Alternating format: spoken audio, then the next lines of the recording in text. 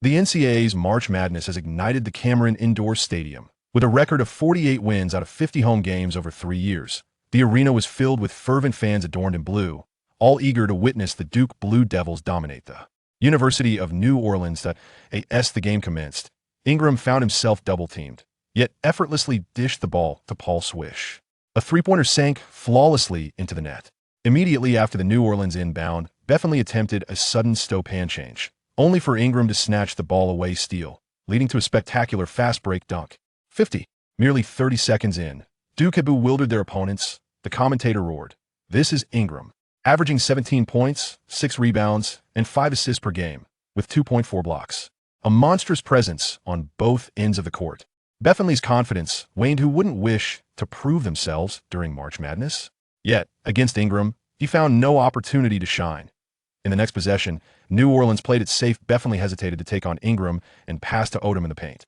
Odom, weighing 10 kilograms more than his defender, aimed to overpower, but suddenly a blue streak dashed in. Ingram had provided help defense. Coach K chuckled from the sidelines. This 23 zone was designed precisely for such moments. Odom panicked, flinging the ball out of bounds. The ecstatic crowd erupted. Tear them apart. Tear them apart. Can New Orleans withstand Duke's relentless onslaught? Or will they succumb to Ingram's prowess and return home prematurely? At that moment, a young man with yellow skin rose from the New Orleans bench. Fist clenched. It was the team's water boy, activated for the first time today. In a shocking turn, this newcomer entered the game and sank 3 consecutive three-pointers, leaving Ingram stunned. The commentator's voice cracked. Who is he? This unexpected resurgence was beyond anyone's anticipation. Paul stole the ball. McBride raced down court. With a precise long pass from Paul, McBride effortlessly laid it in 70. In merely 2 minutes, Duke had New Orleans pinned down. Even more ferocity lay ahead, as Duke's strategy left their opponents utterly disoriented. Ingram feigned a corner 3, drawing 2 defenders, then swiftly delivered a long pass to the top of the arc. McSmith was wide open. Swish! Another three-pointer. 100. The New Orleans coach was frantic, leaping in frustration, compelled to call a timeout as the crowd chanted, "Duke will prevail." Following the timeout, Odom finally managed to score 2 points, but Ingram responded immediately with another shot. Swish. 122. Bethany was beside himself. Driving hard at Ingram, they collided, yet the referee remained silent. Fueled by determination, he charged again and managed to shove Ingram aside. The arena erupted. Foul. That's a foul. Ingram rose, his gaze icy. Did he dare to disrupt the sanctity of the Devils' home court? Would the referee call an offensive foul on Bethany? Would New Orleans seize the opportunity to close the gap? At that moment, a young player from the New Orleans bench, with skin of a golden hue, suddenly stood up, gesturing towards the coach. Seemed to have discerned Duke's strategy. The subsequent chapter takes a dramatic turn. Upon entering the game, this young man scored 2 consecutive three-pointers and executed a steal, narrowing the deficit to 5 points, leaving Ingram bewildered. Who on earth is he? Was this turnaround exhilarating enough? The referee's whistle pierced the air. Bethany offensive foul. The New Orleans coach leapt up, rushing towards the referee, shouting in protest, yet the official paid no heed. Did he expect to draw a foul in Duke's intimidating arena? But it only got fiercer. Paul set a screen for Ingram for the 3rd time. Ingram made a swift change of direction, then abruptly halted and stepped back. Bethany was left floundering. The crowd's boos nearly lifted the roof off as Ingram, with Lamb closing in, launched a three-pointer swish, 17:2. Within just 6 minutes, Duke led by 15 points. The commentator roared, 7 shots, 7 hits. Is this touch boiled in hot water? Bethany stood on the court, looking like a fool. Ingram had completely overwhelmed him, leaving no chance for retaliation. On the sidelines, a young man with golden skin clenched his fists tightly. His name was Xixi, Duke's water boy, standing at 1.98 meters with a wingspan of 2.18 meters. A prodigy back home, he had been sidelined here due to insufficient stamina. Ingram, surrounded by teammates, sipped water, and Xixi offered it without even receiving a simple thank you. As halftime approached, with a score exceeding 30 points in Duke's favor, the game had already lost its thrill. Coach K was drawing up strategies, while Xixi watched the jubilant crowd. His eyes filled with dissatisfaction. His powerful dunks and quick pull-ups were undeniably impressive. Suddenly, Ingram collapsed to the ground, clutching his knee had cramped up. The Duke bench panicked. All the capable small forwards were injured, leaving only Xixi. Will Coach K dare to send this stamina-deficient Chinese kid onto the court? Could Xixi contain the rampaging Ingram? The next chapter will ignite the arena. Upon entering, Gufeng's first play was an emphatic dunk over Beffinley, who attempted to provide defense. The commentator was left stunned. This explosiveness is even more ferocious than Ingram's. Could this be the beginning of a comeback? The score stood at 20-49, with Duke leading by nearly 30 points, as fans began to celebrate prematurely. However, as the second half commenced, New Orleans swiftly substituted in three guards where they prepared to gamble everything. The paint was left wide open, clearly intending to challenge Duke with three-point shots and speed. Beffinley charged in like a madman, driving hard against Ingram and drawing a foul. He sank both free throws. Then, a steal led to a fast break where he passed to Lulu, while being fouled, managed to score. 21. Brooke followed with a thunderous dunk, rapidly narrowing the gap to 22 points.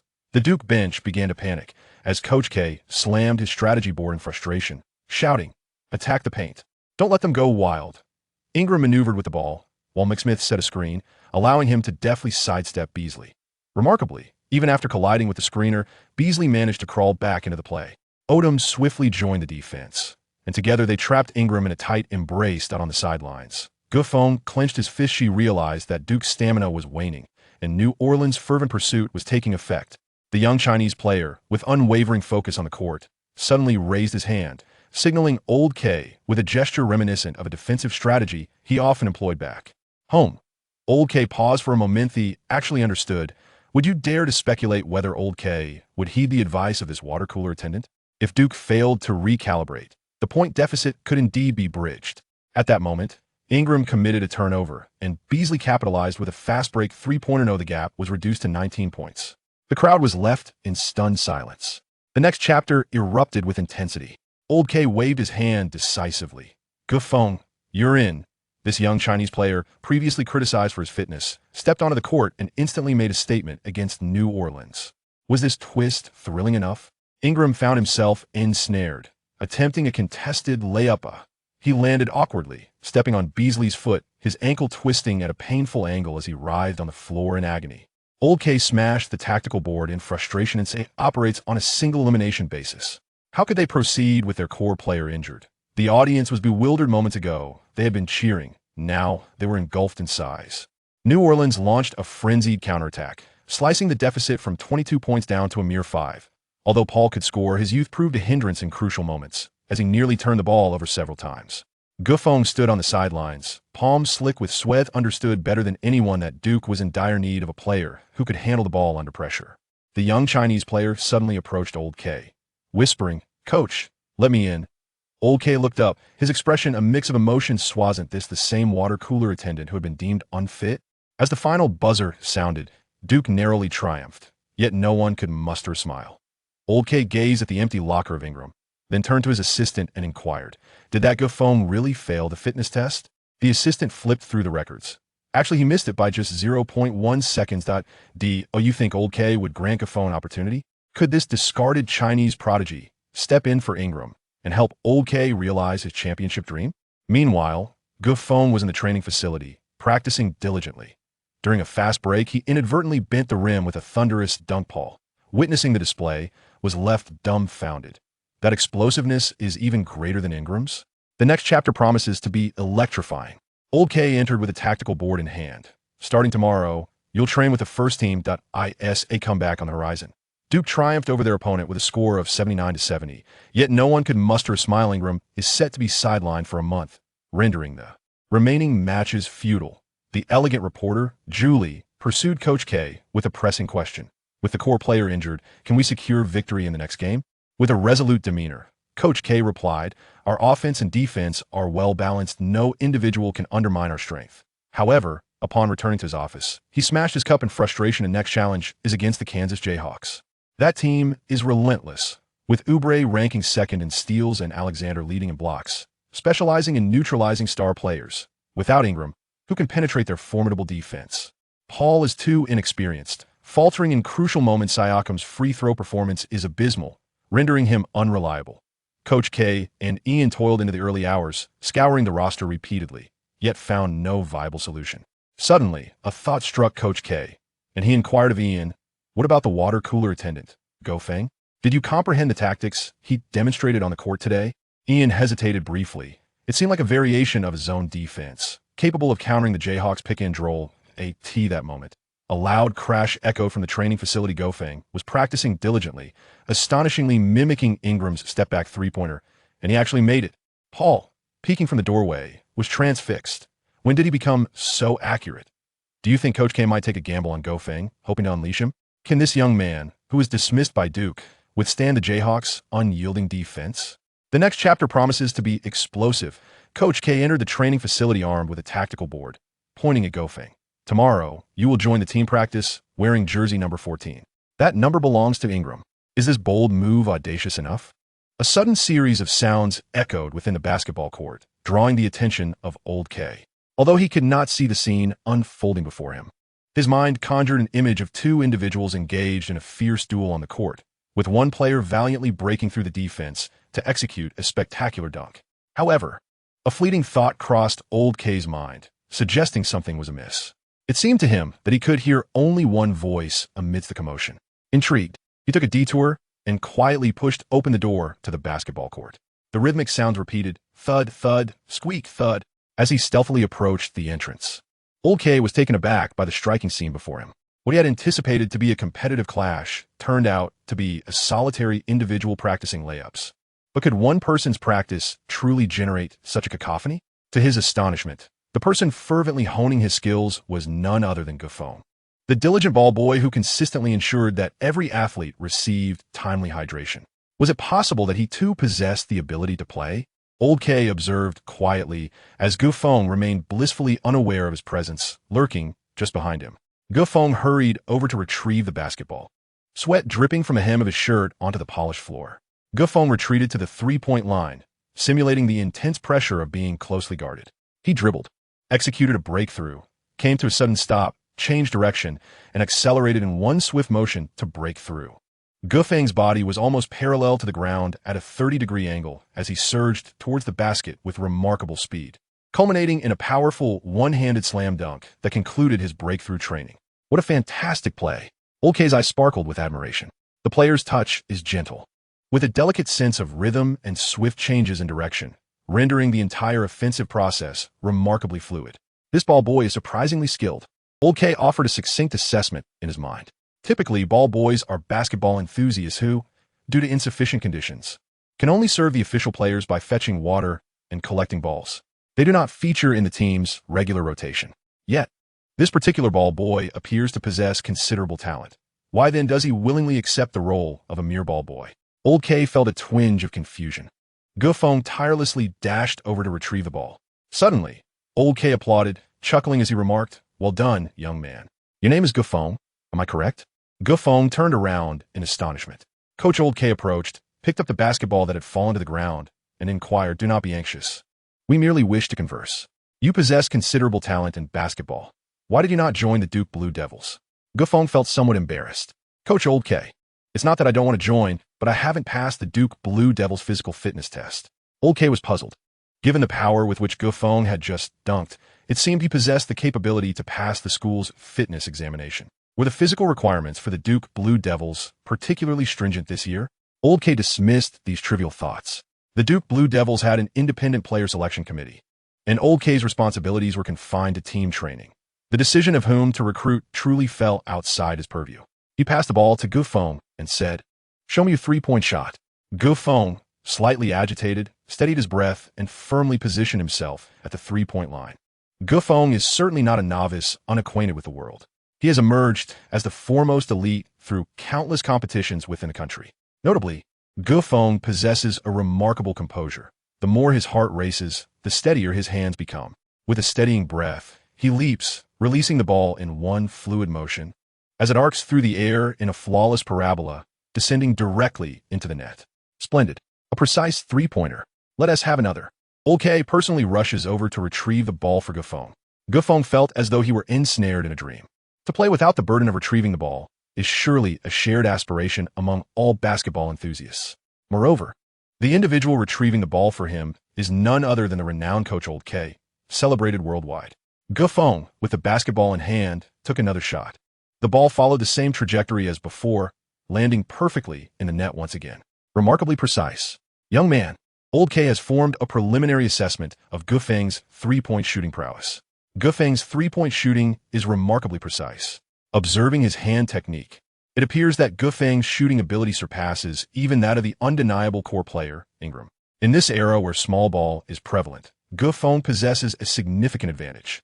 Old K contemplated briefly, estimating that Gufeng requires approximately 1-2 seconds to execute a standard three-point shot, while his release may be slightly slower.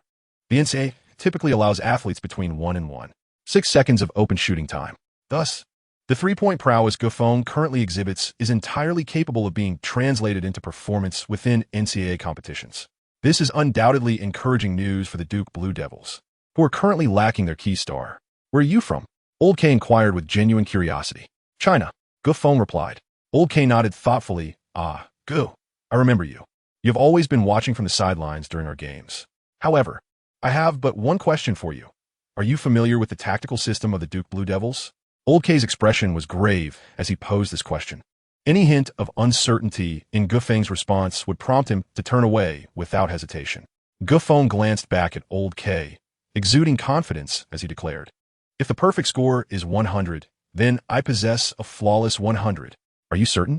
Old K's tense expression finally softened into a smile. Ye Feng nodded emphatically, his voice imbued with an undeniable confidence. I have committed every word uttered by Coach Old K to memory. Coach Old K patted Gufeng on the shoulder and remarked, "Indeed, whenever you Easterners discuss serious matters, you adopt such a solemn demeanor that it makes me feel rather bashful. To convey my respect for you, I shall also ask you earnestly, Gu, would you be inclined to join the Duke Blue Devils?" Gufeng felt as if a torrent of frustration was welling up within him. Rubbing his ears vigorously, he exclaimed, "Is it possible for me? But I haven't passed the physical test, and I can't obtain the team's access pass." Old K looked at the young man from the eastern land of China with a reassuring gaze. "Do not concern yourself with such matters. Simply come to practice. At the Duke Blue Devils basketball arena, I possess the authority to make decisions. Be here at 7 a.m. sharp tomorrow.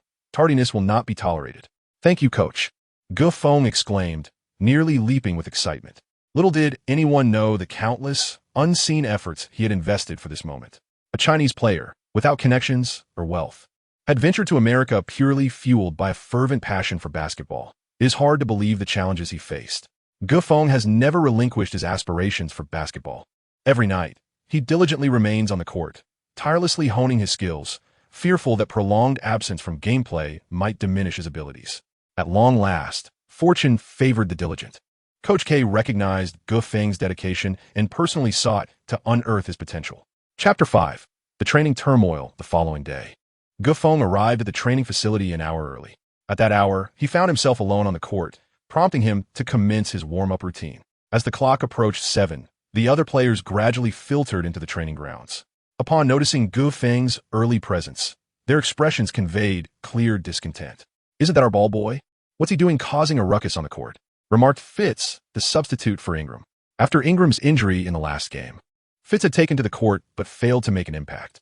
In the last 12 minutes, he had not scored a single point and committed 2 turnovers, nearly jeopardizing the team's victory. Paul chuckled. Perhaps he just wants to play for a bit and will be on his way. The others shared a laugh. Yet the conversation waned. As they changed into their training attire and prepared to warm up, they noticed that Gufeng showed no sign of leaving. Fitz, growing increasingly irritated, called out, "Hey, ball boy, why don't you play somewhere else? We're about to start training." Gufeng had no intention of leaving. He explained to everyone, "Hello, everyone. I am Gufeng, the new player who has joined the team. Coach Lau K has invited me to participate in the training." Fitz burst into laughter, exclaiming, "Ha ha ha, caddy, are you joking? How could Coach Lau K possibly allow a caddy to practice with us? It's absurd." Gufeng felt a surge of indignation as Fizz showed him no regard whatsoever. Was it so difficult to afford some respect to a caddy? Nevertheless, being a newcomer, Gufeng understood that it was quite normal to be sidelined by the seasoned players, acquainted with the unspoken rules of professional teams in his home country. He opted to withdraw and refrain from engaging in a dispute with Fizz. With Ingram absent, the responsibility of leading the warm-up naturally fell upon Paul.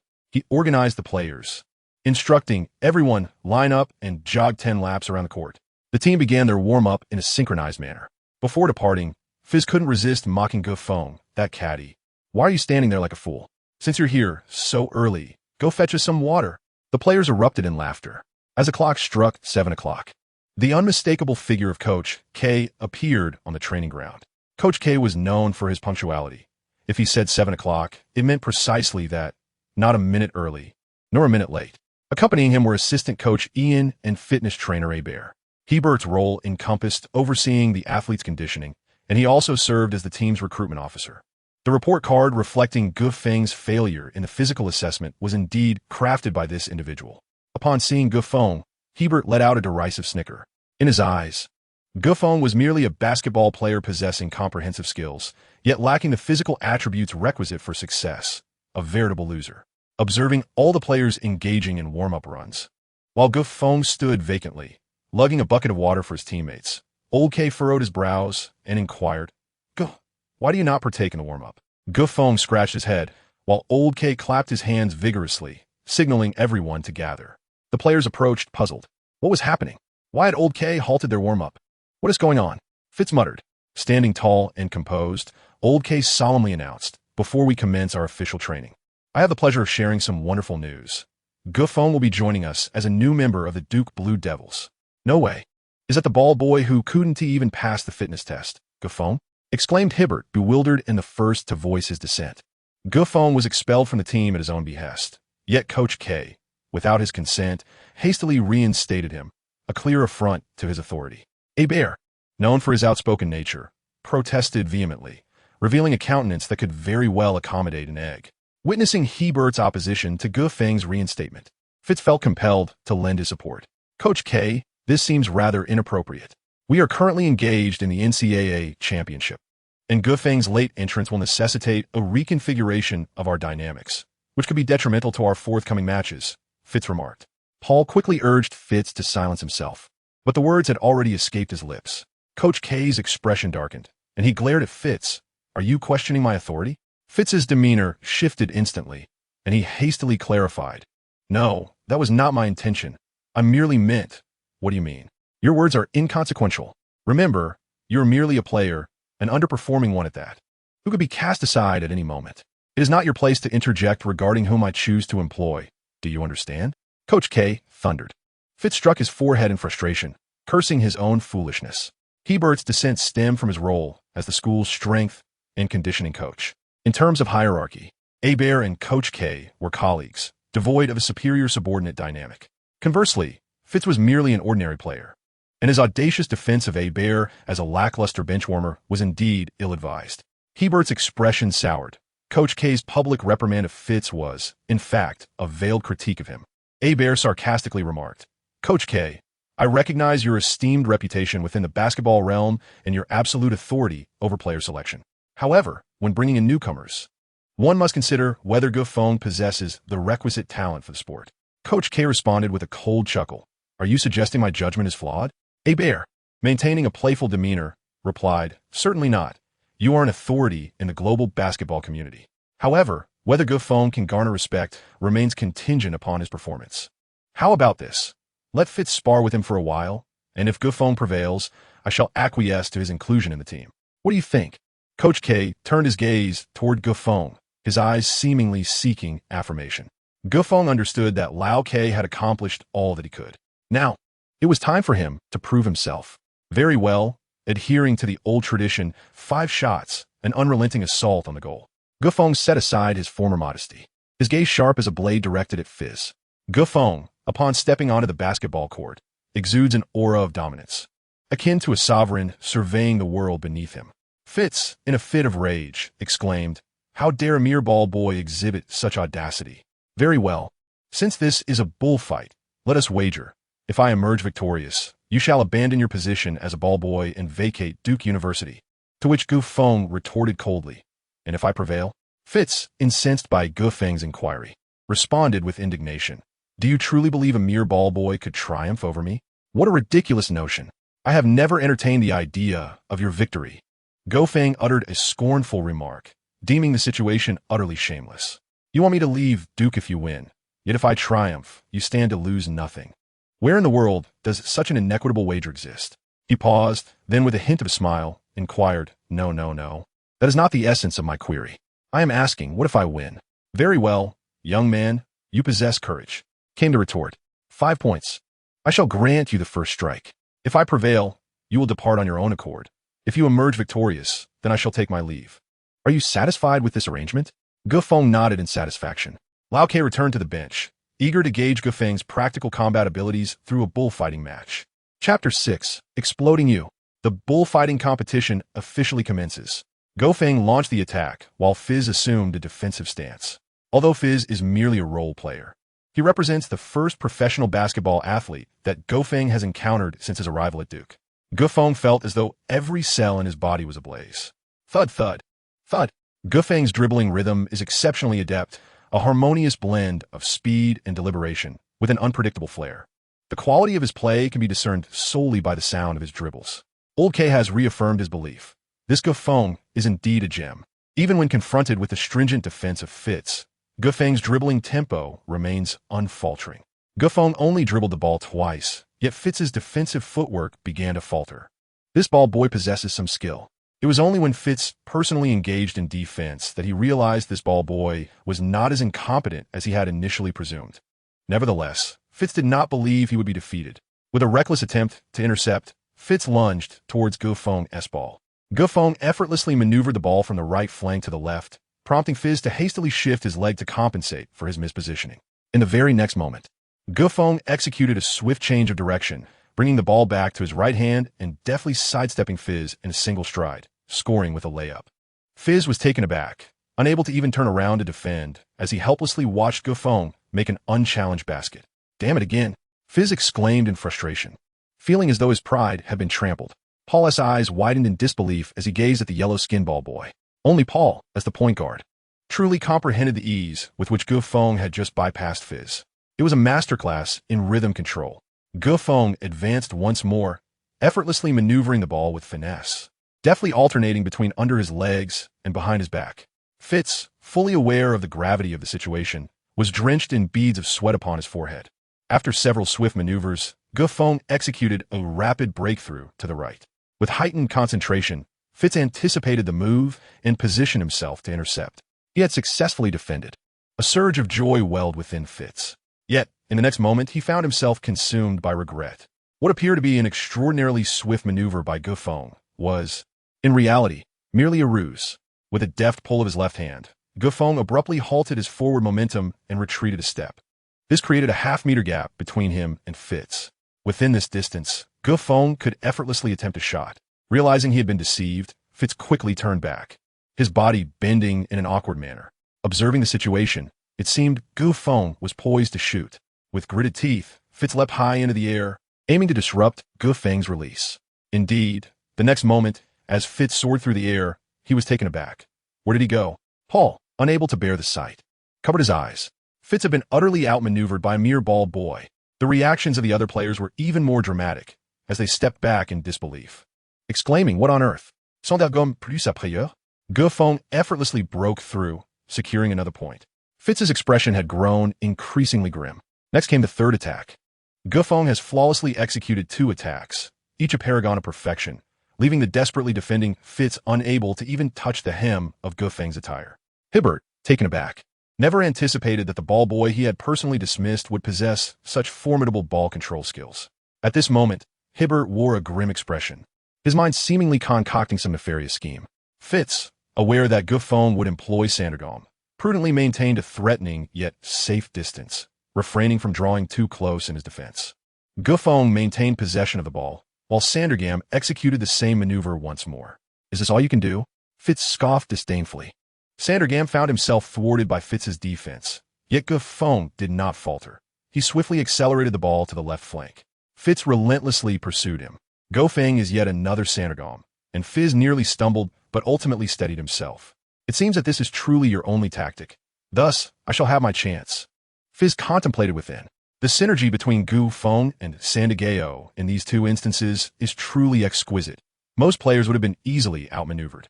After all, Fitz possesses the capability to serve as Ingram's substitute.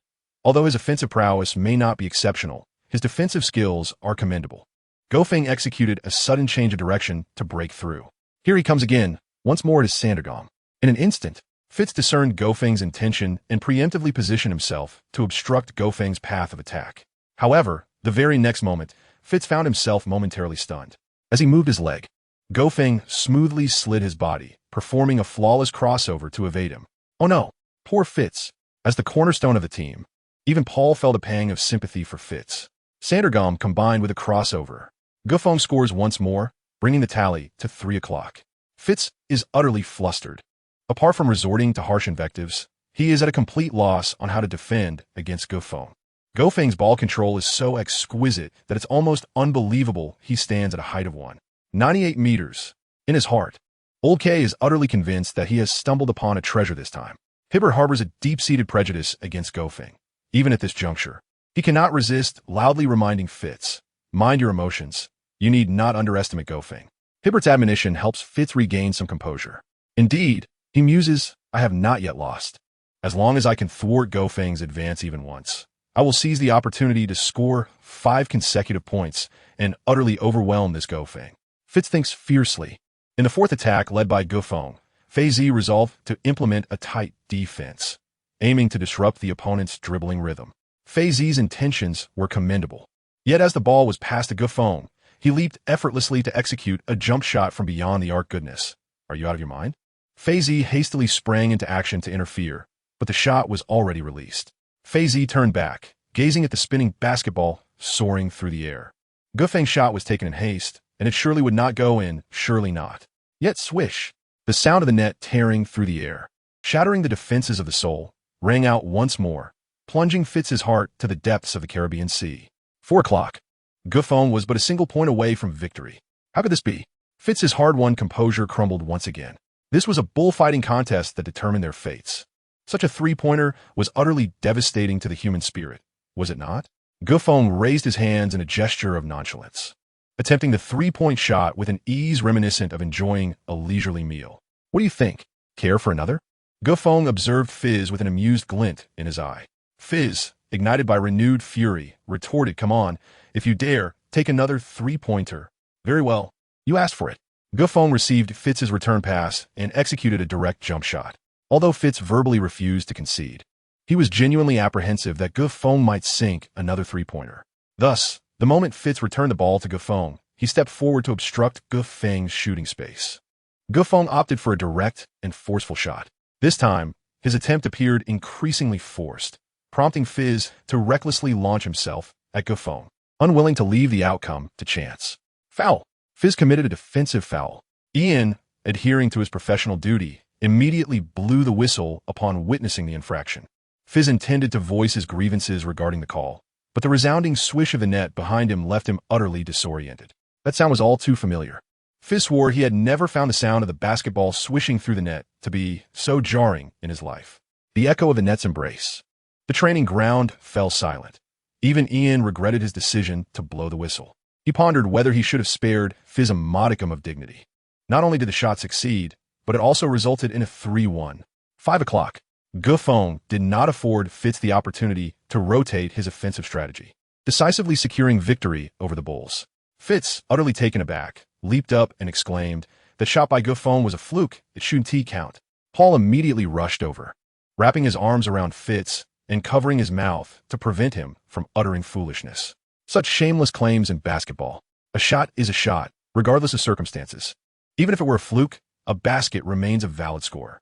How many game-winning shots in the NBA are not somewhat fortuitous? Fitz had clearly lost his composure after being thoroughly outplayed. Chapter 7. Gofeng's strength. Old K was thoroughly disgusted by Fitz's outrageous comments. "What nonsense are you spouting, Fitz?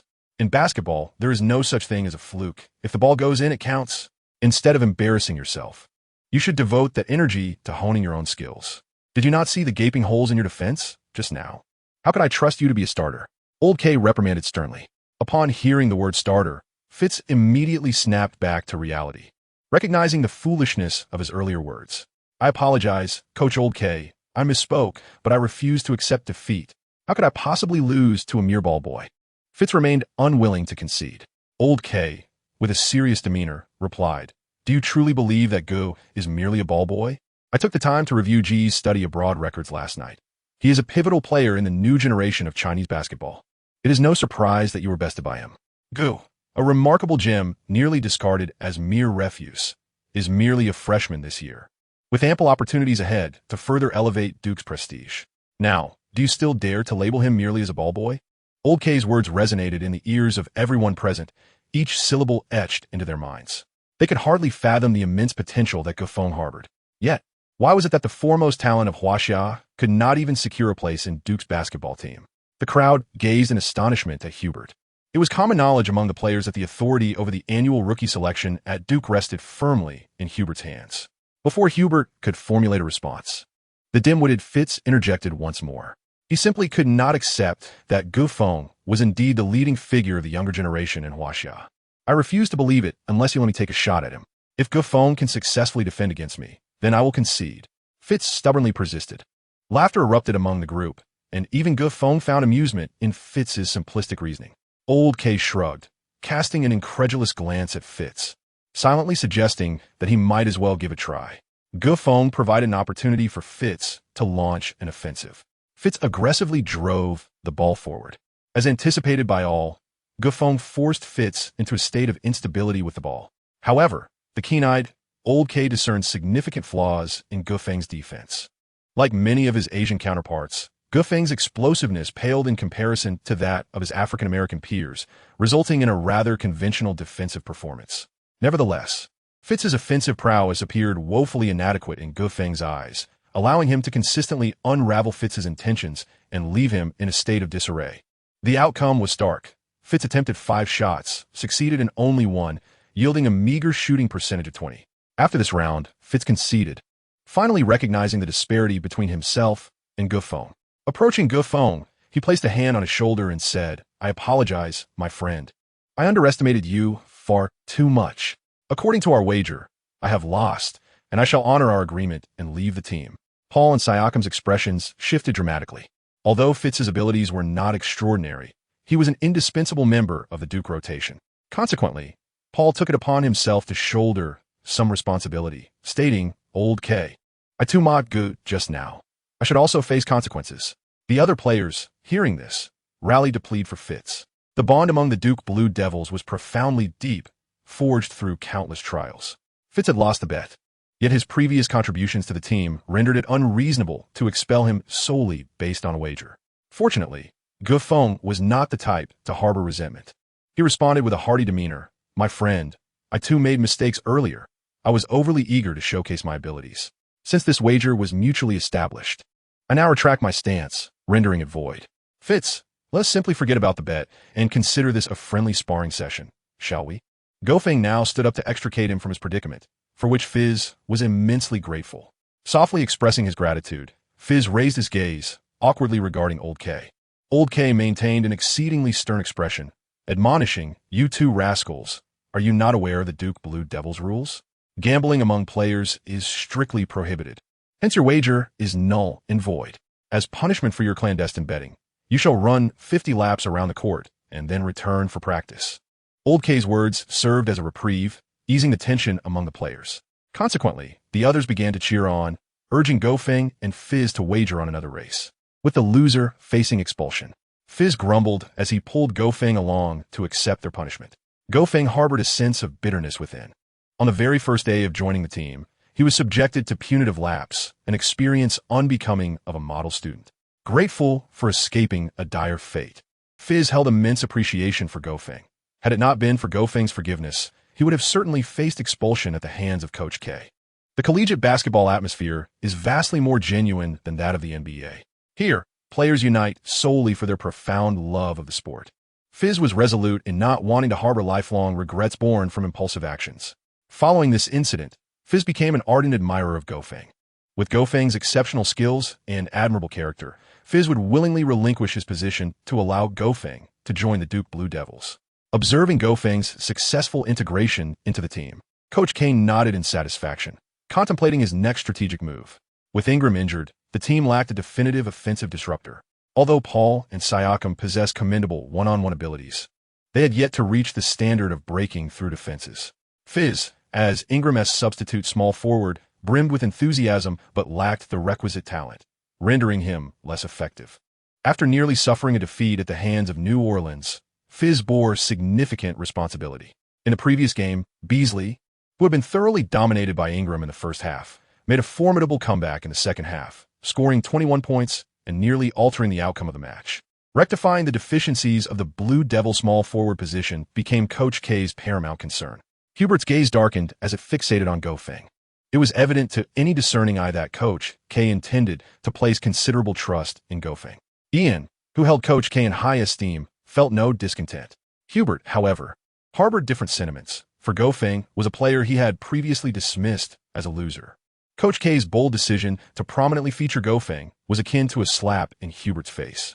Out of respect for Coach K's esteemed reputation, Hubert refrained from overtly expressing his disapproval, yet inwardly vowed to ensure this Asian player was ejected from his team. Hubert felt a palpable discomfort in the presence of someone from Gofeng's background. As Coach K gathered the players and divided them into blue and white teams for a scrimmage, he sought to probe Gofeng's potential. In a daring move, Coach K retained the starting lineup for the blue team while assigning Gofeng to lead a group of substitutes on the white team. Before the match commenced, Coach K deliberately posed a question to Gofeng in front of everyone. Do you have confidence in winning? The other players regarded Gofeng with a mixture of complex emotions. However, Gofeng paid little heed to their scrutinizing gazes. On the court, he was akin to a ravenous eagle, sharp and undaunted. Gofeng would never permit himself to be defeated by anyone on the basketball court. Gofeng solemnly vowed to lead his team to victory in the upcoming practice match. The game would be played in full court for a duration of 20 minutes, with the team scoring the highest at the end declared the winner. The starting lineup of the blue team exchanged glances, silently resolved to teach Gofeng a lesson. While they had no objection to his joining the team, the level of esteem with which Coach Lao K regarded Gofeng stirred a deep-seated jealousy within them. I am eager to witness what remarkable qualities you possess that earn you such favor from Coach Lao K.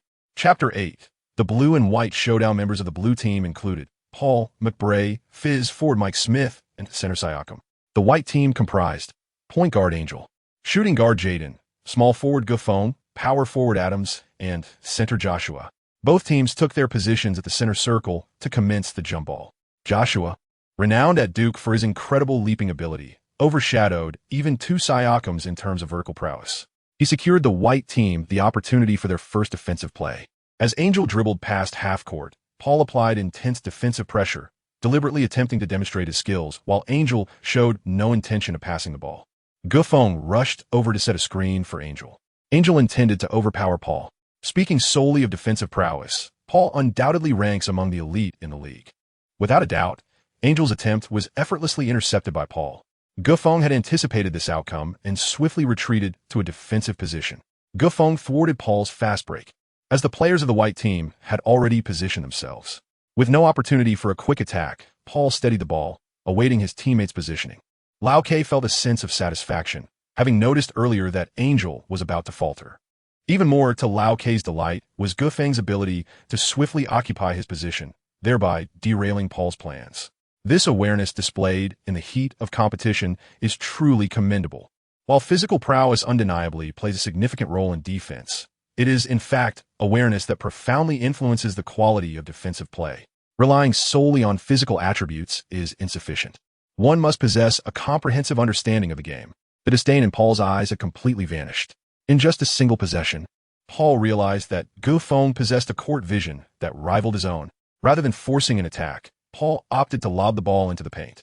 Siakam had firmly established himself, effectively pinning Joshua behind him and securing a crucial position. Siakam effortlessly received the pass, faking out his defender several times before executing a turnaround jumper, prompting Joshua to leap high in anticipation. However, Siakam did not take the shot. Instead, he dribbled a step forward and gently placed the ball into the net. 2 o'clock. The blue team scored first. Lao K shook his head. Joshua, despite his explosive leaping ability, was far too easily deceived by his opponents. As the game reached a critical juncture, tension hung in the air.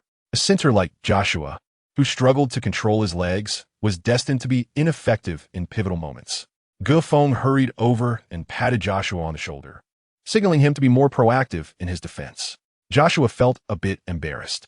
Gofeng not only refrained from blaming him, but also encouraged him to adopt a more proactive defensive stance, which unexpectedly brought him a sense of warmth. As the second half commenced, Paul once again pressed Angel. This time, Angel had learned his lesson and passed the ball to Gofeng. As soon as Gofeng received the ball, Fitz approached him with a serious expression. Paul took it a step further, leaving Angel unguarded to double-team Gofeng. Feng let out a sorrowful cry. Immediately besieged, with Coach Lao Ke observing his performance, he thought to himself that this was hardly fair. However, Feng knew he could not plead with his adversaries to spare him for a moment of glory. Thus, he decisively opted to pass the ball, which found its way back to Angel. Receiving the ball beyond the three-point line, Angel found himself unguarded. Taken aback by the unexpected disregard, he held his breath and launched a three-pointer, which clanged against the rim. Siakam secured his position for the rebound, confidently claiming the defensive board. After 2 thwarted attempts, the white team needed to devise a strategy to score. Paul lofted the ball once more to Siakam, presenting a familiar scenario and rhythm. However, this time Joshua hesitated to jump. Seizing the moment of Joshua's reluctance, Siakam executed a smooth turnaround jumper, adding another 2 points to the score. Siakam's consecutive baskets brought the tally to 4 o'clock. Joshua was utterly overwhelmed by Siakam. In a fit of frustration, Joshua pinched Siakam's backside, grumbling in discontent. "You bully me every day. What kind of skill is that?" Feng shook his head. Alas, the disadvantage in the interior is strikingly apparent. However, through these 2 rounds, Feng has begun to formulate some strategies. The starting lineup of the blue team only features Paul and Siakam as standout players, while the disparity among the remaining athletes is not particularly pronounced. If the other positions could engage more effectively, the differences would likely become less conspicuous. As for the offense of the white team, Angel, upon crossing the halfway line, entrusted the ball to Feng. Paul and Fizz continued to apply pressure. Feng chose not to pass the ball back to Angel. Instead, he utilized Angel's screen to distribute the ball to Adams. Eager to showcase his abilities, Adams received Feng's pass and, invigorated with enthusiasm, collided fiercely with Mike Smith. Feng signaled for Angel to run to the corner for a three-pointer, then maneuvered around a screen to assist Adams. Mike Smith defended exceptionally well, leaving Adams with no opportunity. Realizing he was about to be double-teamed, Adams had no choice but to reluctantly return the ball to Feng. As Feng received the ball, without a glance, he executed a long pass. Delivering it precisely to the spot where Angel had just sprinted, Angel found himself with another open opportunity for a three-pointer, affording him the luxury of time to make a slight adjustment. "Trust in yourself." The voice of Feng resonated at the moment. Angel, upon hearing Feng's encouragement, felt a surge of emotion. He had just made a mistake upon entering the game, followed by a missed open three-pointer. Yet, Feng continued to believe in him unwaveringly. Angel took a deep breath, just as he had during training, and released the ball with precision. Swish! The three-pointer found its mark. The score now stood at 3-4. With this successful shot, Angel finally found his confidence. In the ensuing plays, Paul could no longer afford to disregard Angel, as this rendered his and Fizz's double team on Feng less effective. Feng faced off against Fei Zi, and it was a matter of ease for him. Both sides engaged in a series of stable exchanges, each accruing points. The score remained closely contested, maintaining a margin of 5 to 6 points. With the clock winding down, only 5 minutes remained in this training match. Despite the nature of the game, Coach Lao Ke had not called a single timeout, allowing his players to exhibit their prowess freely. Although merely a practice match, it sufficed for Coach Lao Ke, as he could glean numerous insights from the proceedings. The players had battled for a quarter of an hour without a moment's respite, and their stamina was nearing depletion. The score stood at 29-36, with the blue team still enjoying a 7-point advantage. Every subsequent basket could potentially sway the final outcome of the match. Thus far, Feng and Angel from the white team had demonstrated the most remarkable performances. Feng secured the highest score of the game with 11 points, all achieved under the vigilant watch of Paul and Fizz, along with 3 assists. Angel displayed an explosive shooting performance, which took Paul by surprise, contributing 8 points with 2 successful three-pointers out of 4 attempts. Together, Feng and Angel nearly accounted for the entirety of the white team's scoring. However, Feng understood that relying solely on their remarkable performances would not suffice for the white team to triumph over the blue team. Since the beginning of the game, nearly every player on the white team has been engaged in individual battles, and it was evident that they were beginning to tire. In contrast, the blue team, accustomed to their tactical cooperation and seasoned in experience, appeared far less fatigued than their counterparts. If this situation persisted, the white team was undoubtedly destined for defeat. Chapter 9. The Springman Joshua in the final 5 minutes. Coach K retrieved the tactical board, diligently recording the unfolding events. The more critical the moment, the more it tests the mettle of the stars. a well-worn adage. It was Paul who initiated the explosive play once again. In a pivotal moment, Paul launched a strong three-point shot over Angel, bringing the score to 31-39. The gap had once again widened to 8 points, showcasing the indomitable spirit of Paul. Gufeng skillfully maneuvered past Fitz and proactively engaged Siakam in a physical confrontation. Leaning against Siakam's defense, he executed a hook shot to reclaim 2 points. Siakam, feeling the weight of embarrassment, demanded the ball with determination. After deftly outmaneuvering Joshua, he delivered a powerful dunk, followed by a triumphant roar directed skyward. The contest remained fiercely competitive, with the point differential steadfastly held at 8, unyielding in its consistency. Those blessed with exceptional leaping ability often possess an innate desire to block shots. It is an instinctive trait. Up to this point, Joshua's excessive jumping has regrettably allowed the opposing team to score numerous points in the paint. Gufeng experiences a slight headache. To suggest that he refrained from jumping clearly contradicts his biological instincts. After all, even Joshua cannot restrain his own legs. Gufeng believes it is essential to assist Joshua in discovering the most suitable approach for the competition. Gufeng rushed to Joshua's side and said, "Joshua, your jumping ability is remarkable. You soar to great heights. We have reached a critical juncture where we need rebounds. Do you understand? Now, I need you to cast aside all reservations and leap with fervor, securing every rebound. Do you comprehend?" Joshua was taken aback. It was rare for someone to commend his jumping skills. Under normal circumstances, he would have been reprimanded by Coach K long ago. A primary reason for his lack of playing opportunities. "Are you certain I can jump?" Joshua asked incredulously. "Indeed," Gufeng affirmed with a firm nod. Observing the ongoing exchange between Gufeng and Joshua, Coach K smiled. A true leader possesses the ability to astutely assess the performance of both teammates and opponents. Gufeng has excelled in one aspect. At least thus far, Angel's remarkable performance owes half of its credit to Gufeng. This time, Gufeng has turned his attention to Joshua. Gufeng understood that in this match, a third individual must step forward for them to have any hope of victory. With only 3 minutes remaining and an 8-point deficit, neither side could afford a mistake. Siakam attempted to overpower Joshua once more, feigning a move, and indeed, Joshua leapt high into the air. As Siakam spun and leaned back, a chilling realization struck him. At that moment, his face turned pale. He was confronted by an imposing figure looming above him, obscuring his view of the basket entirely. Siakam could only rely on instinct to make a desperate shot, but the ball predictably veered off the rim. Incredible! How can he jump so high? Gufeng felt once again overwhelmed by the physical prowess of African-American athletes. Joshua soared to an astonishing height, landing behind Siakam and losing his position for the rebound. Siakam's eyes lit up as he sought to seize the offensive rebound for a second-chance opportunity. At that moment, another figure soared over his head. It was Joshua once more. Goodness, even the onlooker, Hibbert, could not contain his expletives. Is Joshua even human? Does the force of gravity have no effect on him?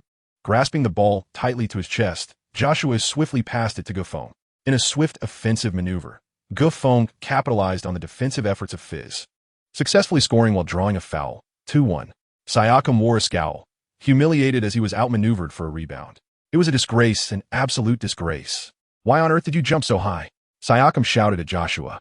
Embarrassed, Joshua patted Siakam on the back and remarked, "You all wouldn't let me jump. But Go was more than willing to let me soar." "Darn it!" Siakam exclaimed once more, expressing his frustration with a quintessentially American expletive. Gofeng's free throw found its mark, narrowing the score to 36-41. The gap had shrunk to 5 points, with 2 minutes and 49 seconds remaining, leaving the white team with a glimmer of hope.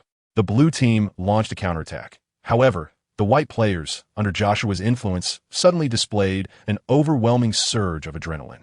With only 35 seconds left on the shot clock, the blue team still struggled to find a shooting opportunity, ultimately forcing Paul to take a desperate shot that missed the rim entirely. Siakam expertly positioned himself to secure the rebound, effectively boxing out Joshua. Siakam's offensive rebound was executed with remarkable finesse, prompting even Coach K to express his admiration. Gofeng's heart sank. It was over. Losing the front-court rebound at this moment was a recipe for disaster. Just then, Joshua leaped once more from behind Siakam, snatching the ball before Siakam could secure the rebound. "Oh my goodness, incredible!" Gofeng exclaimed in disbelief, turning to sprint back to the defensive end. Joshua executed a long pass, sending the ball soaring directly towards Gofeng, who was racing back. then pounded his chest in an expression of raw emotion. Poor Paul, under the impression that Xiaotian would secure the frontcourt rebound, had taken position near the corner three-point line. But now, are you telling me that Joshua snatched a defensive rebound right over your head? As Gufeng received the ball, Paul was unable to retreat in time. With a powerful axe kick, Gufeng scored 5 consecutive points, narrowing the gap to a mere 3 points. Only 2 minutes remained. Even the blue team could no longer remain complacent. In these final moments, the white team was brimming with momentum. A comeback was not out of the question. Paul could not allow the white team to clinch a true victory. Although this was merely a practice match, Paul was leading the starting lineup of the team. Losing to the substitutes was simply unacceptable. The ball returned to the blue team, and Paul unleashed his full potential, leaving Angel utterly bewildered. Just moments ago, Angel had been brimming with confidence, but now he fell into despair as Paul effortlessly maneuvered past him as if it were child's play. Gufeng sought to bolster the defense, yet Paul effortlessly maneuvered past Angel to execute a jump shot. Swish! The ball found its mark with unwavering precision. The score stood at 38-43, with the white team trailing by 5 points once more. Angel's recently acquired confidence began to wane. Although Angel was 2 years older than Paul, he fell significantly short in terms of basketball prowess. Hey, may I seize the offensive rebound? Joshua, still basking in the euphoria of the previous moment, hurried over with an exuberant expression, eagerly pursuing Gufeng's attention. Gufeng expressed his disbelief. Come on, brother. If you can seize the offensive rebounds in the front court, why even ask? Gufeng remained oblivious to the fact that it was indeed not entirely unreasonable for Joshua to pose such a seemingly foolish question. Coach Lau Ke is known for his exceptionally high standards regarding player performance. Typically, in the realm of offense, he imposes stringent demands on his players to adhere strictly to the tactical board. Joshua's primary role usually involves setting high screens and competing fiercely for rebounds. However, his low-post skills are woefully inadequate, particularly due to his inability to control his legs, which tend to fly away with the slightest of movements. As a result, Coach Lau Ke rarely permits Joshua to unleash his jumping prowess. Gufeng remained engrossed in the rhythm of a comeback, lacking the energy to attend to Joshua. Joshua, satisfied, revealed a gleaming smile of pearly white teeth. The match had entered its most critical moment. Gufeng continues to face off against Fei Xixi in a one-on-one confrontation. This match has truly been a challenge for Fei Xixi, as Gufeng has already amassed nearly 20 points against him. Now, seeing Gufeng resolutely charging towards him, Fei Xixi feels an overwhelming urge to return home to his mother. Fortunately, Mike Bray is available to provide assistance on defense. Paul, too, is now wary of leaving Angel unguarded, thus entrusting the task of double-teaming Gufeng to Mike Bray. Gufeng executed a splendid step-back jumper, effortlessly maneuvering past Fitz's defense with the aid of Jaden's screen. McBray swiftly rushed to provide support. With another burst of speed, Gufeng deftly maneuvered past McBray, who had yet to position himself. At a critical moment, he elegantly evaded 2 defenders, truly a testament to his remarkable skill and audacity. Ian was thoroughly impressed by Gufeng's offensive prowess. Under pressure, McSmith was compelled to assist defensively, and Gufeng chose to trust his teammate, passing the ball to Adams. Hubert's eyes lit up. This player actually opted to distribute the ball. Had Gufeng taken the shot himself, given his current rhythm, it might have resulted in a score. Yet in that pivotal moment, he chose to pass to Adams, who had only managed to sink one of 6 attempts, securing a mere 2 points in the game. As expected, under the mounting pressure, Adams faltered and his shot veered off course. The ball soared high into the air. At that moment, Joshua's figure re-emerged above the rim. Xiaotian bellowed in frustration. Fu, is he back? Joshua seized the offensive rebound and promptly returned the ball to the cutting Gufeng, who effortlessly banked it in. 40-43. A splendid play. Gufeng, brimming with excitement, lavished praise upon Joshua. Joshua sheepishly scratched his head. To be honest, Joshua possesses a genuinely kind disposition. During his time at Duke, he faced numerous restrictions and had long forgotten the joy of playing basketball. The arrival of Gufeng has rekindled Joshua's long-lost passion for basketball. Indeed, I play basketball precisely because it allows me to leap. Paul began to voice his frustrations, bellowing at Xiaotian. Rebound. Focus on securing the boards. Xiaotian felt unjustly accused. After all this time, he had forgotten that Joshua possessed such capabilities. In the final minute, with a 3-point deficit, possession belonged to the blue team. In order for Gufeng to secure victory, the upcoming round is crucial. In this round, Gufeng must thwart the blue team's offensive efforts. And following the transition from defense to offense, the white team must score to have any chance. While it is easy to speak of such strategies, executing them is far more challenging. As one of the most exceptional point guards in the NCAA, will Paul grant the white team this opportunity? Gufeng, with resolute determination, swiftly exchanged defensive responsibilities with Angel, taking it upon himself to guard Paul. During this period, Gufeng exhibited an unparalleled dominance that compelled the players of the white team to willingly adhere to his directives.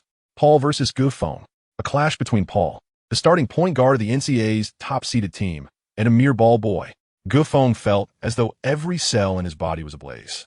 This was, after all, his inaugural opportunity to engage in a one-on-one dialogue with a native superstar from the United States, especially at such a critical juncture that could determine the outcome of the match. It is evident that Gufeng is currently brimming with excitement. Lau Ke and Ian have truly witnessed the full extent of Gufeng's capabilities. Gufeng is undoubtedly a seed-level player who was nearly hindered by Duke. Paul's ball-handling skills are exceptionally refined, far surpassing those of Fitz by countless degrees. Gufeng's temples began to bead with sweat. This defensive play was of utmost importance. Should Paul succeed in scoring, the hope of narrowing the gap would be virtually extinguished. Chapter 10. Intense Confrontation. Paul made the first move, executing a swift drive to the right, his body leaning at an angle that almost aligned with the floor. Gufeng closely followed. Paul paused momentarily. Sandergaard was precisely the maneuver Gufeng favored most. Gufeng steadied his center of gravity and advanced once more, while his mind conjured countless potential maneuvers that could seamlessly follow the actions of Sandergaard. At this moment, observing the opponent's waist proved futile. Both competitors had pushed their bodies to the brink, with the possibility of extraordinary feats erupting at any moment. Once Paul initiated his movement, Gufeng would undoubtedly be unable to react in time to defend effectively. The only recourse was to engage in a risky, error-prone defense, focusing on the shoulder. For Paul to execute his move, his shoulder would inevitably be the first to shift. Gufeng intently scrutinized Paul's shoulder, anticipating every possible offensive maneuver he might employ. Paul shifted once more, his left shoulder slightly descending, though the extent of the drop was insufficient to signify a breakthrough. In an instant, Gufeng integrated his movements, his gaze turning icy. This was a moment destined for a dazzling crossover against Sandergaard. Paul twisted to the left, yet Gufeng chose to sprint to the right. At that moment, it was evident to all spectators that Gufeng had been completely deceived by Paul. It seemed inevitable. Gufeng was about to be outmaneuvered. However, in the next heartbeat, Paul executed a sharp pivot at his waist, arriving precisely at Gufeng's position. Before him stood Gufeng, who had already anticipated his arrival. A chill ran down Paul's spine as the immense inertia from his extreme maneuver rendered him unable to halt. As previously noted, both players had reached the pinnacle of their competitive prowess. By the time Paul realized Gufeng had effectively neutralized his rightward advance, he had already made the decision to stop. Yet the stored momentum from his rightward turn compelled him to pivot directly in front of Gufeng. With a thud, Paul stood there bewildered as the basketball slipped from his grasp. He had long abandoned any thoughts of defense, patiently awaiting the sound of the net swishing. Bang! Gufeng leapt high into the air, unleashing a powerful slam dunk that sent the basketball crashing through the net. 42-43. What an incredible play. This young Asian athlete has truly astonished me. Ian jumped up in excitement, fervently applauding Gufeng. Hubert, with a dismissive tone, remarked, "How high can an Asian's basketball skills really be? I believe it's merely a stroke of luck." Old K curled his lip, evidently uninterested in engaging in a dispute with such an individual. Gufeng was personally recruited into the Duke Blue Devils by him, and Hubert's remarks are nothing short of a sign of ignorance. Judging by Gufeng's performance in stealing the ball from Paul last night until just now, he has every reason to convince Coach K that he was not mistaken. Coach K possesses the authority to directly appoint and dismiss players. Yet the responsibility for hiring and firing strength and conditioning coaches does not fall within his purview. It is my hope that the school's administration will consider appointing a more astute strength coach, sparing him the embarrassment of facing Coach K daily. Nevertheless, Coach K still inquired with interest, "Oh, Bear, do you have any insights?" Bear replied earnestly, "Just now, Gufeng was clearly deceived by Paul's feint, but it was only due to Paul's subsequent error that the ball was stolen by Gufeng. This is undoubtedly a mere coincidence." Coach K nodded in agreement, somewhat approvingly. Initially, I had anticipated that A Bear might present a more compelling argument, but it seems he is nothing more than a basketball novice. Gufeng's defensive play this time was a result of anticipating the opponent's subsequent movements, allowing him to position himself effectively to intercept Paul's change of direction. Goffin's remarkable anticipation was absurdly dismissed by Hibbert as Paul's error. It is truly laughable. With merely 30 seconds remaining in the game, the white team trailed the blue team by just a single point. Paul aimed to outmaneuver Fitz with Goffin's prowess, but was unexpectedly thwarted by Goffin's impressive steal, culminating in a powerful, two-handed dunk. In the subsequent possession, the blue team continued to place their trust in Paul, entrusting him with the final offensive opportunity. Paul, adjusting his mindset, resolutely executed the last attack. This time, even if the shot were to miss, he intended to exhaust the clock. In this critical moment, Paul exhibited remarkable composure. Despite his confidence being shaken, he still recalled the most effective strategy for securing victory. Time swiftly slipped away, and Goffin grew increasingly anxious as Paul deliberately withheld his shot, prolonging the clock. Gufeng dared not to recklessly attempt to steal in this condition. Once Paul loses his position, a score is inevitable. What should be done? Should a strategy of fouling be employed? The last 30 seconds trailing by 1 point is indeed excruciating. Neither defense nor fouling appears viable. And it is at this moment that the role of the head coach becomes paramount. Gufeng seldom finds himself in such dire predicaments. Domestically, he typically dominates other teams, never allowing situations to escalate to such critical moments. Lacking experience in extreme circumstances, Gufeng inevitably feels somewhat at a loss in the final moments. Lao Ke shows no inclination to intervene in the match, merely observing Gufeng's ability to handle the crisis. Paul, on the other hand, consumed over 10 seconds simply dribbling the ball. Gufeng finally lost his composure and rushed forward to commit a foul. Still too impatient, sighed Old K. Indeed, at this moment, Paul's extensive experience shone through.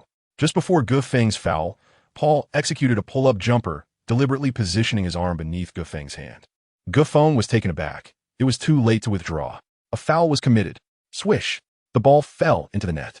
To his astonishment, it scored. Moreover, it was a 2-1. In Paul's eyes, confidence was rekindled once more. Gufeng's complexion turned ashen, and the difficulty of a comeback had now doubled. Members of the blue team excitedly rushed over to embrace Paul, as they no longer regarded this match as a mere practice game.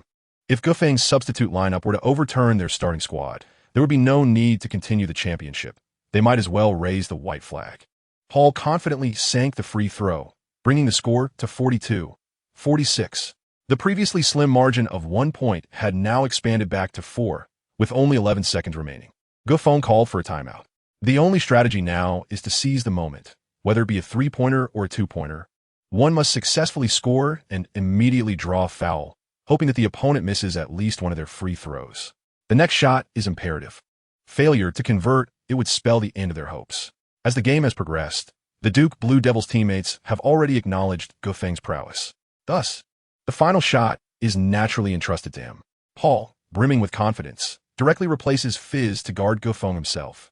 Although Paul is somewhat diminutive in stature, his speed is an advantage, making it difficult for Gufeng to drive past him. Paul is also acutely aware of Gufeng's intentions. In order to ensure a successful shot, Gufeng must penetrate the paint. Preventing his drive is the optimal choice. Joshua executes an inbound pass, and Gufeng maneuvers through a screen to receive the ball at the 3-point line. Paul has already anticipated the play and has tightly marked him from the outset. Gufeng's offensive efforts were significantly hindered. Although Paul is diminutive in stature, his speed surpasses that of Gufeng. Gufeng made a spontaneous decision to attempt a 3-pointer, driving forward with a sudden halt before executing a jump shot. The basketball soared to an astonishing height, plunging directly into the net. This offensive maneuver took a mere 5 seconds. Only 6 seconds remained on the clock. The score gap narrowed once again to a single point. Chapter 11. The Final Kill. This Gufeng truly ignites one's pulse, Ian remarked while clutching his wildly beating heart. Old K chuckled softly, saying nothing. Time remained, and the game must go on. The white team was tightly marking their opponents. Paul, utilizing a screen, stumbled slightly as he received the ball from the baseline. Goffin committed a foul immediately. Paul, renowned for his unwavering composure from Duke, calmly sank 2 free throws, narrowing the deficit to 3 points once more. Even the typically composed Coach K exhibited slight emotional fluctuations. To be honest, since Coach K took the helm of this team. It is the first time the bench unit has managed to hold their ground against the starters until the final minute. The blue team unhesitatingly allowed Goffin to take the last shot. This time, Paul refrained from defending Goffin. Goffin is certain to attempt a three-pointer, while Paul strategically positions the tallest Siakam to defend against him. Standing at 2.01 meters, Siakam is the most likely candidate to disrupt Goffin's shot. In the final 4 seconds, Goffin steps back for a three. Siakam leaps to interfere. The basketball barely grazes Siakam's fingertips as it sails through the air. Goffin leaned back too forcefully and collapsed on the ground. As the timer for the rebound expired, the celebratory lights signaling the end of the match illuminated. Everyone held their breath, and each individual could distinctly hear the rhythm of their own heartbeat. At last, a swift swish echoed through the arena, sending the players of the blue team crumpling to the floor. Despite the defense being so formidable, Goffin still executed a game-winning shot. What could they possibly do? Joshua was the first to rush over, lifting Goffin high into the air. The rest of the teammates quickly joined, surrounding him like a springboard, repeatedly tossing Goffin into the sky. We have drawn. We actually managed to draw against a starting lineup that includes Paul and Siakam. Churchill had never imagined that as substitutes, they would have the opportunity to level the score with the starters. Hibbert, in a fit of rage, kicked over a bottle of mineral water and stormed off the training court. The final whistle had blown. Goffin's remarkable long-range three-pointer brought the white team to a thrilling tie of 48 against the blue team. Rising from his seat, Old K was met with the exuberant rush of white team players. With a wave of his hand, he summoned the visibly defeated blue team players and inquired, "What thoughts do you have following this practice match?" The players exchanged glances, showering praise upon Goffin's exceptional individual prowess, which stood unrivaled. Throughout the practice game, Goffin showcased an extraordinary performance, amassing an impressive 22 points single-handedly. In the final 5 minutes, he was the sole scorer for the white team, including a pivotal steal from Paul that highlighted his brilliance. Despite a critical defensive oversight against Paul, Goffin managed to redeem himself by sinking 2 crucial three-pointers, defying the odds in a moment of desperation. The acknowledgement he received from his peers deeply moved him. It is undeniable that playing in the NCAA fosters strong bonds. The players, being students, are free from ulterior motives. They unite on the court driven by a shared dream. Basketball transcends national boundaries, a truth vividly embodied by these young athletes. Old Kane nodded in satisfaction. After articulating some concluding thoughts, he departed the training facility early, leaving Ian to continue overseeing the players' training. Goffin has firmly established himself within the team, and it is now time for Old K to contemplate the most suitable tactics for him. A single match provides an astute coach with profound insights, including the positioning of players and the strategic arrangements. As long as there are no significant fluctuations in Goffin's performance, he should be able to seamlessly fill Ingram's position. Upon emerging from the training ground, Coach K was in remarkably high spirits. However, this buoyant mood did not endure for long, as a phone call soon interrupted it. Upon checking his phone, Coach K discovered that it was the team's manager, Daryl, reaching out. It struck him as peculiar. What could Daryl possibly want at this moment? Upon answering, Daryl's voice resonated from the other end. "Hey, buddy, how have you been lately?" "Very well, what is on your mind?" Coach K replied cautiously, aware from years of professional experience that Daryl's call likely harbored ulterior motives. Daryl got straight to the point. "You know, the school administration is quite invested in this year's men's basketball program. We are aware of Ingram's injury, and it's truly unfortunate.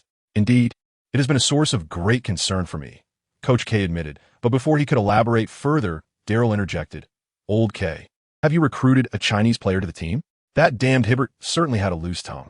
Coach K was well aware of the close relationship between Hibbert and Daryl. It was no surprise that a fool like Hibbert could secure a position at a prestigious institution like Duke, likely thanks to Daryl's assistance. Nevertheless, Coach K remained unfazed by Daryl. The NCAA was a different realm altogether. Although Daryl was nominally his superior, Coach K's authority in the NCAA overshadowed Daryl's by a considerable margin. "Ah, so you already know. That saves me the trouble of informing you," Coach K quipped with a hint of sarcasm.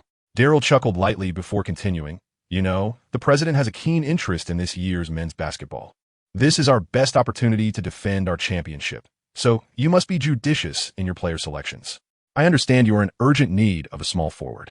Coincidentally, I know a fantastic young man who I believe could inject significant energy into the team." Coach K scoffed. "You mean that flashy but ineffective John?" Daryl's tone faltered momentarily before he responded with a hint of irritation. Yes, it is indeed John. However, I do not regard him as ineffective. He possesses considerable energy and a positive attitude. Without hesitation, Coach K firmly declined Daryl's suggestion. Enough. You needn't speak on his behalf. My decision is final. I will be utilizing the young man from China, Gufeng. If you have any objections, feel free to convey them to the president and have him discuss it with me directly. With that, Coach K ended the call. Who was John after all? He was none other than Hibbert's nephew, a player who thrived in favorable conditions but crumbled under pressure. This was NCAA's March Madness. John, the type of player who hesitates to engage but retreats at the first sign of true challenge, cannot be trusted. Daryl was taken aback by Old K's blatant disregard for his authority as he abruptly hung up the phone. Old K, since you are so ungrateful, do not blame me for being impolite, Daryl exclaimed in anger. Standing beside him was none other than Hibbert. General Manager, please calm down. Regarding my nephew's situation, Hibbert sensed Daryl's fury and spoke cautiously. Rest assured, having known each other for so many years, I will not abandon you. Trust me, that yellow-skinned player at Duke will not last long, Daryl said with a cold glare. Chapter 12. Duke Blue Devils after integrating into the team. Gufeng found his experience quite pleasant. Setting aside everything else, the camaraderie among the players greatly satisfied him. There is a reason why the Duke Blue Devils were the top seed in the 2015 to 2016 season. It is often said that talent determines everything. However, the atmosphere in the locker room is equally crucial. The NBA is rife with examples of star-studded lineups failing to meet expectations. Beyond the sacrifice of ball control, the rivalries among superstars are significant factors in their underperformance. The locker room ambience of the Duke Blue Devils was remarkably positive. Aside from Gufeng's sudden arrival causing a slight adjustment period, the relationships among the other players were quite harmonious, especially the duo of Joshua and Siakam, who were simply a delightful pair. While in the NBA, Darren spends his time eating, sleeping, and playing with Paul. In the NCAA, Siakam is seen dining, resting, and playing with Joshua. The charm of the NCAA lies in its brotherhood of basketball. After a day of tryouts, Gufeng arrived at the training facility the following morning at the designated time set by the team. Gufeng is now a member of the Duke Blue Devils, which signifies that he no longer has to rise 3 hours early to intentionally avoid overlapping training sessions with others. Gufeng arrived at the changing room.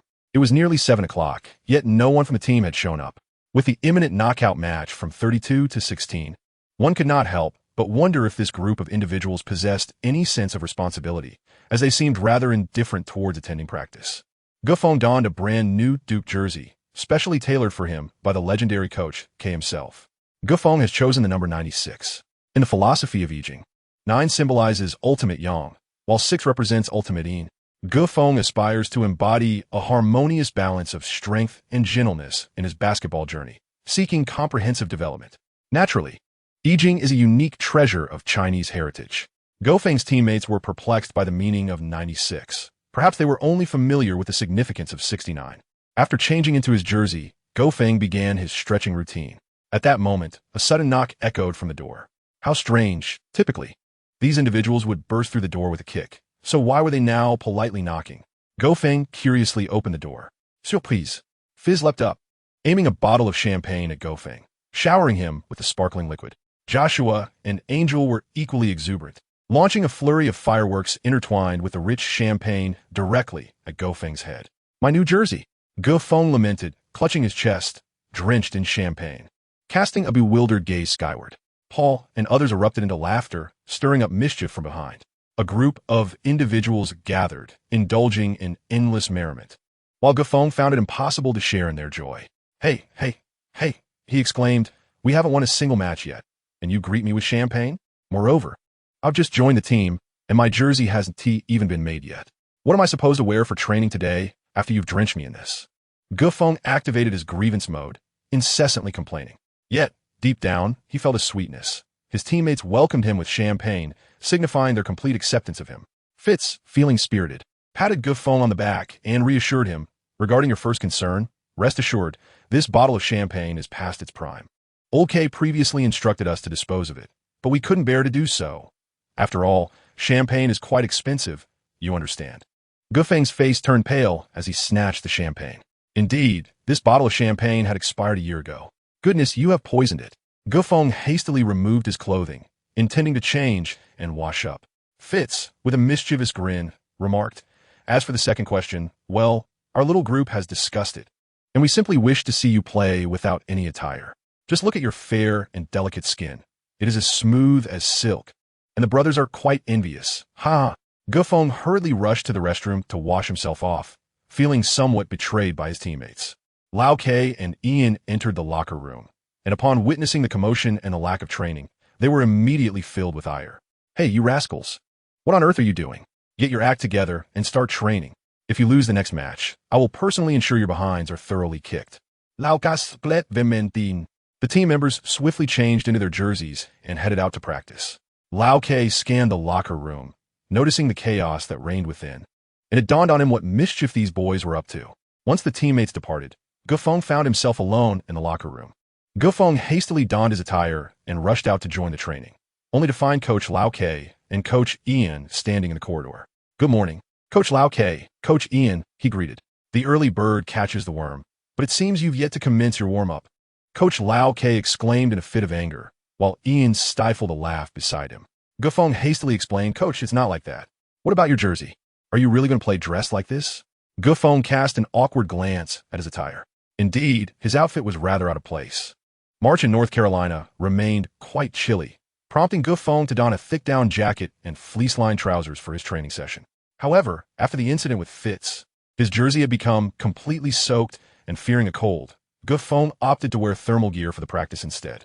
Wearing the jersey was simply out of the question. The champagne was expired. Who could ascertain its safety? What if it proved to be toxic? Old K showed no signs of anger, suddenly bursting into laughter, leaving Gufeng utterly perplexed. "Clean up the locker room before joining the practice. We shall take our leave now. Goodbye," Old K remarked as he exited the locker room with Ian. Thus, the scene at Duke Blue Devils training ground was remarkably peculiar. Amidst a group of athletes, there stood a yellow-skinned Chinese individual, bare-chested, mingling with seasoned professionals while clad in thick fleece-lined trousers. The decision to go shirtless was made in response to the group's insistence. As for the fleece-lined trousers, they were the last remnant of dignity that Gufeng had managed to cling to after much pleading. These rascals had the audacity to wish to see Gufeng play in nothing but his bare skin. It was utterly beastly. Gufeng's performance remained as steadfast as ever. As Gufeng's adversary, Fitz found himself utterly disheartened. The idea of using expired champagne to thwart Gufeng was his own. Yet the outcome proved far less favorable than he had envisioned. Countless times, Fitz's mind conjured an image of a bare-bottomed, yellow-skinned man soaring before him, ultimately leaving him in a state of utter defeat. Indeed, that image was rather exquisite. After the training match concluded, Fitz exhaled deeply, finally feeling a sense of liberation. Fortunately, Gufeng insisted on wearing trousers. Otherwise, he would have surely faced a rather embarrassing situation. His teammates looked at him with expressions that conveyed the futility of his self-inflicted plight. Old K smiled contentedly, having closely monitored Gufeng's performance over the past few days. If all went as expected, Gufeng would undoubtedly secure a place in the starting lineup. The leap from a ball boy to a starter was indeed remarkable. However, this achievement was the result of his diligent and steady efforts. Gufeng had long been prepared. In the upcoming training session, it was still the blue team versus the white team, and Coach Lao Ke had instructed Gufeng and Fitz to switch positions. This was a preemptive measure to acclimatize Gufeng to the starting lineup. Fitz realized that his dream of being a starter was once again shattered. Gufeng's performance was remarkably steady. After the exchange of teammates with Fizz, the white team found themselves devoid of any further resistance. The blue team effortlessly secured victory in the match. Lao Ke and Ian nodded in satisfaction. Indeed, with the switch between Gufeng and Fizz, the disparity in their lineups became immediately apparent. Chapter 13, Reporter Julie. At this moment, Gufeng finds himself enveloped in a surreal sensation, as if he were adrift in a dream. Thousands of kilometers away from home, across the vast ocean, his heart remains tumultuous as he grapples with the reality of being a stranger in a foreign land. It is basketball that forges a connection between Gufeng and the people of this country, although the future remains nebulous. He has nonetheless taken his inaugural step towards competing in the NBA, leaving him with a complex mlang of emotions that is difficult to articulate. After finishing his shower and tidying up his belongings, Gufeng prepares to accompany his team to the next city. Only 3 days remain until the single elimination match of the round of 32. The Duke Blue Devils are scheduled to fly to Kansas ahead of time to prepare for the competition, marking Gufeng's first venture with the team. March in Kansas is notably colder, yet the region is blessed with abundant sunshine, boasting an average of over 275 days of clear skies each year. From a meteorological perspective, Kansas is undoubtedly a beautiful locale. Coach K briefly outlines some essential considerations, and the players promptly set off on this new journey. The round of 32 is a high-stakes match, and the Duke Blue Devils cannot afford to falter. Thus, they are resolute in their pursuit of victory. As the plane touches down, the airport becomes a veritable hive of activity, filled with reporters eager to cover the event. The Duke Blue Devils are touted as this year's championship favorites, and the unexpected circumstances surrounding Ingram have naturally become the focal point of this contest, drawing the attention of major media outlets across the United States, all eager not to miss a single detail concerning the team. Keen-eyed journalists quickly spot Gufeng among the squad and rush to surround him, prompting Coach K to step in and shield him from the frenzy. Gufeng made his debut, and Old K was apprehensive that Gufeng might struggle to cope, potentially casting a shadow over the team. The striking blonde journalist, Julie, followed closely behind. Wherever the Duke Blue Devils ventured, Julie's presence was unmistakable. It must be said that Julie possessed a remarkable intuition, consistently discerning the crux of the news at a glance. She immediately noticed the distinctive figure of Gufeng, an Asian amidst the crowd, which left her quite astonished. Instead of vying with other reporters for the chance to interview Old K, Paul, and others, Julie deftly navigated through the bustling throng, thrusting her microphone before Gufeng. Gufeng came to a halt, as Julie was the only journalist to interview him. "Hello, I am Julie from ESPN. It is a pleasure to interview you. You are the caddy who has recently gained significant attention online, are you not?" Julie inquired with a bright smile. The news of Gufeng joining the Duke Blue Devils has garnered considerable attention online, igniting a spark of curiosity in Julie's eyes. Coach K brushed aside the journalists vying for an interview, positioning himself next to Gufeng. Indeed, he is our new member, Gufeng, hailing from the remarkable region of Huaxia. Upon hearing the name Huaxia, Julie's eyes shimmered with excitement. This was undoubtedly a sensational story. The Duke Blue Devils had made a sudden substitution, opting for a player of lesser athletic prowess from the Asian demographic. What could the management possibly be thinking? Could you enlighten us on the rationale behind this abrupt change? Is it true that a ball boy has been brought into the rotation due to a lack of available players? Julie pressed with unwavering determination. Coach K, clearly well prepared for this line of questioning, responded with measured composure. Gufeng is an exceptional young man who has tirelessly strived to join Duke. I am thrilled to welcome him aboard. As for your earlier inquiry, dear, I believe we require additional time. All we know is that he is a remarkable young man from Huaxia. Will Gufeng be starting? Julie continued her probing. We cannot say for certain. That decision will depend on the unfolding circumstances. For now, we must await the developments. Coach K replied with an air of confidence. Having navigated the NCAA landscape for decades, Coach K possesses a wealth of experience in managing media inquiries. He skillfully avoids granting any journalist the opportunity to stir public sentiment, as such speculation could jeopardize both the team's and the players' future successes. NCAA players are, after all, still quite young and once entangled in scandal. Their mental fortitude can easily wane, leading to significant setbacks. Julie recognized that Coach K was deliberately shielding Gufeng from her probing, and with no explosive topics left to uncover, she casually posed a few more questions before taking her leave. As Coach K and the others successfully boarded the bus, they were startled to discover that Julie had changed into a sleek black dress and stealthily followed them onto the vehicle. The Duke Blue Devils players erupted in astonishment. This reporter is incredibly dedicated. Julie nonchalantly approached Gufeng, her azure eyes sparkling as they gazed at him. Gofeng's hands trembled slightly as the bus resonated with an incessant chorus of whistles. Oblivious to the gazes of those around her, Julie cheerfully addressed Gofeng. Do not be nervous. Handsome fellow, I am Julie, a reporter from ESPN, and I bear you no ill will. If you have time after the game, please call the number on this business card. I'm always available. After handing Gofeng her card, she sauntered away with an air of confidence. As they observed Julie's figure receding into the distance, the players on the bus let out loud, regretful sighs. Fitz clutched Gofeng's shirt and exclaimed, "Hurry, brother! Share the prize. Pass me your card." In a casual toss, Gofeng actually threw Julie's card to Fitz, leaving others momentarily stunned by his willingness to part with it. Subsequently, the players unfastened their seatbelts, eager to seize Julie's card. Old K, filled with rage, kicked the nearest Joshua and barked, "Sit properly and fasten your seatbelt. From now on, the bus doors will be locked once the players board. No one is allowed in." However, in the presence of such beauty, Old K's words held no weight. "It's mine. Clearly it's mine. Stop snatching it. If it gets torn, none of us will have it. Let's share it together." Gufeng was rendered speechless. At this moment, he regretted handing out his business card. The bus arrived in Kansas amidst a cacophony of noise. Everyone gathered at the hotel that had been meticulously prepared for the competition. The rooms within the hotel were equipped with comprehensive training facilities, exuding an air of opulence and luxury. It was evident that these exclusive accommodations were specially tailored for the athletes, underscoring the University of Kansas's profound commitment to NCAA men's basketball. Gufeng is exceedingly pleased with the fitness equipment in the room, for lifting weights is his ultimate pursuit. Gufeng lifted a barbell, savoring the joy that weightlifting brought him. I remarked, "Brother, you surely cannot be disinterested in women." Joshua could not resist teasing. "Get out." Gufeng's response was succinct. Lao Ke rolled his eyes. It was indeed imperative to redirect the attention of these idle, fanciful youths towards something of substance. "You rascals. We came to Kansas to compete.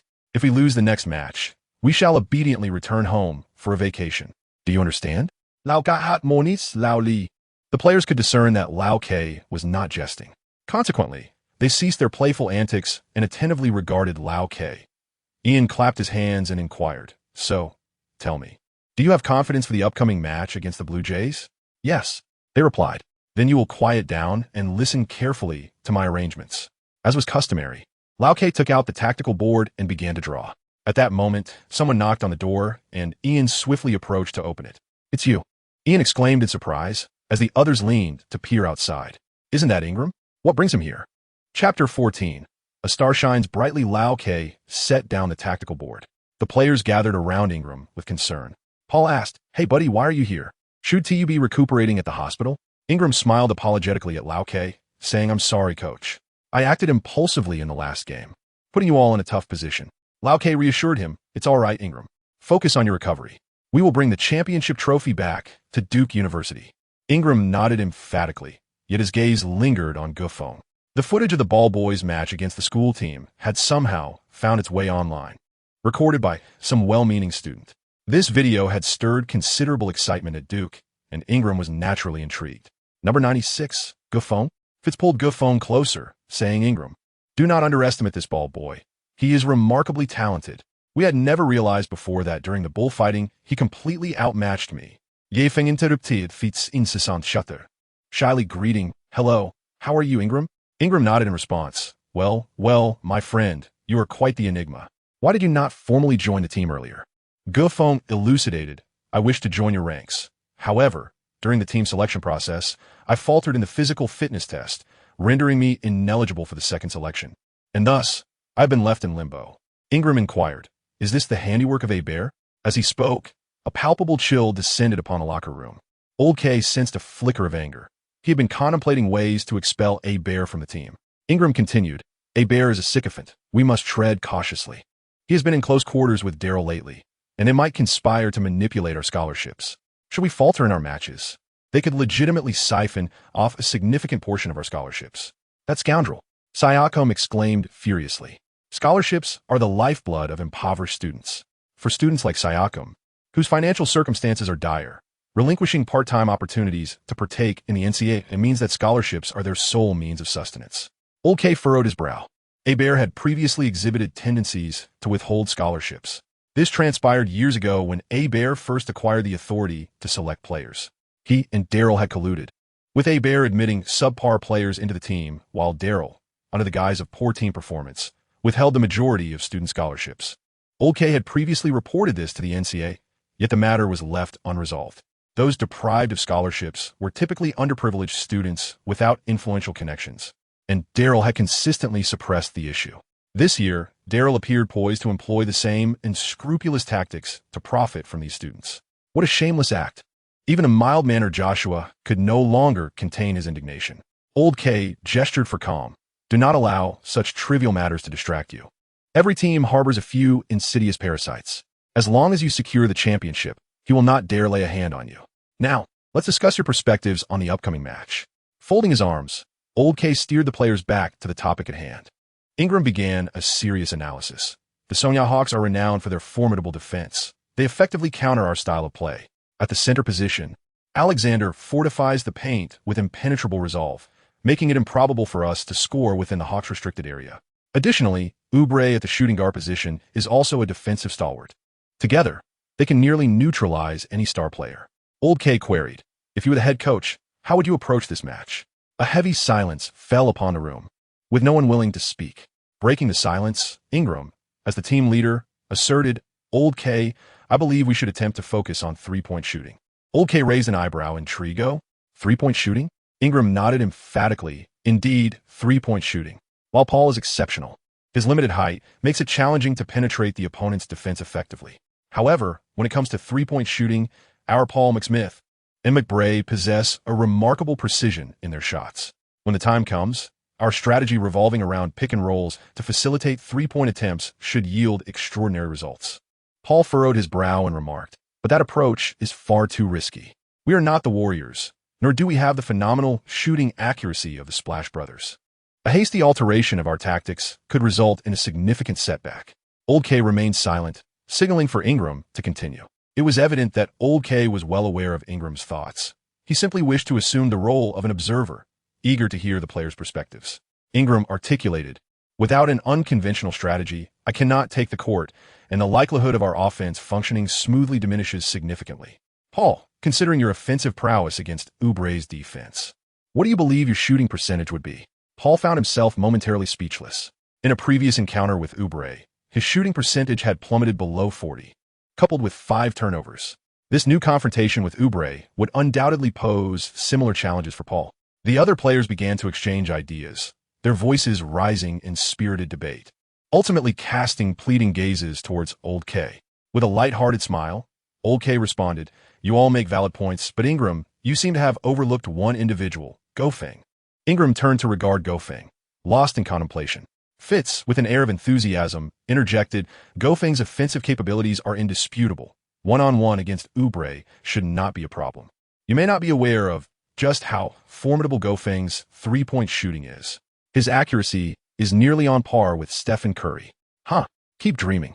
When did you become Gofeng's biggest fan?" Paul quipped teasingly. "Stephen Curry's three-point shooting is not so easily surpassed." Fitz insisted, "I assure you, I have spent the most time training with Gofeng privately, and his favorite practice is shooting three-pointers. His dedication is truly exceptional." It turned out that in recent days, after training sessions, Fitz had been diligently working alongside Gofeng, thoroughly impressed by his skills. The prowess of Gofeng is not without justification. It effortlessly evokes the memory of a legendary figure in the NBA. Old K gently patted Ingram on the shoulder and remarked, "Your input is invaluable. I believe it is time for us to adopt an alternative strategy." The concept of 1 star and 4 shooters emerged. "Oh my God, this is fantastic.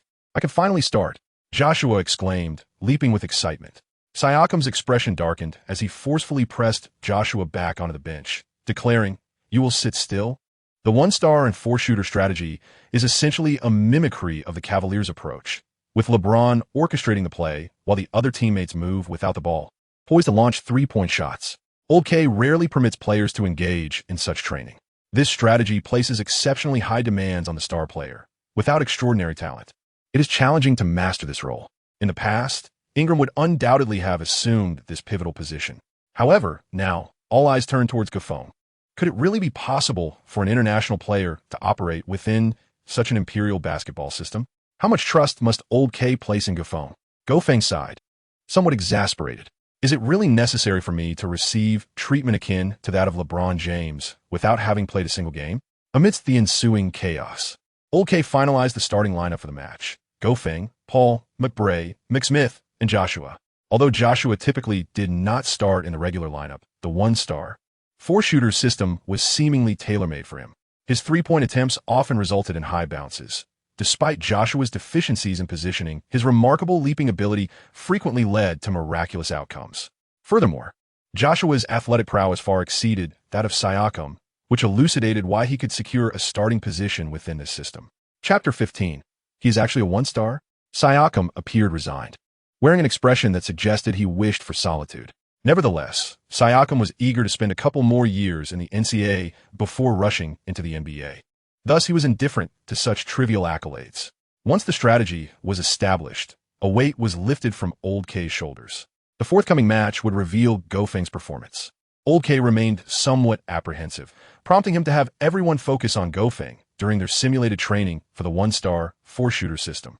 This choice was akin to gambling. It could either shine brilliantly or plunge into the depths of despair. The day of the match arrived as scheduled.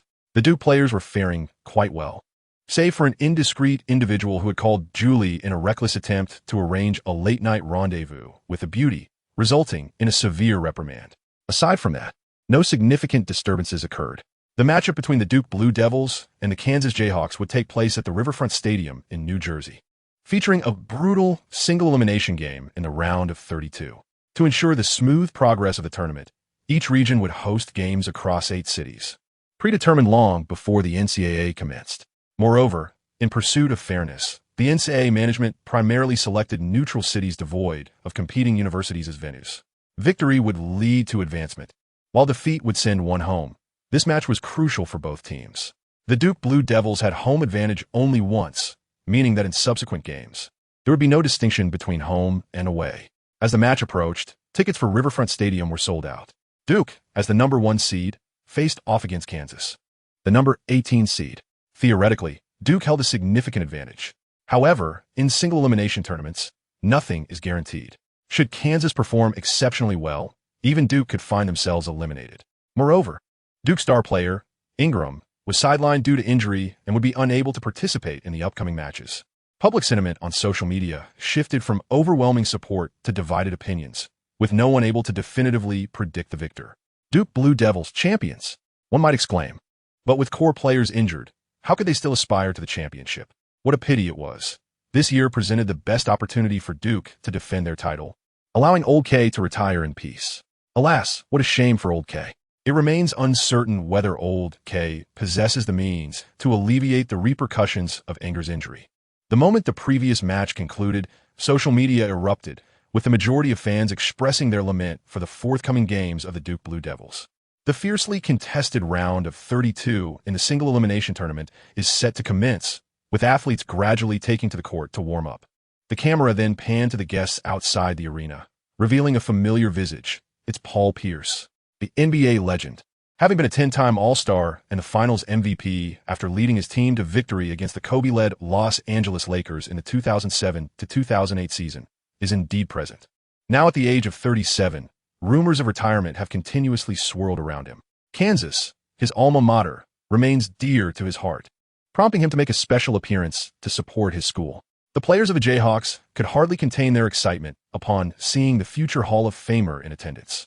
TNT, not to be outdone, dispatched their triumvirate to the event. Charles Barkley, Shaquille O'Neal, and Kenny Smith provided commentary for this highly anticipated clash. Their humorous and engaging style is greatly admired by fans, particularly Barkley, who once wagered that Yao Ming would not score 19 points in his rookie season, threatening to kiss Smith's posterior should he fail. Yet, Yao exceeded that mark, leading to Barkley kissing a donkey's backside live on air, as per their bet. Smith, ever observant, noticed a new face among the Duke Blue Devils. "Oh my God, darling, do you remember that Chinese fellow named Yao Ming?" he exclaimed upon seeing Gofeng take the court. O'Neal stifled a laugh, while Barkley adjusted his tie with utmost seriousness, asserting, "How could I forget? He is a Hall of Fame superstar." O'Neal interjected, "Dear, you know Smith isn't questioning Yao's stardom." To which Barkley replied, "Oh, come on. Is there anything more significant than that?" Smith and O'Neal erupted in laughter. "Oh, certainly not.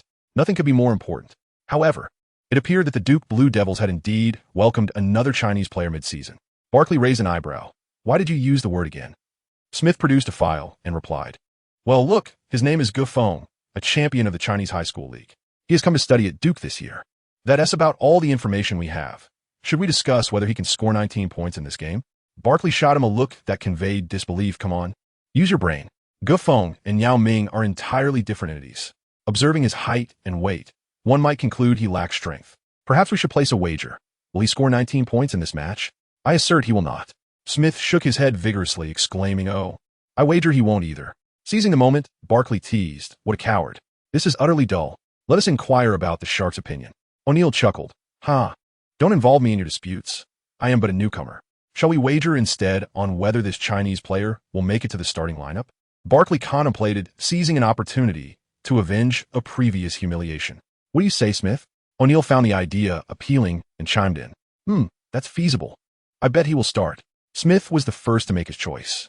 Barkley raised an eyebrow. Are you certain? Keep in mind, no Chinese player has ever made a starting appearance in the NCAA championship. Since you are so reckless, I wager he will not start. And you only? O'Neal asserted. I bet he will indeed start. Barkley expressed surprise. So certain? O'Neal replied with a grin. Yes, I have faith in the strength of Chinese basketball. All right, how about this? Whoever loses must don a pink dress while commentating the next game. Sound good? The trio unanimously agreed to this wager. As the game time approached, the first players introduced were from the Duke Blue Devils. Unlike previous matches, there was no distinction between home and away. Hence, the referees prioritized the introduction of the higher-seeded Duke Blue Devils. Fans from both teams waved flags and stood, fervently attempting to drown out the opposing supporters. This pre-game rivalry is a quintessential aspect of NCAA events. Numerically, the Duke Blue Devils fans held the advantage and maintained a commanding presence over the Kansas Jayhawks. Chapter 16. Barkley with a grim expression starting lineup for Duke.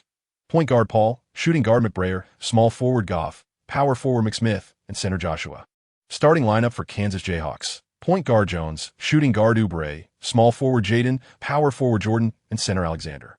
When Goff's name was announced in the starting lineup, the entire venue erupted in excitement. Particularly, the Duke Blue Devil supporters were momentarily taken aback before reacting. In contrast, the Kansas fans burst into laughter upon hearing Goff's name. Ha ha ha, injuries have certainly impacted Duke. Coach K must be frantic. This was the most dramatic scene I had ever witnessed. Is Duke truly devoid of options? The players from the University of Kansas erupted into laughter. Upon hearing Kansas mock their own team, the Duke fans immediately transformed the atmosphere of the arena into an illusion of a home game for Duke with their overwhelming cheers. Among the enthusiastic spectators, none appeared more disheartened than Barkley. It seems that Barkley will never reconcile with China. Shaquille O'Neal, with his massive frame, was nearly doubled over with laughter. Smith gave Barkley a hearty pat on the shoulder, exclaiming, "See, Gofeng is indeed a starter. You really haven't been paying much attention to Old K." Anticipating the next thrilling broadcast, Barkley couldn't help but mutter, "What is happening in this world? Has it collapsed? Even Old K, that stubborn old man, is making jokes now?" Smith was overjoyed, persistently reminding Barkley not to forget to wear a floral dress for the next broadcast. Barkley, with a resigned smile, replied, all right. Let me see what this Chinese fellow is truly capable of, to see if he is worth me donning a floral dress for the broadcast." Fans watching the game online flooded the comment section. "Hurry up, sir. We want to see you in a floral dress again." Indeed, aside from the floral dress, could you also wear it while kissing a donkey's backside? The Chinese have truly become formidable. Barkley will undoubtedly struggle with the Chinese for the rest of his life. With the sound of the whistle, Joshua and Alexander began the jump ball. Joshua, with his unparalleled leaping ability, effortlessly seized the ball, enabling the Duke Blue Devils to launch the first offensive. Paul brought the ball to the front court, with Oubre defending him. It appeared that the focus of the University of Kansas in this match was squarely on Paul. Rather than engaging in a tussle with Oubre, Paul took a couple of symbolic steps forward, noticing Jones on the wing ready to assist in defense. Paul chuckled to himself, realizing they had miscalculated. Despite Ingram's absence, he was still not the initiator of the offense. Mike Smith set a high screen.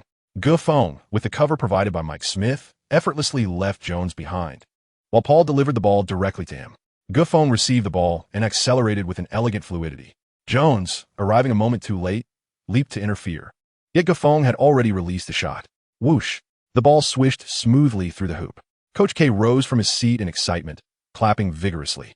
To be honest, the decision to boldly utilize Gofeng had placed Coach K under immense external pressure. Should Gofeng falter, the reputation he had built as a head coach could be irrevocably tarnished. Fortunately, Gofeng made a commendable start, scoring 2 points and bolstering Coach K's confidence. Oubre consoled Jones, signaling him to remain unfazed and allow Gofeng to shoot, as long as he kept a close watch on Paul. The Hawks were completely oblivious to the true reason behind Duke's audacious choice to start Gofeng. It is indeed lamentable that Chinese players struggle to gain recognition in America. Despite Gofeng's exquisite first shot, he remained overlooked. In contrast, the Hawks' offense displayed remarkable synergy. Kansas head coach Bill was a proponent of equitable ball distribution, even instituting a rule that no player could hold the ball for more than 3 seconds. Hence, the Hawks continually rotated the ball, culminating in a decisive finish by Alexander. Splendid. The Kansas fans erupted in a cheer. When it was Duke's turn to attack, the ball found its way back to Gaffone. Mike Smith, as he had during training, moved to set a high screen for Gaffone. Given Mike Smith's towering stature, the quality of the screen was exceptional. With the Hawks' defensive focus fixated on Paul, Gaffone effortlessly evaded Jones. Utilizing the same tactics and positioning, Gaffone leaped for another jump shot, nailing it once more. The Duke fans responded with even more fervent applause. This young Chinese player is performing admirably. Am I seeing things?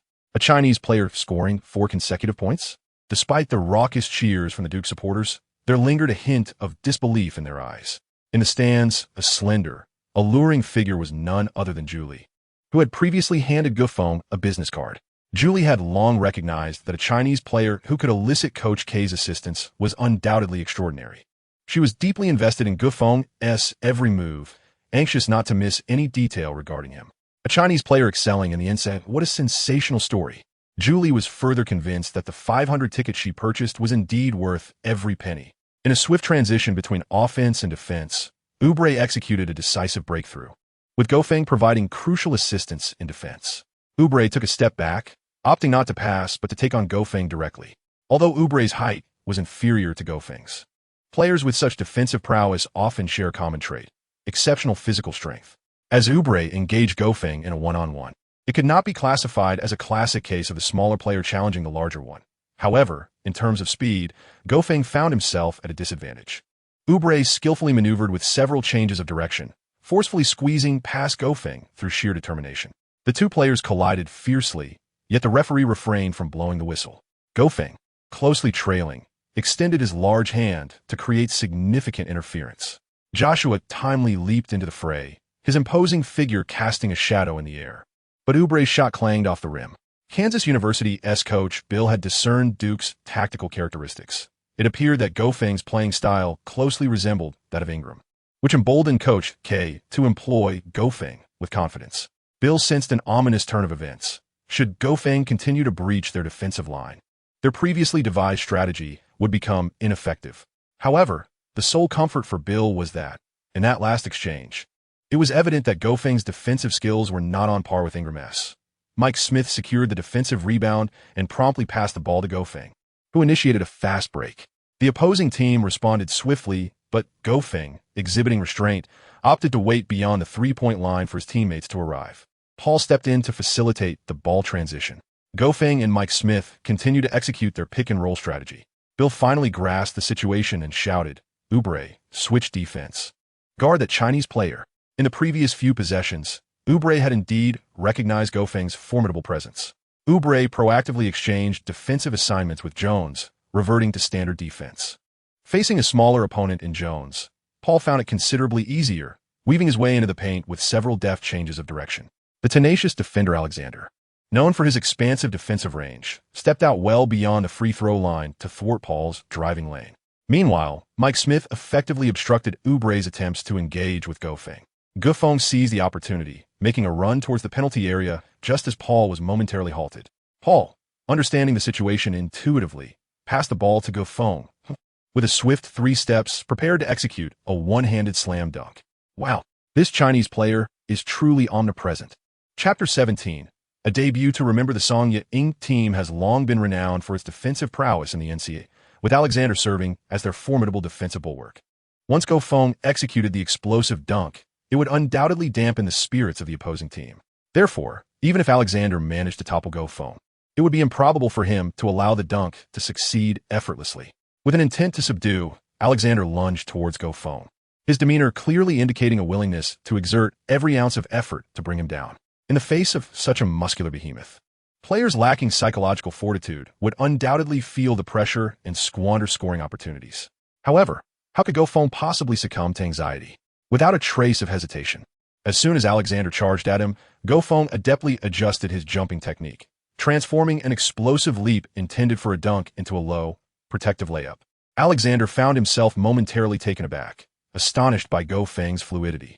Ultimately, Alexander's massive hand came crashing down upon Go Feng's shoulder. Go Feng skillfully launched the ball into the hoop with a powerful flick, then gracefully fell to the ground, sliding several meters away. The referee's whistle immediately pierced the air, signaling a successful 2-1, with the 2 points counted.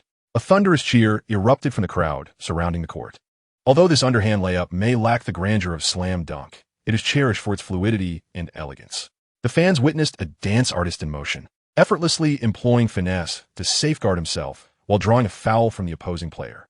Go Feng stepped to the free throw line and confidently made the shot. The score transformed to 2-7, with Go Feng contributing all 7 points. Beal called for a timeout, while the TNT trio engaged in lively discussion. Smith remarked, "Fortunately, we didn't wager on whether this Chinese player could score 19 points. Otherwise, I fear we would all be in trouble." O'Neal added, "Exactly. It's astonishing. Where did this Go Feng emerge from? I've never heard of him before. The land of China truly is a remarkable place." Barkley was left at a loss for words. Go Feng has just single-handedly halted the Kansas University team. After this match, it is certain that countless NBA scouts will have their eyes keenly fixed upon Go Feng, the rising star. The fans of the Jayhawks appear somewhat disheartened, struggling to comprehend how this Chinese player seems to be possessed by Jordan himself, as his layup is executed with such breathtaking artistry. No, it must be an illusion. Bill solemnly instructed his players that they must not allow Go Feng even a hint of space, for his shooting accuracy is simply astonishing. Who could have anticipated that such a talent existed within the Duke Blue Devils? Upon returning from the timeout, the Blue Devils fans erupted into an earth-shattering cheer for Go Feng. Go Feng, Go Feng, dominate them. The unexpected injury to Ingram had initially left those supporting Duke feeling despondent. Yet, in this crucial moment, the relatively unknown Go Feng stepped up, igniting their excitement. Go Feng smiled, and upon noticing the gaze of Hubbard directed at him, he understood that the forthcoming match was truly the commencement of a significant contest.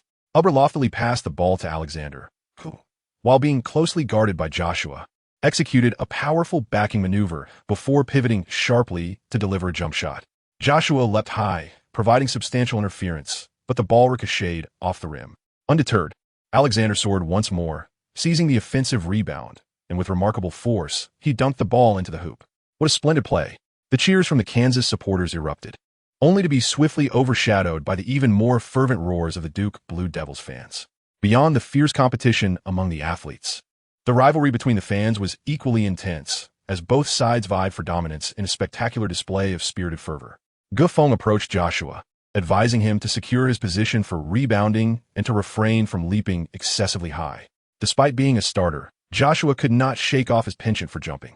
His defensive leaps were impressive, yet his slow descent often granted the opposing team opportunities to seize offensive rebounds. Paul advanced the ball across half-court, with Jones applying significant pressure even at that stage. Paul made several attempts to penetrate the defense, but the Sonya Eagle team's defense proved remarkably effective. Go Feng emerged to receive the pass, and Oubre immediately followed suit, denying Go Feng the opportunity to initiate his momentum. Go Feng maneuvered the ball twice, leveraging Mike Smith's screen to drive towards the basket. However, Oubre anticipated Smith's pick and roll, forcefully maneuvering in front and colliding with the penetrating Go Feng. Go Feng staggered backward, yet the referee refrained from blowing the whistle. It appears that the officiating in this match is quite lenient, prompting Go Feng to make a swift judgment. On the basketball court, the outcome of the game is influenced not only by the performances of the athletes, but also significantly by the referee's standards of officiating. Previously, Go Feng had committed a foul while attempting to block Ubre's defense, and the referee similarly chose not to call it. It seems this match may very well evolve into a physical contest, as Go Feng found his path on the right wing blocked. He sought to maneuver around to the left. Upon reaching the 45-degree angle from the top of the arc, he seized upon a slight defensive lapse by Uber and surged forward. Kansas's power forward, Jordan, immediately rushed to provide assistance. However, this created a prime opportunity for Mike Smith, who, according to the strategy devised by Coach K, was positioned precisely where Go Feng had just penetrated. Faced with a double team, Go Feng did not even glance towards his defenders, but instead flung the ball to the top of the arc. Mike Smith received the pass, took aim, and released the shot. Although Jordan had retreated, he was too late to contest it, and the ball swished through the net. Paul and Mike Smith celebrated with a high five. The score stood at 4-10. Upon returning from the timeout, the Duke Blue Devils continued their momentum, further extending their lead. Alexander opted for a quick inbounds pass. Jones quickly seized the ball and dashed to the front court, hoping to score before Duke's defense could solidify. Everything unfolded as they anticipated, except for one oversight: the leaping dynamo, Joshua. Due to his slower speed, Alexander was unable to return to the front court immediately after the inbounds pass.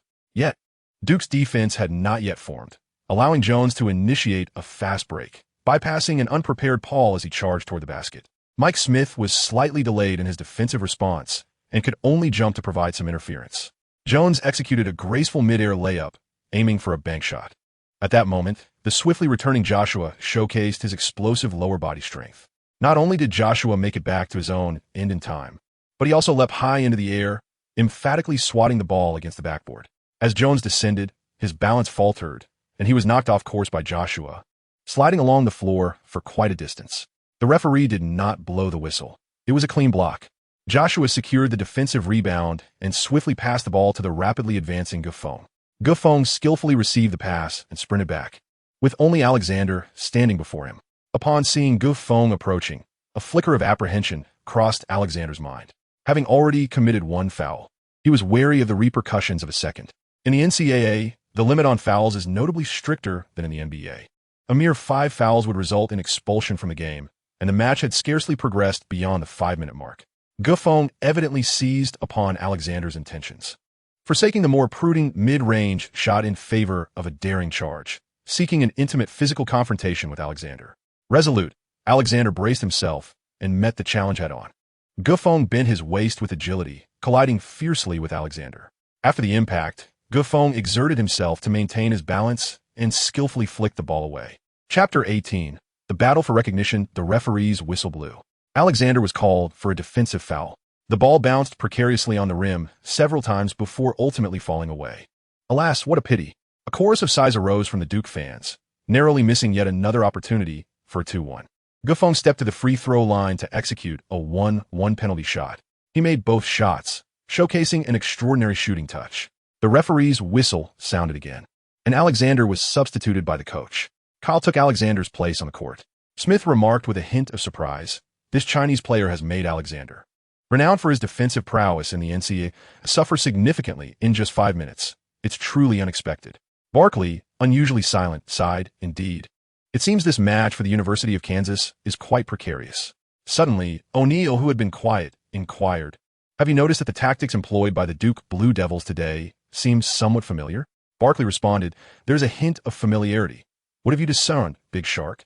O'Neal replied, "During my time with the Cavaliers, the current Duke Blue Devils resemble those Cavaliers closely, with everyone playing around a central figure." O'Neal's statement caused an explosion of comments in the live stream. Could it be that the Big Shark suggests Coach K has adopted the Cavaliers' star and 4 role distribution? How much faith does he have in that Chinese player? Is that even possible? Barkley and Smith pondered this, exclaiming, "My goodness. No wonder the Duke Blue Devils seem different from what we usually see. If this is indeed a star and 4 system, can a player of Asian descent withstand it?" After all, even the physically extraordinary LeBron James finds it exhausting to complete a game in such a system. The trio of TNT analysts shifted their focus entirely to Gufong. As Alexander exited the game, he glanced apologetically at Pierce, who sat in the front row. Pierce, their senior and the pride of the University of Kansas, elicited a tinge of regret in Alexander for his performance in front of such an esteemed figure. Pierce smiled at him and approached to share his game experience. The ensuing offensive and defensive battle saw both teams executing their plays meticulously, with few opportunities for fast breaks. Nevertheless, the Duke Blue Devils gradually extended their lead to double digits, heading into the second half with a commanding advantage. As the second half commenced, both teams returned to the court, with Oubre and Alexander remaining on the sidelines. Gofeng and Mike Smith were also resting off the court. On the court, Jones and Paul led the bench players in action. 3 minutes elapsed, and the University of Kansas was the first to substitute in Oubre and Alexander. The two absolute mainstays of the team entered the game early, seemingly aiming to seize the moment for a counterattack. Coach K held back his decision, refraining from hastily sending Gofeng onto the court. Gufong has encountered some physical issues, which has made Coach Old K hesitant to field him. Conversely, Mike Smith was specifically chosen by Old K to complement Gufong's pick-and-roll strategy. Without Gufong on the court, Mike Smith would remain on the bench as well. This has afforded the substitute, Fizz, ample opportunity to showcase his skills. He is a versatile forward eager to prove himself in this match. Under the leadership of Oubre, the Sonya Eagles have gradually begun to mount a comeback.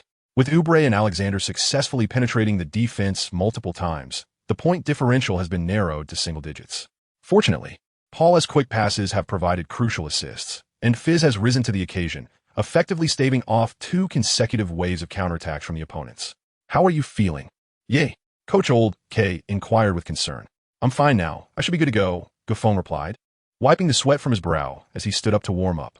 "Look, that Chinese player is about to enter the game," Smith noted, intently observing Gufeng. To everyone's surprise, Gufeng has brought unexpected excitement to this match. Let us eagerly anticipate his performance in the second half. O'Neal skillfully redirected the lively atmosphere in the commentary booth. "Baron, what are your thoughts on a young man named Gufeng? Do you think he has a chance of joining the NBA?" Smith initiated a discussion. "I believe it's difficult to draw significant conclusions from a single NCAA game. You see, Gufeng is struggling with his stamina. I noticed this during the numerous offensive and defensive transitions in the first half. When he is at full capacity, his offensive artistry is undoubtedly elite. However, each time he engages in intense physical battles with opponents, he loses his balance. His subsequent missed shots when unguarded further confirm my point. Like many Chinese players, he possesses an inherent disadvantage in physical conditioning," Barkley analyzed sagely. "And you, Big Shark?" Smith turned to O'Neal. "While I agree with Baroness' perspective, based on my years of experience matching up against Yao Ming, I believe it is not impossible for Chinese players to excel in basketball. They simply require unwavering dedication and training and a fighting spirit to step up during critical moments." O'Neal shared his thoughts. Smith nodded in agreement. "Yes, Big Shark, I think you articulated that beautifully. You know, someone just came to my mind." "Who?" O'Neal and Barkley asked in unison. "Kobe." "Oh my God," Barkley exclaimed, cradling his shiny head. "Why didn't you say you were thinking of Jordan?" Smith laughed heartily. "Let us just say I was making a joke. But on a serious note, O'Neal, your little brother Kobe is retiring next month. Do you have anything to say?"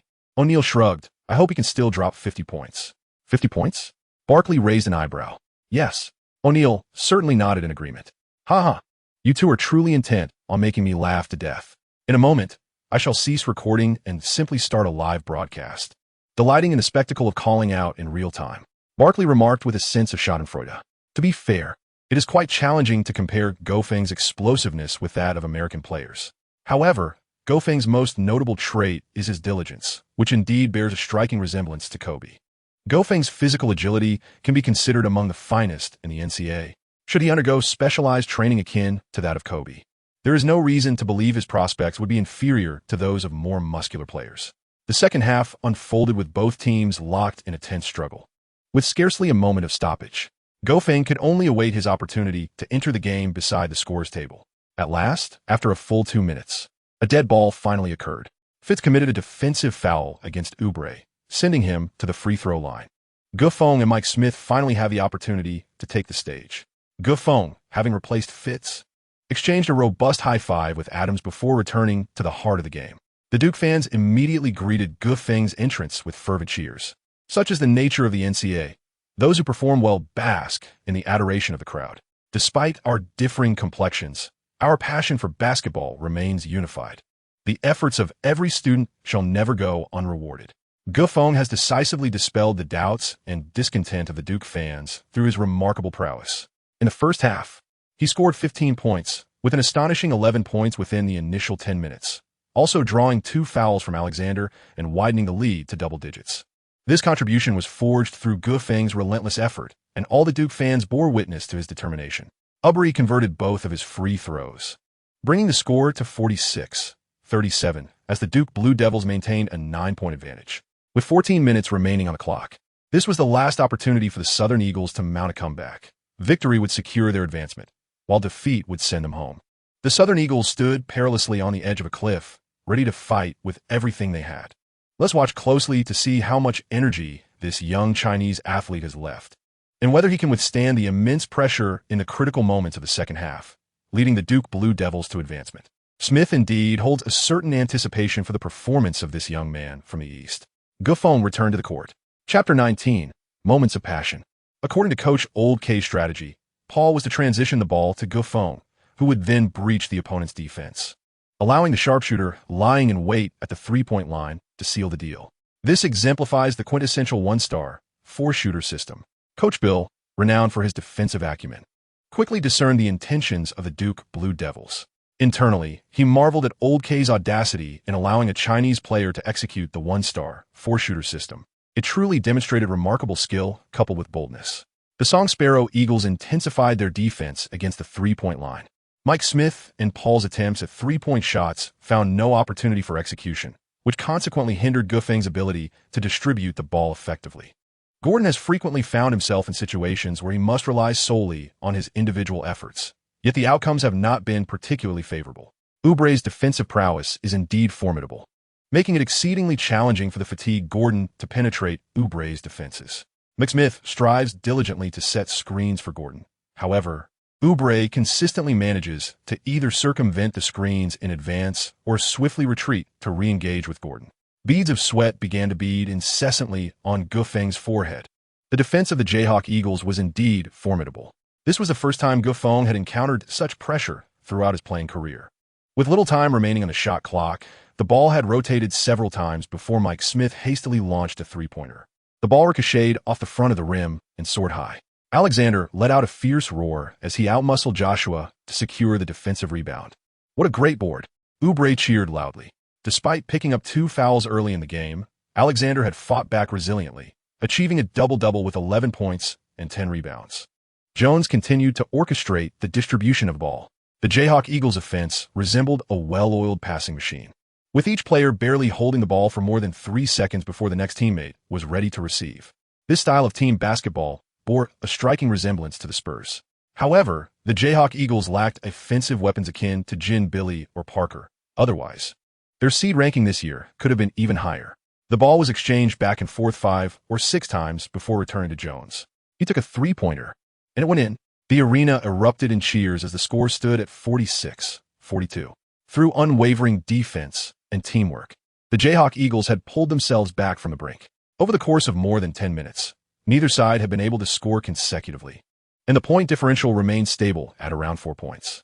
Finally, with just 2 minutes left in the game, Oubre utilized Jaden's screen to drive into the paint, colliding with the defending Joshua. The referee immediately blew the whistle, but the ball rattled on the rim and miraculously went in. 2-1. This was a crucial basket, and Oubre converted the free throw, narrowing the deficit to just 1 point. Go Duke Blue Devils. Steady now. We cannot lose. The Duke fans had already begun to rally with thunderous shouts of encouragement for their team. The Jayhawk Eagle supporters, not to be outdone, responded with equal fervor. The entire arena resonated with a cacophony of testosterone-fueled roars. Paul glanced at Gufeng with a hint of helplessness. There was no blame directed at Gufeng. In fact, he had performed admirably. Had it not been for Gufeng's exceptional performance in the first half, it would be the Duke Blue Devils trailing now. Gufeng has indeed encountered the most concerning issue: insufficient stamina. This is a common affliction among many individuals of Asian descent. On several occasions, following reasonable collisions with opposing defenders during layups, Gufeng's core stability faltered, resulting in multiple errant shots. In the first half, Gufeng scored 11 points, aiding his team in establishing a double-digit lead. However, throughout the entirety of the second half, he managed to contribute only 2 points. On a positive note, he delivered 4 assists during this period, somewhat staunching the team's bleeding and allowing the game to remain competitive. During this offensive play, Paul opted not to focus on Gufeng as the primary scoring option, but instead took matters into his own hands. Jones perceived Paul's sudden intensity and heightened his defensive focus accordingly. Here it comes. The heart of the Duke Blue Devils is ready to seize control of the game.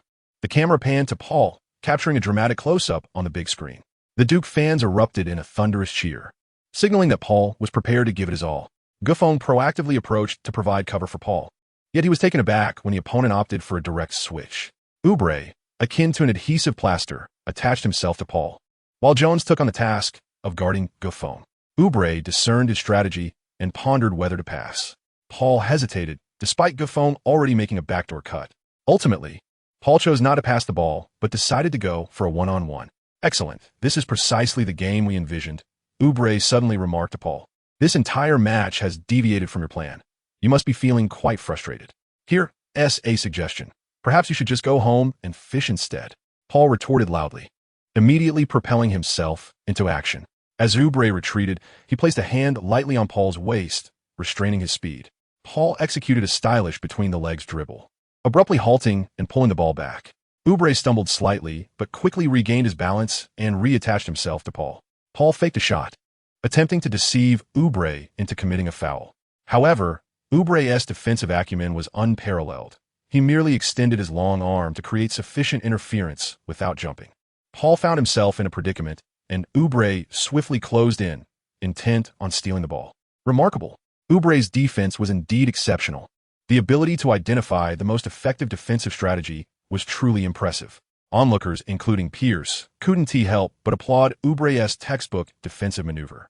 Since imparting wisdom to his two junior colleagues at halftime, Alexander and Oubre seemed transformed, no longer fretting over their performance, but rather concentrating on the game at hand. Just before Oubre could steal the ball, Paul leaped suddenly, stumbling as he released the shot. Swish! The ball entered the hoop at a bizarre angle. Oh my God! How did that go in? Paul, indeed, embodies the heart of the Blue Devils, hitting a crucial shot even in a dead ball situation. The Duke fans erupted in ecstatic frenzy. Oubre's earlier 2-1 had nearly sent them into a panic. Fortunately, Paul's timely response allowed the Duke Blue Devils to stabilize their lead at 3 points. Duke will prevail. Duke will prevail. The fervor of the Duke fans surged once more, their cheers threatening to shatter the arena's roof. Paul cast a taunting glance at Oubre. See, not every shot can you defend against. While Paul's basket was a significant morale booster, the resilience of the Hawks was undeniable. Oubre quickly regained his composure, methodically orchestrating the play. Gofeng's defensive footwork appeared to lag, ultimately allowing Jaden an open opportunity to shoot. Jaden took the shot, and the commentator's voice escalated in excitement. Thud! The ball ricocheted hard off the front of the rim and soared away. Luck was not on their side, and Pierce clenched his fist in frustration. Alexander leapt high, aiming to seize the offensive rebound. Joshua also sprang into the air, their hands simultaneously brushing against the ball, yet neither could gain control. Both Alexander and Joshua tumbled to the ground, leaving the ball unclaimed as it rolled aside. Oubre and Gofeng lunged towards the bouncing rebound at the same time. Chapter 20. Issues of Stamina? Nonsense. Oubre was relentless. In the final moments, Oubre dove forward, gaining a crucial step to snatch the ball into his grasp and deftly tossed it to the recently risen Alexander. Joshua hurriedly pursued. Alexander, with determination, leapt up, bearing Joshua's weight, and forcefully slammed the ball into the hoop. Absolutely sensational. Oubre, Alexander, you have truly excelled. The adrenaline of the Jayhawk fans surged, their jubilant cheers resonating throughout the arena. Old K cast a concerned glance at Gofeng's condition. The shortcomings in Gofeng's physical fitness have become glaringly apparent. Why has Coach Lau K yet to substitute him? The fans are growing increasingly irate. At critical moments, Gofeng's positional errors nearly cost the team the entire match. Discontented murmurs of dissatisfaction ripple through the crowd. Is this Chinese player somehow privileged? Why has he never appeared on the field before, yet now enjoys nearly 30 minutes of playtime? Voices rise in doubt. Is this a conspiracy? Surely it must be. Numerous fans express their discontent, collectively urging for Gofeng's removal from the game. Coward! Hurry home and spare us the embarrassment. Extremist supporters even resort to verbal assaults. Gofeng pressed his hands on his knees, swiftly catching his breath during the pause. The jeers from the fans did not concern him at all.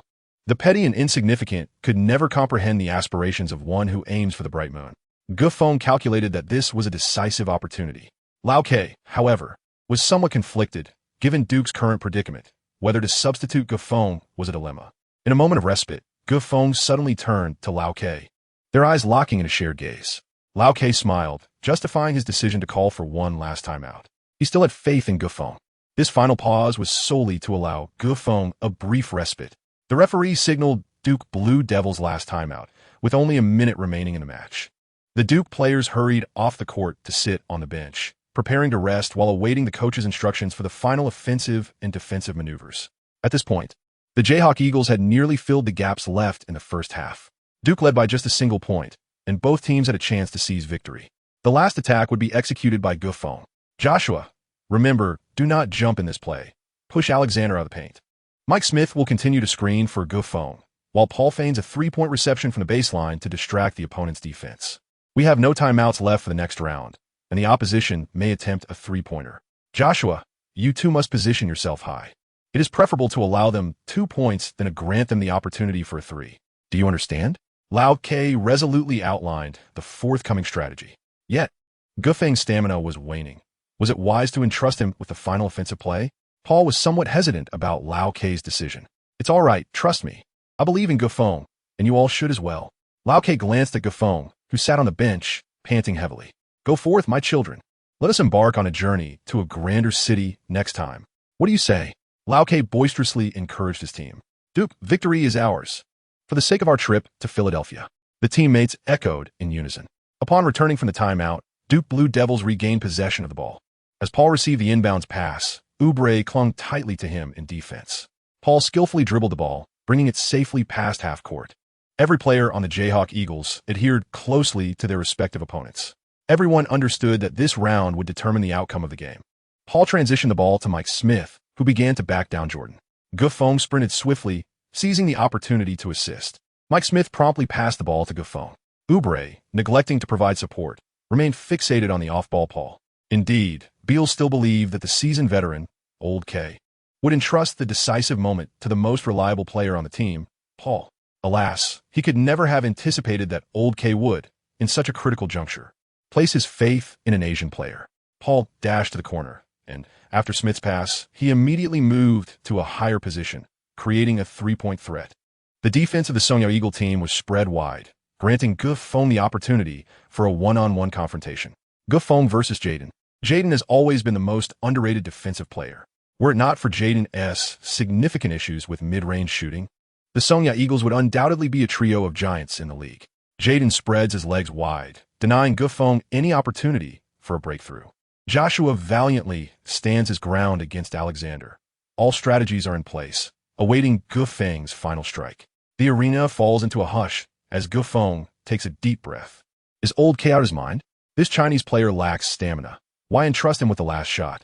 Countless Duke fans leap to their feet, their expressions fraught with anxiety. Should the Blue Devils falter in this match, I shall certainly hold it against you for eternity. The Blue Devil supporters roar in anger, with some even covering their eyes, unable to bear the sight. In Gufeng's eyes, the cacophony of the audience had long since faded away.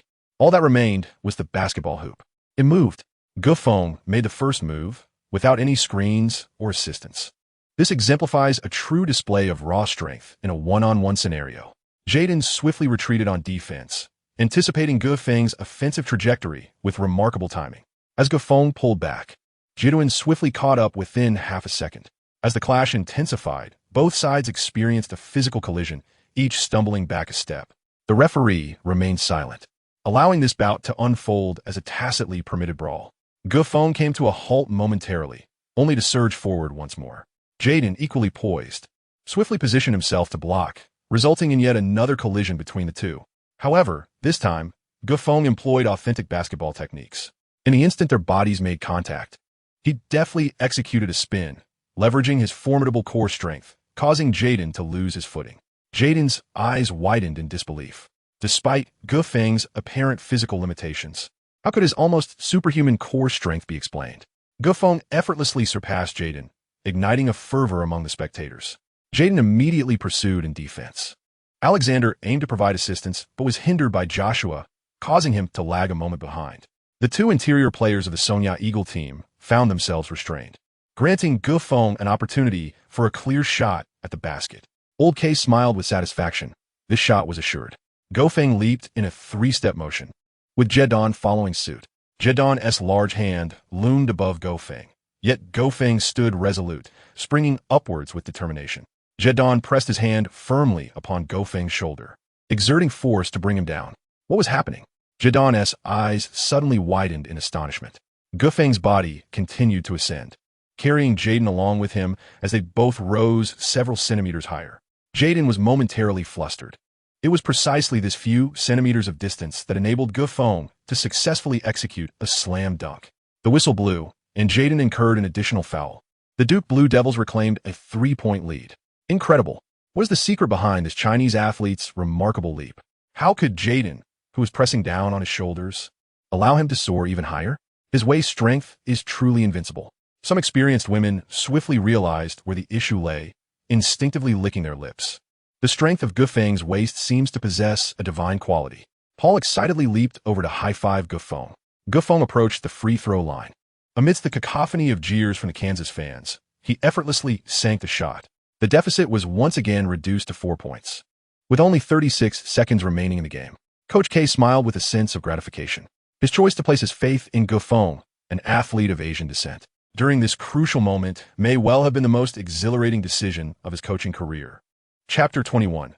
The critical moment of offense and defense. With the conclusion of this match, the voices questioning Coach K's prowess are likely to diminish significantly. His legacy has, at long last, been preserved. Gufeng's one-on-one prowess is truly exceptional. In the context of one-on-one situations, there are indeed very few individuals within the NC, a league capable of defending against Gufeng. This is fundamentally the reason why Coach K has opted to implement isolation plays for him. Gufeng's physical limitations during this match were anticipated by Old K. The formidable defense of the Sonya Eagle team posed a significant challenge to Gufeng's stamina. Throughout the game, he endeavored to breach the defenses of the Sonya Eagles, expending far more energy than his counterparts. Nevertheless, Gufeng remained steadfast. The merits of Gufeng are aspects that cannot be captured by mere statistics. Those fans lacking in basketball acumen fail to perceive the essence and resort to mindless criticism, which is truly a display of ignorance. Gufeng has achieved a level that even American-born players might find elusive. That said, during the final play, Lao K entrusted the ball to Gufeng, which was undoubtedly a gamble. Nevertheless, this match served as an exceptional trial for Gufeng. Every basketball superstar must endure significant trials to attain their rightful status. Yifeng, too, can only enhance his prowess through the most arduous challenges. The Sonya Eagle team has called for a timeout, aiming to conserve time while formulating their forthcoming strategies. Undoubtedly, they intend to pursue a three-point shot. The urgency is merely a facade. Paul has shared his insights, and a consensus has emerged among the players. Indeed, in the final 20 seconds, the timeout serves to create an illusion for a two-point attempt, while the likelihood of securing 3 points through a foul tactic seems rather slim. The true objective of the Sonya Eagle team must be the three-pointer. Joshua has been substituted out for Siakam, and the Duke Blue Devils are preparing for their final defensive stand. Upon resuming play, the Sonya Eagle team has gained possession. All players are clustered within the three-point arc, crafting a semblance of a two-point play.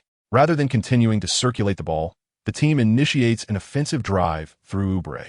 Brook defends against Oubre. With a more robust physique, forces his way past Brook. The Duke Blue Devils have opted not to provide additional support, retreating to the perimeter, seemingly conceding the 2 points. Oubre hesitates. Jaden and Jones have already positioned themselves beyond the three-point line, awaiting the pass. According to their strategy, the ball should be returned to the arc at this moment. Yet, the decision is made to press on. With determination, Oubre resolves to secure those 2 points. He makes his move, but Gufeng swiftly returns from the perimeter to defend, leaving Jaden momentarily unmarked. Good, do not retreat, Paul calls out emphatically. Yet Gufeng has already dashed back. A steal is imperative. He must intercept the ball. On his third step, he will undoubtedly pivot to pass. Gufeng seemed to have opened a celestial eye, pre-reading the future with remarkable foresight. Indeed, as the third step was completed, Oubre opted to pass the ball backward. Gufeng is ready. Despite Oubre's swift pass, Gufeng leapt high and intercepted the ball mid-flight. It's over. What a splendid play. Goodness. How did this Chinese player end up here? The fans erupted, chanting Gufeng's name fervently. Oubre felt a wave of despair wash over him. It was all over. Paul shouted in frustration, "Damn it, Gufeng, you've got guts." Impressive. Jaden rushed in to commit a foul, leading Gufeng to the free throw line. He made both shots, narrowing the gap to 6 points. With only seconds remaining, the Hawks had no timeouts left. As Oubre's three-point attempt missed, the Duke Blue Devils narrowly triumphed over the University of Kansas, securing their place in the top 16. Ecstatic teammates lifted Gufeng into the air, celebrating his remarkable achievement. In a decisive moment, Gufeng's final steal nearly extinguished the last flicker of hope for the Sonya Eagles' comeback. Old K's contemplative gaze hinted at deeper thoughts. Earlier, during the one-on-one confrontation between Gufeng and Fitz, Old K had discerned Gufeng's remarkably advanced defensive instincts. While Gufeng's overall defensive prowess may not have been exceptional, he consistently demonstrated an uncanny ability to anticipate the rhythm of the game when it mattered most. Should Old K harness this talent effectively, it could prove immensely beneficial for the Duke Blue Devils. Julie's eyes sparkled with realization. She began to see Gufeng as the Blue Devils' secret weapon, only to discover he was, in fact, akin to a nuclear asset. This extraordinary individual from Huaxia had spent the entire second half seemingly dormant. only to spring into action during the crucial final minute, decisively influencing both offense and defense to seal the game. This victory undoubtedly belonged to Gufeng. Media cameras converged on him, captivated by the surprises this budding talent had delivered. Throughout the match, Gufeng amassed 17 points, along with 5 assists and 2 steals, achieving an impressive efficiency rating of 28. Paul contributed 21 points for assists and recorded a steal and a block, also boasting an efficiency of 28. This game was essentially defined by the stellar performances of Gufeng and Paul, which tore through the formidable defenses of the University of Kansas. Alexander and Oubre wore expressions of regret, having underestimated this Asian player in the first half and inadvertently granting him too many easy scoring opportunities. As the game concluded, the Sonya Eagles and the Blue Devils exchanged embraces in mutual respect.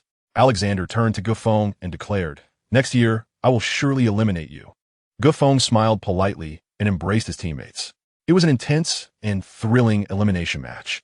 Fortunately, the Duke Blue Devils made it through unscathed, successfully advancing to the top 16. On the sidelines, Ingram observed his jubilant teammates, a look of satisfaction gracing his face. Coach K was in high spirits and took it upon himself to bring Gufeng and Paul forward for a media interview. Both Paul and Gufeng had a contribution rating of 28, yet the statistics failed to capture the essence of Gufeng's impact in this match. Ian understood this better than anyone else. Julie, an astute journalist, naturally rushed to Gufeng's side, thrusting the microphone into his hand. Many less prominent reporters, filled with frustration, stepped back obediently, allowing Julie to conduct the interview. Her cheeks flushed with excitement, Julie addressed Gufeng. "Gufeng, it's a pleasure to see you again."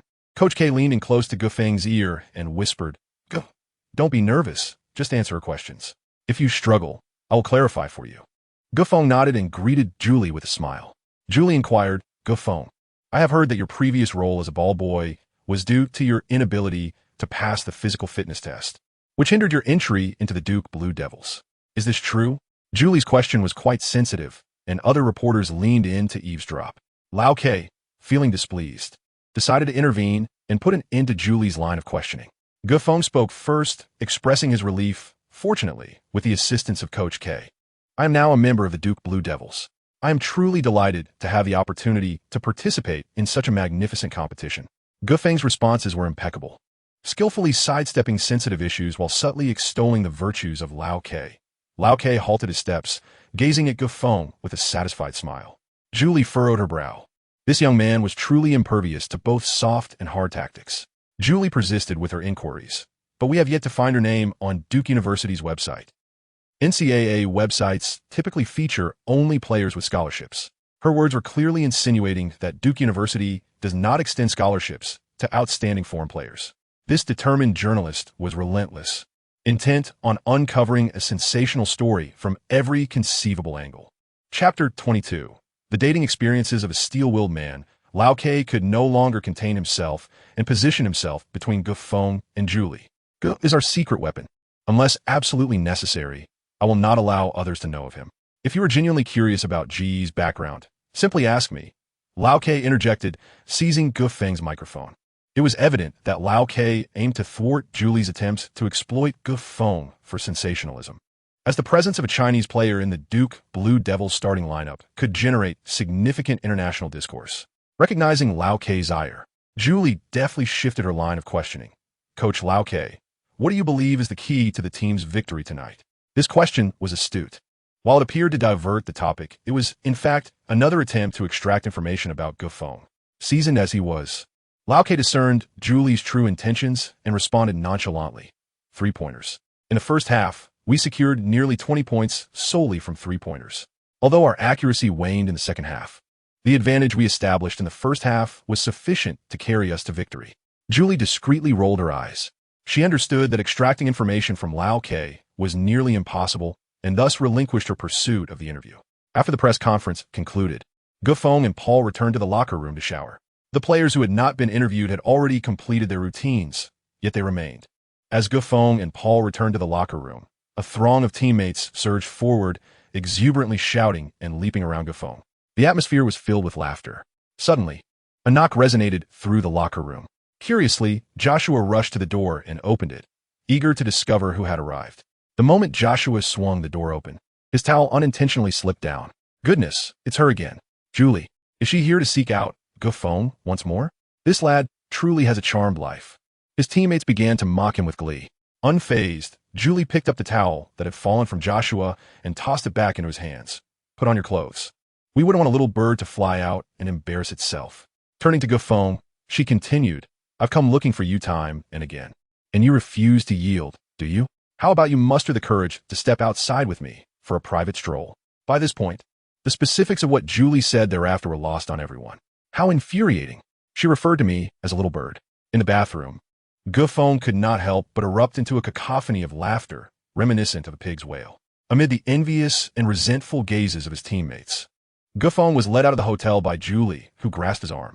In light of their recent victory, Gufeng was in high spirits and had little else to attend to, so he decided to accompany Julie. Their journey was marked by silence until they passed a pink vending machine, at which point Julie broke the stillness. Allow me to share a secret with you, she said. Gufeng nodded slightly. A couple appeared on the show, tasked with guessing the names of various foods. The wife gestured as the husband attempted to guess. The word steamed bun appeared on the large screen, and the wife began to describe it. It's round, white, and edible. The husband remained puzzled. The wife continued her description. It's just white and soft, and you ate it last night. The husband, clearly flustered, blurted out, Mimi, ha ha ha. Julie, reveling in her cheeky humor, burst into unrestrained laughter. Meanwhile, Gufeng's face turned crimson, at a loss for how to respond. Observing Gufeng's embarrassment, Julie found it even more amusing. Hey, why are you, a grown man, feeling shy? You can't possibly be a virgin, can you? Get lost. Gufeng rolled his eyes and was about to turn away. What is wrong with being a virgin? Do you think my remarkable skills on the court came from your chance? Julie was somewhat speechless. Having been born and raised in America, she found it hard to believe that such a handsome young Asian man like Gufeng could possibly be single. Seeing Gufeng ready to storm off in anger, Julie took hold of his arm. Hold on. Don't rush off just yet. Let us grab a meal together. Gufeng and Julie eventually settled down at a Western restaurant. You are truly a gentleman, Julie sincerely complimented. As the waiter presented the menu, Gufeng slid it across the table to Julie, saying, Please, you go first. Julie chuckled softly. Go. You are quite amusing. Are all you Easterners this chivalrous? Gufeng pondered momentarily, concluding that indeed, our culture has instilled in us the values of propriety, righteousness, integrity, and honor. In conclusion, he hastily clarified, Do not misunderstand. I am not referring to you. Julie chuckled softly, ordering chips and cola, and then pushed the menu towards Gufeng, remarking, You are quite attentive. Gufeng gazed into Julie's eyes for the first time. Her eyes were enchanting, exuding an exotic allure that was both beguiling and tantalizing in an indescribable manner. The atmosphere grew somewhat ambiguous. Sir, here are your fries and cola. The waiter swiftly delivered the food before hastily departing. Surely, the waiter sensed the palpable tension that lingered between the two, a forbidding barrier to outsiders. After the waiter left, the ambience remained charged with a lingering ambiguity, leaving the inexperienced Gufeng feeling somewhat uneasy. Do you know why fries can fly? Gufeng attempted to divert the conversation. Fries? Fly? Julie was momentarily taken aback by Gufeng's nonsensical remark. Gufeng nodded slightly. Is it because it is on the plane? Julie inquired tentatively. Gufeng shook his head, remarking, Because it is a flying bread. A chuckle escaped Julie, nearly erupting into a snort. The previously ambiguous atmosphere significantly lightened. Gufeng pressed on with his inquiry. Do you know why mice can fly? Julie cautiously ventured, Because it is a flying mouse? Gufeng offered a mysterious smile, remarking, Because it has devoured the flying bread. Ha ha ha. Julie burst into laughter, exclaiming, Go, you're simply too humorous. I cannot contain myself. I might just die from laughter. At last, they returned to an atmosphere that brought comfort to Gufeng. Julie reclined on the sofa, her limbs in delightful disarray, casting a playful glance at Gufeng. All right, enough laughter. I have one final question for you. What is it? Julie suppressed her giggles. Gufeng inquired with utmost seriousness. Do you know why eagles can soar? This time, Julie had wised up. The bread flies on its own, and the mouse that consumes the bread also takes to the skies. Thus, the answer to this riddle was evident. Eagles feast upon flying mice. Julie gleefully declared her answer. Gufeng revealed a sly smile. Eagles are naturally meant to soar. After all, how dare you play with me? Julie exclaimed, furiously grabbing a cushion and hurling it at Gufeng, who hastily raised his arms to shield himself. A light-hearted jest had effectively dispelled the ambiguous atmosphere, and the distance between them had considerably diminished. After their laughter subsided, Gufeng tentatively inquired, "Julie, you didn't invite me out just for the sake of a date, did you?" Upon hearing the word date, Julie's cheeks flushed slightly. "Not exactly. I'm just quite curious about you and wanted to have a closer interaction." Gufeng was acutely aware that such a stunningly alluring enchantress approaching him must have ulterior motives. Gufeng's demeanor shifted to one of seriousness. "If you are attempting to extract sensational news from my lips, I believe you are misguided in your intent." Gufeng has participated in numerous interviews domestically, and one must remain vigilant regarding journalists' ability to create sensational narratives. Julie shook her head and said, "I have invited you out not to pry into your words." Gufeng raised an eyebrow. "Oh, what do you intend to do? Do you have a girlfriend?" "What?" "I am asking, do you have a girlfriend?" On the second inquiry, Julie no longer hesitated and boldly leaned her face closer to Gufeng. Gufeng's heart raced like that of a rabbit. Chapter 23. Facing Kong University. He could distinctly hear Julie's slightly nervous breaths. I haven't," Gufeng stammered, his gaze desperately avoiding Julie's partially exposed figure. "Oh, that's good. If you ever come to your senses, feel free to pursue me. I won't turn you down," Julie said, striding out of the restaurant with her bag in hand. This woman is quite bold, Gufeng thought, realizing that he still needed to acclimate to the atmosphere in America. Time was not on Gofeng's side. After advancing to the top 16, the team would soon board a plane to Philadelphia. Philadelphia, the place where Iverson rose to fame, and also the hometown of Kobe. Gofeng grew up watching the two of them play, nurturing an indescribable fondness for Philadelphia in his heart. Fortunately, Gofeng had the opportunity to visit Philadelphia personally, where he engaged in a single elimination match against the University of Connecticut on this legendary court. 4 years ago, UConn, under the leadership of Kemba Walker, had triumphantly claimed the NCAA championship, with Walker now in the NBA and the seasoned head coach Calhoun having announced his retirement. The current UConn team is comprised of a fresh wave of faces. However, UConn has always been renowned for its ability to conjure miracles. In the 64-32 single elimination round, the underdog UConn astonishingly defeated the third-seeded Kentucky Wildcats. This match, a classic confrontation between cats and dogs, remains a topic of fervent discussion among countless fans. The discourse on social media continues to escalate. UConn's might, the miraculous Black Eight. UConn secured another victory, bringing down the Duke Blue Devils as well. With Ingram sidelined due to injury, I believe UConn stand a strong chance this time. ISNT, they're also a Chinese player named Gofeng. I watched his game, and honestly, I feel he is no less capable than Ingram. Didn't Coach K refer to Gofeng as their secret weapon? Immediately, laughter erupted. You actually believe the Coach S interview? After all, Gofeng is Chinese. I truly doubt he can endure for long. Many Duke fans echoed. Indeed, Gofeng faltered in the second half and was ineffective. Let's hope Duke does not fall victim to the Black Eight once more. On the plane, Joshua handed his phone to Gofeng, inviting him to peruse the comments on Instagram. Gofeng has never had an Instagram account, and thus knows little about the online evaluations of him. Many individuals on Instagram have been disparaging Chinese basketball, labeling them as weaklings, which greatly infuriates Gofeng. Gofeng pressed the newspaper against his face, leaning back in silence. Joshua sensed that Gofeng was upset.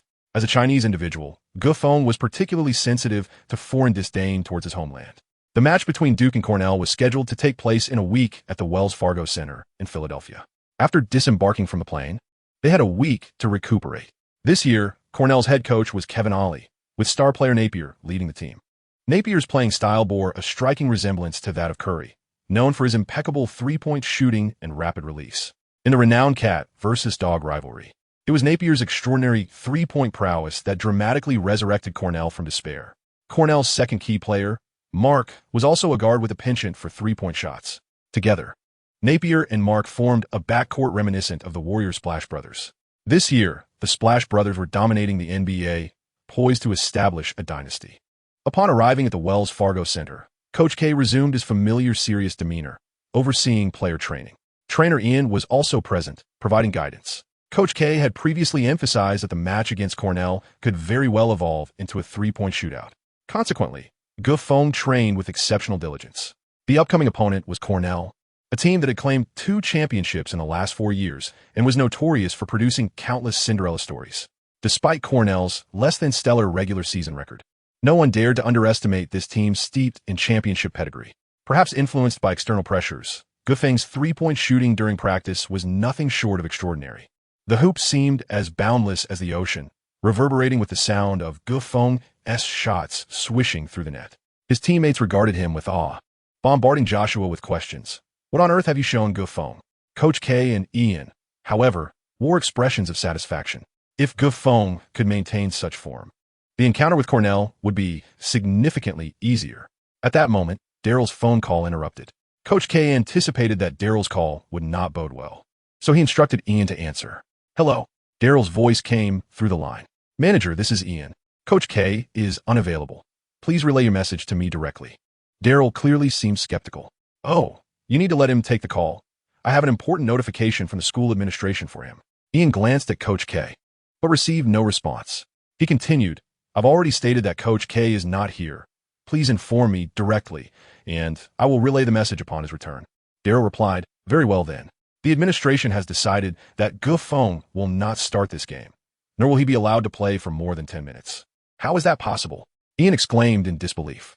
Coach K understood that this call was far from straightforward. Daryl was undoubtedly orchestrating something nefarious, prompting the administration to make such an unjust decision. Coach K snatched the phone from Ian and demanded, Do you even comprehend what you were saying? Daryl scoffed, Old K. This is not merely my opinion. It is the consensus of the leadership group. Those in higher authority do not wish to witness a Chinese individual flaunting his prowess at our Duke. You are exhibiting blatant regional discrimination. This contravenes the Constitution of the United States. Old K retorted angrily. Old K, mind your words. Do not forget, regardless of your stature, I remain your superior. Always will be. Daryl countered defiantly. Old K, consumed by rage, abruptly hung up the phone. Ian cast a near desperate glance at Old K, asking, Head coach, what shall we do? Are we to abandon Gufeng? Old K's expression was exceedingly grim, and he dismissed Ian's concern with silence. As the days drew closer to the match, all players at Duke could sense Old K's foul mood. Since Old K was reluctant to elaborate, they could only speculate in silence, none daring to inquire further. At last, the showdown between Duke and Connecticut commenced. Prior to the game, the NBA had deliberately cleared a day of rest, shining the spotlight on these vibrant youngsters. This was indeed a rare exception for the NCAA. Whenever significant NCAA events occurred, the NBA typically stepped aside, opting for a hiatus. After the NBA's pause, numerous stars flocked to the Wachovia Center to witness the clash of the young generation. Among them were Tracy McGrady and Michael Jordan, who had come together to scout new talent.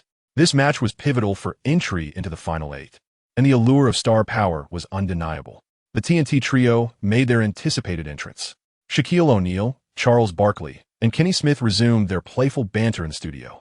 Do you recall the last game when Barkley lost a bet and had to wear a red dress while commentating? How could the Big Shark and Smith resist such a splendid opportunity? Smith ventured to several women's clothing stores, meticulously selecting a tailored pink floral dress for Barkley. INS erupted in a sea of merriment. Barkley put it on. I absolutely relish the sight of you in a pink dress.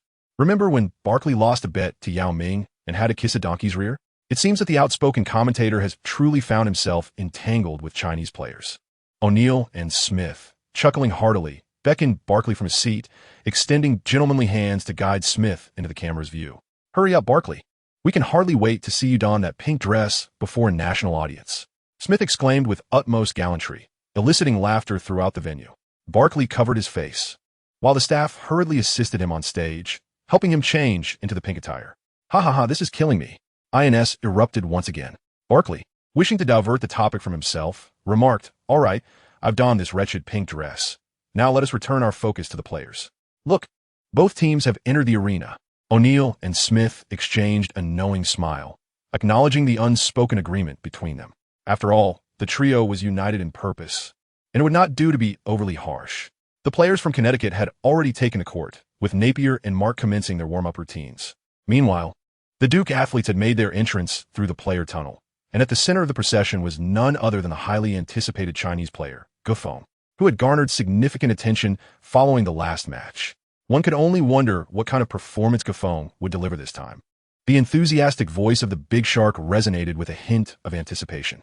Barkley, covering his face with his large hand, likely wished to simply press Gufeng down and give him a good tussle. O'Neal shuklad, suggesting. Shall we continue our wager on whether Gufeng can score over 20 points in this game? Barkley immediately leapt up, exclaiming, Please spare me. I can no longer bear the burden of predicting the performance of Chinese players. Laughter erupted once again in the live broadcast room. In the match between Gufeng and the Sonya Eagle team, his displayed prowess was evident to even the most oblivious of observers, such as Barkley. With his steady shooting and adept breakthroughs, it is undeniable that such a player could easily surpass the 20-point mark. Although Gufeng hails from China, Barkley has seemingly retreated from his previous bravado. Neither Smith nor O'Neal intends to further fan the flames of this discussion. Smith remarked with earnestness, "Let us anticipate the surprises this Chinese player will bring us in this game." As the warm-up concluded, the starting players from both sides took to the court. On the Kangda side, Napier and Mark continued to start, while the Duke Blue Devils featured Paul, McBrayer, Mick Smith, center Siakam, and a small forward. Fitz? Oh my heavens! The previously outstanding Chinese player Go was inexplicably absent from the lineup. O'Neal suddenly let out a bizarre cry, and both Smith and Barkley wore expressions of sheer astonishment. How could Fitz be starting? What on earth is that old K fellow thinking? Barkley, in his pink skirt, looked particularly comical with his mouth agape. Gufeng sat in his seat, gazing at old K in bewilderment. Old K shouted fervently, cheering for the players, completely oblivious to Gufeng's presence. Gufeng turned his gaze toward assistant coach Ian, who shrugged, indicating his ignorance of the situation. A number of Duke supporters began to jeer, questioning, "Where's Gufeng? Is he off being a ball boy again?" "Surely not. I see Gu still seated on the bench. It appears he is playing as a substitute." "A substitute? How can Coach K possibly think that? This is a crucial contest for a spot in the Final 8. Why isn't Gufeng starting? Is that Fizz starting instead?" Based on the previous 2 games, as soon as Fizz steps on the court, Duke starts to lose points. Oh God, is this yet another conspiracy? Regardless of the myriad questions from the fans, the game would not pause for anyone. The starting whistle blew, and the fans set aside their doubts. Their cheers cascading like waves as Connecticut seized the opportunity for their initial offense. Right from the outset, Napier sank a 3-pointer, taunting the defender, McBrayer, with a finger wag. This was an unabashed provocation. Duke's offense commenced with Paul bringing the ball across half-court, while a distracted Fizz moved to receive it. The fans at the sidelines unleashed a torrent of derision upon Fizz, nearly drowning him in their disdain. Mark stepped up to support Fizz. But Fizz's offensive capabilities failed to pose a significant threat. The ball lingered in his hands for a few moments before being returned to Paul. Paul launched a drive, but Napier and Mark closed in on him, nearly forcing a turnover. Nevertheless, Paul, being one of the league's elite point guards, stumbled but managed to send a long pass to Fizz. Fizz attempted a 3-pointer, but it veered off target. Damn it! Fizz cursed under his breath, unwilling to concede. He needed to focus and play well. With Ingram absent, it was imperative for Paul, as the team's second core player, to stabilize his teammates' emotions. Earlier, Mick Smith, who had been practicing pick-and-roll plays with Gufeng, approached Paul with a frown and asked, "Where's Gu? Why isn't Coach K letting him on the court?"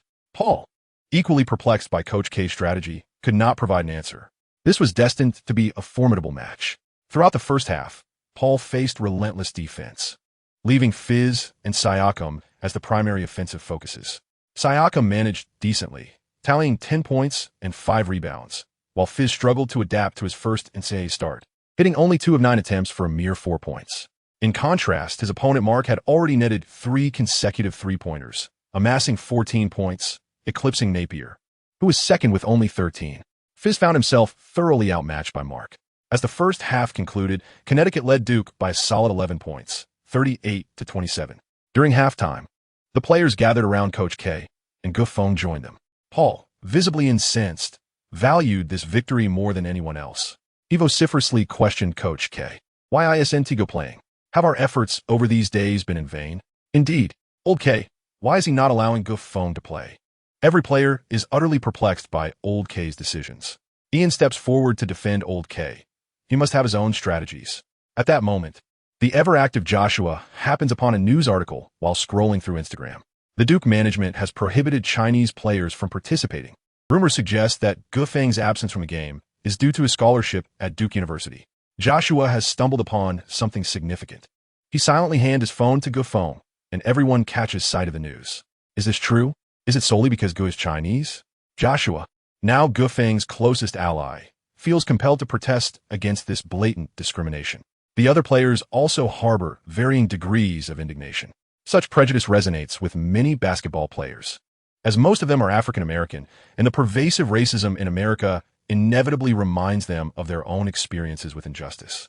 Old K's voice deepens as he states, "This reflects the management stance." Paul, filled with rage, exclaims, "I couldn't care less whose intention it is. I am here to compete, and my goal is victory. If we cannot win, what is the purpose of my participation in the NCAA?" The players erupt in righteous anger, vehemently protesting. Joshua goes so far as to declare that he would willingly share half of his scholarship with Gufeng. Gufeng was deeply moved and turned to glance at Old K. Old K's expression was solemn, revealing nothing of his thoughts. Chapter 25. Dare to let me take the stage? Gufeng comprehended the predicament faced by Old K. Despite Old K possessing an unparalleled aura of a revered coach, his every word and action remained confined within the constraints of the system. Undoubtedly, Old K would prefer to avoid any controversies as he approached retirement.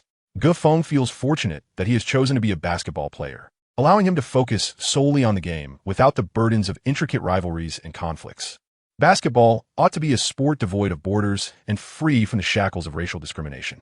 Gufeng gazed intently at Old K and declared, "I do not desire a scholarship. I merely wish to step onto the court and play." Old K let out a heavy sigh. Assistant Ian interjected to elucidate for Old K. "It's not as simple as you think." Old K then spoke, "Ian, there's no need for explanations." The group turned to Old K, their eyes pleading.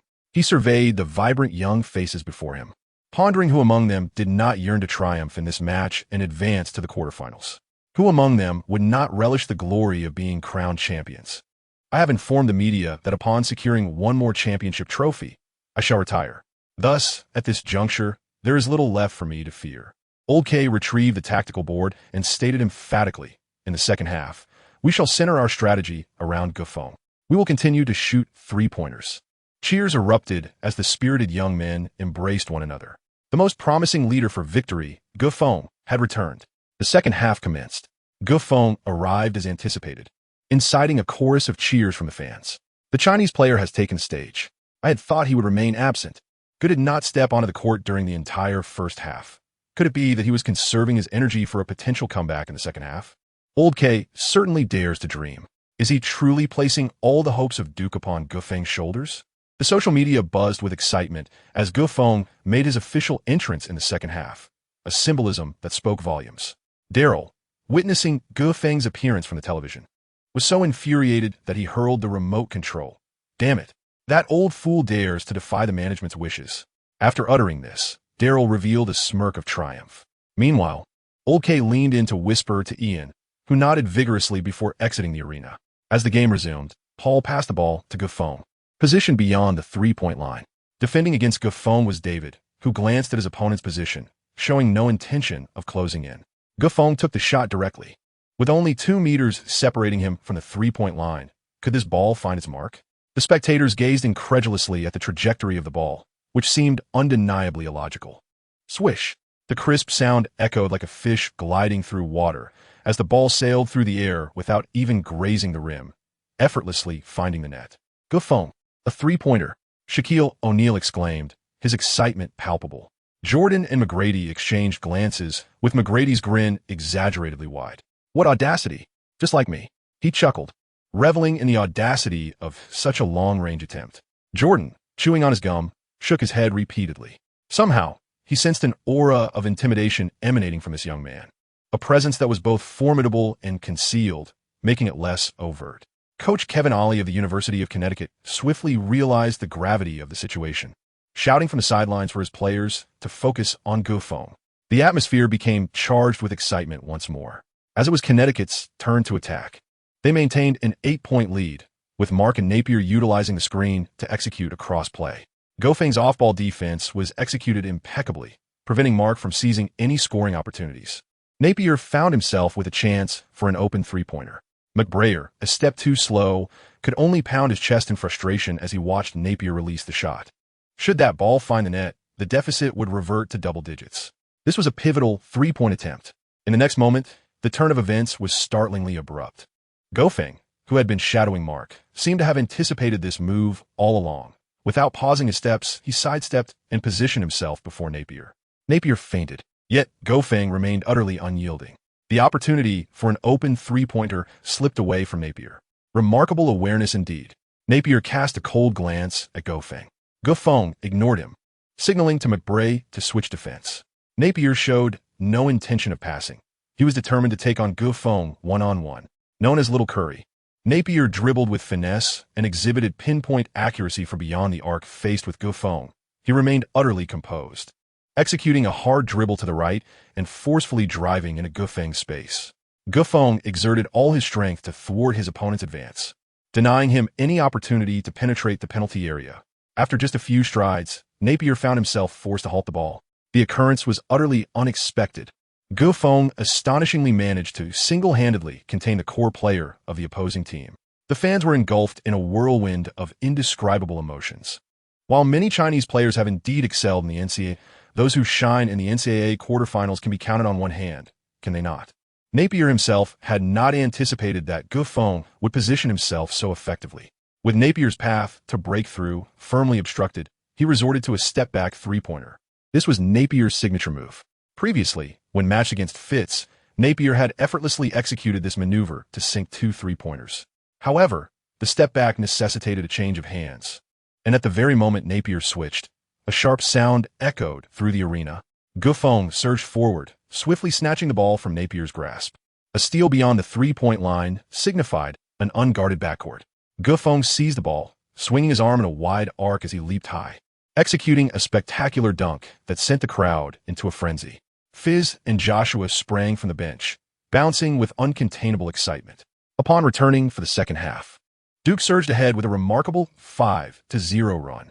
Who exactly is he? Is he truly Chinese? At this moment, numerous skeptics of Feng could not help but voice their disbelief. Who the hell knows? I suspect he might be a divine being incarnated in human form to play the game. Following this burst of momentum, the atmosphere among the fans grew even more electrifying, their cheers resonating with exceptional clarity. Once again, Napier initiated an offensive play, this time targeting McBray. Napier was determined to reclaim his pride after losing the ball, leveraging his slightly greater weight to back down McBray. Suddenly, as Napier attempted to pivot and maneuver past McBray, Feng appeared in his path.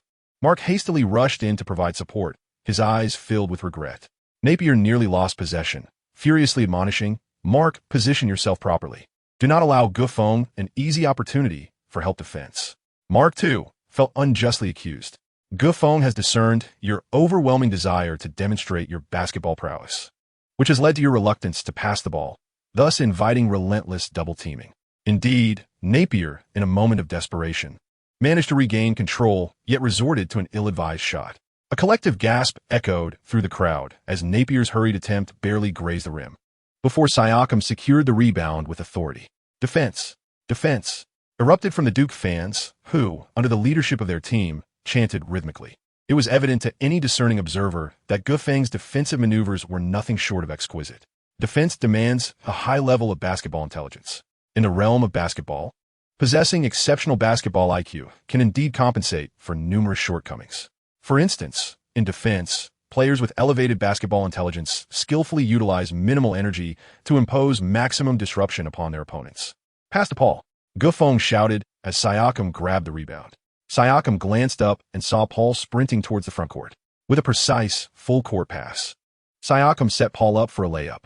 Mark, having anticipated Napier's errant shot, had already retreated to the backcourt, but Paul's agility and skill clearly surpassed Mark's, allowing him to feint before executing a three-step layup.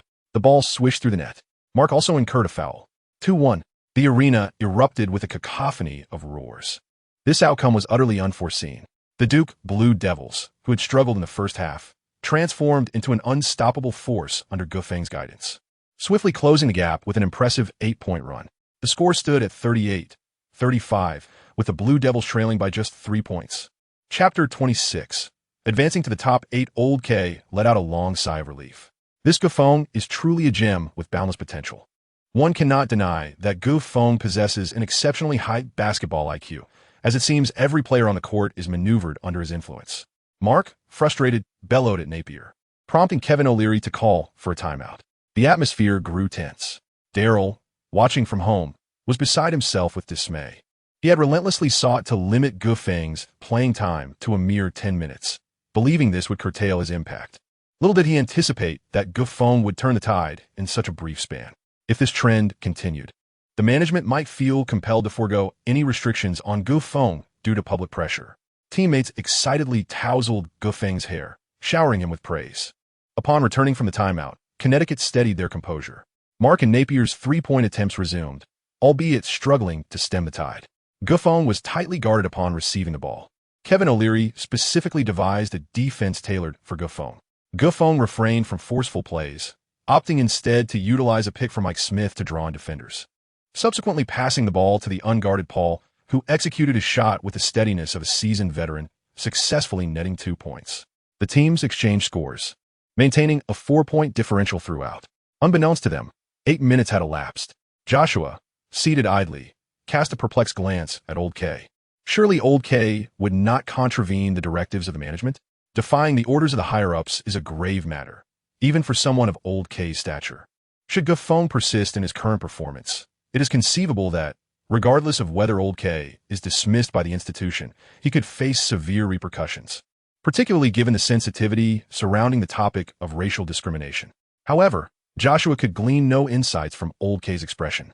Defense. Defense. The intensity of the last 2 minutes was palpable as both Kongda and Duke traded baskets. The atmosphere among the spectators reached a fever pitch, with the DJ rallying the crowd for a new wave of cheers. Napier once again advanced the ball into the front court, and after seeking a teammate for a screen, Mark received Napier's pass. Gufeng was momentarily delayed by the screen for 2 seconds. By the time Gufeng caught up with Mark again, Mark had already released the ball. Gufeng exerted himself to prevent the play, resulting in a foul. Just as 10 minutes had elapsed, Mark stepped forward to take the free throw. At that moment, the whistle blew, and the Duke Blue Devils called for a substitution. Under the pressure of the moment, Fitz, who had spent an eternity on the bench, was brought in. Joshua's gaze dimmed considerably. In the end, Old K opted for the decision that was most favorable to him. Gufeng felt a sudden pang of unease as he reluctantly settled onto the bench. What on earth was happening? Why was that worthless Fitz allowed to take the court? Numerous Duke fans were incensed, questioning why Gufeng was sidelined. Was there some hidden agenda at play? The furious crowd lost their composure, and before long, the discourse online escalated to the forefront of headlines. The speed at which public opinion fermented was astonishingly swift.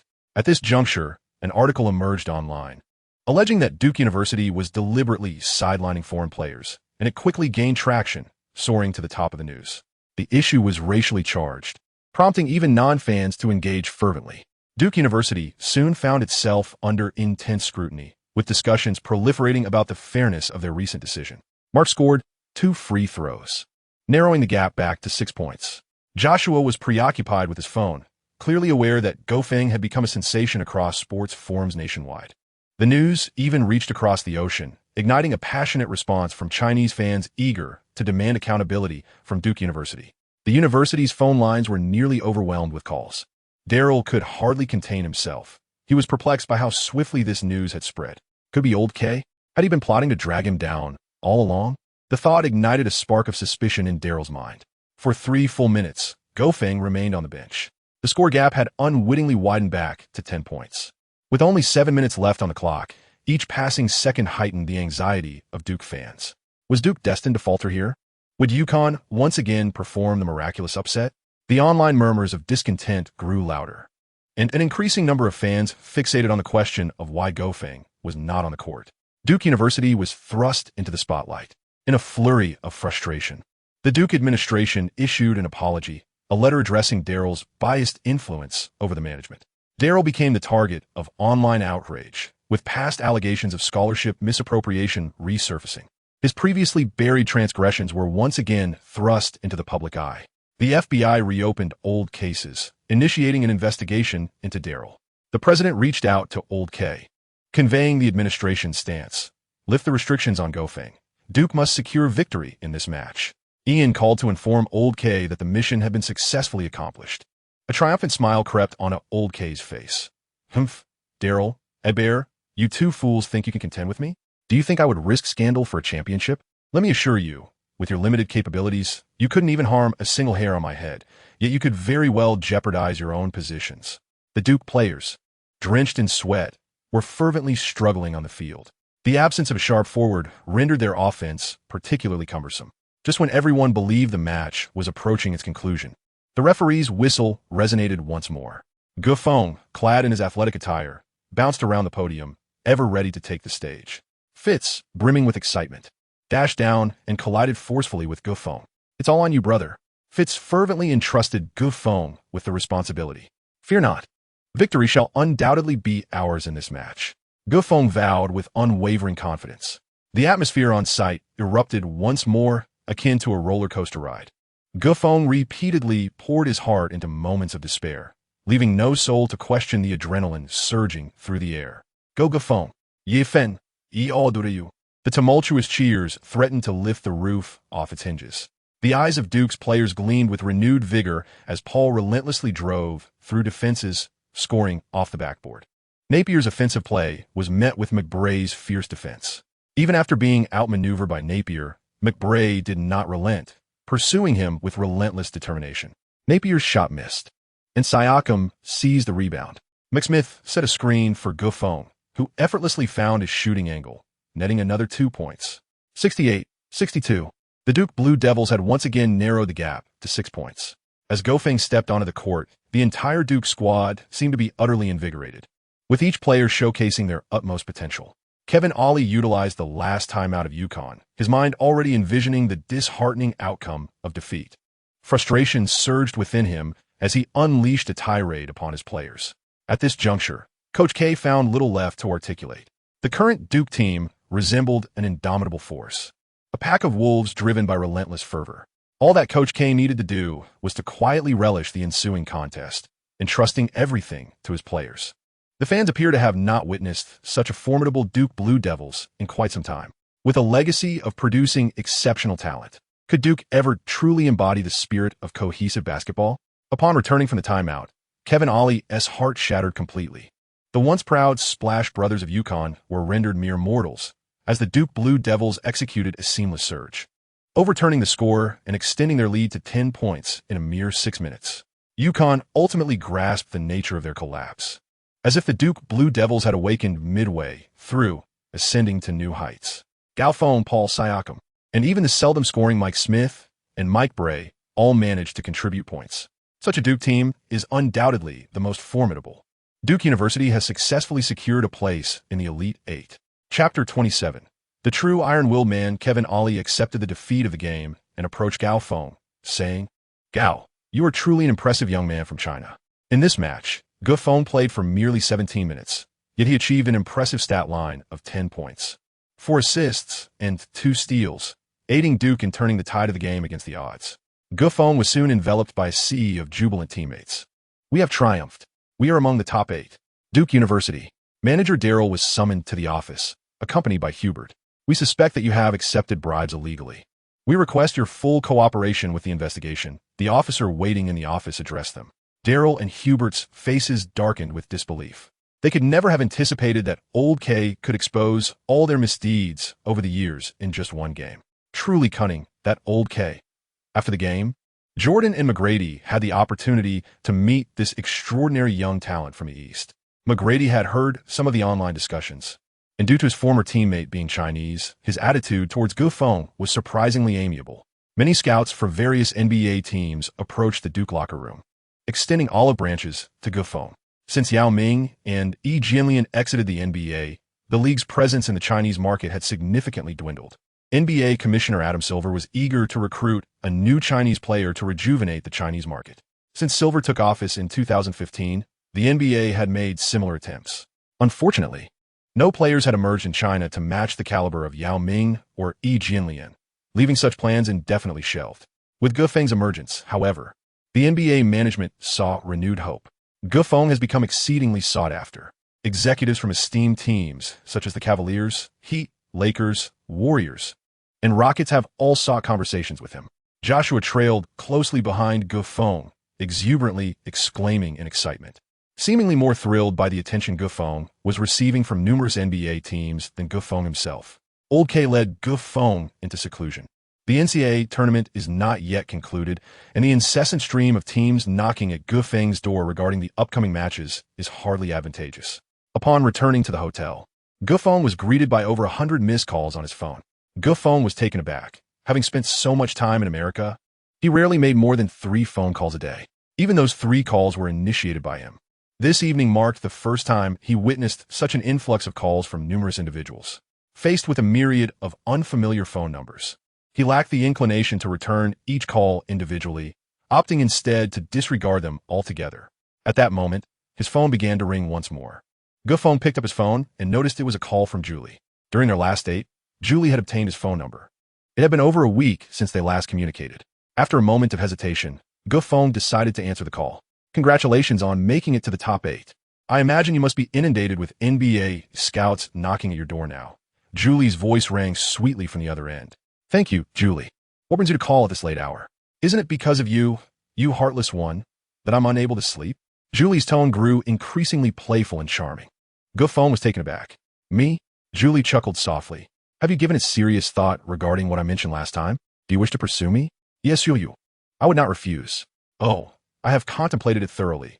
I shall not pursue you. Gufeng decisively ended the call, a steely resolve emanating from him. On the other end of the line, Julie wore a look of defeat, her small hand gripping the phone tightly. Shit, are you really still in the game? She exclaimed, disbelief evident in her tone. I refuse to accept that I cannot win you over. Unbeknownst to Julie, her initial intent was merely to extract some sensational news from Gufeng, yet she now found herself ensnared in a perplexing whirlpool, struggling to escape. A knock resonated from outside the door, prompting Gufeng to lean over and inquire. Who is it? It's me, Paul. Gufeng opened the door, and Paul along with Xiaotian entered the room together. It's quite late. Why are you still awake? Gufeng inquired with curiosity.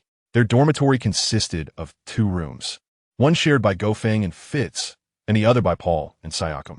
Upon seeing Paul, Fitz perked up, leaping from his bed and, imitating Gofeng's earlier demeanor, exclaimed with a playful tone, buddy, you have no idea how Gufeng just dealt with that alluring woman. Julie, forget it, my brother.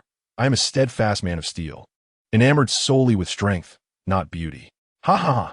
Gufeng stuffed a towel into Fitz's mouth. Paul laughed so hard that he leaned back, then said, Go, stop fooling around. We need to discuss something serious. Oh, what's serious matter? Gufeng raised an eyebrow. I just received a call from Old K, informing us that our next opponent is North Carolina. Paul produced a videotape revealing footage of the match between the University of North Carolina and the University of Arizona. Arizona is a powerhouse in the NCAA, having reached the championships for an impressive 25 consecutive years. The only time they failed to qualify for the tournament in recent years was due to a bribery scandal that resulted in their disqualification. However, in the recent game against North Carolina, the latter decisively overwhelmed this formidable team. Arizona suffered a defeat of 59-81 against North Carolina, who successfully advanced to the top 8. Fitz's expression shifted. No way. When did North Carolina become this strong? They didn't seem impressive this year. Gufeng interrupted Fei Zi, stating, one cannot assert such a thing. North Carolina's regular season appears to be a mere fa of lethargy. I refuse to believe that a team devoid of heritage could effortlessly overpower the University of Arizona. Paul nodded in agreement precisely. This is why Coach K provided me with the tape in the dead of night. Our next match is against North Carolina. And you all know that the rivalry between Duke and North Carolina is akin to that of cats and dogs, battling for decades without a definitive victor. The management at Duke places immense importance on our encounters with North Carolina each year. This season, North Carolina boasts an impressive roster, featuring an array of exceptionally talented players such as Barnes, Marshall, Hansen, Zeller, and Block. Their lackluster performance in the regular season may stem from insufficient cohesion among these gifted athletes. However, after a season of refinement, these extraordinarily talented players have discovered a harmonious balance, establishing a fluid strategy centered around Barnes. This may very well serve as a prelude to the NCAA championship. Gufeng eagerly commenced watching the footage of the rivalry between North Carolina and Duke, an experience he had the fortune to witness firsthand. Undoubtedly one of the most marvelous moments of his life. Meanwhile, various NBA draft prediction lists were being updated. The injured Ingram experienced a slight decline in his ranking, yet he remained within the selection range of the green room. Having participated in only a few tournament games, Gufeng's rankings surged dramatically, subtly hinting at a potential breakout from the lottery picks. The data regarding Gufeng has surged remarkably, nearly surpassing the historical records of the NCAA.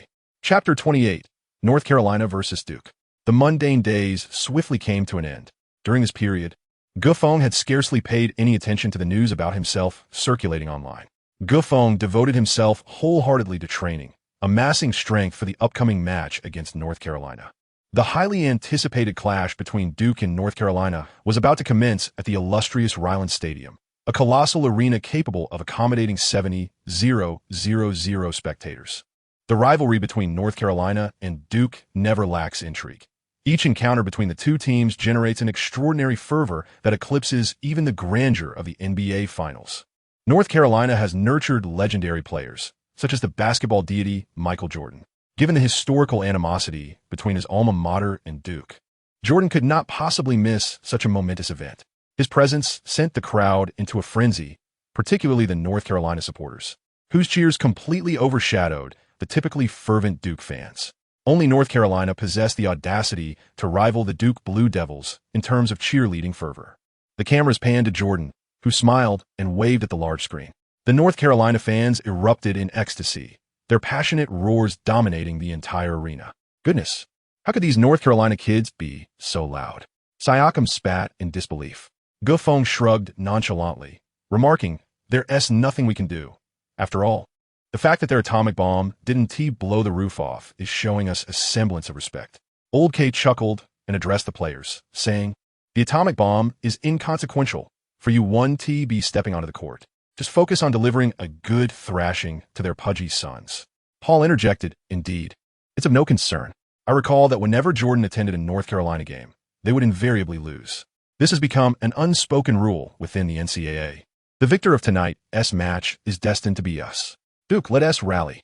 The players of Duke piled their hands together and shouted with fervor. As the opening ceremony concluded, the athletes from both sides were brimming with enthusiasm. This was undoubtedly the most exhilarating match Gufong had ever witnessed. The venue, filled to capacity with 70,000 spectators, showcased a fierce standoff between the fans of Duke and North Carolina, reminiscent of ancient armies preparing for battle. Duke's deep blue clashed with North Carolina's light blue. These two teams, entwined in decades of rivalry, were even matched in the colors of their jerseys. Fans clad in their team's colors fervently supported their respective sides. As the audience rose and settled in waves, the atmosphere transformed into a magnificent spectacle akin to the tumult of crashing waves. The athletes retreated to their respective halves. Old K specifically instructed, "In this match, we must capitalize on Gufong's breakthroughs to unleash our three-point shots." The team responded in unison.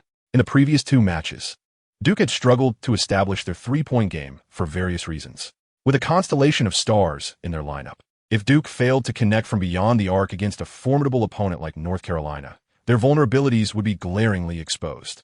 With a sharp whistle, the two teams commenced their fierce contest. Duke employed the star-studded lineup of Paul, McBrayer, Gufong, McSmith, and Joshua. North Carolina countered with their starting five: point guard Marshall, shooting guard Block, small forward Barnes, power forward Hansen, and center Lezer. Each of these five players possessed the potential to be first-round NBA draft picks, boasting extraordinary talent. This is the fundamental reason why Old K and his peers dare not underestimate North Carolina. The team's lackluster performance in the regular season was merely a consequence of an abundance of superstars and an imbalance in ball distribution. Meanwhile, Jordan engaged in a cordial conversation with the head coach of North Carolina. The coach expressed his gratitude for Jordan's recent gesture of dedicating an entire day to address the young players, instilling in them the importance of playing as a cohesive unit. Without Jordan's intervention, the head coach would have struggled to discipline these unruly youngsters.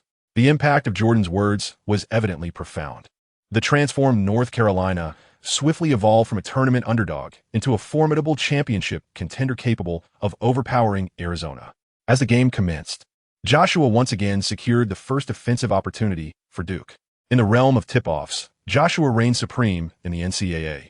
The cheers of Duke fans resonated. Charge forth. Duke Blue Devils. Crush them. Those wretched Tar Heels. Paul advanced the ball to the front court, where North Carolina employed their standard defense. McBrayer stepped forward to facilitate the transition, while McSmith set a screen for Gofeng without the ball. This time, Gofeng found himself matched against North Carolina star player Barnes, who preemptively obstructed Gofeng's path to receive the ball, forcing him to relinquish the opportunity.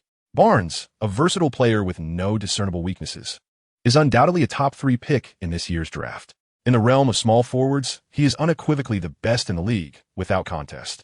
The pressure Barnes exerted on Gofeng was no less formidable than that of Oubre. Jordan observed with keen interest the duel between Barnes and Gofeng. In the previous 2 games, Gofeng had delivered numerous surprises for Jordan. Knowing full well that his presence at a North Carolina game often correlated with their defeat, Jordan still attended. Eager to witness Gofeng's performance against the NCAA's best small forward and gauge his capabilities. Seeing Gofeng ensnared and lacking options, Paul took the return pass from McBrayer and initiated his own play. Marshall, known as the NCAA's Rondo for his defensive prowess, precise passing, and exceptional basketball IQ, was tasked with guarding Paul, proving to be a challenging adversary. Paul, utilizing a crossover dribble, attempted to penetrate the lane, but Marshall consistently denied him a shooting opportunity. With no chance to shoot, Paul lofted the ball to McSmith. Transitioning from facing the basket to backing down, McSmith meticulously worked his way inside. Hansen, renowned for his remarkable wingspan, effectively disrupted McSmith's post moves with his long arms. Center Lee's muscled past Joshua to seize the loose ball, transferring possession to North Carolina. Duke fans emitted a collective sigh of disappointment. Jordan, with a smile, engaged in conversation with those around him. With a formidable opponent like Barnes, Gofeng's impact in this game seemed increasingly limited. Barnes is destined to become an NBA All-Star, and his superior physical attributes placed Gofeng at a distinct disadvantage. As the ball found its way to Barnes, he executed a powerful drive to the basket against Gofeng, successfully converting a 2-1 play. The crowd erupted in applause for Barnes, and Jordan joined in the accolades. It appeared that Duke's secret weapon had been neutralized. Barnes confidently sank his free throw, bringing the score to 3-0. North Carolina seized the initiative, setting the tempo of the game. Concerned, Paul approached to inquire, "Gofeng, are you all right?" Yefeng smiled lightly. "It's all right. I have a way to handle him." As the game resumed, Paul finally passed the ball to Gofeng. Barnes closely marked him. The Duke players began to create threats from beyond the arc, prompting North Carolina to decisively stifle Duke's 3-point attempts, intentionally setting up a one-on-one opportunity for Gofeng. It seemed this was part of North Carolina's strategy. Ace against ace, Barnes versus Gofeng. Both head coaches were undoubtedly thinking along these lines. The North Carolina fans erupted in unison, chanting, "Defense! Defense!" The cacophony of the crowd was immense, with the North Carolina supporters' fervor overshadowing that of the Duke Blue Devils, who were clearly in hostile territory. However, none of this seemed to affect Gofeng. He dribbled, executed a graceful spin, and left Barnes trailing by a significant distance. Now was the moment. The blade was wielded with a chilling precision. Gofeng had never contemplated surpassing Barnes. With Barnes's imposing stature, any attempt to break through would undoubtedly result in a collision, leaving Gofeng disoriented. Only with precise shooting could one effectively contend with such a formidable opponent. Swish! The ball elegantly arced into the hoop. Chapter 29. I am fierce. Hooray! Well done, Gofeng. The Duke Blue Devils, fearless and undaunted. Gofeng's goal once again ignited the fervor of the entire crowd. Gofeng's recent goal has finally alleviated the anxiety of Duke fans. Barnes, with a stoic expression, orchestrated the next wave of attack. Employing the same tactic once more, Barnes attempted to overpower Gofeng with his physicality. Gofeng closely guarded, his hands raised high, obstructing Barnes' line of sight. Barnes leapt to shoot, and the ball swished through the net once more. The prowess of the NCAA's top small forward is indeed formidable. Coach K furrowed his brow from the sidelines.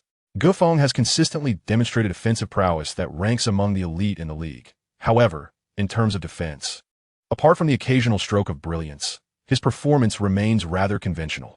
It is likely that Gofeng will find it challenging to contain Barnes's performance. Indeed, at the conclusion of the first half, both teams retreated to the locker rooms with a 6-point disparity. The University of North Carolina currently leads Duke Blue Devils with a score of 34-28. Astonishingly, the number 1 seed, Duke Blue Devils, is at a disadvantage despite having a well-rounded roster. North Carolina truly stands out as the most underestimated team this year. Gofeng sat silently on the bench, gasping for breath.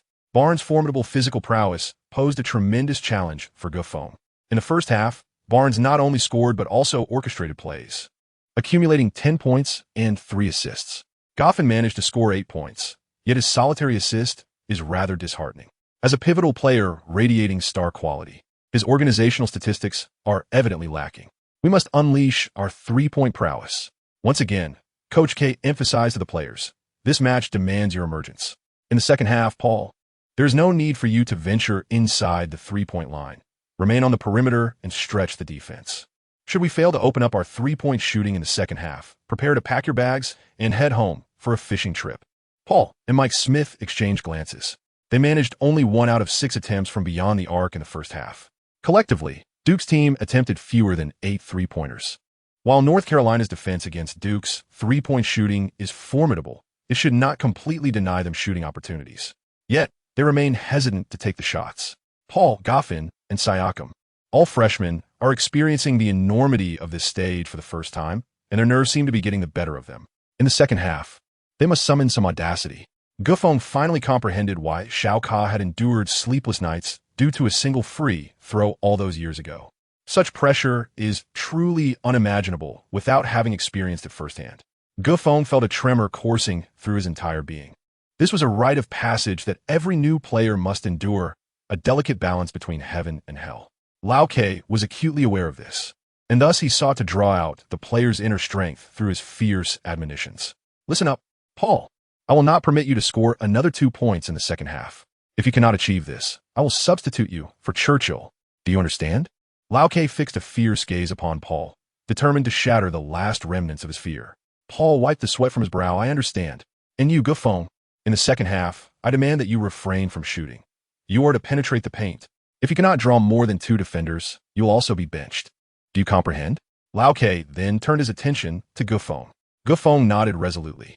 As the second half commenced, the expressions on the faces of the Duke Blue Devils players were entirely transformed from those in the first half. Jordan remarked with a smile, "It seems the official match has only just begun." He rose and departed from the venue, aware that his presence would inadvertently place immense pressure on the North Carolina players. By choosing to leave early, Jordan aimed to allow the young men from North Carolina to showcase their talents freely. Once he exited, the North Carolina lads immediately felt a sense of liberation. The players from North Carolina and Duke clashed once more, resembling sworn adversaries. With the ball in Duke's possession, Mike Smith blocked the defender Barnes, allowing Gufeng to swiftly drive towards the paint. The help defense from Hansen promptly positioned itself. Gufeng, seemingly oblivious to Hansen, charged toward the inner court with even greater speed and ferocity. Hansen, possessing a larger physique, found himself unable to keep pace once Gufeng had slipped past him by a mere step. Gufeng leapt high into the air, executing a layup while contending with center Luze. The whistle blew, signaling a defensive foul by Luze. The ball bounced off the rim twice, but ultimately found its way through the hoop. Gufeng stepped up to the free throw line and completed a three-point play. 34-31. Upon resuming the game, the Duke Blue Devils narrowed the gap by 3 points and drew a foul on Lees. In response, Lees executed a powerful two-handed dunk, extending the lead once again to 5 points. Gufeng seized control of the ball, relentlessly driving towards the paint with unwavering determination. Gufeng's breakthrough strides are remarkably agile, contrasting with Barnes' more forceful approach. Gufeng exhibits a more refined mastery of rhythm. Once again employing his well-practiced technique, Gufeng draws a foul from Lees. However, this time the shot does not find the net. Gufeng executed a 1-1 free throw. He successfully made the first shot, and his teammate approached him to exchange a high five. With the second free throw also successful, the point differential was once again reduced to 3. Lees committed 2 consecutive fouls, prompting the coach to decide on an early substitution for him to rest. Barnes appeared somewhat irritated. Gufeng was as elusive as an eel, slipping away no matter how hard he tried to contain him. Barnes had no choice but to enlist Brock's assistance for defensive support. Consequently, Gufeng's offensive prowess was significantly diminished. Following the change of possession, Barnes resolved to exploit Gufeng's position with a post-up play. Given that Barnes outweighed Gufeng by nearly 10 kilograms, he theoretically had the advantage to overpower him effortlessly. However, when the confrontation ensued, Barnes realized the reality was far from his expectations. Despite his attempts to push Gufeng back, he found himself unable to gain an inch. Gufeng's legs were firmly rooted to the ground, akin to the gnarled roots of an ancient tree. As the shot clock dwindled, Barnes pivoted and, with time running out, was compelled to take a shot. Gufeng leaped into action, providing ample distraction. With a resounding thud, the ball struck the rim and ricocheted upward. Luze aimed to secure the rebound, but Joshua had already soared above the hoop, cradling the ball in his arms. Luze, renowned as a notably large white player, possessed a remarkably accurate shooting technique. However, his physical attributes paled in comparison to those of his black counterparts. Joshua passed the ball to Paul, who advanced past the halfway line before transitioning the ball, positioning himself to seek opportunities beyond the three-point arc. Gufeng once again charged towards the paint with the ball in hand. Here he comes. Barnes let out a fierce roar, joining forces with Block to obstruct Gufeng's path forward. Gufeng spotted Paul wandering outside the arc and swiftly launched a long pass. Hansen immediately rushed to provide defense. Paul extended his arms and took the shot. It's good. 34-34. The Duke Blue Devils swiftly turned the tide, as Paul's long-awaited three-pointer finally found its mark after a prolonged absence. The score was leveled at 34-34. The University of North Carolina requested a timeout. With less than 3 minutes into the game, the Duke Blue Devils had seized the momentum, prompting North Carolina to interrupt their opponent's rhythm. Upon returning from the timeout, the Duke Blue Devils successfully defended against another shot. Gufeng charged into the paint, seizing a crucial rebound. Barnes let out an exasperated grunt, exclaiming, "This scoundrel! Why does he persistently drive into the lane?" Gufeng paid no heed to Barnes' provocation, deftly maneuvering the ball behind his back to evade Hansen. At this juncture, Paul had already surged into the forecourt. Gufeng unleashed a precise long pass, the ball landing flawlessly in Paul's grasp. With unbridled momentum, Paul executed a fast break, scoring effortlessly. The score stood at 34-36. The Duke Blue Devils had taken the lead in the match. Barnes gazed at Gofeng's retreating figure, his expression darkening. How was he so different since returning for halftime? He had not been nearly as fierce in the first half. Chapter 30, a critical moment of error. Paul and Gofeng showcased their peak athletic prowess, while Barnes, unwilling to be outdone, responded with a two-point shot amidst tight defense. Barnes is, after all, a top-tier rookie, ranked among the top 3 in the NBA draft, yet here he was overwhelmed by the combined efforts of 2 freshmen. The arena erupted with the frenzied cheers of North Carolina fans. At that moment, the camera captured a close-up of Jordan as he exited the scene. A wave of astonishment swept through the crowd. The legend was leaving? The basketball deity watched them, and the North Carolina players found themselves paralyzed, unable to break free. After Jordan's departure, the North Carolina players felt an immediate alleviation of pressure. Without the omniscient gaze of the divine, they clearly sensed a decrease in their tension. Subsequently, Marshall demonstrated what it meant to be a basketball prodigy. He executed a breathtaking pass through the legs of the swiftly moving Mike Smith, the ball gliding through Smith's legs and landing perfectly in the hands of Les. Les effortlessly took his shot, securing a steady mid-range basket. The teams were once again tied. Every player exhibited their utmost capabilities. Duke and North Carolina exchanged leads, and before anyone realized, only 3 minutes remained in the game. This was indeed the moment that would determine their fates. Gufeng launched a sudden breakthrough. It was already uncertain how many times he had penetrated the paint in the second half. Mike Smith continued to set screens for Gufeng, granting him the opportunity to exploit a mismatch against Hansen. With arms outstretched, Hansen attempted to defend, yet his physique was too frail. Gufeng executed a series of highly deceptive feints, shifting Hansen's center of gravity, followed by a swift drive to the basket for a layup. Hansen leapt to contest the shot. Gufeng, leaning against Hansen's body, made his move. Snap! Whoosh! Gufeng's body was knocked over by Hansen, sliding across the floor for 10 meters. The referee on the sidelines blew the whistle. His teammates rushed over to help the drenched Gufeng to his feet. Gufeng swallowed hard, steadying himself as he approached the free throw line. This match was undeniably intense, especially for Gufeng.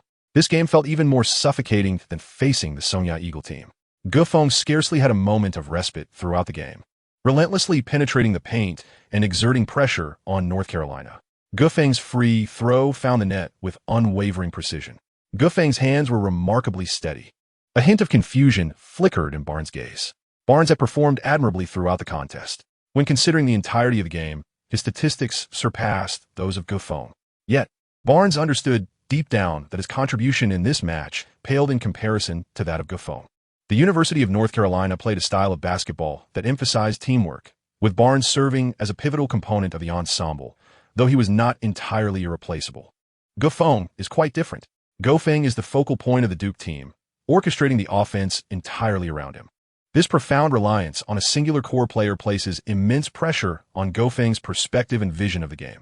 Barnes once believed that even if Ingram were to assume the central role at Duke, he could not surpass Gofeng's performance. A competitive spirit surged within Barnes. After all, he was projected to be a top 3 pick in the NBA draft. How could he possibly be outdone by someone of Asian descent? Barnes felt an intense fire igniting within him. As Gofeng made his free throw, Duke Blue Devils regained a slender lead at 73-70. In the final moments, Barnes resolutely stepped up, taking control of the game. He powered through the exhausted Gofeng, driving into the paint for a thunderous dunk, narrowing the score to 73-72. Gofeng fell to the ground once more amidst the fierce confrontation. It is uncertain how many times he has tumbled in the second half. The issue of Gofeng's insufficient stamina is glaringly evident. Under such an intense pace of competition, he is quite literally playing with his life at stake. Duke fans have been profoundly moved by Gofeng's tenacity, rising to their feet to cheer for him. Go, you are the best. Stand tall and tear apart North Carolina. Yet, it remains a matter of endurance, as Coach K finds himself with no choice but to call a crucial timeout prematurely. The entire world is now aware that this seemingly absurd pause was solely to grant Gofeng a precious 2 minutes of respite. Gofeng hurriedly exited the court, downing a large bottle of water. My apologies, Old K, for wasting a timeout, he said regretfully. Old K patted his shoulder reassuringly. It's all right. Given how far we've come in this match, everyone is utterly exhausted. North Carolina has proven to be more formidable than we anticipated. Let's take a moment to rest. The next moments will determine our fate. The Duke players formed a circle, bouncing and chanting in unison, Go Duke! The Blue Devils shall prevail. Upon returning to the game, Barnes showcased his exquisite offensive artistry once more. First, Marshall executed a peculiar behind-the-back pass, returning the ball to Barnes, who had maneuvered into an opportunity through a screen. Barnes seized the moment, launching a decisive three-pointer, a crucial answer ball. The score now stood at 73-75, elevating the atmosphere to a fever pitch. North Carolina capitalized on this three-pointer, reversing the score in their favor. As Duke's Blue Devils resumed their offense following a timeout, Paul initiated the attack with a swift leftward drive, successfully breaking past Marshall. He surged into the paint, where the long-armed Hansen leaped up, creating significant disruption. Paul attempted a floater, but the ball ricocheted off the rim several times. No basket. Les snatched the vital rebound, igniting a counterattack for North Carolina. Barnes promptly retreated to half-court and, seizing the opportunity before Duke's defensive formation could settle, audaciously charged in for a 2-on-1 play. As Joshua interfered, he inadvertently struck Barnes' arm. Despite losing his balance, Barnes managed to release the ball, scoring. The 2 points counted, granting Barnes a chance for a free throw. Approaching the line, Barnes faced the fervent Duke supporters who strained to disrupt his concentration. It remained uncertain whether their taunts had an effect, but Barnes missed the critical free throw. Frustrated, he thumped his head in disappointment. The score now read 73-77, with Duke leading by 4 points and only 1 minute left on clock. The tension among the spectators was palpable, their palms slick with sweat. Without a timeout, Paul had no choice but to advance the ball rapidly. North Carolina had engaged in full court pressure, testing the ultimate capabilities of both teams' athletes. Paul continued his aggressive assault towards the basket, and when faced with a double team, he passed the ball to Gofeng. Gofeng received the ball, deftly maneuvering past Barnes as he surged towards the paint. The Duke Blue Devils opted to secure an initial 2 points. North Carolina's entire defense collapsed inward, while McSmith deftly navigated around McBrayer's screen, positioning himself at the three-point line. Barnes closely shadowed Gofeng, while Leja positioned himself to sandwich Gofeng from both sides. As Gofeng initiated his three-step move, the hearts of the Duke Blue Devils fans collectively sank. This scene bore a striking resemblance to the moment when Ingram sustained his injury. Ingram had forcefully embarked on his three-step layup, colliding with a defender in the paint before landing on the foot of the trailing Bahanin. Gofeng was utterly exhausted. Should he sustain an injury after the confrontation, it would undoubtedly be far more severe than Ingram's. The entire crowd held their breath in anticipation. Will Gofeng encounter the same injury? Lao K felt a chill of apprehension in his heart. Gofeng, you must absolutely refrain from forcing the play on this ball. Gofeng provided his answer. His lithe form gradually leaned against Lizzie, clinging to him like a piece of adhesive plaster. As their bodies collided, Gofeng had no time to pass the ball to the perimeter player, Mike Smith, and could only take matters into his own hands. 1 step, 2 steps, take off. Gofeng's physique resembled that of a cotton candy. Regardless of how robust Lee's was, Gofeng remained firmly pressed against him. Leaning against Lee's, Gofeng curled his fingers. The ball grazed the rim, and with a gentle bounce, it fell into the hoop. 76-74. Gofeng executed a miraculous three-step layup, securing 2 points for the Duke Blue Devils. The referee refrained from calling a defensive foul, deeming the collision in the paint a legitimate contest for the ball. Coach K clenched his fist, striking the air with palpable frustration. The athletes, exhausted from the relentless pace of the game, faced the heightened risk of injury amidst the chaos in the paint. Even the typically composed Coach K found himself anxiously sweating over Gofeng's audacious offensive maneuver. Gofeng has devoted everything for this match. His teammates rushed over to assist him, gently rubbing his head. With only 40 seconds remaining, the Duke Blue Devils trail by 2 points. The University of North Carolina prepared for their final offensive, with the ball resting in Barnes' hands. Barnes aimed to manage the clock, striving to consume as much time as possible. Gofeng steadfastly positioned himself in front of Barnes. The spectators rose to their feet, clutching their chests, scarcely daring to breathe. A mere 15 seconds had elapsed, leaving only 25 seconds remaining in the match. Gofeng felt a sense of urgency. The remaining time was scant, insufficient to execute a complete offensive transition. Gofeng made a bold attempt, stepping forcefully forward with his left foot. Upon witnessing this scene, Old K immediately covered his eyes. It was over. Gofeng has once again succumbed to his old habits. At the crucial moment, he failed to maintain his composure. Chapter 31, Defying the Heavens. The most stunning buzzer beater in NCAA history. As the head coach, Old K is acutely aware of how perilous it can be when a defensive player rashly steps forward in the final moments. Barnes smirks coldly. Since you have granted me such an opportunity, I shall claim these 2 points. The moment Gofeng's foot lunged forward, Barnes sprang into action with lightning speed. This was the University of North Carolina's prime opportunity to clinch the game, and Barnes would certainly not let it slip away. As the foremost powerhouse ranked among the top 3 in the league, Barnes's acceleration was nearly insurmountable. Gofeng's eyes glinted with coldness. He swiftly retracted the step he had taken, utilizing the formidable strength in his waist to pivot his body and retreat rapidly, pressing closely against Barnes. A surge of alarm coursed through Barnes's mind. Gofeng executed a masterful feint, enticing Barnes to launch his attack prematurely. As Barnes advanced to within a step of the free throw line, he was once again halted by Gofeng's deft maneuver, leaving Barnes in a state of shock. In a crucial moment, Gofeng's intellect proved remarkably sharp. Barnes, a player of immense confidence, did not hesitate for a second when forced to halt. He executed a backward jump shot. Simultaneously, Gofeng, having just steadied himself, leaped into the air, extending his hand with fervent determination, providing ample disruption. The ball, with an enigmatic trajectory, whisked past Gofeng's fingertips. The audience collectively held their breath. This was an excruciating test of resolve, a shot that could determine fate. With a resounding thud, the ball unceremoniously ricocheted off the rim, and Joshua let out a triumphant roar as he secured the rebound. They had defended successfully. The Duke Blue Devils had thwarted the attempt. A last-second victory. The Duke fans erupted into a frenzy, their deafening cheers nearly lifting the roof off the arena. Paul advanced rapidly with the ball, exemplifying Joshua's pivotal role. Joshua, swifter and more agile than Siakam, swiftly occupied a critical position during the transition from offense to defense. North Carolina was aware that the Duke Blue Devils aimed for a three-pointer, yet their defense was still collapsing inward. Joshua's lightning-fast positioning created an opportunity for a three-point shot. With mere seconds remaining, Paul found himself closely guarded by the towering Barnes. Having squandered the best chance to seal the game, Barnes now exerted every ounce of energy, a fervent determination to prevent Paul from making a game-winning shot. Gofeng has personally emerged to defend against the center, Lees. From Duke's positioning, it appears that Mike Smith and Joshua are the most likely candidates for a decisive shot. While Mike Smith's three-point shooting is reliable, he is only effective when unguarded. At this moment, he is being defended by the more agile guard, Brock, rendering Mike Smith's opportunity nearly suffocated. Joshua seems to have the greatest potential to score, but he can only manage 2 points, which would extend the game into overtime. The Duke Blue Devils are utterly exhausted, particularly their core player, Gofeng, who has relentlessly attacked the paint throughout the match, leading to a significant decline in his stamina. Gofeng has managed to persevere until now solely through sheer determination.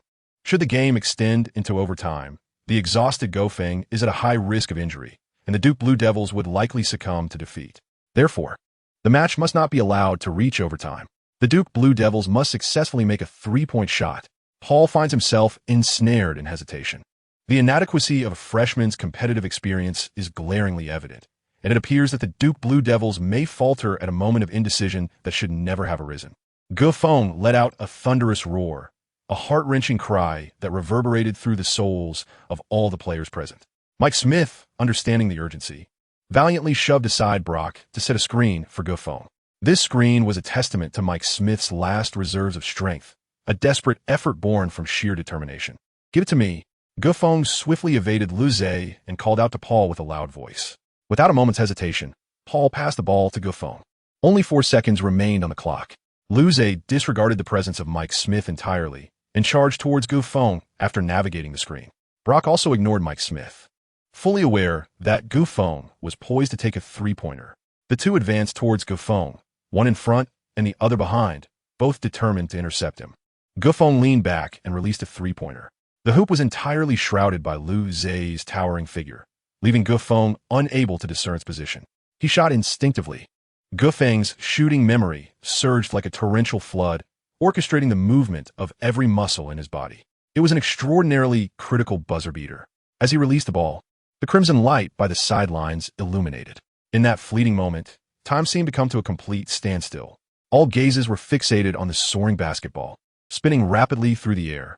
The fans collectively held their breath, their heartbeats momentarily suspended. The arena, filled with 30,000 spectators, transformed into a still photograph. With a sharp swish, the sound shattered the hearts of all the North Carolina players. The ball went in, 78-77. In a breathtaking finale, Gufeng executed a miraculous leaning three-pointer in the last 4 seconds, eliminating the illustrious lineup of the University of North Carolina and securing a place in the Final Four. The emotions of Duke fans erupted instantaneously, their cheers resonating thunderously, standing in stark contrast to the stunned silence of the North Carolina supporters. Duke players embraced one another, rolling joyously on the floor, while the head coach of North Carolina clutched his head in disbelief, pleading with the officials to review the game footage. The timing of Gufeng's shot was exceedingly critical, teetering on the edge of exceeding the game's official duration. The athletes from both teams were compelled to return to their seats, awaiting the video review. The players from North Carolina clutched at this last glimmer of hope, wrapping towels around their heads in a state of daze as they awaited the playback. The atmosphere among the fans was tumultuous, with Duke supporters expressing their dissatisfaction vociferously. At long last, the final replay materialized on the large screen, magnifying the moment repeatedly. Every spectator bore witness to Gufeng's final jump shot, executed under conditions of obscured vision and limited space. He forcefully leapt backwards nearly a meter to complete his shot. Such formidable core strength. The basketball was released from Gufeng's fingertips with mere seconds remaining, affirming that his last-minute shot was indeed valid, a definitive game winner beyond dispute. This occasion was destined to be one of Gufeng's most illustrious performances. Once the outcome was confirmed, the Duke players erupted in jubilant celebration, lifting Gufeng high into the air. Coach K joined in the revelry, personally tossing Gufeng aloft. The chant of Gufeng, Gufeng, Gufeng resonated not only throughout the arena, but also among the fans gathered outside, glued to the large screen, as well as basketball enthusiasts across the nation. This was undeniably a night to immortalize Gufeng's ascent to greatness. Social media exploded, with news outlets yielding their headlines to Gufeng. His game-winning shot against North Carolina is heralded as the most spectacular in NCAA history. This match would remain etched in the memories of North Carolina fans as one of their most painful defeats. Do you recall that the last 5 points for the Duke Blue Devils were solely amassed by Gufeng? My word, it seemed as if a deity had descended. It is perplexing how he managed to sink that three-pointer. Was it mere luck? In comparison, his previous remarkable layup pales in significance. Yet, I find myself baffled by his remarkable agility. He is, after all, a man. The rivalry between North Carolina and Duke appears irreconcilable. That Chinese player, oh, surely, God must be vexed with him. His game winner bore a striking resemblance to Kobe Bryant's iconic three-pointer against the late great Paul Pierce. Though Gufeng's shot was executed under far more arduous conditions. Who can fathom how he managed to release that ball? Did you notice that prior to his game winner, Gufeng executed a deceptive step that induced Barnes into a misjudgment, thus creating the opportunity for this nail-biting finish? His basketball IQ is truly formidable. He had displayed similar prowess during the previous encounter against the Eagles. Who would dare to label him merely as an Asian player? Following the game, Barnes stormed out of the press conference, kicking open the door in frustration. The North Carolina coach shook his head in disappointment, lamenting, Barnes is not inherently inferior to Guofeng, but his mindset has dictated his limitations. Such a pity. Outside the basketball arena, the Duke Blue Devils team bus was besieged by throngs of fans, creating an impenetrable crowd. Guofeng once again caught sight of Julie. She seemed to follow him like a haunting shadow. In an effort to evade her, Guofeng deliberately lowered the brim of his cap and maneuvered away. A throng of individuals began to thrust business cards into his hands. Hello, I'm the chief scout for the Cavaliers. Here's my card. I await your call, declared a tall, bald man. The author adds a personal note. I extend my gratitude to all the basketball enthusiasts for their support of this book. Little Wolf sets a goal here, promising at least 3 updates daily.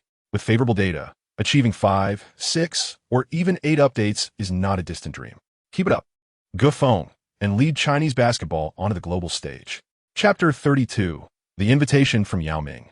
Oh, the chief scout of the Cavaliers? Guofeng harbored a certain interest in the Cavaliers, deliberately leaving behind his business card. Under the guidance of Tyronn Lue, the Cavaliers have reached the playoffs for the 2nd consecutive year. Since LeBron James returned to the Cavaliers, the team has once again graced the stage of the NBA Finals. Had it not been for injuries to Kyrie Irving and Kevin Love during last year's finals, there was a genuine possibility that James could have led his team to clinch the championship and secure his 3rd title. Guofeng holds deep admiration for James's character and skills. He considers paying attention to the Cavaliers scouts. A robust security guard pushed through the raucous crowd to escort the Duke Blue Devils players to their vehicle. The opportunity to meet Guofeng was met with frenzied cheers from various members of society. Guofeng, we love you. Guofeng, I'm a reporter from New Media. Here, as a token of our appreciation. Subsequently, someone tossed a basketball into the air. Guofeng forced a wry smile as he caught the basketball, which bore a note affixed to its surface containing their contact information. Guofeng sat at the back of the bus with a wry smile. The enthusiasm of the Americans was truly remarkable. Had it not been for the ample preparations by the security team, they might well have been overwhelmed by fervent fans and unable to board the vehicle. Old K, beaming with delight, proclaimed, All right, this celebration comes to an end. Our goal is the championship. Everyone, gather your thoughts and prepare diligently for the next match. Siakam, grinning broadly, retorted, What is there to fear? The University of North Carolina, the most promising contender for the championship, has already been defeated by us. Who else could possibly stand in our way? Old K kicked Siakam lightly, chiding, You're spouting nonsense. Your semifinal opponent is the 10th-seeded Syracuse University. Just moments ago, they showcased a remarkable feat to the world. Paul's interest was piqued. Oh? What kind of feat? Old K smiled mysteriously. When Syracuse was trailing 39-54, they unleashed a staggering offensive surge of 25-4. Highlighted by an astonishing 15-0 run that left the University of Virginia utterly defeated. This year, Syracuse is the most formidable underdog in the league. A moment's carelessness could see them, rendering us incapable of rising again. Siakam's smile faded instantly. Damn. It's true. As the tournament progresses, the opponents become increasingly unpredictable. Not to mention the monstrous North Carolina. Even the relatively unknown Syracuse has proven to be this formidable. Guofeng remarked, Indeed, Syracuse University has made it to the Final Four. Their offense is remarkably dazzling, particularly the core player, Malachi Richardson, whose shooting prowess instills a sense of trepidation in me. Paul patted Guofeng on the shoulder and said, All right, enough of that. Stop pretending to be a simpleton. Haven't you already deceived us enough in the past? Who would dare to compare their shooting skills to yours? Have you not seen what people are saying about you online? They're calling you the second coming of Curry. Guofeng scratched his head and said, I have never deceived you. Previously, I truly could not join the team. As for the things online, I have never paid them any heed. By the way, Coach Lau K, hasn't the Final Four results been announced? Who are the remaining 2 teams? Coach Lau K retrieved a file and glanced through it, responding, Well, the 2 remaining teams are Louisiana State University and the University of Nevada. Louisiana State University, indeed, poses quite a challenge. Paul vigorously wiped his face with a towel. Louisiana State University boasts the most formidable NCAA draft pick of this season, Ben Simmons. This season, Simmons averages 34 minutes per game, scoring 20 points, securing 12 rebounds, and delivering 5 assists, utterly dominating his peers on both ends of the court, with an impressive shooting percentage of 56.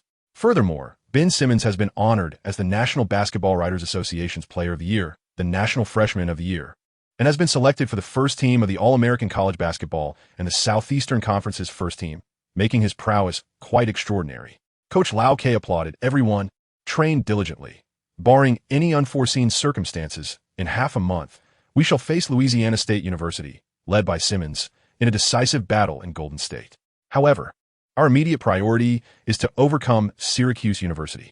Do you understand, children? Understood. Let us take down Syracuse. The team shouted in unison. Upon returning to the hotel, the Duke Blue Devils accommodation was swarmed with fans eagerly awaiting the hero's return, as many Duke supporters who could not attend the game gathered there.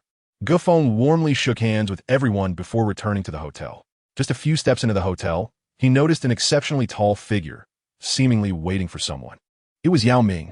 Yao Ming is the most renowned Chinese NBA player, selected as the first overall pick by the Houston Rockets. During his tenure, he established a remarkable record of 22 consecutive victories with the Rockets and led the team to numerous playoff appearances, being the singular Chinese player who commanded respect from the NBA. Gufeng joyfully broke away from the crowd and approached. The moment Yao Ming spotted Gufeng, he burst into hearty laughter, exclaiming, "Gufeng, I have finally found you." It turned out that Yao Ming had been waiting for Gufeng all along. Gufeng politely invited Yao Ming to his room. "Chairman Yao, what brings you to seek me?" Gufeng inquired with great curiosity. Yao Ming replied, "Even when you were still competing domestically, I had wished to meet you. Unfortunately, after you claimed the championship, you seemed to vanish. It was only after considerable inquiry that I learned you were studying at Duke, aspiring to make a name for yourself in the NBA. I'm truly delighted by this and made a special trip to see you." Gufeng, taken aback, expressed his gratitude, saying, "Thank you, Chairman Yao, for your concern. However, I am merely a freshman this year and have only recently joined the Duke Blue Devils. As for entering the NBA, that may still be a distant dream." Yao Ming waved his hand dismissively. "You need not say more. I am well aware of your fluctuating popularity and the numerous skeptics surrounding you. I have also observed the recent scandal involving Daryl, which is why I have come specifically to assist you in overcoming these initial challenges." "Assist me?" Gufeng felt deeply touched. "Indeed, your performance in the recent matches has not gone unnoticed by the management of the Domestic Basketball Association. They believe you possess great potential, and I am here to help you eliminate any unnecessary troubles," Yao Ming said with a warm smile. "Gufeng, do you have any intentions of entering the NBA this year? The fans back home are eagerly awaiting to witness your performance in the league," Yao Ming continued to inquire. "Of course, I aspire to do so. I've received numerous business cards from scouts lately, and I am currently contemplating my options," Gufeng replied. Yao Ming nodded knowingly. "Do not rush to agree to anything just yet. NBA scouts represent the first hurdle. Without proper backing, it is easy to suffer setbacks and find oneself sidelined by the team." Gufeng expressed his curiosity.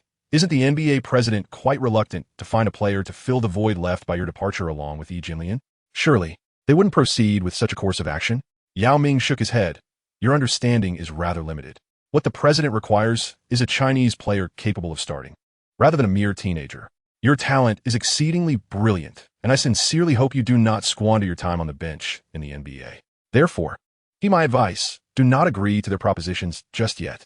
I still possess some connections within the Rockets. I can assist you in making the right arrangements." Gufeng fell silent.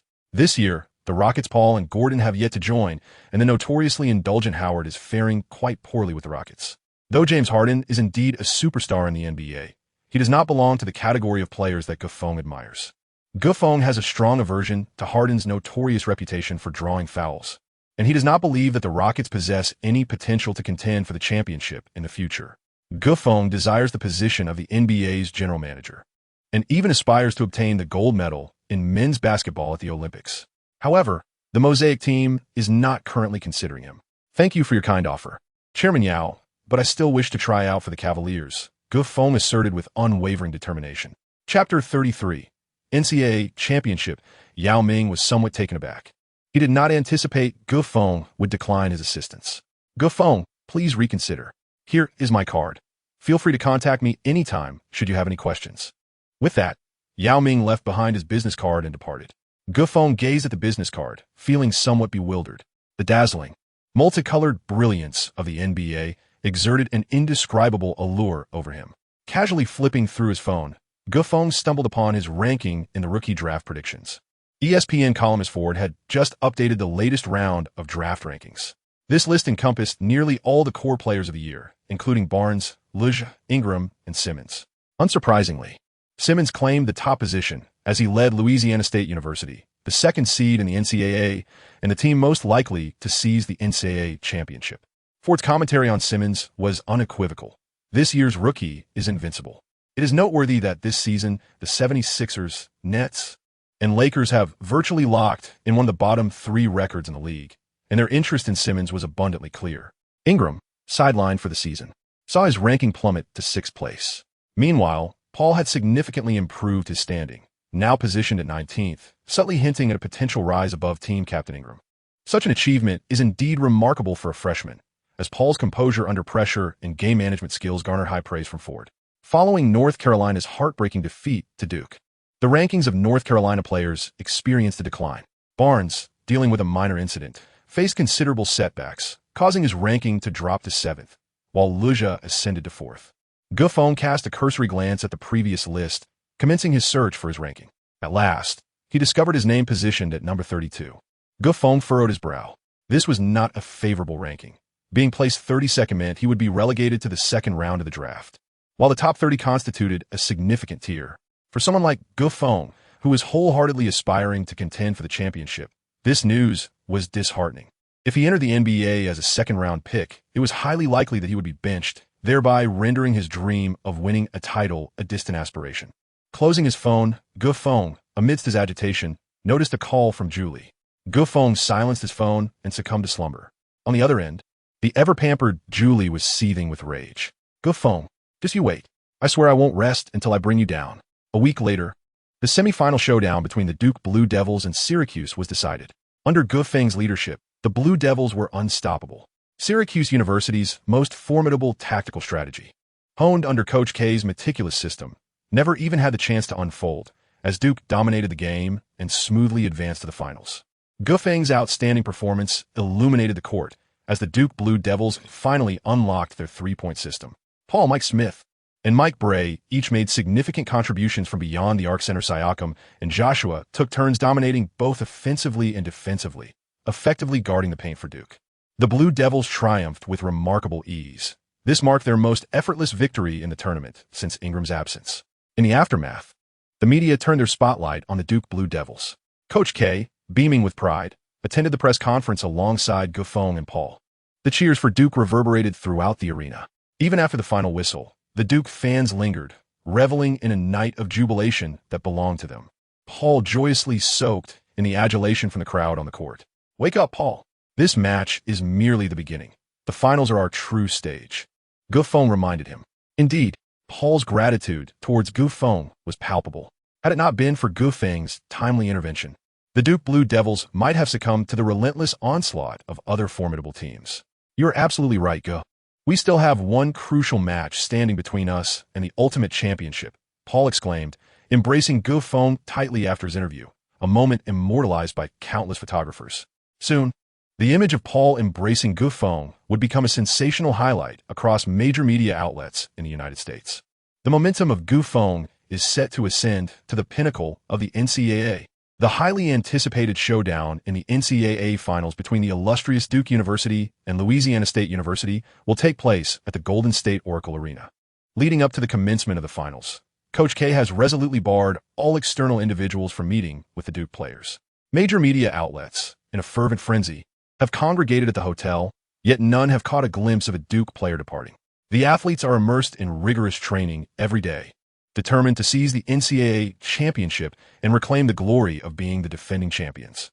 On the eve of the competition, both teams have arrived in Golden State. A state surpassing a nation, Golden State's economic output has eclipsed that of France, establishing it as the 6th largest economy globally.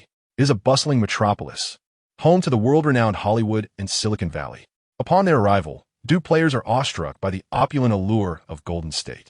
The prospect of engaging in a monumental clash in such a vibrant city is an exhilarating milestone in their lives. The players from Duke are brimming with excitement. To ease their minds, Coach K has opted not to schedule any training for the day.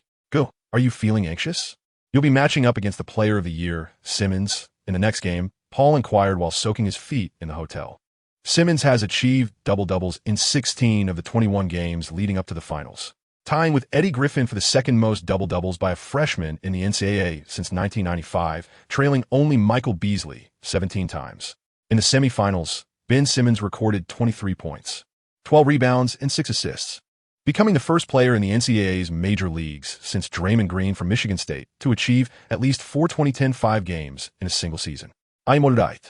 Wasn't the once mighty Barnes sent home as well? This game isn't solely about one individual. We rely on our unity. Gufong chuckled softly and replied, then continued to reassure Paul, there is really no need for you to be anxious. Your opponent, Clay, has only recently returned from injury, and currently, Lewis University is relying solely on Simmons to carry the team. We still have a considerable chance of winning the game. Upon hearing this, Paul said little more, merely nodding in agreement. Gofeng could discern that, in the face of the immense pressure of the finals, Paul, who was renowned for his composure, was beginning to feel anxious. The other Duke players were not faring much better, particularly Joshua, who, in his first start at the NCAA finals, felt as though he were in a dream. There was an ominous feeling in the air. Chapter 34. A fierce beginning. The 2015 to 2016 NCAA finals were on the verge of commencing, capturing the attention of every major media outlet in America. ESPN and TNT took the lead, occupying the most crucial commentary and interview spots at the venue. The finals would be broadcast live across the nation, with TNT's star commentators, the Big Shark Barkley and Smith, alongside ESPN's top figures, Mike Breen and Reggie Miller, present and prepared to deliver an exhilarating viewing experience for fans. Simmons' fame in the NCAA far surpassed that of Paul and Gofeng. As he made his appearance, reporters flocked to him, surrounding him eagerly. Simmons, Duke's Blue Devils are facing off against the LSU Tigers in the finals this year. What are your thoughts on this opponent? Simmons looked up at the spotlight and remarked, it is indeed surprising. Prior to this, I had always believed our opponent would be North Carolina. The reporters detected a hint of sensationalism in Simmons' words, interpreting them as a sign of underestimating his rival, the Duke Blue Devils. Simmons, are you suggesting that Duke's victory over North Carolina was merely a fluke? A reporter pressed eagerly. Simmons shook his head, responding, no, that is not my intention. I hold Duke in high regard, just as I respect Coach K. However, Duke's triumph over North Carolina was largely due to luck. Gofeng's last three-pointer is not something we would allow him to replicate. Given another chance, this year's North Carolina would undoubtedly be our strongest contender. The reporters finally grasped the implication. Simmons had clearly dismissed Gofeng's Duke Blue Devils. This was the NCAA finals. Word of Simmons' comments quickly reached the Duke camp, igniting a sense of indignation in Fizz and Joshua, who held deep admiration for Gofeng. Hearing Simmons' condescension towards Gofeng enraged them. Gofeng pressed down on the two agitated individuals, stating that they should showcase their prowess during the competition instead of succumbing to anger. At the Oracle Arena, fans gradually filled the venue, with those in the rear rows eagerly pulling out binoculars to gaze towards the center of the court. The Duke Blue Devils, draped in their profound blue, dominated half of the arena, an oppressive hue reminiscent of the depths of the ocean, inducing a sense of suffocation. The Lewis Tigers donned their vibrant red uniforms today, a striking embodiment of fiery passion that swept across the court. The clash of fire and water, the entanglement of celestial flames and the vast ocean, formed the melody of the NCAA championship. Hey folks, this is the NCAA championship live. How does it compare to the excitement of the NBA finals? Before the match had even commenced, Barkley had already posted a short video online, instantly igniting a frenzy on Instagram. Goodness, the NCAA championship is simply too lively. The NBA pales in comparison. The desire to witness the NCAA championship in person is undoubtedly the pinnacle of every basketball enthusiast's life. The opening ceremony of the Duke Blue Devils was remarkably impressive, featuring 3D projections and a cacophony of cheers from the fans, exuding an overwhelming grandeur. The Lewis Tigers, not to be outdone, presented a brief dance for the audience, eliciting deafening screams from the crowd. Following the opening ceremony, the starting players of both teams took to their respective halves. Joshua and the Tigers Bowden approached the center circle, ready to contest the tip-off. As per tradition, the Duke Blue Devils employed a 5-out offensive system, featuring starters Paul, McBray, Gofeng, McSmith, and center Joshua. The Tigers fielded a lineup including point guard Clyde, shooting guard Jeff, swingman Simmons, power forward Bruce, and center Bowden. Since his return from injury, Clyde has averaged 14 points, 6 assists, and 2 rebounds per game, serving as the pivotal organizer for the Lewis Tigers, effectively collaborating with Simmons to create advantageous angles. To triumph over the Lewis Tigers, The Duke Blue Devils must not only focus on containing Simmons, but also address the challenge posed by Clyde. The Tigers' forward line stands as their most formidable weapon, with the indomitable Simmons and the sharpshooting Bruce. Bruce epitomizes the spatial four position, having made three-pointers in 21 consecutive games this season, a record in the history of Lewis University. Center Bowden, a true athletic marvel for the Lewis Tigers, boasts extraordinary agility, rivaling Joshua in both jumping ability and speed.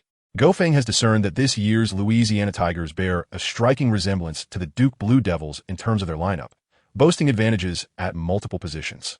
It is no wonder that Simmons underestimated the Duke Blue Devils prior to the match. The Louisiana Tigers exude such confidence. The jump ball between Joshua and Broughton commenced. Standing at 2.09 meters, Joshua possesses exceptionally springy legs. Despite the considerable pressure for Broughton, he managed to secure the first offensive opportunity for his team. Paul dashed back to the half-court to reclaim the ball that Joshua had valiantly fought for. From the outset, both teams targeted each other, igniting a palpable intensity in the atmosphere. Amidst the deafening cheers from the crowd, Paul, under Clyde's defense, safely brought the ball across half-court. Duke initiated their tactics, yet the receivers found themselves tightly guarded. Anticipating potential passing errors, Paul called for a pick from McBrayer. Understanding the cue, McBrayer moved to the high post to screen the tenaciously defending Clyde.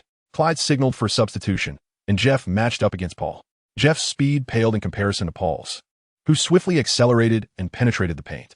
With Jeff closely trailing him, Paul refrained from forcing a shot and instead passed the ball to McBrayer, who awaited beyond the arc. Upon receiving the pass, McBrayer faked a three-point attempt, causing Clyde to bite before driving into the lane and lofting the ball high. Joshua executed an impressive alley-oop at the rim. The Duke fans erupted from their seats, and under DJ's guidance, they began to fervently celebrate. Joshua set the tone early with a spectacular alley-oop. As the teams resumed play, Simmons showcased his formidable physical prowess. Battling against Gofeng's defense, Simmons charged into the low post. In a moment of miscommunication, Joshua left Broughton open, who similarly scored with an alley-oop. This time, the Louisiana fans erupted in cheers. The big shark clutched his head, climbing onto the commentary desk, exclaiming, "Oh, my God." From the very beginning, both teams have been giving it their all. Yes, you. This will be the most thrilling game in NCAA history. Paul shot following a breakthrough lacked precision, and Broughton roared as he secured the defensive rebound. The Louisiana Tigers swiftly advanced up the court, with Bruce and Simmons executing a pick and roll. After disengaging, Simmons barreled into the lane, overpowering Joshua to complete a thunderous alley-oop. Joshua was sent crashing out of bounds. Louisiana University successfully converted their first two offensive possessions, with Simmons roaring past Joshua. The score stood at 4-2, marking Louisiana University's first lead of the game. Chapter 35. A grueling battle. Gofeng and Paul, with expressionless faces, assisted the fallen Joshua, filled with righteous indignation. Joshua desperately sought to take on Burton after receiving the ball on the offensive end. Burton proved to be an immovable obstacle. The two muscular titans collided repeatedly, yet Joshua could only manage a feeble hook shot, which ultimately failed to find the net. Simmons surged into the paint and secured the rebound.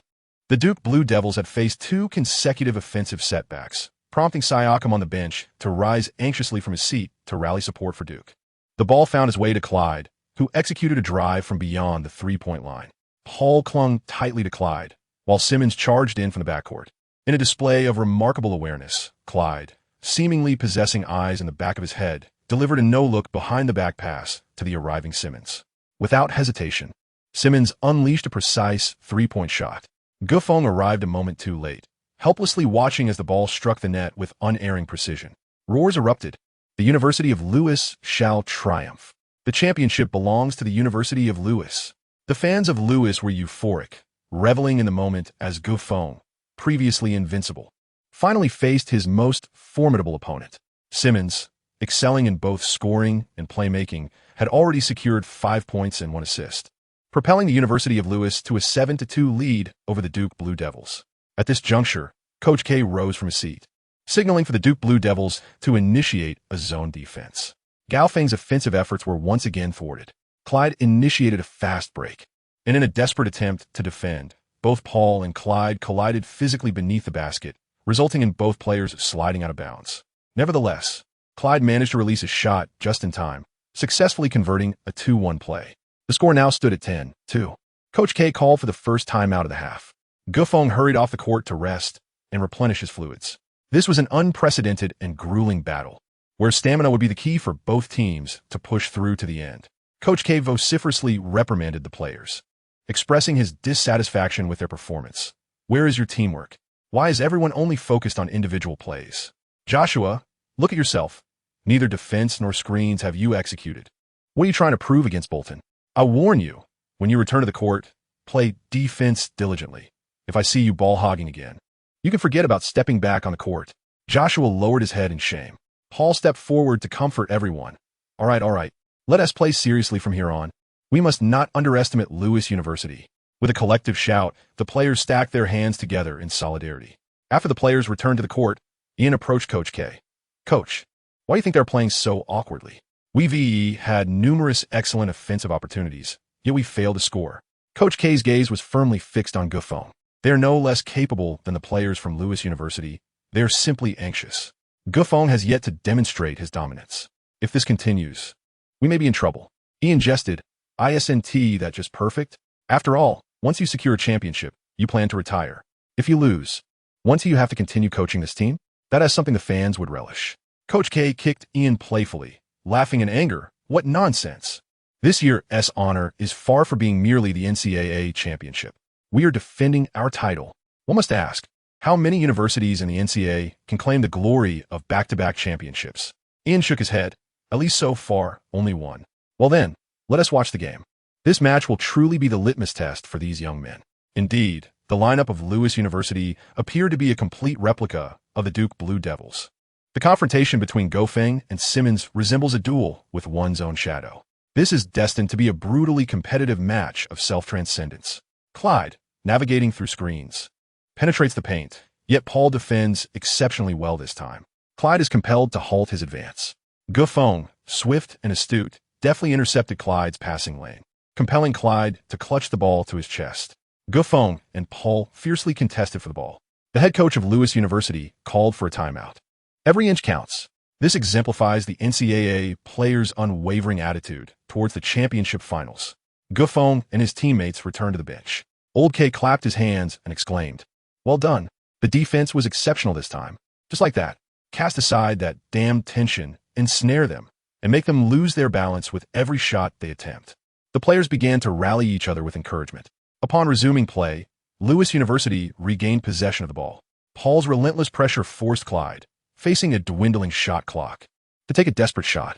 Joshua soared into the air, securing the defensive rebound with one hand. Paul swiftly advanced, distributing the ball to Gufeng, confronted by Simmons' defense. Gufeng made no dribble. Instead, he launched a three-pointer with his arms outstretched. Simmons snapped back to reality, rushing to interfere. The ball was already off his fingertips. Swish! Gufeng faced Simmons' defense and successfully sank a crucial three-pointer, bringing the score to 10-5. The Duke Blue Devils finally narrowed the gap.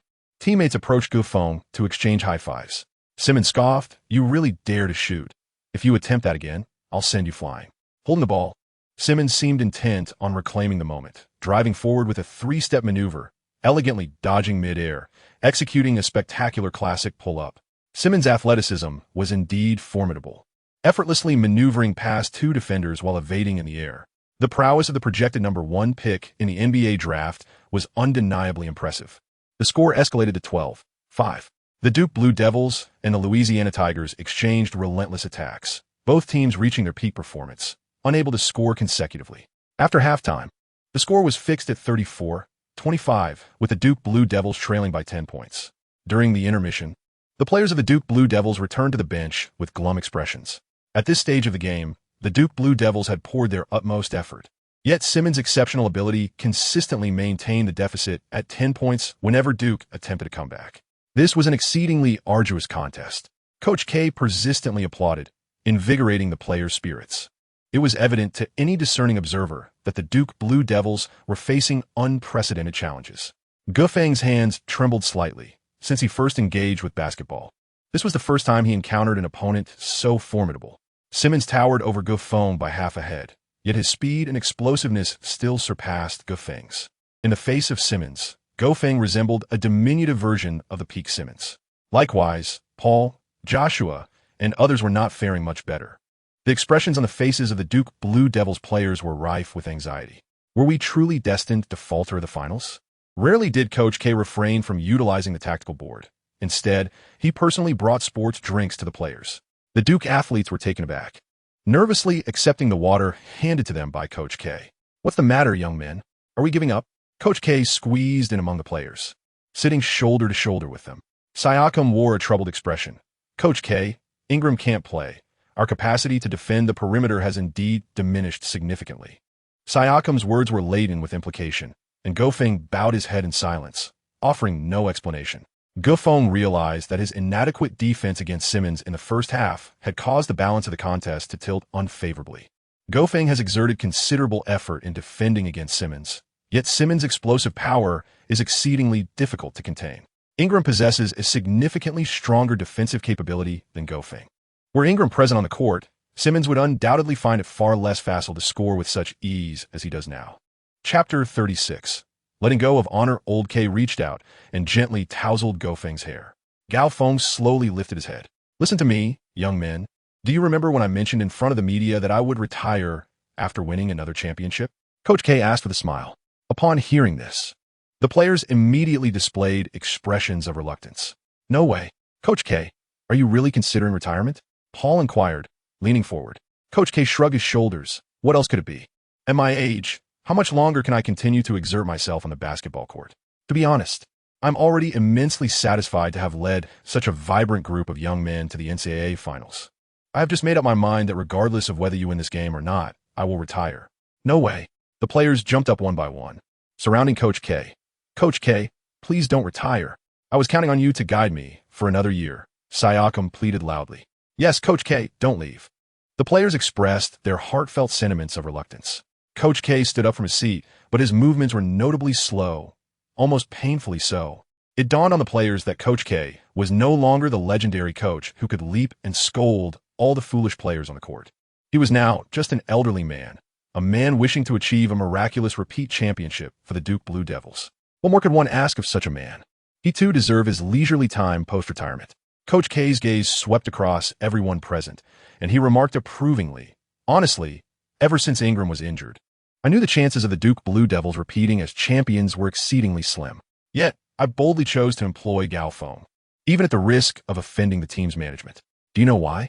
The team members shook their heads in confusion, and even Gofeng appeared bewildered.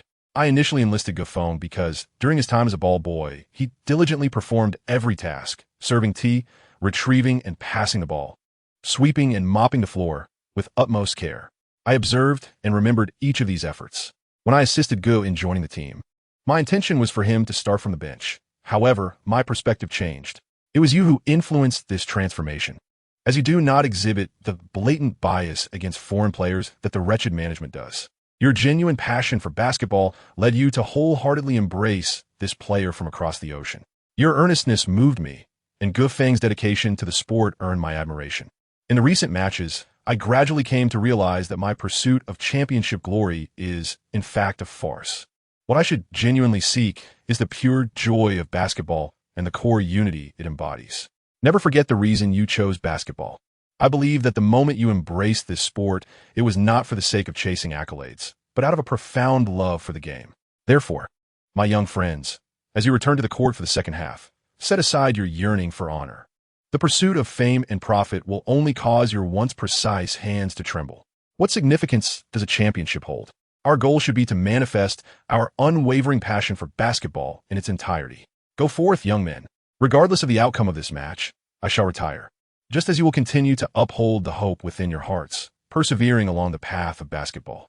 That is our shared aspiration for the sport. Press on. Remember, regardless of victory or defeat, we are among the most passionate lovers of basketball in this world. Flames of determination, respect, and reverence illuminated every face. Those youthful visages, having been soaked in sweat day after day, year after year, now appeared remarkably rugged. This is the most beautiful manifestation of their dedication to basketball. Roar! The Duke players, along with the coaching staff, embraced one another tightly, shouting and cheering. In this moment, all tension dissipated into thin air. Indeed, the players tremble with anxiety, driven by their pursuit of fame and fortune. However, when they play with heartfelt sincerity, they are unperturbed by emotional fluctuations. The media, perplexed by the happenings on the Duke Blue Devils bench, focused their cameras on the team. The large screen displayed a scene of the Duke Blue Devils, tearful and embracing each other, passionately chanting together. Countless fans were moved by the emotions of the Duke Blue Devils. Couples, friends, families, and even complete strangers embraced one another. In that moment, the love for basketball was a shared sentiment. As the whistle for the second half blew, both teams' key players gradually returned to the court. Simmons keenly noticed that the once subdued Gofeng seemed transformed. It was not just Simmons. Every player from Lewis University could sense the change in their opponents. The atmosphere became intriguing, indicating that the second half was destined to be a true showdown. The Duke Blue Devils offense exhibited a remarkable sense of unity, with each player fiercely competing for every inch of the court. As Gofeng emerged for a pick and roll with Paul, the synergy between the two was remarkably formidable. After Paul outmaneuvered the opponent Clyde, he lowered his body and swiftly changed direction, driving towards the basket. Upon reaching the free throw line, he executed a sudden stop to shake off the switching defender Simmons, completing a flawless jump shot. This maneuver bore a striking resemblance to the peak performances of Parker during the Spurs' prime. Swish! The ball found its mark with eerie precision, not even grazing the rim as it fell straight through the net. Casting aside any lingering tension or frustration, Paul's hands were astonishingly steady. The Duke fans erupted in a frenzy, fists clenched in celebration for the Blue Devils. In response, the Tigers launched a fast break, but Simmons' shot was emphatically denied by the towering Joshua, who swatted it into the front court. Like the wind, McBray and Paul swiftly converged on the ball as trajectory. McBray slammed the ball off the backboard, while the sub-6-foot Paul soared into the air, forcefully dunking it through the hoop. 34-29. The Duke Blue Devils opened the second half with a quick 4-point surge, also delivering a stunning block on Simmons. TNT's Barkley covered his head, seemingly recalling the most extraordinary block in NBA history. What exactly did Coach K impart to these young athletes? Each one appeared to be on the brink of madness. Even the Sharks' commentary was rendered expressionless. This Duke Blue Devils team indeed exuded an aura of intimidation. Simmons, still fuming from the emphatic rejection, returned to the court intent on a one-on-one against Gofeng. In Gofeng's eyes, there was no longer any emotion. His jet-black gaze was profoundly penetrating. For the first time, when Simmons' azure eyes beheld those pitch-black orbs, an instinctive sense of trepidation arose within him. Simmons felt a flicker of panic as he drew his hand up. Gofeng sprang into action in an instant. With a resounding smack, he delivered yet another overwhelming block. Simmons stood there, momentarily bewildered. Paul dashed forward once more, leaping like a fish in front of Clyde to secure the ball just before landing. Chapter 37. The Reign of Three-Pointers. Gofeng gracefully glided past Simmons, who stood there in a state of shock. On the ground, Paul slammed the basketball forcefully onto the floor. Gofeng skillfully seized the rebounding basketball, executing a powerful slam dunk over the retreating Clyde. Upon landing, the two embraced and tumbled to the ground. The referee stationed in the corner called a defensive foul on Clyde. Gofeng confidently approached the free throw line. At that moment, his hand was remarkably steady. The basketball resembled the vast ocean. He could effortlessly toss it without even glancing at the hoop, resulting in a perfect swish. The head coach of Lewis University grew anxious, vociferously urging his players to focus on teamwork. Jeff intended to set a screen for Simmons, yet McBray clung to Jeff like a rabid dog, making it exceedingly difficult to execute the play. Simmons insisted on facing Gofeng once more. This time, he exercised considerable caution. Simmons refrained from hastily attempting a shot, first seeking a screen to create a more favorable shooting opportunity by separating from Gofeng. Power forward Bruce set a high screen for Simmons. McSmith maintained a safe distance, positioning himself in front of Simmons, who felt increasingly constrained. The Duke Blue Devils' awareness evidently escalated to a higher level compared to the first half. McSmith's defensive maneuver was nothing short of impeccable, leaving Simmons with no avenue for further penetration or jump shots. Simmons was compelled to retreat the ball beyond the three-point line to reorganize.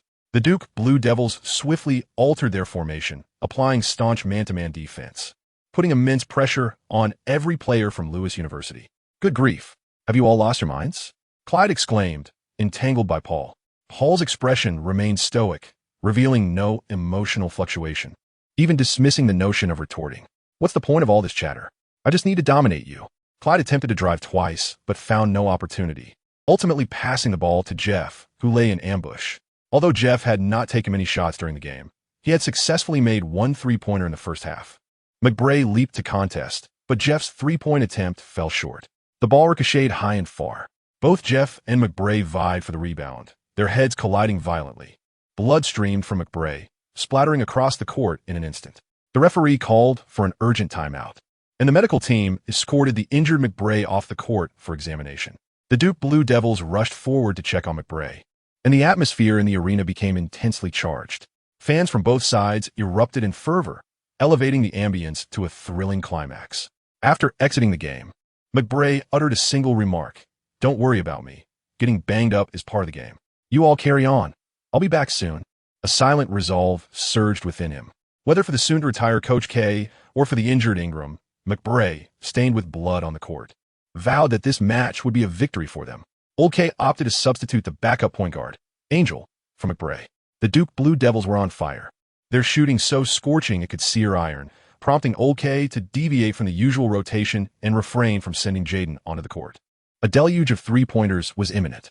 The referee called a foul on Jeff for an overzealous rebound attempt, igniting a fury within him. He vociferously complained to the official, and before his teammates could intervene, Jeff was assessed a technical foul. The Duke Blue Devils capitalized on the ensuing free throw, with Angel successfully converting a shot. McSmith passed the ball to Paul, who maneuvered around a screen. Clyde, sensing the shift in momentum, intensified his defensive pressure on Paul. Churchill tirelessly darted across the court, relentlessly searching for the point guard. The focus of the Duke Blue Devils reached a pinnacle of intense concentration. Goff blocked Jeff, creating an opening for Churchill. In an instant, Paul passed the ball to Churchill, who took the shot as soon as he received it. Simmons leaped to interfere. The ball grazed Simmons' fingertips as he turned to look back. Swish! Oh, my God! Another flawless shot, and it was yet another high-difficulty three-pointer. The three giants of TNT were utterly unable to commentate normally, only able to exclaim "My God!" in a chorus of astonishment. Upon returning for the second half, the Duke Blue Devils displayed an unstoppable resolve. Even the substitute, Churchill, executed a stunningly difficult shot. 34-35. The Duke Blue Devils launched a remarkable 10-0 run, swiftly taking the lead. Lewis University called for a timeout. Paul returned to his seat, furiously slamming the towel onto the floor in frustration. During those 5 minutes, the Duke Blue Devils exhibited an unprecedented level of focus. Each player resembled a merciless assassin, cold-blooded and lethal. Coach K did not impose elaborate strategies. The fighting spirit demonstrated by these young men had already transcended what any tactical board could offer. Three-pointer. We're back on the court to shoot threes. Let us finish this with a surge. Coach K reminded everyone. Gufong smiled, his earlier tension from the first half now dissipated. Is it akin to Snow City University? Truly outrageous, yet I find it delightful. I shall join in for the second half. The players' hands intertwined once more, with Old K and Ian joining in to cheer for the collective effort. Upon returning from the timeout, the Duke Blue Devils successfully thwarted yet another offensive attempt from Lewis University.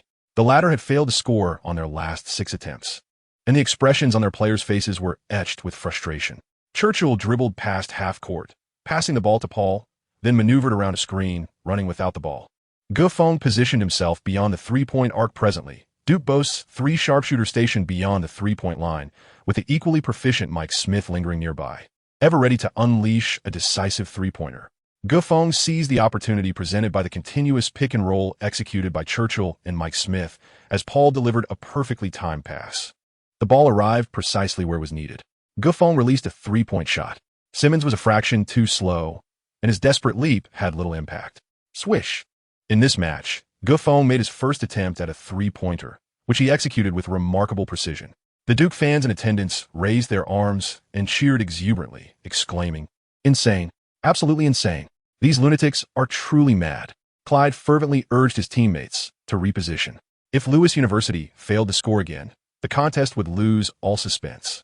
Simmons relentlessly charged towards the paint, as usual. The Duke Blue Devils switched to a three-point lineup, significantly weakening their interior defense. Simmons penetrated the lane, passing the ball to the low-post player, Bolton, who, leaning against Joshua, managed to execute a difficult hook shot, reclaiming 2 points. During the next Duke offensive, Gufong received the ball, but did not seize a favorable shooting opportunity.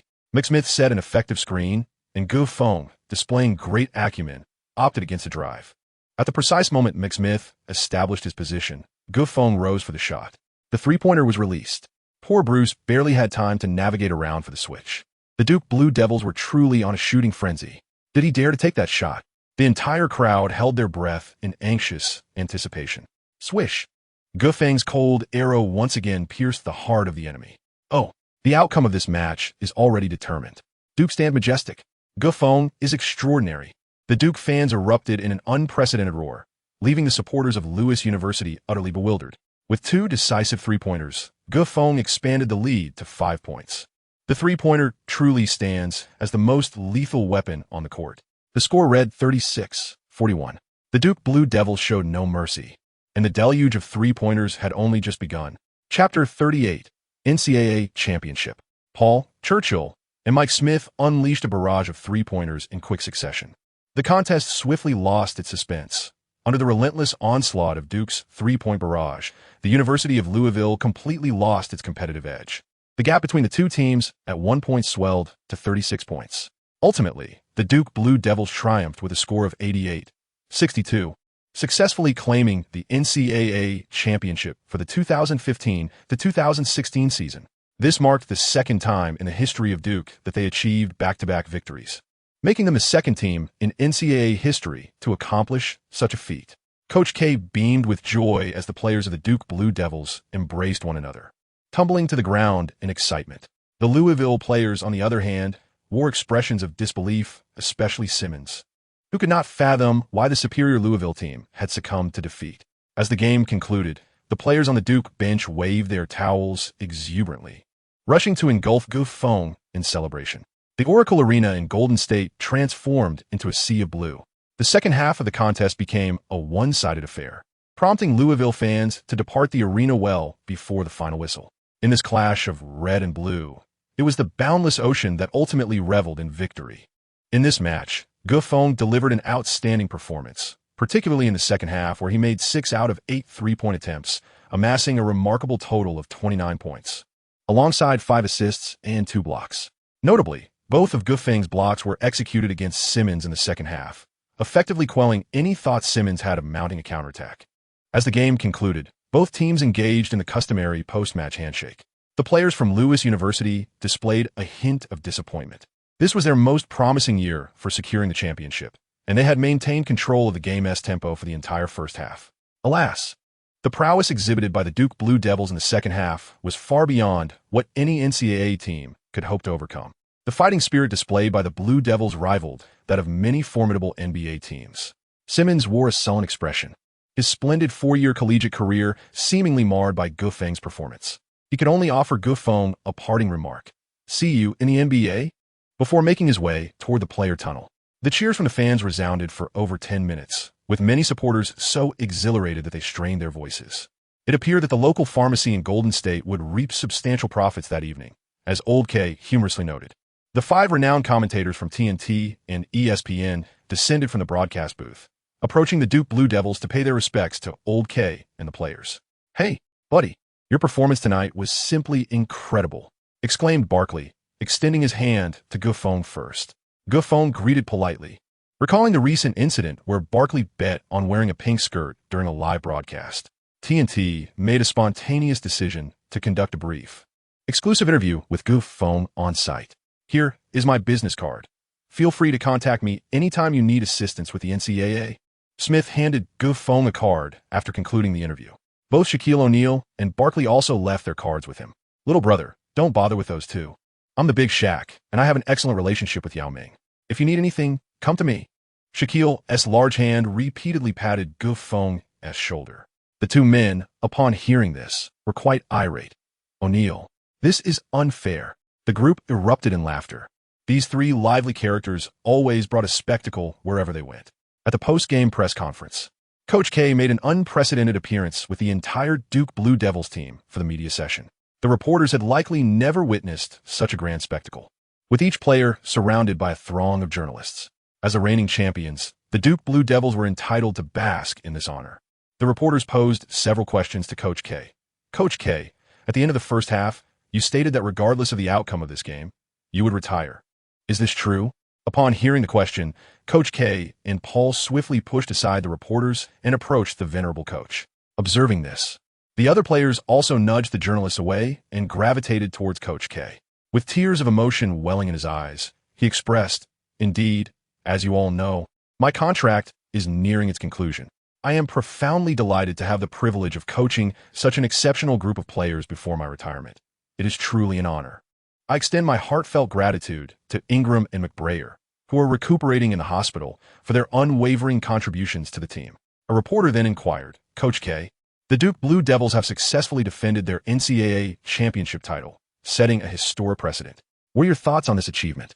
With a gentle smile, Coach K replied, "I have grown indifferent to such matters.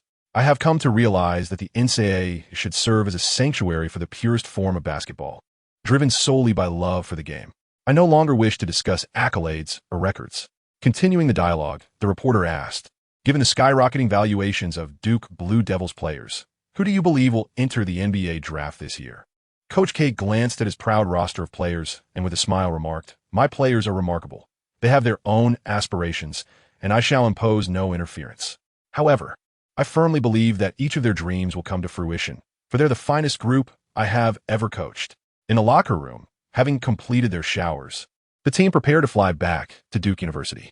In the following days, Coach K formally announced his retirement to the media and hosted a grand banquet to honor friends and family from the basketball community. Every player from the Duke Blue Devils attended Coach K's retirement celebration. As one of the most renowned coaches in the nation, Coach K's reputation is rivaled only by legends such as Phil Jackson and Greg Popovich. The guests in attendance were titans of the basketball world. However, due to the NBA resuming its season, not many of the prominent figures could attend Coach K's farewell dinner, as they were preoccupied with the NBA playoffs. LeBron James, Stephen Curry, Kevin Durant, and Greg Popovich all reached out to Coach K, offering their condolences and well wishes. Gufong and his teammates meandered through the hotel, marveling at the grandiosity of Old K's arrangements while enviously contemplating the array of NBA superstars he had managed to gather for his retirement celebration. To speak of mere costs, the lavish banquet alone was likely to exceed $1 million, a sum that far surpassed their combined scholarships. The hotel itself was exceptionally opulent, featuring an expansive entertainment garden, resplendent golden sculptures, and private hot springs. To spend even a single night in such a luxurious establishment was akin to reaching the pinnacle of one's existence. The lingering excitement of the championship intertwined with the fervor surrounding Old K's retirement. Various media outlets, NBA scouts, and talent agencies congregated at the hotel entrance, eagerly anticipating the arrival of the stars. Yet, none were deemed worthy to enter without an invitation. Some self-important individuals, such as Barkley, attempted to gain access for personal gain, but were politely escorted out by security. Old K swore he welcomed only those with invitations. Even a president would find no exception to this rule. This was a celebration uniquely reserved for Old K's retirement. Suddenly, the bustling crowd within the hotel began to ascend the staircase. Gufong grasped Paul and inquired, "Why has everyone gone upstairs?" Paul's eyes sparkled with an eager light as he replied, "Need it be said? It must be because Kobe has arrived. I heard he would be here tonight." Gofeng was taken aback. "Kobe? Oh my heavens." Chapter 39, the indomitable superstar of the retirement banquet. Kobe, the greatest NBA superstar of the post-Jordan era, reigned supreme during his pinnacle, widely regarded as the best in the basketball world. He is one of the finest scorers in NBA history, having garnered countless accolades throughout his illustrious career. Masterful in breakthroughs, shooting, free throws, and three-pointers, he boasts an almost flawless offensive repertoire, with his remarkable record of 81 points in a single game serving as a testament to his prowess. In addition to his exceptional scoring ability, Kobe's playmaking skills were equally impressive, often acting as the primary architect of his team's offense. Although frequently criticized by fans as a ball hog, his organizational skills should not be underestimated, as he undoubtedly ranked among the top offensive orchestrators in the league. Furthermore, Kobe was also recognized as one of the best defenders in the NBA, exhibiting an intense and oppressive on-ball defense that left many superstars struggling under his relentless pressure. Kobe's fame is indisputable. However, it was only a few days ago that he announced his retirement following a game against the Jazz. Nevertheless, the news of his farewell performance, in which he scored a staggering 60 points, propelled him back into the limelight. A throng of reporters had gathered outside, all there to cover Kobe. From many small media outlets, Any exclusive interview with him could sustain their entire operation for a year.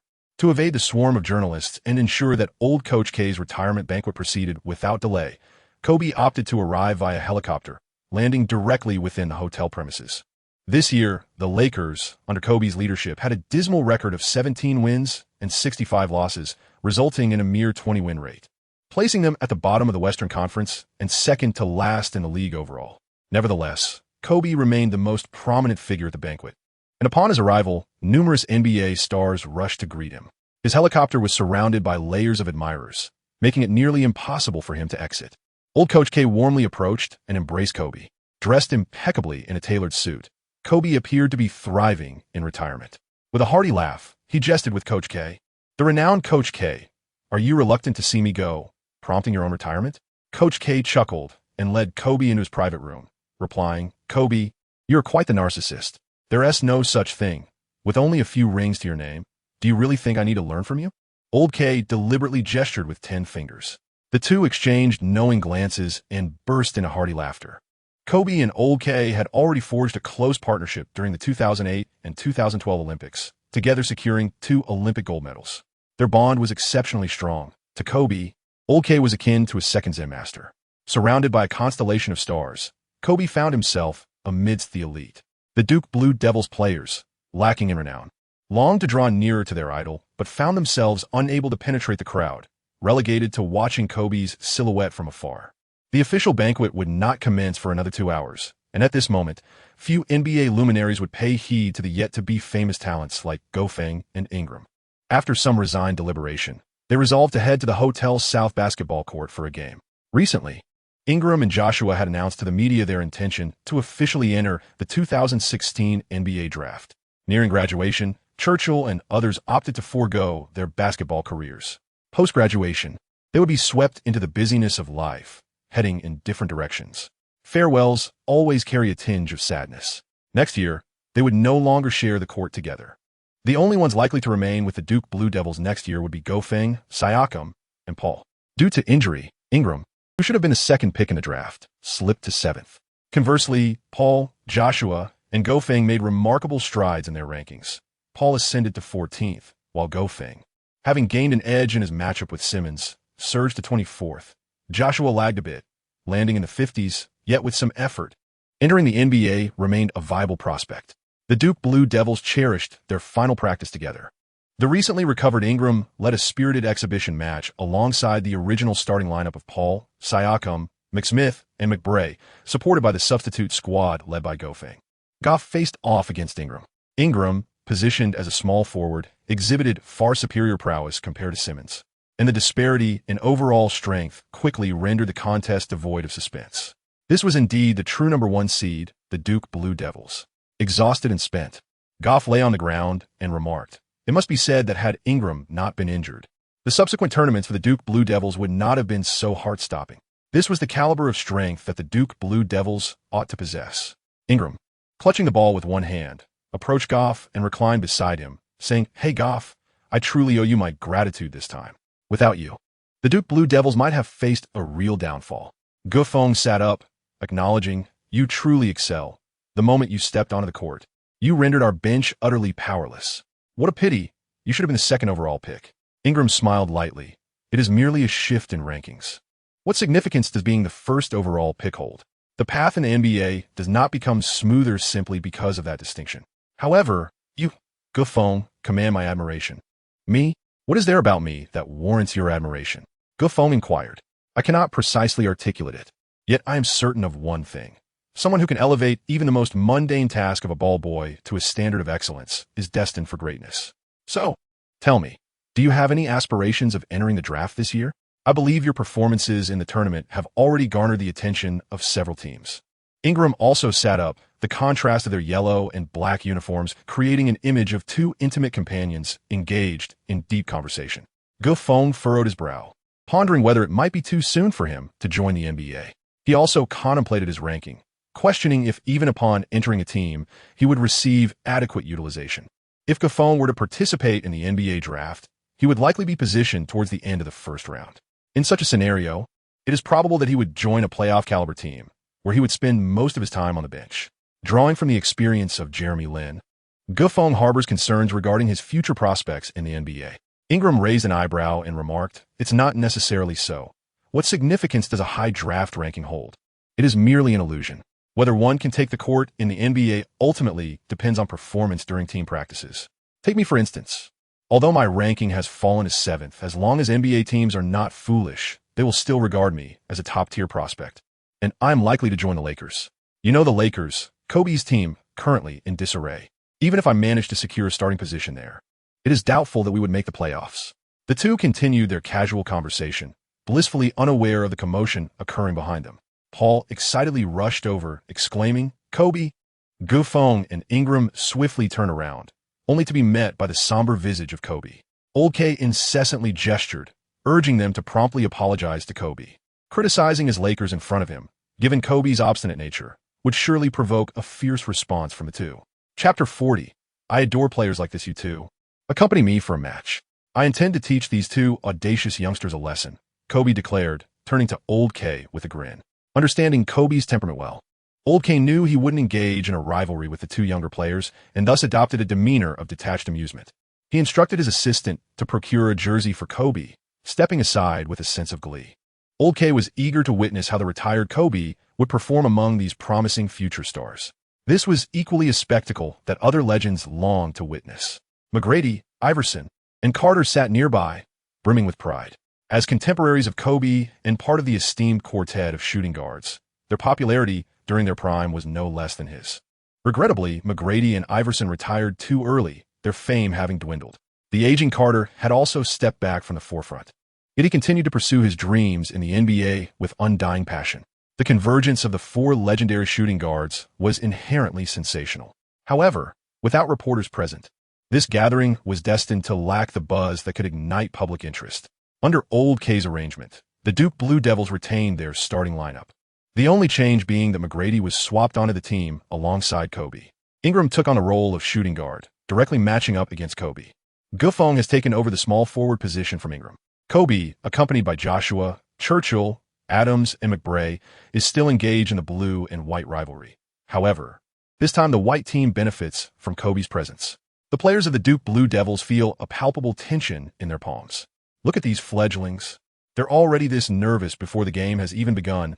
Iverson chuckled, patting his legs. Once the game commenced, it became a showcase of Kobe's scoring prowess. Ingram appeared excessively anxious, displaying an erratic performance as several seemingly straightforward shots failed to find their mark.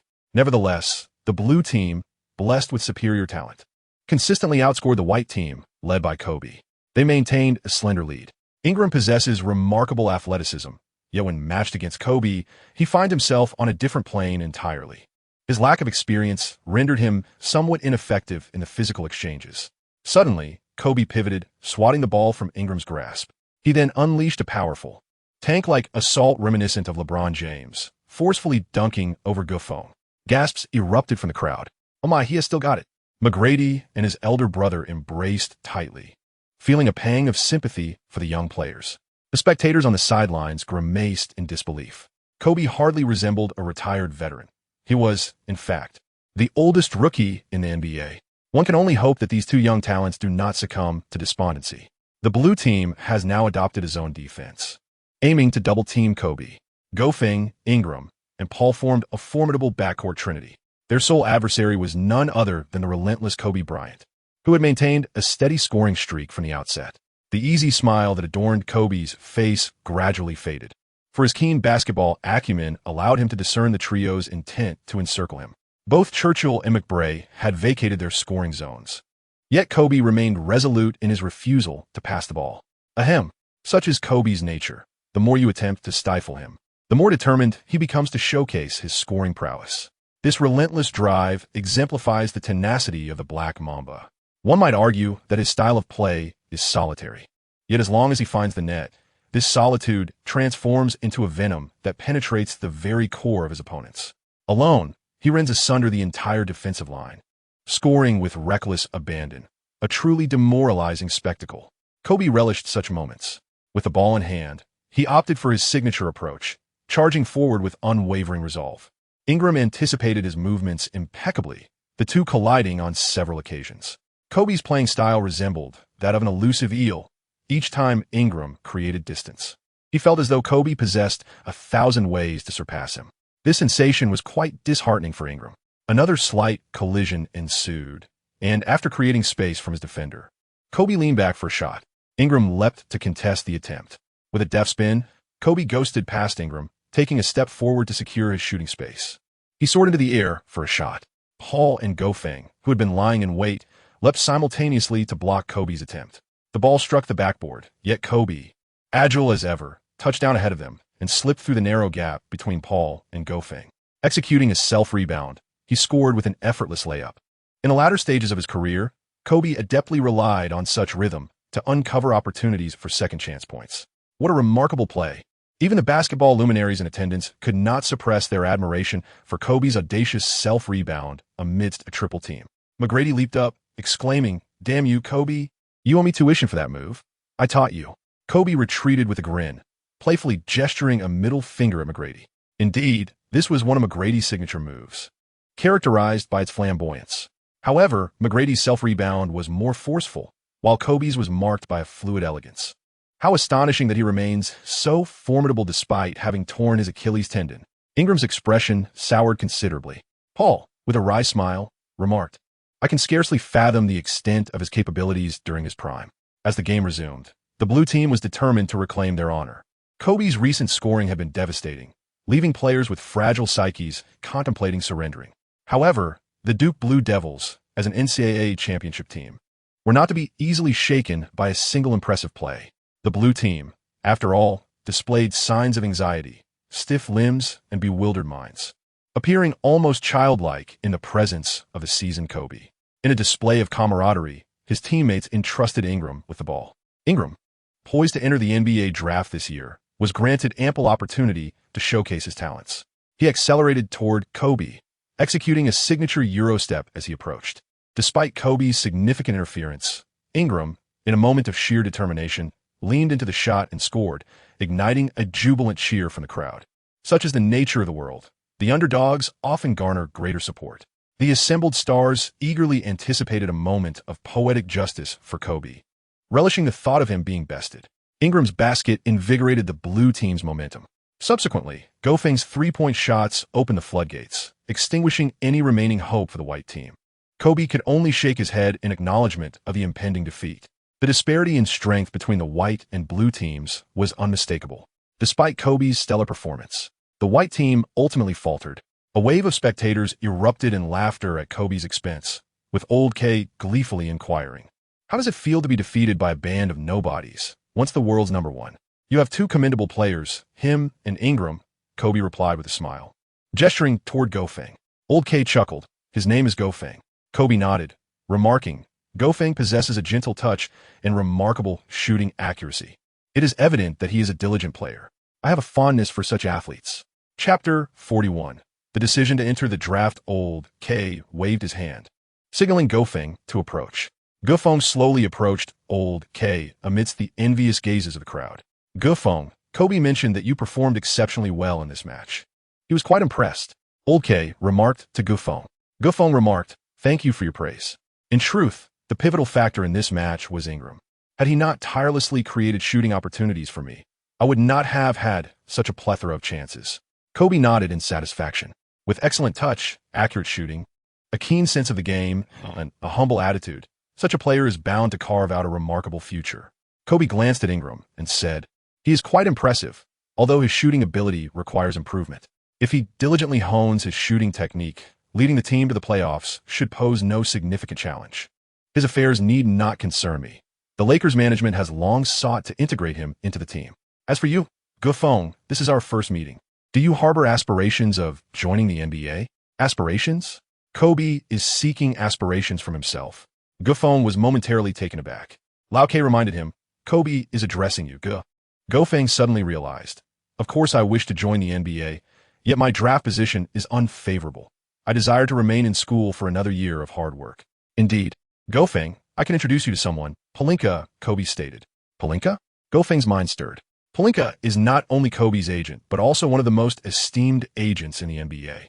He always carries a mobile phone and a notification device for incoming emails, ensuring seamless communication with his clients at all times. Such agents are exceedingly rare in the NBA. What player could resist such an opportunity, unless ghosts truly roam this world? The NBA is ultimately a commercial league, and a good agent can secure the most advantageous contract for players. Considering Go Feng's current situation, it remains uncertain whether he will receive a scholarship from Duke University next year. Especially with Coach K's retirement, the number of influential advocates for him has diminished.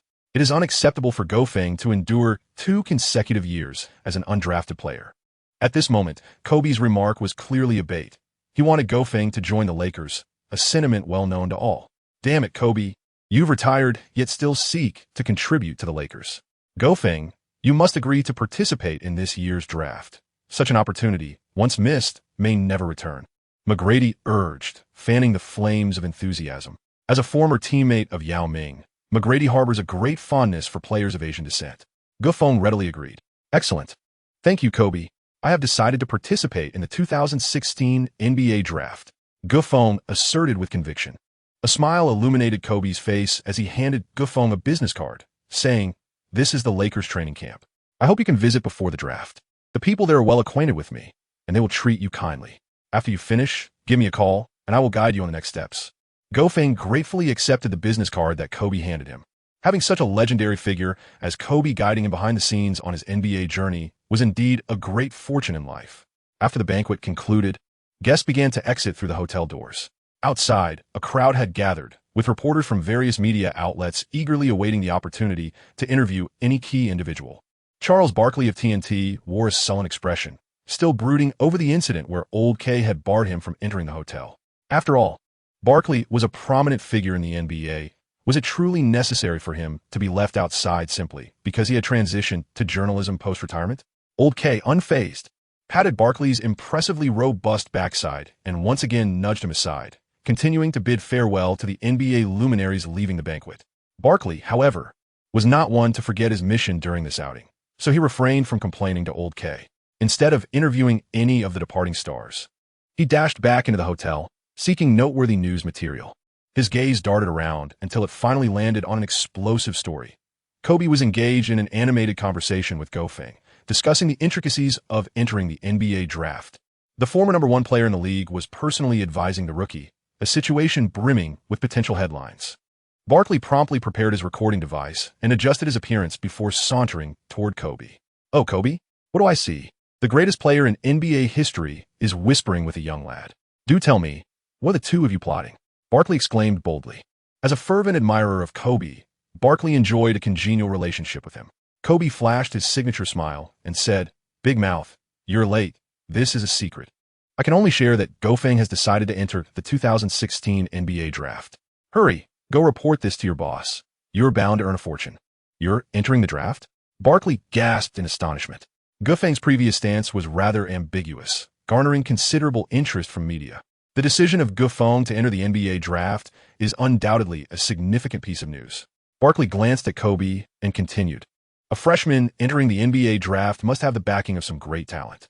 Barkley sought to extract more information, but Kobe merely smiled and remained silent. "What an astonishing development this is. Kobe, we have always believed you would reach out to Ingram, as he is undeniably the standout second pick of this draft," Barkley remarked. Kobe chuckled lightly and replied, "Indeed, my friend, Ingram is certainly on my radar. However, at this moment, he is not the one in greatest need of assistance." Barkley and Kobe engaged in a lively exchange, each contributing to the conversation. As Go Feng realized he had no further business, he bid farewell to the two individuals. Upon returning to Duke's basketball court, he found that many of his teammates had already packed their belongings, preparing to embark on their journey into the great melting pot of America. This is the nature of the NCAA.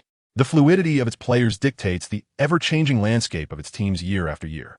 Go Feng said little, embracing his teammates, including Churchill, who were about to depart from Duke University. Following his retirement, assistant coach Ian temporarily assumed the role of head coach for the Duke Blue Devils. Known for his amiable nature, Ian's personality was not particularly suited for the demands of a head coach. The university administration was actively seeking a new head coach, and until then, all matters pertaining to the team were entrusted to Ian. That evening, he also joined the farewell procession. One by one, the players completed their registrations and left the university they had cherished. Ian murmured to himself, They are gone. All gone. Tomorrow, I must start from the ground up again. The rotation of players foreshadowed a challenging season ahead for the team. Should the school fail to find a suitable head coach, Ian would inevitably inherit the mess of a struggling team, gradually striving to elevate them from mediocrity. This would undoubtedly present a formidable challenge for him. Gufeng approached Ian and embraced him deeply. Coach Ian, I have decided to participate in this year's NBA draft. Ian's face turned pale. All right. Chapter 42. Agent Palinka, the night of parting was filled with melancholy. Yet each individual must look forward. After Gufeng announced his participation in the draft, Barkley swiftly highlighted this event as a focal news story for TNT, making a public announcement. Barkley subtly suggested that Kobe might have played a pivotal role in Gufeng's decision to enter the draft. This revelation sent countless Lakers fans into a frenzy. Major media outlets began reporting extensively on Gufeng's decision to partake in the 2016 NBA draft. Gufeng took out his phone and saw the latest draft predictions updated on the NBA official website. Ranked 27th, Gufeng. Draft commentary. Before this year's championship, perhaps no one had ever heard of Gufeng's name. It is said that he was once a ball boy and even failed to make the cut for the Duke Blue Devils team. I hold serious doubts about this claim. Perhaps it is merely a fabricated tale devised to render Gufeng's story more legendary. Yet I must assert that Gufeng undoubtedly stands as this year's most unexpected dark horse. He ascended from obscurity to the 27th position in just 5 championship games. Emerging as a ball boy, he reached his zenith upon debut, leading the Duke Blue Devils to clinch the championship title in the 2015 to 2016 season with a dazzling display of talent. Gufeng is truly remarkable. When confronted with formidable opponents such as Alexander, Barnes, and Simmons, he still manages to dismantle their defenses with his precise shooting. His performance in the fourth quarter can undoubtedly be described as an epic display of clutch prowess. This includes a pivotal moment against the Atlanta Hawks, where, in the final minute, his offensive and defensive plays decisively sealed the game. In a match against the University of North Carolina, amidst a crowd of 70,000, he executed a blind three-pointer to clinch victory at the buzzer. Not to mention, Gufeng's astonishing feat of dominating the underdog University of Connecticut after not playing in the first half, and his sudden onslaught of three-pointers in the second half, which extinguished the University of Louisville's dreams of championship glory. Gufeng is undoubtedly the most legendary player in the NCAA this year, and I believe numerous teams will express interest in him. Draft comparisons: Kobe Bryant, Stephen Curry. Do I play in the style of Kobe and Curry? This report certainly dares to make such claims.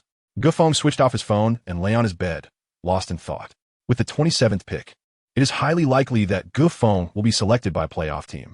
If the Lakers management truly heeds Kobe's advice and retains him, they will inevitably have to make some adjustments. Whether the outcome is a sign-in trade or another method is beyond Gufeng's concern. NBA players are like products on a shelf. The vast majority possess only the right to be traded, without the power to initiate trades themselves. Kobe's assistance is merely a verbal assurance, lacking any tangible value. However, the recommendation of Palinka by Kobe has genuinely aided Gufeng significantly. He must visit this legendary agent tomorrow. If he can establish a partnership with Palinka, Gufeng's journey in the NBA will become considerably smoother. The following day, Gufeng contacted Palinka. Palinka had already received notice from Kobe and was eager to meet this remarkable young man from the East. They arranged a time and place, and Gufeng took a ride to the designated CAF. With an elongated face and a height of around 6 feet 3 inches, Palinka, who is constantly busy with various NBA teams, has already begun to show some gray in his hair, despite being only 32 years old. Nevertheless, this is one of the reasons Palinka is deemed trustworthy.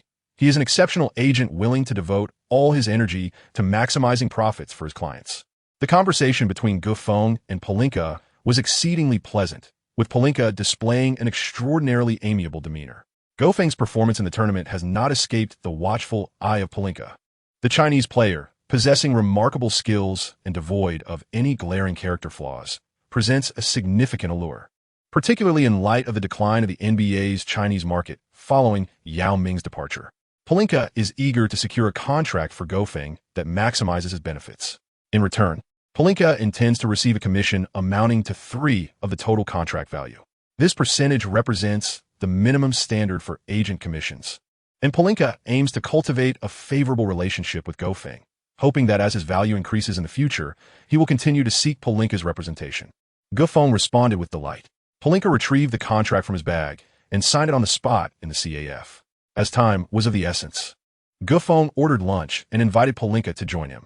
True to his reputation as a workaholic, Polinka continued to inquire about topics related to the promotion of the rookies. Even during their meal, Gufeng was utterly oblivious to these matters, yet he placed unwavering trust in Polinka, thus entrusting all these concerns to him for resolution. With a cheerful demeanor, Polinka picked up a hamburger and earnestly assured Gufeng that he would ensure ample funding in the future to hire a professional nutritionist, eliminating the need to consume such high-calorie, nutritionally void foods. A scientifically crafted diet holds immense significance for NBA players, with LeBron James serving as a prime example. LeBron's ability to maintain his peak performance for 13 years is greatly attributed to his rigorous training regimen and meticulous dietary practices. Gufeng harbored a yearning for the arrival of that day. He aspired to maintain his competitive edge through the most scientific means. After they had satisfied their appetites, Gufeng and Polinka parted ways at the entrance of the CAF. According to the plan they had just discussed, Polinka was to craft a bespoke promotional strategy for Gufeng within the week, while also scouting for potential endorsement contracts on his behalf. Upon returning to school, Gufeng must actively seek to assemble his own team, which would include trainers, nutritionists, massage therapists, and fitness coaches, among others.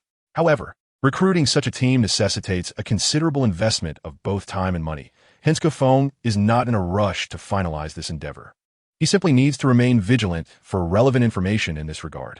Simultaneously, the NBA Draft Combine in Chicago has officially commenced. Ingram, accompanied by Gufeng, Simmons, Barnes, and others, is participating in the Combine, situated in Chicago, the very city where the basketball legend Jordan once played. Within the Combine, numerous teams have extended invitations for private workouts with Gufeng.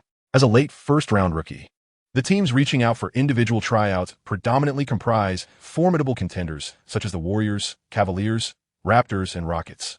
Nevertheless, Gufeng is also intent on attending the Lakers training camp first. He had previously promised Kobe that he would participate in the Lakers tryouts.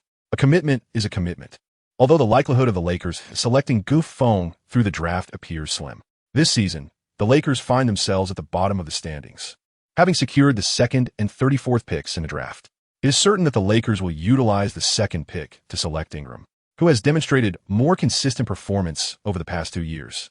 As for the 34th pick, there remains a significant chance that Gufeng will be chosen by another team prior to the Lakers selection. Thus, whether Gufeng will ultimately join the Lakers remains an enigma.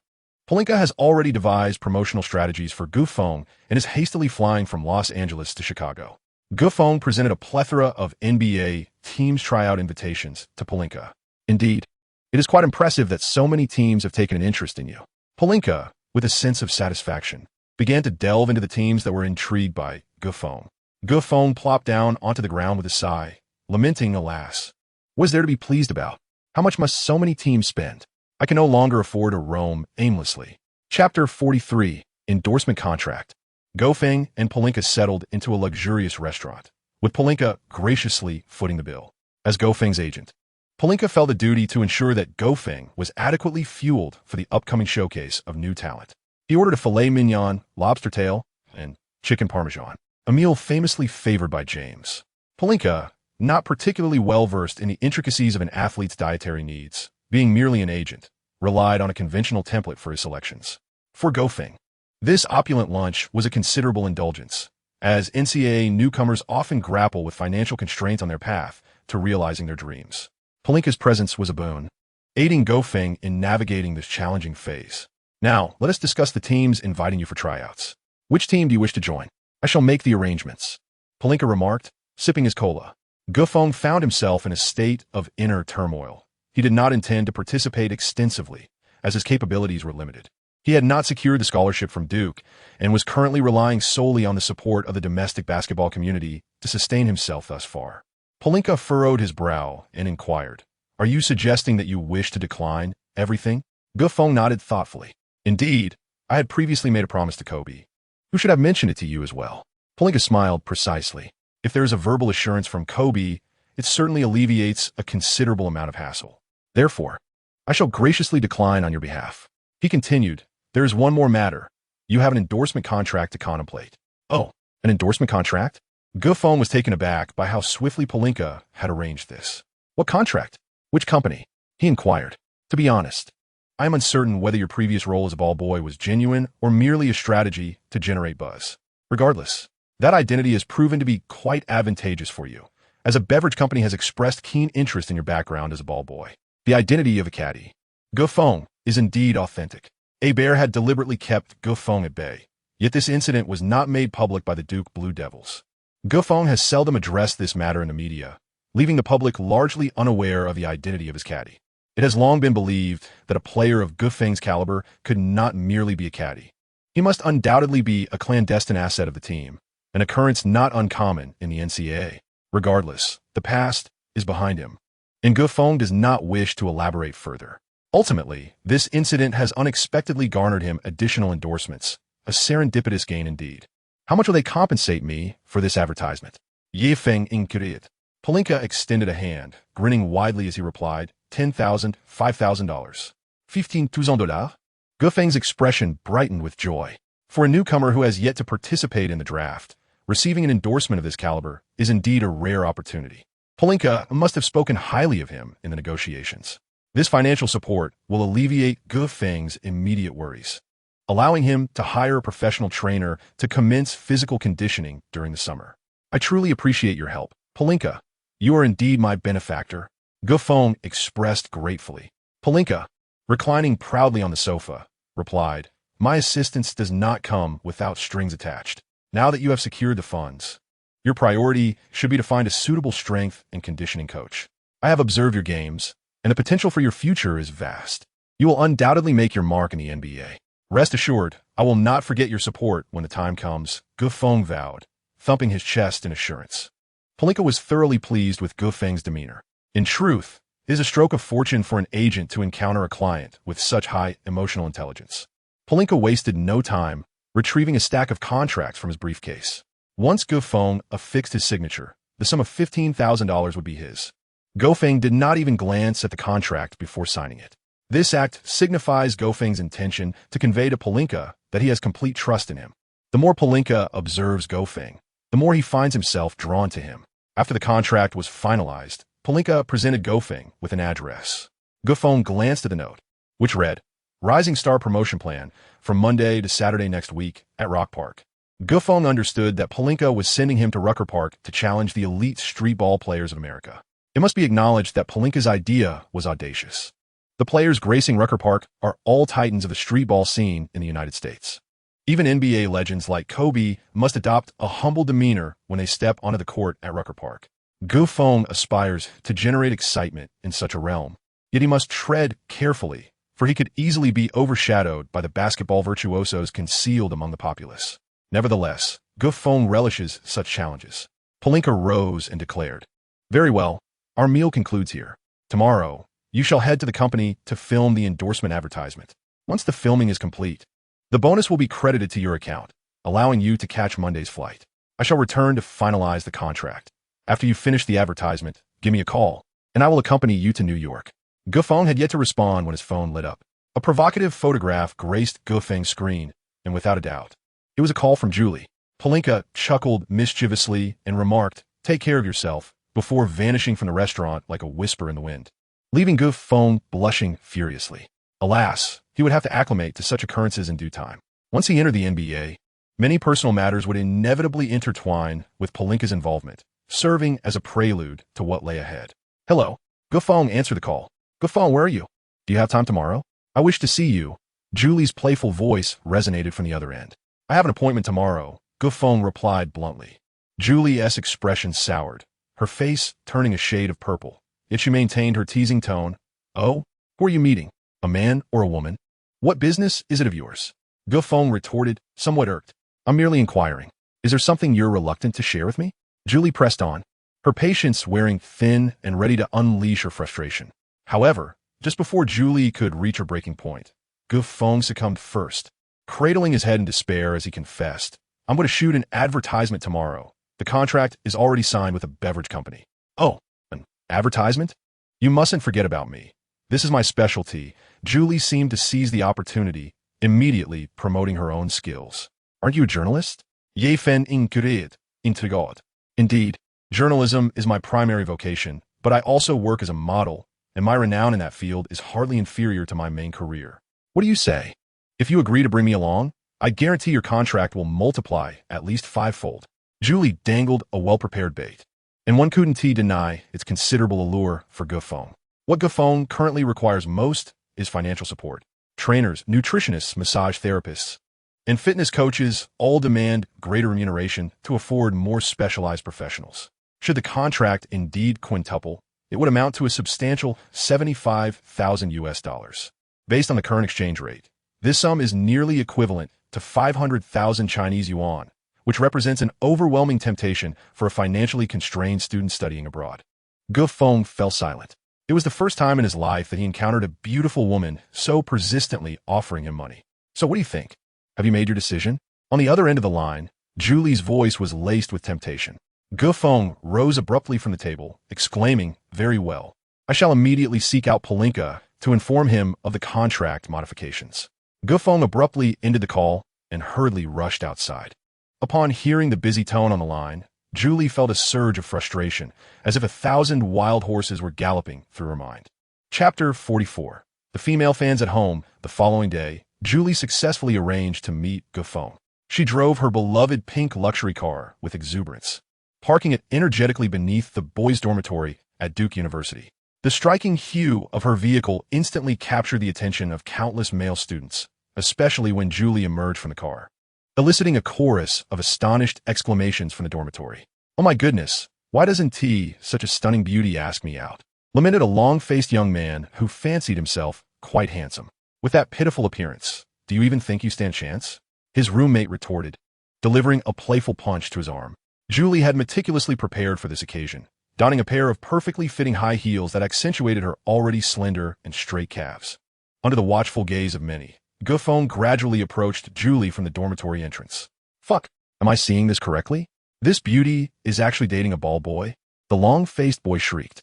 His roommate, yet again, smacked him lightly. "Have you even watched the matches? He is not just a bald boy. He is already an NCAA champion." The long-faced boy remained unconvinced. And what of being an NCAA champion? Who knows where he'll end up?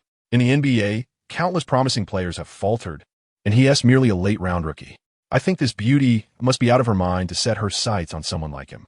His roommate rolled his eyes, casting a disdainful glance at the long-faced boy, who was simply bitter about not being able to attain what he desired.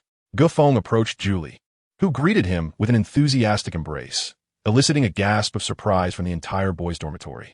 Gufeng smacked his lips. "Alas, for the sake of money, I have sold myself."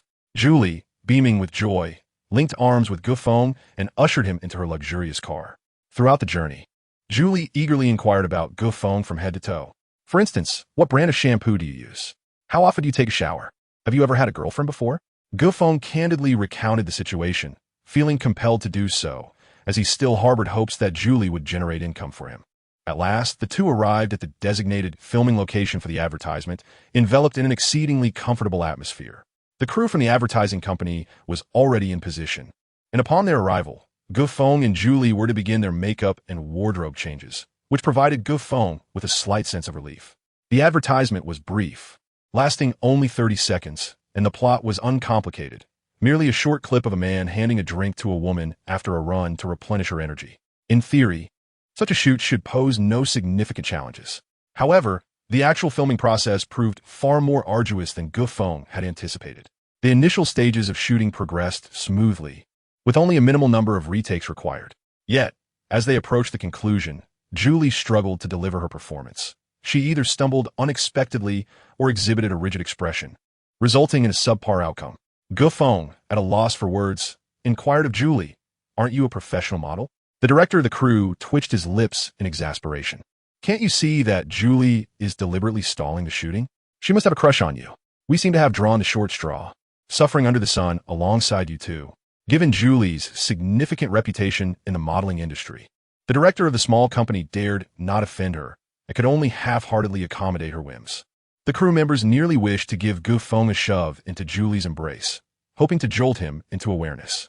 Time slipped from morning into afternoon, and finally, under Julie's relentless insinuations, the director wisely opted for a romantic script. With that, Julie cheerfully completed the shoot. The script successfully led Julie into Gufeng's arms. Had it not been for Gufeng's steadfast principle of not compromising his integrity, the director would have even arranged for a kissing scene. Julie understood that such matters could not be rushed. Simply being able to nestle into Gufeng's warm embrace was already a source of great contentment for her. The advertisement was successfully completed, and Gufeng received a post-tax payment of approximately 30,000. Subsequently, the hiring of a physical trainer was set into motion. Here you go. Julie, this is your share. Gufeng generously offered half of the money to Julie, but she declined. Whom do you look down upon? Do you think I covet such meager advertising fees? I simply wish to collaborate with you on an advertisement. Were it not for you, no amount of money from a small company would entice me to participate. Julie's tone was imbued with pride. Gufeng smiled faintly, choosing silence. This was the very reason he hesitated to pursue Julie. Julie epitomized perfection, bold, passionate, and unafraid to love or hate. Yet, her innate pride was as undeniable as Gufeng's own pride on the basketball court. A proud woman and a proud man together face a challenging path to happiness. Gufeng harbors a dream, an unwavering aspiration for Chinese basketball to reach its pinnacle. He believes that no one should be allowed to shake this conviction. Should he maintain a long-term relationship with Julie, it would undoubtedly influence his faith in the sport. Thus, during his career, he chooses not to consider her. Observing Gufeng's continued silence regarding his feelings, Julie lets out a soft sigh as she escorts him home. On the way back, she remains silent, fully aware that her intentions towards Gufeng are evident to even the most obtuse observer. Gufeng exhibited no inclination towards confession, maintaining a lukewarm friendship with Julie. Julie's pride forbade her from pursuing a man. Instead, she would continually drop hints, waiting for him to express his feelings first before solidifying any relationship. As the car journey progressed halfway, Gufeng unexpectedly received a domestic call. This number was not that of a family member. Who could it be? Gufeng answered the phone with a hint of surprise. Hello, is this Gufeng? The clear Mandarin voice on the other end instantly evoked a sense of familiarity within him. Yes, may I ask who's calling? Gufeng responded in Mandarin as well. I am Xia Sherlan's sister. Do you remember Sherlan? When you won the high school basketball championship in China, you once gifted her an autographed basketball. Gufeng reminisced about a little girl he once encountered. At that time, she was seated in a hospital wheelchair, her delicate face pale and devoid of color, suggesting that she was afflicted by some ailment. Gufeng, feeling a sense of pity for her, decided to gift her an autographed item. Oh, I just remembered. How is she faring? Has her condition improved? Gufeng inquired with concern. It's still the same. The doctor mentioned that she was born with a cold constitution, and there is no effective medical treatment available domestically. In recent years, she has earned some money and wishes to seek treatment in the United States. But I know that her true intention in going to America is to see you. Throughout these years, she has quietly followed every piece of news about you in the States. Sherlan is quite stubborn and adamantly refuses to acknowledge this. But I discovered her feelings by secretly keeping an eye on her. Gufeng, I know you are a kind-hearted person. Could you do me a favor? Just tell me what you need, and I will certainly assist in any way I can, Gufeng replied, genuinely moved. Sherlan has made an appointment with Director Danings of the Queen's Medical Center in New York. Due to limited funding, she is going to the United States alone this time. We have no relatives in America, and you are our only hope for assistance in taking care of her. I sincerely hope you can lend a helping hand. I promise to repay your kindness in the future. Chapter 45, Provocation? Gufeng's Rising Star Promotion Plan. Gufeng gladly accepted the task of looking after Sherlan. Being in a foreign land, encountering a fellow countryman was indeed a stroke of fortune. After hanging up the phone, Gufeng caught a glimpse of Julie, whose eyes seemed to be about to pop out of her head. I say, beautiful, focus on the road. I was merely making a phone call. What on earth are you staring at? Gufeng tightly embraced his shoulders, for he was one who, in moments of inner turmoil, exhibited an increasingly frivolous demeanor. Whether I should indulge in reckless driving depends entirely on your willingness to answer my questions candidly. Gufeng quickly raised his hand, saying, Wait, I will confess honestly. Julie asked with a sidelong glance, Who was on the phone with you? Gufeng reclined his seat. Who else could it be? Just a fan's sister from back home. Julie pressed down hard on the accelerator, and the luxury car surged forward with remarkable speed. Gufeng exclaimed, Slow down. Haven't I already informed you? I have numerous important matters to attend to, and I absolutely must not sustain any injuries. Julie retorted angrily. Are you trying to deceive me? Is it even possible for fans' older sisters back home to reach you here? Gufeng explained. I am uncertain as well. That fan has fallen gravely ill and is coming to New York for treatment. Their family is not well off, so they entrusted me with the task of providing some assistance. It was only then that Julie eased her speed, allowing Gufeng to exhale in relief. Is it a male or a female? Julie inquired once more. A female, he replied. Without hesitation, Julie pressed the accelerator fiercely, causing Gufeng to huddle instinctively, just in case. Upon arriving at the gates of Duke University, Julie unceremoniously kicked Gufeng out of the car without a word of farewell, leaving in a cloud of dust. Gufeng gazed at the receding silhouette of the luxury vehicle, exclaiming, "Women are truly formidable." The following day, Gufeng arrived in New York alongside Palinka. As the largest city in the United States, New Yorkers take the greatest pride not in their economy, but in the illustrious Rucker Park. Nestled in the Harlem neighborhood and adjacent to Douglas Avenue, Rucker Park is a renowned landmark. After disembarking from the airport, Gufeng traveled in a specially arranged vehicle to Rucker Park. The parking lot was filled with opulent cars from around the globe. Those who play here are none other than the illustrious basketball aristocrats and streetball virtuosos. Even those with the least acclaim among them can afford luxury vehicles worth millions. Gufeng gazed at his private vehicle, a tinge of melancholy washing over him. Gufeng, with a hint of melancholy, inquired, "Palinka, from whence did you acquire such an abundance of Chinese hongqi?" Palinka, brimming with pride, replied, "What do you think? Quite impressive, isn't it? These vehicles were specifically imported from your homeland. Chinese cars are remarkably economical, costing merely a little over $10,000. These hongqi were delivered in a single package at my request. They understood that I intended to adorn these vehicles with an array of five-star flags. And the joy of parading them through the streets of America is beyond compare. I spent not a single cent on these five-star flags. They were all graciously gifted to me." Gufeng's lips twitched slightly. Indeed, it was the familiar taste of his homeland.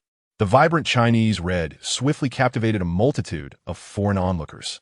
Gufeng, following Palinka's style, donned an exceptionally loose sports jersey reminiscent of the national flag. This choice propelled Gufeng into the limelight, attracting numerous American basketball luminaries who could not resist approaching him. "Hey, what kind of junk car did you drive here in? Daring to play at Rucker Park?" sneered a towering 2-meter-tall African-American player. Palinka leaned in and whispered to Gufeng, "His name is Bone, a local streetball hustler. Remember, I brought you to Rucker Park not to engage in a battle of wits with them." Gufeng chuckled. "Are you not simply hoping to make everyone here look down upon me, so that I might suffer a well-deserved humiliation?" "I understand completely." Upon hearing Gufeng's jest, Palinka realized that he was not genuinely perturbed, and thus nodded with a smile. A multitude of onlookers, primarily streetball players, gathered around, most wearing expressions of amusement, eagerly anticipating Gufeng's misstep. Disregarding the chattering crowd that debated his presence, Gufeng approached the figure known as Bone and inquired, "What is this? Is it a requirement at Rucker Park to arrive in a luxury vehicle to play basketball?" Bone retorted angrily, "Nonsense. You should have done your homework before showing up. Do you even know what Rucker Park represents? This is not a place for novices like you. I suggest you quickly leave in that dilapidated car of yours and free up a spot for the brothers coming behind you." Gufeng rolled his eyes and strode directly towards the basketball court. Gu, too, feeling completely disregarded by him, was immediately filled with anger. "What do you mean by that? I'm talking to you, old man. If you can't play, then just scram. Do you understand? Do you want me to teach you a lesson myself?" Gu, too, seized Gufeng by the shoulder, yanking him away from the basketball court. Palinka shot Gufeng a glance, indicating that the next steps were in his hands. Gufeng comprehended Palinka's intent and shrugged off the hand that held the bone. "You are so arrogant. Why not challenge me to a match? If you can prevail, I shall leave immediately." "How does that sound?" Gufeng provocatively inquired. A chorus of boos erupted from the spectators around. Could this Asian be foolish? After all, this is Rucker Park. What a time we live in, where an Asian dares to behave so brazenly in Rucker Park. Indeed, during his prime, Kobe could only manage 17 points in a half year. Who does he think he is? A mere Chinese. Let us hope he doesn't end up humiliated. Gufeng paid no heed to the ridicule directed at him by others. To him, the more raucous their jeers, the more effective the publicity would ultimately be. Bone's gaze was filled with disdain. He perhaps was the one among them who least expected Gufeng to audaciously provoke him. "Damn it, you overgrown mutt. You truly are insufferably brazen. Very well, let us engage in a challenge of 5 balls. Should you score one, I shall concede defeat." Gufeng let out a derisive laugh and declared loudly, "Do not be shameless. No one needs your concession. 5 balls are simply 5 balls. I will not take advantage of you." It is agreed that whoever loses shall permanently depart from Rock Park. This provocation thoroughly incensed Bone, who, without uttering a single word, forcefully expelled the players currently on the court. Let us proceed. I shall see how you, a mere mongrel, can withstand 5 balls under my prowess. Bone positioned himself near the three-point line, his eyes brimming with disdain and contempt, arrogantly awaiting Gufeng's turn. The spectators huddled together, fervently cheering for Bone. In the realm of basketball, individuals of Asian descent often find it challenging to compete with the formidable presence of African-American athletes. Take the NBA, for instance. It has never lacked for exceptionally talented black and white players. However, when it comes to Asian players, one could easily count them on one's fingers. The discrimination faced by Asians from black players in basketball is an open secret. Nevertheless, while the number of Asians making a name for themselves in the NBA may be scant, they are not as utterly disdained as some black players might claim. A professional Asian player can easily dominate an amateur top-tier black player, not to mention someone like Gufeng, who can outplay even black athletes with ease. Bone's incessant taunts of Yellow Dog struck the final nerve of Gufeng's patience. Wait a moment, Gufeng said, his expression devoid of emotion. What is it? Are you afraid? Gufeng extended 5 fingers. With an additional stroke, 5 spheres, $50,000. Gufeng declared with unwavering certainty. Chapter 46. What pretense are you putting on? Huh? $50,000? Is this fellow out of his mind? What is that dilapidated car of his worth? The crowd at the sidelines erupted in astonished murmurs at Gufeng's wager. In the realm of street basketball, $100 is already considered an extravagant bet. Even in New York, the birthplace of streetball culture, a sum as exorbitant as $50,000 has never been witnessed. $50,000. Surely, even players in the NBA Finals do not earn that much in a single game. Bone felt a pang of insecurity, having spent years navigating the streets. He had not amassed wealth at the pace of the NBA's commercial league. For him, $50,000 was a significant amount. Are you perhaps afraid? Ye Feng remarqued, noticing Bone's silence, and immediately retorted. The spectators began to whisper among themselves. Such a monumental wager was not one they would dare to accept lightly. Gufeng cast a glance at Pelinka, who silently gave him a thumbs up. This was precisely the effect Pelinka desired.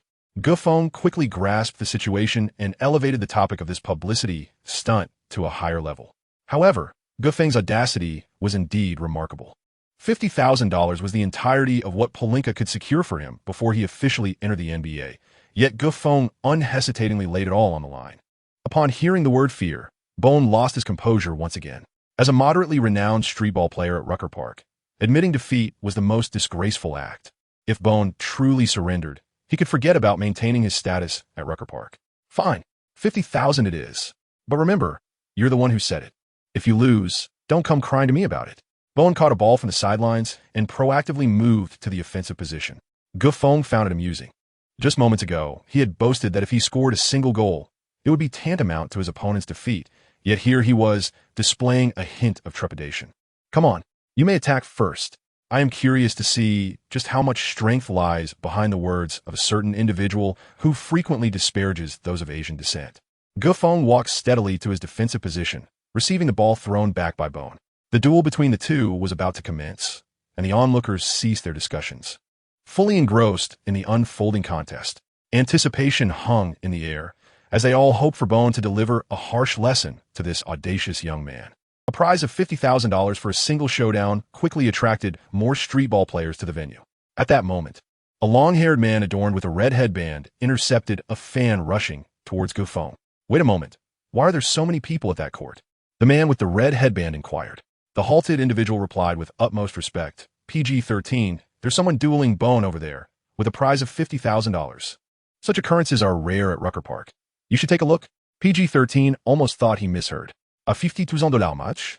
Only the most audacious individuals would dare place such a wager. He nodded and hurried alongside the fan towards the adjacent court. Upon arriving, PG-13 was taken aback. Although Bone was not regarded as a top-tier streetball player, he certainly hovered around the NBA draft line as a formidable talent. Who could possibly have the audacity to challenge Bone with such a hefty sum? Was the challenger an NBA player? It was uncommon for NBA-level athletes to grace such venues. Firstly, the potential for embarrassment was substantial if they were to falter.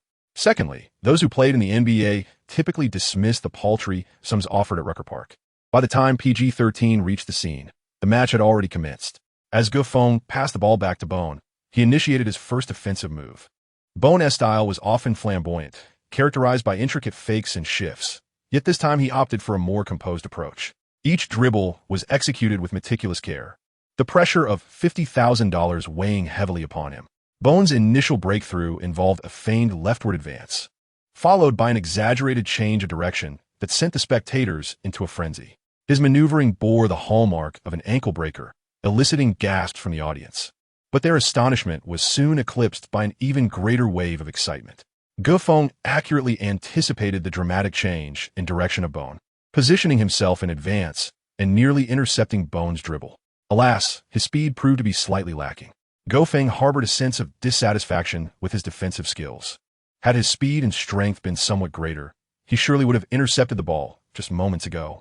However, Goku was astounded, hurriedly retrieving the ball that had nearly rolled out of bounds. He had come to the realization that he was up against a seasoned professional. The defensive maneuver just witnessed was not something an average amateur could have anticipated with such foresight. Was his audacity a fade, or did it conceal a depth of skill? Goku felt the sweat forming in his palms. $50,000. He would need nearly half a year of toil to earn that sum back. If he were to lose, he truly could not fathom how he would survive the ensuing months. Intensifying the physicality of his play, Goku began to sense the discontent of the spectators. In the realm of basketball, once a certain level of skill is attained, the true differentiator becomes physical prowess. Under the weight of the $50,000 pressure, Goku's performance lacked the previous grace he had displayed. Instead, he resorted to relying on his physical attributes to overpower Gofeng, much to the dissatisfaction of the fans. "What is happening, Goku? Where's your crossover?" Disapproving boos erupted from the crowd. Palinka adeptly captured all of this on film. Goku, however, was too preoccupied to care about the sentiments of the audience. Winning this match was of utmost importance. He restructured his offensive strategy, backing down into the paint, followed by a series of feints and a pivot, culminating in a smooth fadeaway jumper. Given his proximity to the basket, coupled with his exceptional physical gifts and shooting touch, the ball effortlessly banked off the backboard and into the hoop. Yet, rather than the expected cheers, the crowd responded with disdainful jeers. With that basket made, Goku felt a considerable weight lift from his shoulders. If this continued, victory could be secured within 5 more shots. Gufeng and Bone exchanged their offensive and defensive roles. This time, it was Gufeng's turn to attack while Bone took on the defensive position. Bone advanced with long strides, leaving Gufeng no room for breakthrough. As Gufeng observed the stance of Bone, he decisively took a jump shot. Bone was taken aback and hurriedly leaped to defend. Yet his large stride failed to provide Gufeng with any effective interference. Swish! The ball accurately pierced the net, eliciting a thunderous cheer from the crowd below. This was a match worth $50,000. Gufeng confidently launched his shot from just inside the three-point line, a display of remarkable self-assurance. Bone suddenly felt a pang of regret. Witnessing Gufeng's calm demeanor suggested that such shooting finesse had been honed through countless games, forged with sweat and determination. Why had he insisted on challenging him? Why had he been so verbose? Bone's expression turned desolate. Chapter 47. Street Ball Masters of Rucker Park with Gufeng's successful long-range shot. He effortlessly leveled the score at 1-1. The teams exchanged possession, and the ball returned to Bone's hands. Once again, he employed his back-to-the-basket play. But this time Gufeng had discerned Bone's rhythm. Bone relied solely on this singular technique. Yet through years of practice, he had perfected it to an art form, with movements executed almost instinctively, bestowing his back play with remarkable aesthetic appeal. Bone nudged Gufeng inward, executing a series of spins after halting the ball, feigning a retreat. The crowd erupted in admiration. With such a maneuver, a player of Asian descent would struggle to defend. After all, the physical disparity between the players was significant. Bone's rhythm appeared flawless. It seemed the basket was within reach. Spectators believed that if Bone continued with this conservative approach, he could resolve the contest within 5 rounds. However, Gufeng leapt almost simultaneously with Bone, extending his hand to completely obscure Bone's shooting sight. Bone sensed that his shot might be blocked and twisted midair, attempting an evasive maneuver. The crowd roared in response to Bone's aerial dodge. Yet, upon releasing the ball, it clearly lacked vigor. Ultimately, the ball fell short of the hoop, clanging off the rim, an utter airball. Bone had astonishingly produced an airball. The spectators were left astonished, witnessing Gufeng's anticipation of Bone's shooting timing. resulting in extraordinary defensive play against an airball. It was over. Bone was on the brink of defeat. As a premier talent at Rucker Park, PG-13 quickly discerned the underlying issue. Bone's mindset had faltered. Had Bone not invested so much significance in the $50,000, he could have posed a considerable challenge to Gufeng. Yet now, the rhythm of the game lay firmly in Gufeng's control. Transitioning to Gufeng's offense, Bone, wary of another long-range attempt, guarded him closely. However, Bone's mental state was unraveling, rendering him incapable of decisively discerning whether Gufeng would drive or shoot, resulting in hesitant, unsteady footwork. Gufeng seized the opportunity, swiftly launching to the left and elegantly bypassing his opponent, Bone. Bone rushed to defend, but his efforts failed to exert any pressure on Gufeng. With grace, Gufeng evaded in midair and scored, turning the tide of the game. A chorus of discontent erupted from the crowd. Bone, can you even handle this? It was disheartening to see him, who initiated the offense, being surpassed in the score. Infuriated, Bone shouted back at a spectator, "Shut your foul mouth. Don't complicate things for me." PG-13 shook his head, recognizing that Bone was completely rattled. For Bone's third attempt, he received the ball and chose not to back down for a one-on-one, but instead dribbled along the sidelines, searching for an opportunity. Gufeng moved with an unusually buoyant step, while Gu's Bones felt as though they had nowhere to break through. After searching for half a day without finding an opportunity, Gu was left with no choice but to attempt a forceful advance. A swift dash to the left aimed at breaking through was thwarted by Gufeng, who effectively blocked the path of attack.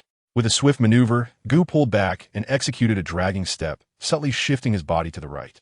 In a bid to fortify the right defensive line, Gufeng was compelled to shift his footing slightly to the right. This seemingly minor adjustment awakened the primal instincts within Bone. As the most devoted imitator of crossover, Bone had practiced this maneuver countless times, exceeding 100,000 repetitions. When employing crossover, Bone required little conscious thought. The slightest deviation in Gufeng's defense triggered an instinctive response from Bone's body. Indeed, as soon as Gufeng's balance faltered, Bone executed a pronounced lateral movement, effortlessly gliding past Gufeng to his left before seamlessly completing a jump shot. Gufeng was unable to defend in time, and the ball found its way into the net. The score was leveled at 2-2. A fervent cheer erupted from the sidelines. Indeed, this is the spirit we recognize in our team. Go, Bone. Do not allow the foreigners to look down upon us. Gufeng wiped the sweat from his brow, astonished that the most formidable move of the Bone was none other than Allen Iverson's signature maneuver, the crossover. The moment when Iverson left the venerable defender in his wake has been immortalized as one of the top 10 classic moments in NBA history, cherished by countless fans. However, Gufeng is determined to become a champion in the NBA.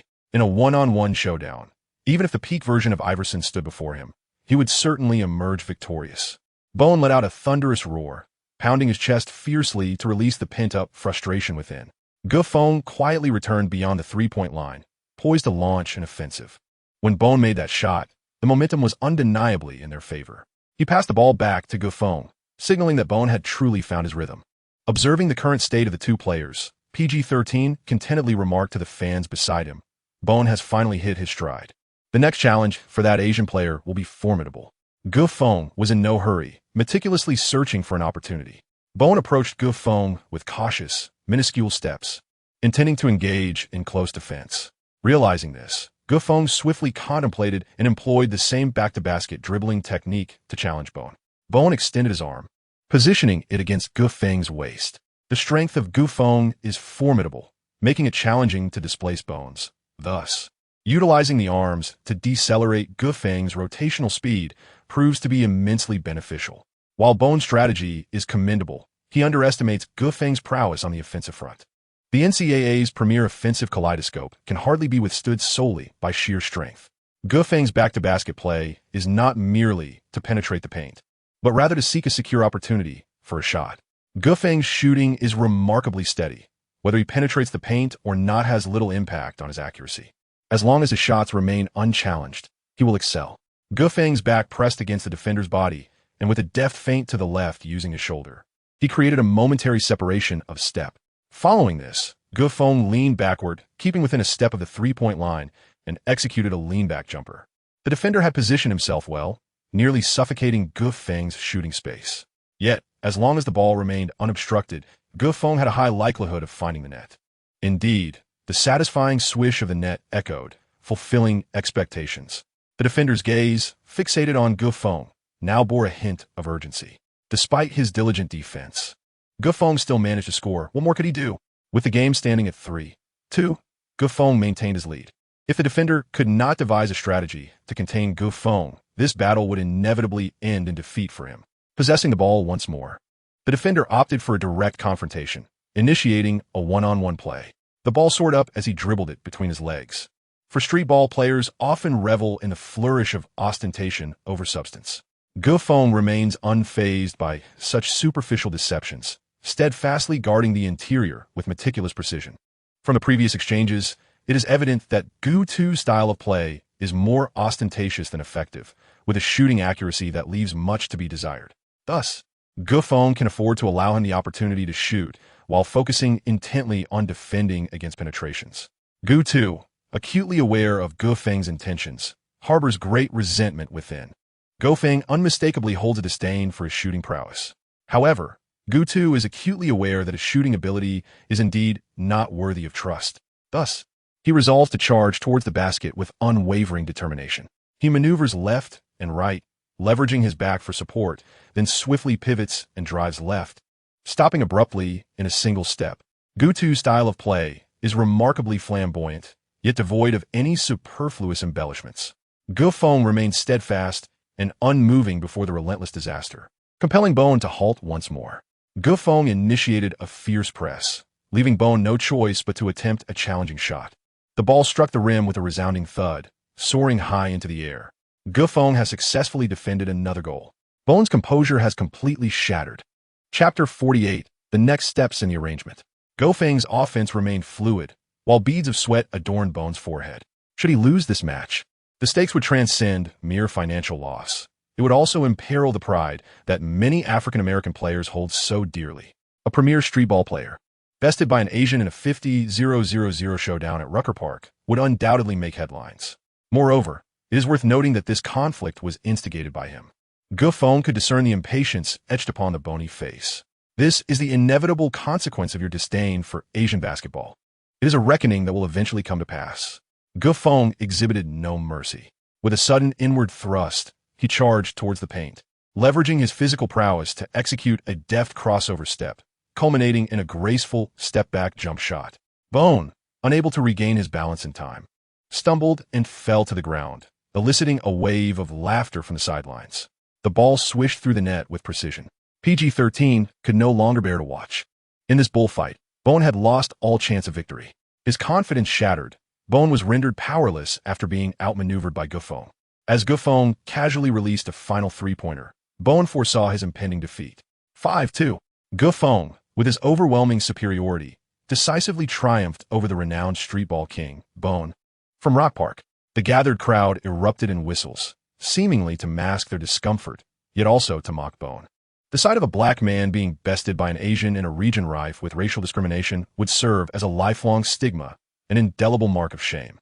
You have lost. 50-0-0-0 to be transferred within 7 days. Gufeng stated impassively to Bone. Bone's dark complexion turned a deep shade of purple with rage. Yet with so many witnesses present, he found it difficult to renege on his obligation. After dealing with Bone, Gufeng approached Pelinka. So how did it go? Did you record everything? Pelinka patted his shoulder back. Rest assured, today's performance was commendable. I'll reach out to several major media outlets to create a significant buzz. It was only then that Bone realized he had been reduced to a mere stepping stone on their path to success. Yet, he could blame no one but himself for his previous arrogance. According to Pelinka's prior plan, he had no intention of humiliating Bone to such an extent. This was a predicament Bone had brought upon himself. With the appropriate footage secured, Gufeng was eager to depart from the scene. Logically, defeating a well-known street ball expert should have garnered applause from the audience. In reality, however, no fans expressed joy. Instead, disdain was etched across every face. Gufeng was acutely aware that, despite his victory, players of Asian descent remained unappreciated by the predominantly black fan base. The applause reserved for the victor was merely a facade, intended solely for those deemed worthy. In this instance, the victor was Gufeng, and thus the cheers surrounding him were scant. Pelinka, naturally, understood the thoughts occupying Gufeng's mind. Not long ago, a street ball prodigy from China named Wu Yu had visited Rucker Park to showcase his skills. Although Wu Yu triumphed in numerous games, he ultimately returned to China, besieged by derisive jeers and insults. Rucker Park, the birthplace of street ball, has, over time, gained immense notoriety. Yet it has simultaneously lost the authentic essence that once defined it. Today, Rucker Park is rife with opportunism and prejudice, despite its growing fame. Genuinely passionate street ball players have become increasingly rare. Palinka briefed Gufeng on the forthcoming arrangements, which primarily revolved around the upcoming tryouts with the Lakers and the strategies for promoting the new talents. Gufeng entrusted all these tasks to Palinka, thereby allowing him to conserve a considerable amount of time for physical training. Gufeng did not accompany Palinka on the flight to Los Angeles. Instead, he intended to remain in New York for a few days. Firstly, New York possesses a formidable influence in the realm of basketball, and Gufeng wished to stay and engage in friendly exchanges with various luminaries of the sport. Secondly, he had promised a domestic fan that he would visit her sister in the hospital. According to the timeline, Sherlon had likely completed her surgery by now.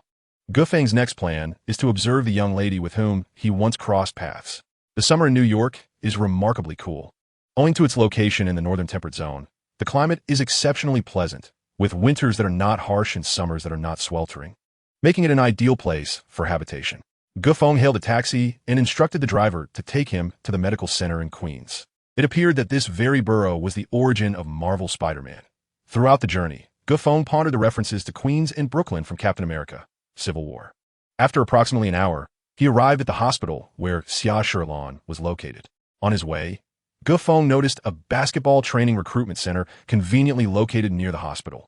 Previously, he had earned $30,000 from an advertisement and won an additional $50,000 from betting with Gu2, thus amassing a total of $80,000.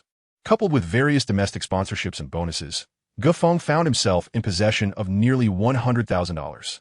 For a young man, not yet 20, this constituted a considerable fortune. It was time to hire a professional fitness trainer, Gufeng pondered thoughtfully. New York, being the largest city in America, surely boasted trainers of superior caliber compared to other regions. After visiting Xia Sherlon, Gufeng planned to inquire at the training center. With the information provided by Xia Sherlon's sister, Gufeng easily located her hospital room. He knocked gently on the door, and a faint voice responded from within. "Please come in." Gufeng opened the hospital room door and beheld Xia Sherlon's pale, bloodless visage. Gufeng suddenly sensed a subtle chill in the summer air of New York. Gufeng, lying on a hospital bed, Xia Sherlon was utterly astonished. She never expected to see her idol, Gufeng, from thousands of miles away in America. A delicate fragrance of daffodils permeated Xia Sherlon's room. How could this young lady's space be so fragrant? Gufeng intentionally sought to evade the encroaching shadows of sorrow.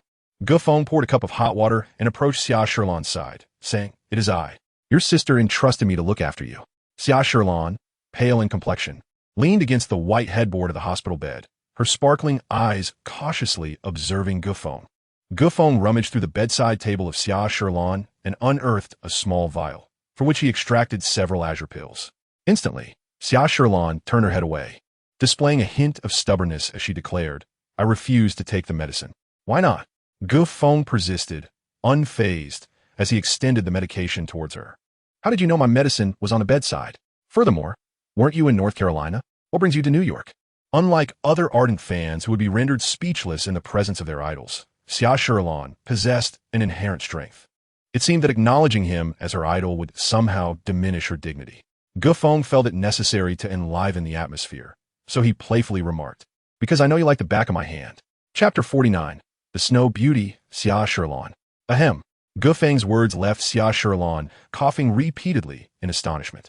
Gufeng hastily explained to Xia Sherlon, "It is as follows. Your sister specifically instructed me about your aversion to medication. She mentioned that you typically keep your pills on the bedside table and insisted that I must ensure you take them, even if it requires coercion.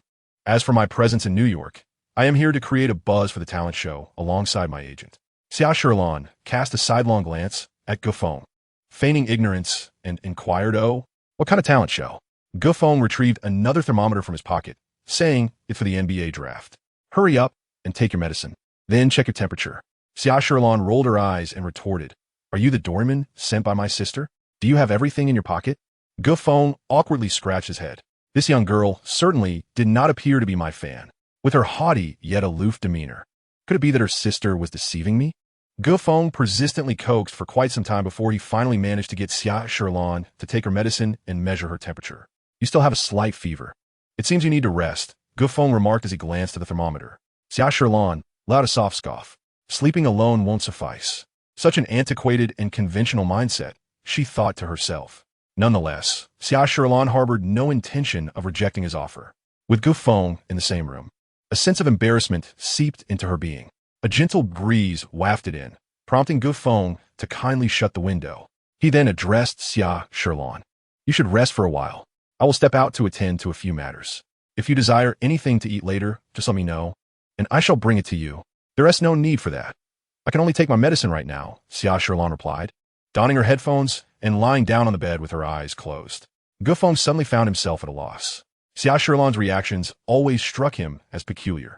She was both intelligent and aloof, resembling the crystalline formations atop a snow-capped mountain that remain unmelting through the ages.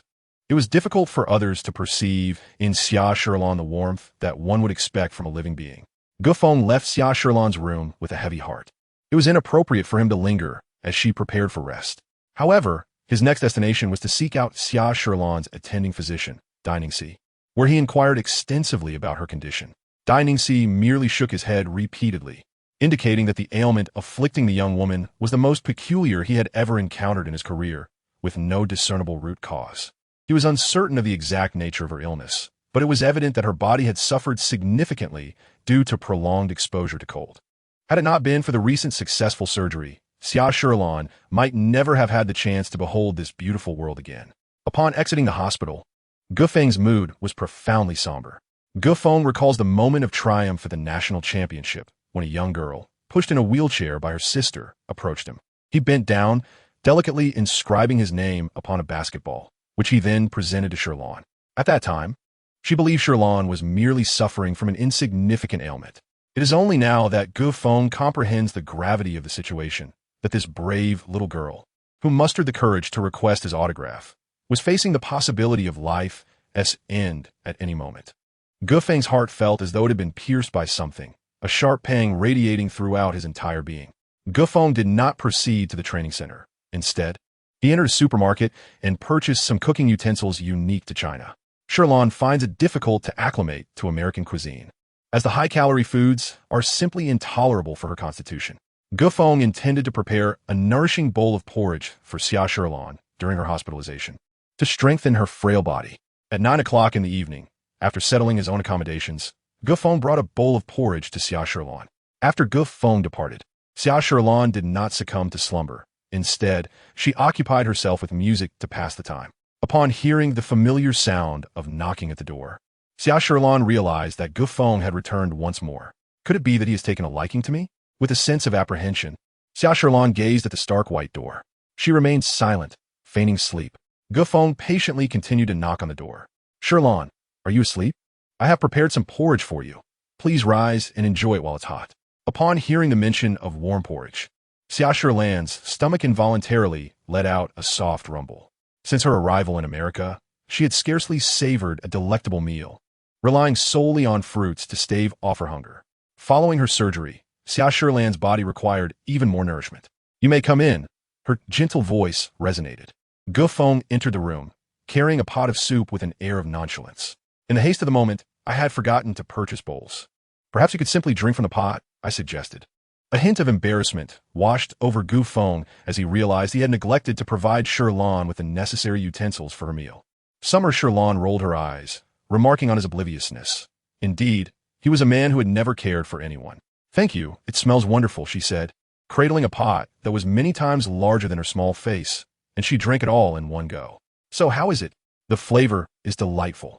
Isn't it? Gufeng cautiously inquired whether the noodle soup he had prepared would suit Xiaotian's palate. He himself was uncertain. Gufeng merely adhered to the doctor's advice, opting for a light diet. Even upon hearing that eggs should be avoided during a fever, he refrained from incorporating them into his meals. It suffices, though it does not quell his hunger, replied Xiaotian. Gufeng smiled and said, I have added American ginseng and longan to the soup. It can dispel the chill and provide adequate nourishment. Since you have just undergone surgery, The doctor advised me to avoid giving you hard-to-digest foods. Xiaotian chuckled softly. I didn't expect you to be so attentive. It truly is commendable. Perhaps due to the nourishing properties of the soup, a hint of color returned to Xiaotian's pale face.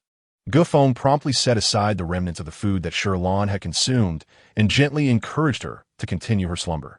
A fine sheen of perspiration had finally emerged upon Xiaotian's skin, and upon closer inspection, Gufeng noted a distinct fragrance of daffodils enveloping her. Do you have an affinity for daffodils? He inquired, his brow furrowed in concern. Indeed, what of it? Is there a problem? Xiaotian replied. Sensing the peculiarity in Gufeng's expression, her curiosity piqued. Daffodils are toxic. You should exercise caution, Gufeng remarked earnestly. In Xiaotian's radiant eyes, it seemed as though waves were surging forth, leading Gufeng to believe that she had finally been moved by his words. That's more like it. With my charm, I have admirers aplenty. How could I possibly lose my allure in your presence?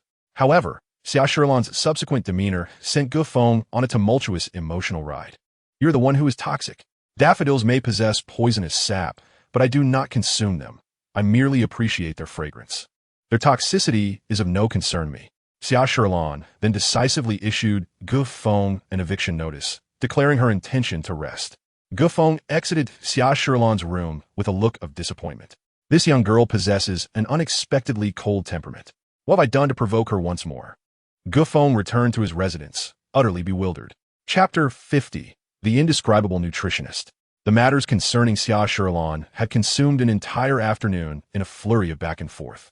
Upon arriving home, Gufeng rummaged through his bag to retrieve the rudimentary equipment he had brought along and commenced his evening training.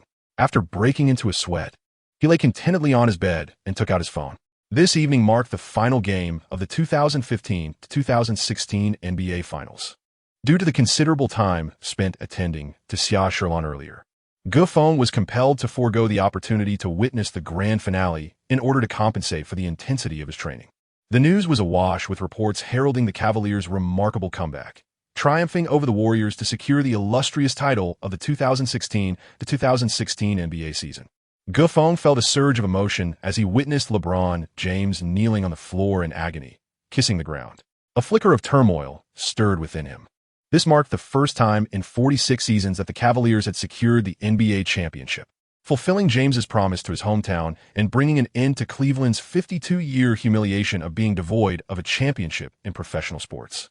While James realized his dream in Golden State, Gufeng pondered when his own aspirations might find fruition. The following day, Gufeng prepared porridge and stepped out of the hotel. The streets were adorned with posters celebrating the Cavaliers' victory, replacing all previous displays. Even from afar in New York, heartfelt congratulations poured in for the Cavaliers. The news of their triumph sent the entire nation into a frenzy. After delivering hot porridge to Xiaotian and compelling her to take her medicine, Gufeng departed from the hospital. Gufeng's time is exceedingly precious. It is imperative to find a suitable fitness trainer at the earliest opportunity. Gufeng arrived at a training center he had previously noticed. Upon pushing the door open, several elegantly dressed employees greeted him with warmth. Good day, sir. May I ask how you wish to be addressed, and what assistance you require? Inquired a slender female employee. My name is Gufeng, and I seek the services of a trainer, he replied, clearly stating his intention. The employee's expression suggested a hint of skepticism. What type of trainer are you looking for? A fitness trainer, or perhaps a nutritionist? She asked. With a tinge of doubt, she led Gufeng to the lounge area, saying, Please have a seat, sir, while I inquire about which trainers are available to assist you. Gufeng nodded as the employee, clad in high heels, clicked away and vanished at the end of the corridor. Before long, a strikingly voluptuous blonde girl accompanied the employee, making her way towards Gufeng. Gufeng immediately noticed the trainer's strikingly impressive figure, a sight to behold indeed. It was undeniably substantial, drawing the gaze involuntarily in that direction. Surely a D cup at the very least, all while clad in professional attire. I apologize, Gufeng, but our company's physical training staff is currently at full capacity. This is Lakpair, a newly qualified nutritionist who graduated from the University of Kansas with a degree in food nutrition, the employee introduced to Gufeng. Upon hearing this, Gufeng furrowed his brow. As I am about to participate in the NBA draft, what I require is not a nutritionist whose professional skills are still developing, but rather a truly talented and specialized nutritionist. Do you understand? Gufeng expressed his dissatisfaction. The employee explained, Gufeng, You may not be aware, but the food and nutrition program at Kansas State University is among the finest in the nation. Graduates from the Department of Nutrition at Kansas State possess exceptional professional competence. Gufeng gestured a polite invitation, and the employees exchanged a knowing smile with Pei Er before taking their seats across from him. Gufeng, do you have any lingering doubts regarding me? Pei Er extended her hand and shared a handshake with Gufeng. Gufeng smiled and remarked, "It's nothing of great consequence. The endeavor I am about to undertake carries profound significance, and thus I wish to avoid any missteps in these matters." How were your academic achievements during your school years? To speak candidly, once a nutritionist is entrusted by an employer, they typically accompany them throughout the day, attending to every aspect of their diet and daily living. Although having a strikingly beautiful figure like hers by Gufeng's side would undoubtedly provide a visual and psychological delight, he remained steadfast in prioritizing his aspirations above all else. Gufeng would never be swayed by the allure of rebellion. Pei Er smiled gently as she retrieved her file from the crimson leather bag she carried, handing it to Gufeng. Gufeng meticulously examined Pei Er's personal profile. With the highest GPA in the entire school and a plethora of involvement in various campus activities, the resplendent credentials concealed the remarkable qualities Pei Er exhibited during her time at school. Gufeng felt considerably relieved. If Pei Er's credentials were indeed genuine, she was far superior to the average nutritionist. How is the compensation determined? Gufeng inquired, confident in Pei Er's professional capabilities. At this point, an employee stepped forward regarding the matter of remuneration. The compensation is standardized by the company. Since Pei Er is a newcomer, her salary is relatively modest, amounting to only $500 per month. You must seize this opportunity. Talents like Pei Er are rare, and you certainly should not let this chance slip away. Gufeng nodded. Indeed, at $500 per month, it was quite a bargain. Gufeng has decisively appointed Pei Er as his personal nutritionist. The employee, overjoyed at successfully securing the contract, promptly presented it and elucidated some important details before inviting Gufeng to affix his signature. Once the ink dried, Pei Er became Gufeng's personal nutritionist for the year. As per protocol, she would pack her belongings and reside with him. Upon exiting the doors of the training company, Gufeng, accompanied by the stunning beauty, attracted the attention of many passers-by. Having temporarily distanced herself from the company, Pei Er was liberated from the constraints of the monotonous uniform, opting instead for attire that she adored. This choice accentuated her figure exquisitely, rendering Gufeng, who was accustomed to solitude, somewhat disconcerted. Glancing at his watch, Gufeng realized he had indeed spent a considerable amount of time at the training center. Subsequently, he made his way to Rock Park once more. Without Palinka's rookie promotion plan, Gufeng could engage in a more subdued manner while playing at Rock Park. Nevertheless, his identity as an Asian often led to exclusion. With a scarcity of courts and an abundance of players, Gufeng had no choice but to queue patiently, awaiting the conclusion of a match before he could take to the court. However, Pei Er, accompanying him, became a striking presence on the field. Yet, when onlookers discerned that Pei Er was with Gufeng, their gazes quickly turned hostile.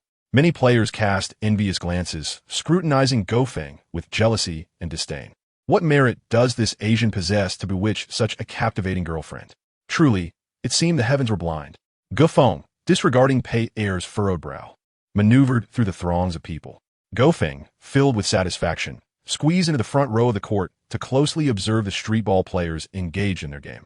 Pei Er was seething with frustration, yet she restrained herself from expressing her anger. Chapter 51. The Professor's Street Duel with Arroyo on the basketball court. A black player adorned with a red headband showcased extraordinary skills. He was none other than PG-13, the player Gufeng had watched in action the previous day. This moniker, PG-13, was bestowed upon him by fans, while his real name, Arroyo, marked him as one of the most renowned street ball players of and one. Despite Arroyo's robust physique, his dribbling speed was unrivaled globally. With spins and leaps, Arroyo could effortlessly carve out his space at Rucker Park, even with his eyes closed.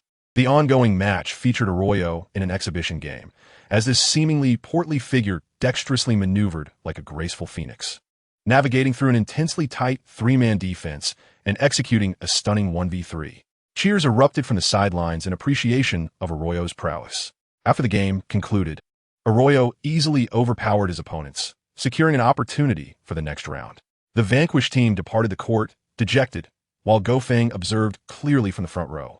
The trio was not lacking in skill, yet they were thoroughly outclassed by Arroyo's mesmerizing dribbling. Next up was Gofeng's turn to play.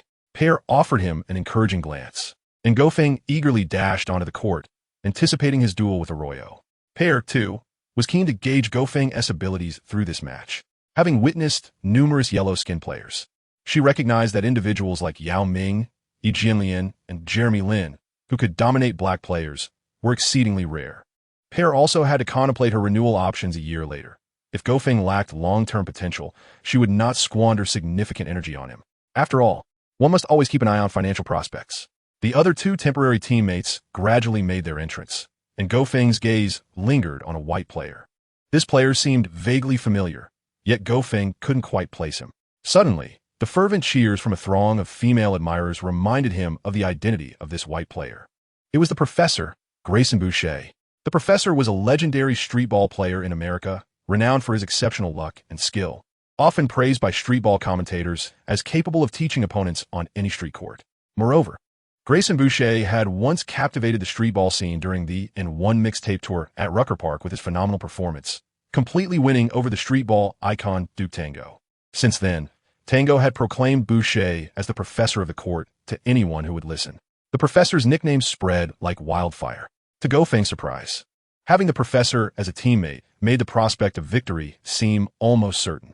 Although Gofeng seldom pays attention to streetball, he has nonetheless heard whispers of the legendary Professor. It is undeniable that during his prime, the Professor's skills surpassed those of Arroyo. PG-13 did not underestimate the situation as he would in a regular game. Upon seeing the Professor take the court, Arroyo immediately shifted into high gear, eager to conquer the Professor and enhance his own glory. With both the old and new kings of streetball on the same stage, fans from various courts gathered, eager to witness this epic showdown. While both the Professor and Arroyo rose to fame in Rucker Park, their streetball careers have diverged significantly, resulting in few head-to-head encounters. The anticipation among fans for the ultimate clash between the Professor and Arroyo was palpable, as flames of determination burned fiercely in their eyes. In Gofeng's team, the final teammate is a towering 3-meter-tall Caucasian center. Indeed, these two teams are remarkable. The combination of two Caucasian players alongside one of Asian descent presents a striking contrast to the team featuring Arroyo, where all three players are African American. Apart from Arroyo, the other two are relatively unknown black players, one serving as a power forward and the other as a center. Arroyo's dribbling is exceptionally swift and powerful, allowing him to rely on his formidable interior teammates for support, while he adeptly manages the backcourt on his own. In contrast to Arroyo, the Professor exhibits a more easygoing demeanor, placing minimal demands on his teammates. As the players from both teams gradually assume their positions, the match is poised to commence. Gofeng is now matched against a formidable power forward. Gofeng seldom participates in the interior plays, although the players on the streetball courts generally possess lesser height. The power forwards he faces still tower over him. According to the rules of streetball at lock basketball, the victor must allow the newly introduced player to serve. The Professor rightfully orchestrates the initial offensive wave. Arroyo, pounding the floor, grins with fervor and exclaims, "Come on, Professor. Let me witness the finesse of one of America's top 5 legendary streetball kings." The Professor disregards Arroyo's taunts, executing a series of fluid between-the-legs dribbles, establishing a rhythm of offensive triple threat. Unlike Arroyo's explosive style, the Professor's dribbling is characterized by its meticulousness. As the most renowned streetball king of 2016, the Professor is often paired with BC, the Bone Collector, as the black and white duo of American streetball. Arroyo holds a significant grudge against this ranking and is elated to finally have the opportunity to challenge one of them directly. The Professor, upon dribbling a few times, realizes Arroyo's defensive prowess. He brings the ball close to Arroyo's body, showcasing the intricate techniques commonly seen in streetball. This should have been the highlight of the game. Yet Arroyo is unwilling to let a junior display his skills in front of him. Arroyo forcefully pushes the Professor back a few steps, then adopts a lateral stance, continuing to apply pressure. The spectators sense the escalating tension in the match, erupting with excitement. The rules of streetball are far less stringent than those of the NBA. In streetball, as long as no intentional harm is inflicted, actions do not constitute fouls. This alone renders the game significantly more lenient compared to the NBA's stringent regulations. The Professor and Arroyo engage in a battle of latent strength, exchanging moves without a clear victor emerging. The agreed-upon time for the match is merely 10 minutes. Unbeknownst to them, Half of that time has elapsed, yet neither side has managed to score significantly. Both the Professor and Arroyo break through defenses, executing remarkable 1-on-3 plays. Yet both are tenacious in their defensive efforts. After approximately 5 minutes, only 7 points have been scored in total. The Professor with 4 points and Arroyo with 3, accounting for all the points of the match. Gofeng appeared somewhat discontented. The fierce competition between the Professor and Arroyos left the other 4 players with little opportunity to showcase their skills, which stands in stark contrast to Gofeng's steadfast commitment to team-oriented basketball. Gofeng, wishing to avoid an endless struggle between the two, proactively positioned himself away from the paint, adopting a street ball style. Upon witnessing Gofeng signaling for the ball, the Professor, without a moment's hesitation, passed it to him. Instantly, a chorus of boos erupted from the sidelines. "Professor, why pass to someone with yellow skin? Why give the ball to that little brat? Professor, just play. Ignore your teammates. They're all liabilities." Upon hearing the derogatory remarks aimed at Gofeng, Pierre shot an angry glance at the raucous crowd. Passing the ball, wasn't it a fundamental part of basketball? Having witnessed Gofeng's prowess the previous day, Arroyo was well aware that Gofeng was far from the useless player the spectators claimed him to be. Arroyo loudly cautioned, "Guard this guy closely. He must be a semi-professional player in the NBA." His words elicited a wave of astonishment from the audience. "No way, this yellow-skinned player is that strong?" The Professor began to move around the three-point line, but Arroyo's focus remained solely on him, leaving Gofeng and the opposing power forward in a one-on-one situation. After receiving the ball, Gofeng initially intended to pass it to a teammate. However, upon noticing the center's complete lack of interest in street ball, he abandoned the idea of making a pass.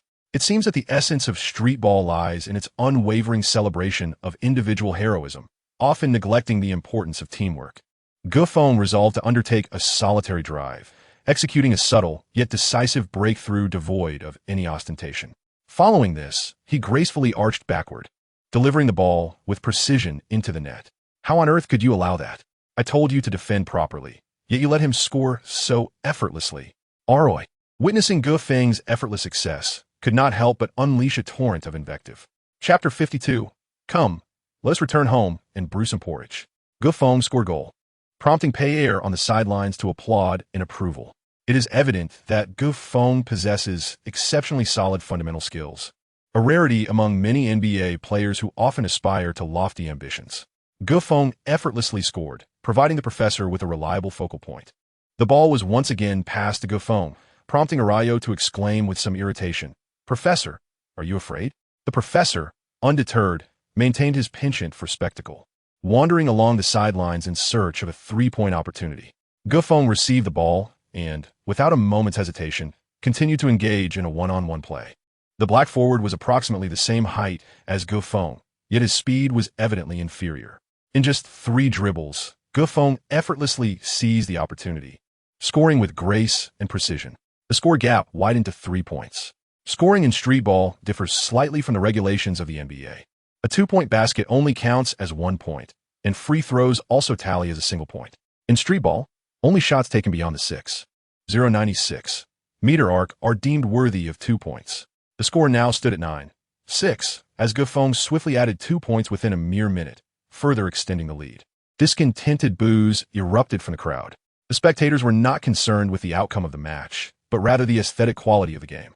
With Gofeng's continuous successful shots, the exhilarating essence that ignites the passion of street ball seemed to dissipate. Yet, this is the essence of Gofeng. His offensive play is straightforward and effective, devoid of any unnecessary embellishments. As the score gap widened, Arroyo perceived the Professor's inclination to step back, thus abandoning his intention for a head-to-head duel, allowing the African-American power forward to defend against Gofeng. Arroyo took it upon himself to confront Gofeng directly, reigniting the excitement among the fans. "Yes, exactly.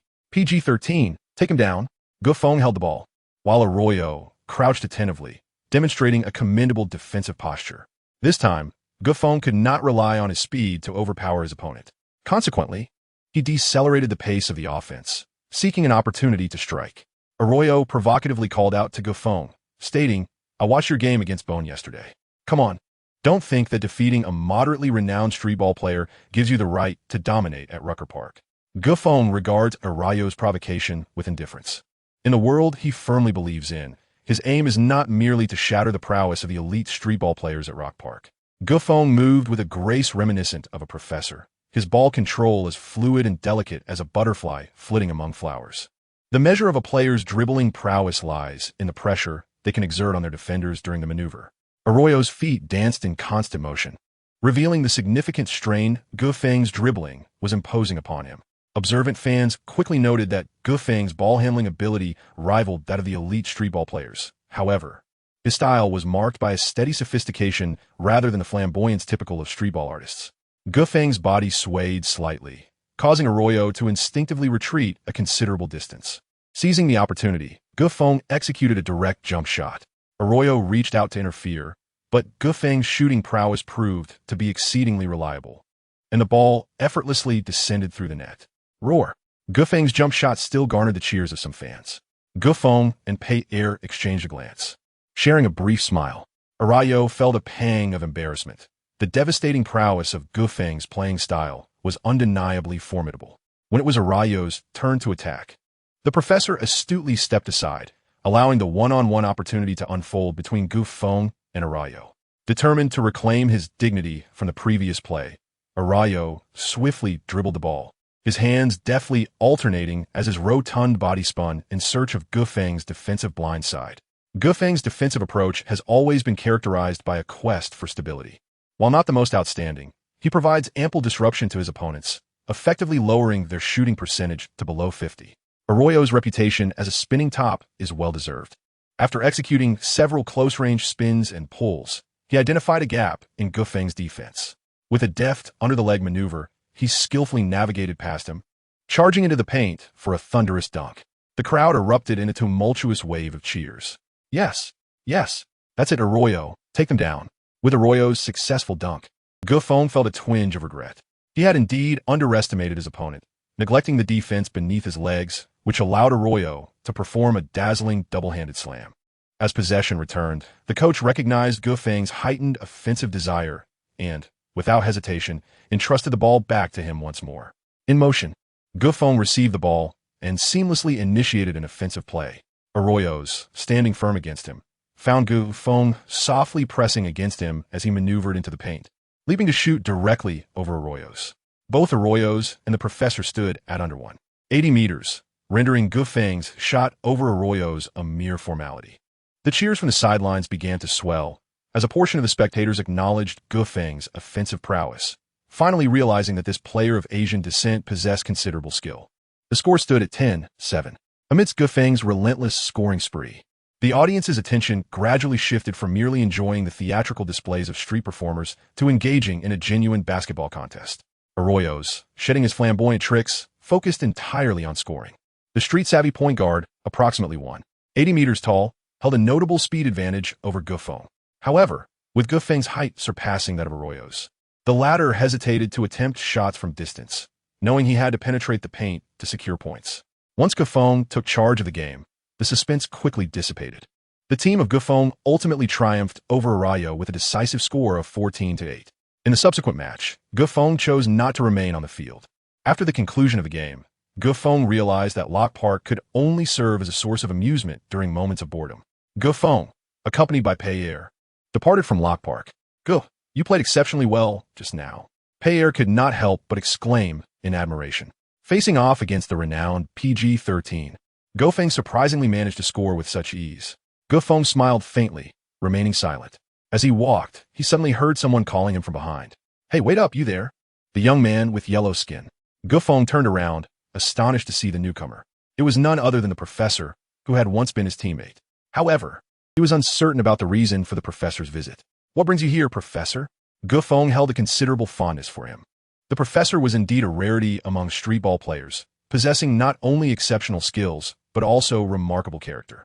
In the realm of street basketball, where one often encounters humiliating maneuvers and showy dunks, very few, like the professor, played the game without the intent to belittle their opponents. With a smile, the professor approached Gufeng and said, "It's nothing serious. I simply found you interesting and wish to become friends." Gufeng smiled as he shook hands with the professor, engaging in a pleasant conversation. From their discussion, Gufeng learned that the professor, after departing from N1, had established his own team and was currently seeking new members. The professor expressed a strong desire for Gufeng to join his team.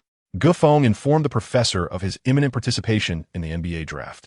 The professor, taken aback by the news, expressed his intention to attend the event and offer his support. Emerging from Rucker Park, the clock had already struck past 11 in the morning. Gufeng glanced at his watch and said to Pierre, "Come, let us return home and prepare some rice porridge." Chapter 53. Next stop, Los Angeles Lakers. Rice porridge? Gufeng's words left Pierre utterly astonished. Congee is a unique delicacy in China, which Pierre had encountered in textbooks on global nutrition. However, Gufeng is a professional basketball player. Can he truly sustain sufficient energy by consuming such light fare? Gufeng hastily clarified, "Please do not misunderstand. The porridge is prepared for a sick friend of mine." Only then did Pierre feel somewhat reassured and replied, "Well, that's good. For lunch today, you may only consume 100 grams of chicken and 1 apple. Refrain from eating anything else. In the afternoon, join me for a test, and I shall tailor an appropriate diet based on your current condition." Gufeng was momentarily taken aback. "You commenced without my return?" Pierre replied with a serious demeanor. "Indeed, you are rather slender, and your strength pales in comparison to that of Arroyo, who hails from the streets. It is imperative that you shed weight and build muscle. However, weight loss and muscle gain are two distinct processes, and I must ensure that you accomplish both tasks before the draft." Upon mentioning work, Pierre transformed entirely, adopting an exceedingly rigorous attitude. Gufeng let out a wry smile, realizing that the days of carefree dining were now but a distant memory. However, he held a deep appreciation for Pierre's rigorous work ethic. This was indeed the hallmark of a true professional nutritionist. "Very well. Let us first deliver the congee to the patients, and then I shall accompany you on your journey." Gufeng hailed a taxi and returned to his residence with Pierre. Under Pierre's guidance, he appropriately added some nourishing ingredients to the rice porridge, which would aid in Xiaotian's recovery of strength. As a bowl of hot porridge was presented, Xiaotian cast sidelong glances at Pierre, the alluring and mature lady beside Gufeng. "Is this truly the sister-in-law? What a splendid figure! Gufeng, you are indeed fortunate," she exclaimed, unable to restrain her heartfelt admiration.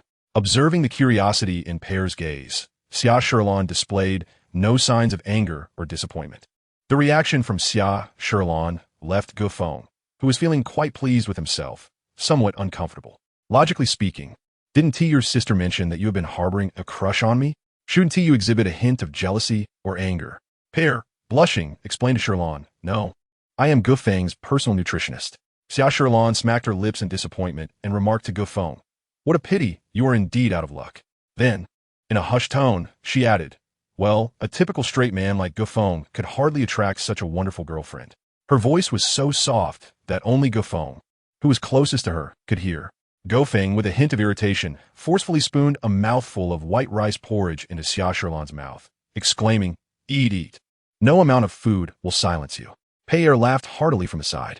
In the afternoon, Gufeng and Pierre ventured to the sports center to undergo a comprehensive health examination. By the following noon, the results of the test from the sports center were released, and Gufeng obtained his physical data.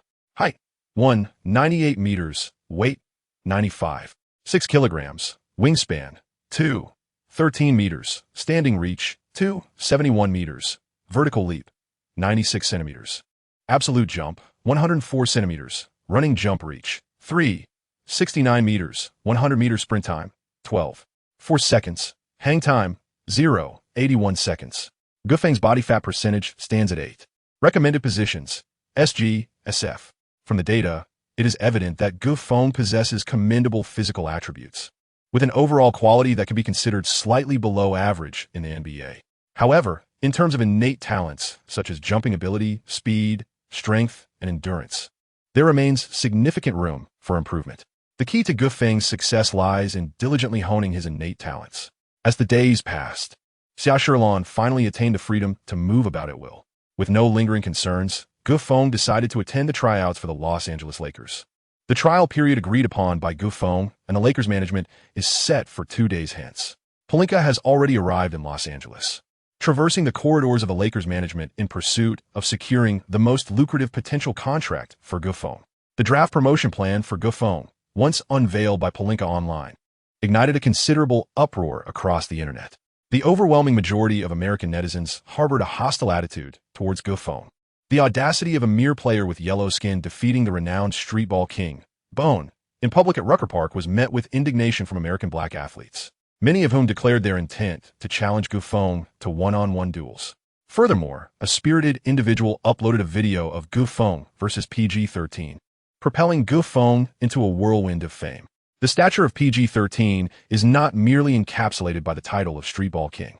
His one-on-one skills rival those of most NBA point guards, if not surpassing them.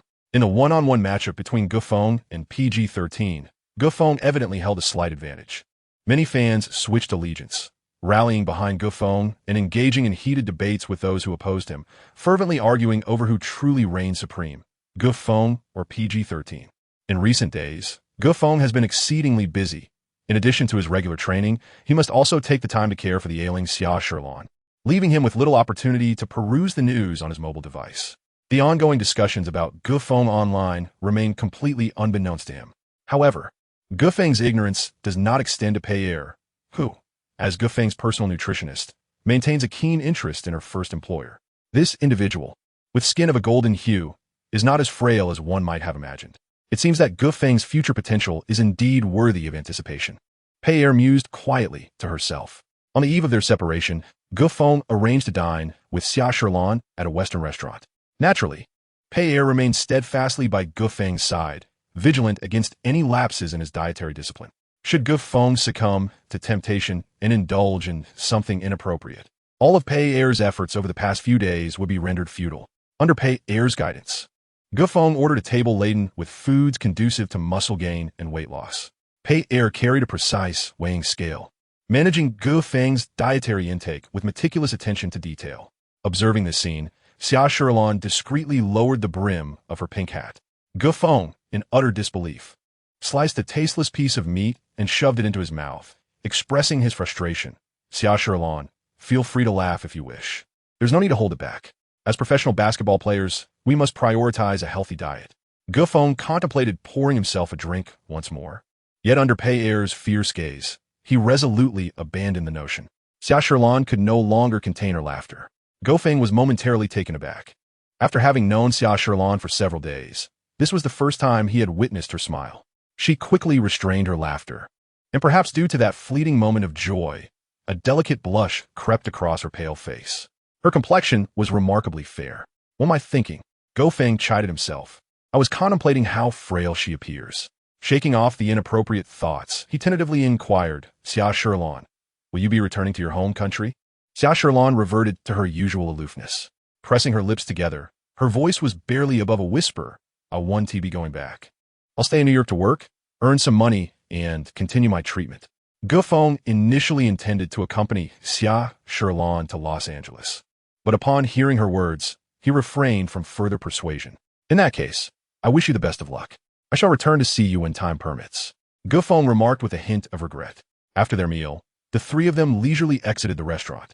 Gufeng and Pei hailed a taxi to the airport, with their next destination being Los Angeles. The day of the draft was fast approaching. Chapter 54.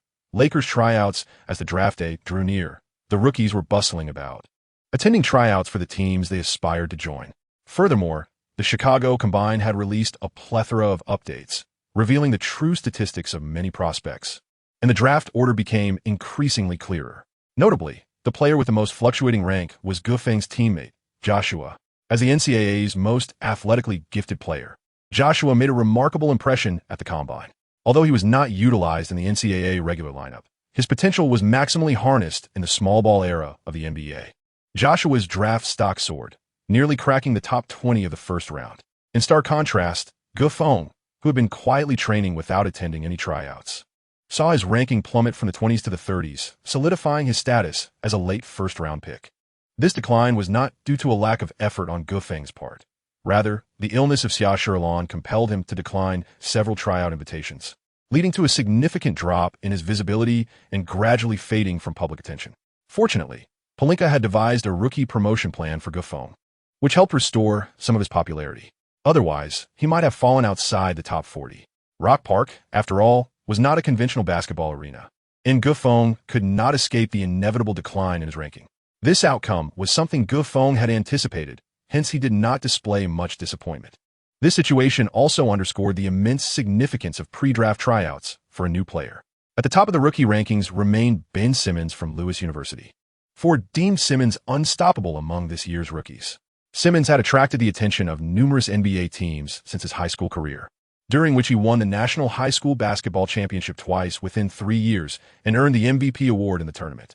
During his NCAA tenure, Simmons averaged 34.9 minutes on the court, scoring 19, 2 points, grabbing 11, 8 rebounds, and dishing out 4.8 assists, with an impressive shooting percentage of 56, thoroughly eclipsing other forwards in the NCAA. Claiming the second spot was Ingram. Indeed, after more than half a month of continuous tryouts, Ingram surged back from 7th to 2nd overall. Having returned from injury, Ingram now weighed 190 pounds, showcasing greater strength and improved shooting stability. Additionally, it is noteworthy that Barnes had made significant strides in his ranking following the tryouts, now positioned 3rd among all eligible rookies. However, following the incident involving him, Barnes's psychological issues came to light, causing many teams to view him skeptically. Nevertheless, Barnes undeniably possessed considerable talent. Despite facing considerable criticism from the outside world, they resolutely climbed back. On June 19, 2016, there remained but one final week until the draft. Under Pelinka's arrangement, Gufong participated in a tryout with several other rookies for the Los Angeles Lakers. The NBA tryouts are starkly pragmatic. Highly touted rookies such as Simmons, Ingram, and Barnes engage in solitary shooting drills during their evaluations. Nonetheless, while they hone their skills, a multitude of NBA teams observe from the sidelines, occasionally extending enticing offers. The situation of Gufong stands in stark contrast to theirs.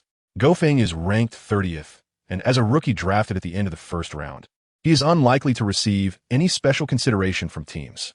Consequently, during the tryouts, he must compete against all the other players participating in the Los Angeles Lakers trials. The tryouts are divided into 3 segments. The first segment consists of fundamental skill assessments, which primarily evaluate the player's shooting, passing, dribbling abilities, as well as basic athletic metrics such as height, wingspan, vertical leap, speed, and bench press strength.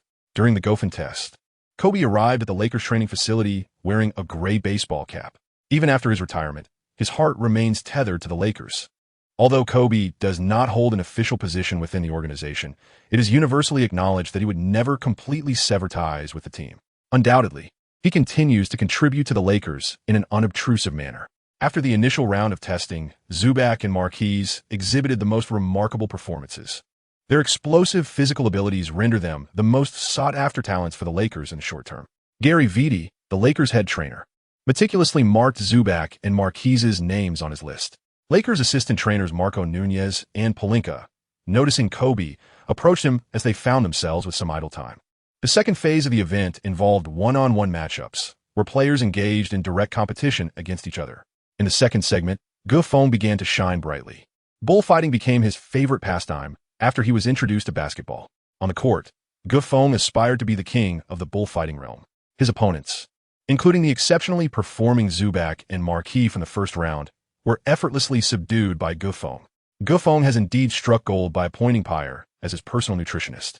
Under Pyre's dietary regimen, Gufong's weight has remained stable while his strength has considerably improved. The players participating in the Lakers tryouts are predominantly late first-round and second-round picks, with some even failing to make it past the second round. In this aspect, Gufong is an unrivaled presence. Simultaneously, Kobe witnessed Gufong's impressive bullfighting display. Kobe was taken aback, as he had previously assumed that Gufong would be a clutch three-point shooter akin to the veteran Derek Fisher, only to discover Gufong's exceptional one-on-one skills. Seizing the opportunity, Pelinka further extolled Gufong to Kobe. Kobe, don't think of Gufong merely as a 3D player.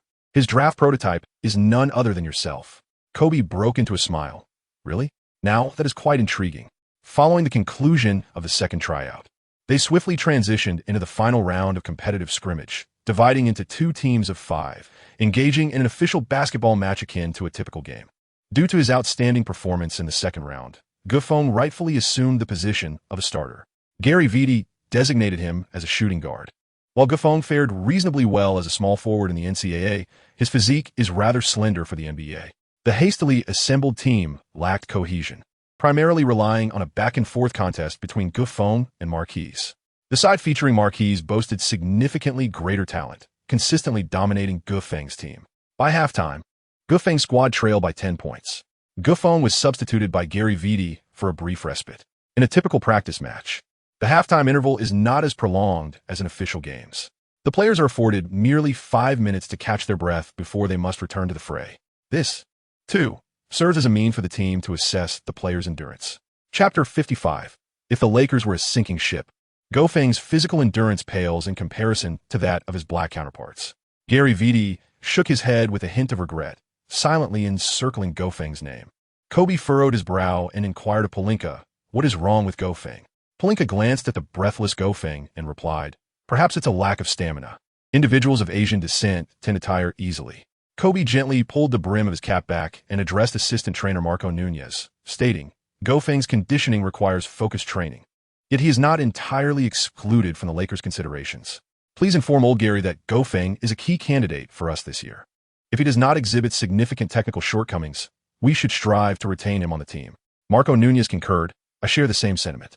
Gofeng's performance in the first half was commendable. He not only energized his teammates, but also exhibited commendable three-point shooting and occasional advanced defensive awareness, making him quite suitable for the current Lakers. Kobe nodded in agreement, opting not to elaborate further. After engaging in casual conversation with Pelinka, he departed from the Lakers training facility.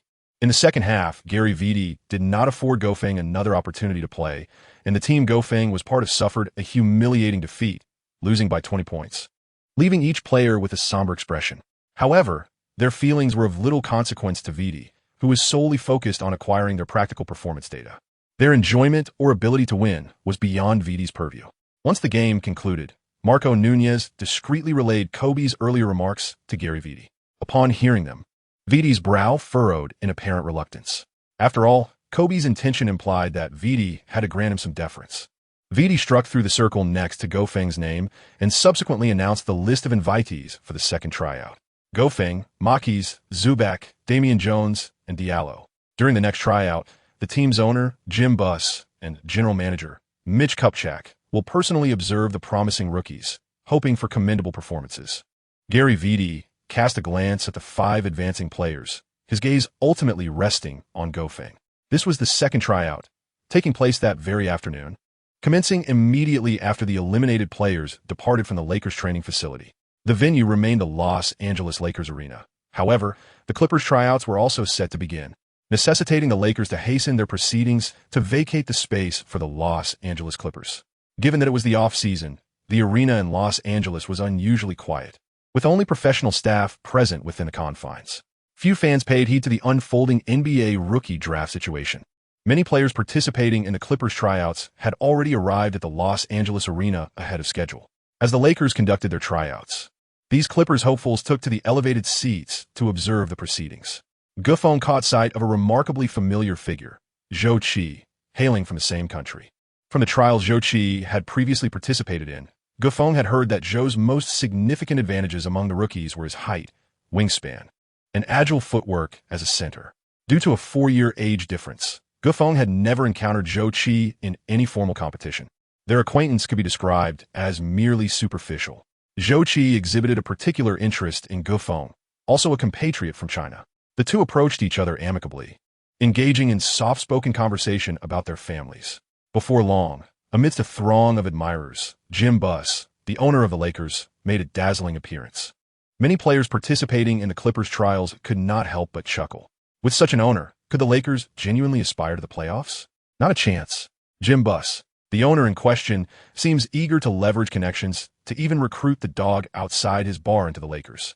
Currently, only a handful of rookies are willing to join the Lakers, and those who publicly express interest are largely motivated by the franchise's lingering media exposure, akin to a giant centipede that, though seemingly lifeless, has yet to fully perish. The number of players still willing to pledge their allegiance to the Lakers is dwindling. The tragic end of Kobe's career is closely tied to the chaotic management of the Lakers. In years past, Jerry Buss crafted a legendary life, leaving behind monumental achievements in the annals of NBA history for the Lakers. He bestowed upon the franchise 10 championship rings and nurtured superstars like Kareem Abdul-Jabbar, Magic Johnson, Shaquille O'Neal, and Kobe Bryant. Moreover, he audaciously heeded his daughter's counsel, implementing Phil Jackson's triangle offense as the Lakers' primary strategy, thereby elevating the team's exquisite style of play to new heights. Jerry Buss placed unwavering trust in the Lakers' general manager, Mitch Kupchak, who, under Buss's guidance, consistently delivered remarkable assists. By retaining Kobe and executing a gamble by trading the aging O'Neal for Lamar Odom, Butler, and Grant, he cultivated the core that would dominate the league. In particular, in 2008, Mitch Kupchak's acquisition of Pau Gasol from the Memphis Grizzlies, involving Kwame Brown and a first-round draft pick, laid the foundation for the Lakers dynasty. Furthermore, in 2007, he traded Cook and Evans for Ariza, and in 2009, he signed Ron Artest. In 2012, he managed to acquire the formidable Dwight Howard from merely Andrew Bynum, along with signing two-time MVP Steve Nash. These masterful maneuvers were made possible under Jerry Buss's leadership. However, since the passing of the previous owner, Jerry Buss, the reins of power have inadvertently fallen into the hands of Jim Buss. A decade ago, the future of the Lakers shone brilliantly. A decade later, the outlook appears grim. This decline is primarily attributed to the shortcomings of Jim Buss, whose missteps began with his rejection of Phil Jackson's management role, prompting Jackson's departure and frustration. Subsequently, Jim Buss traded away Pau Gasol, forcing Kobe back into a solitary style of play. He has continued to exploit Bynum's value while engaging in internal conflicts with Jeanie Buss. Bynum remains Jim Buss's most notable achievement. The various struggles within the management have continuously exacerbated the discord in the Lakers locker room. This tension was epitomized when Lakers player Nick Young was assaulted by 5 opposing players, and not a single teammate came to his aid. The Lakers, weakened by the incessant conflicts among the management, have gradually distanced themselves from the playoff stage.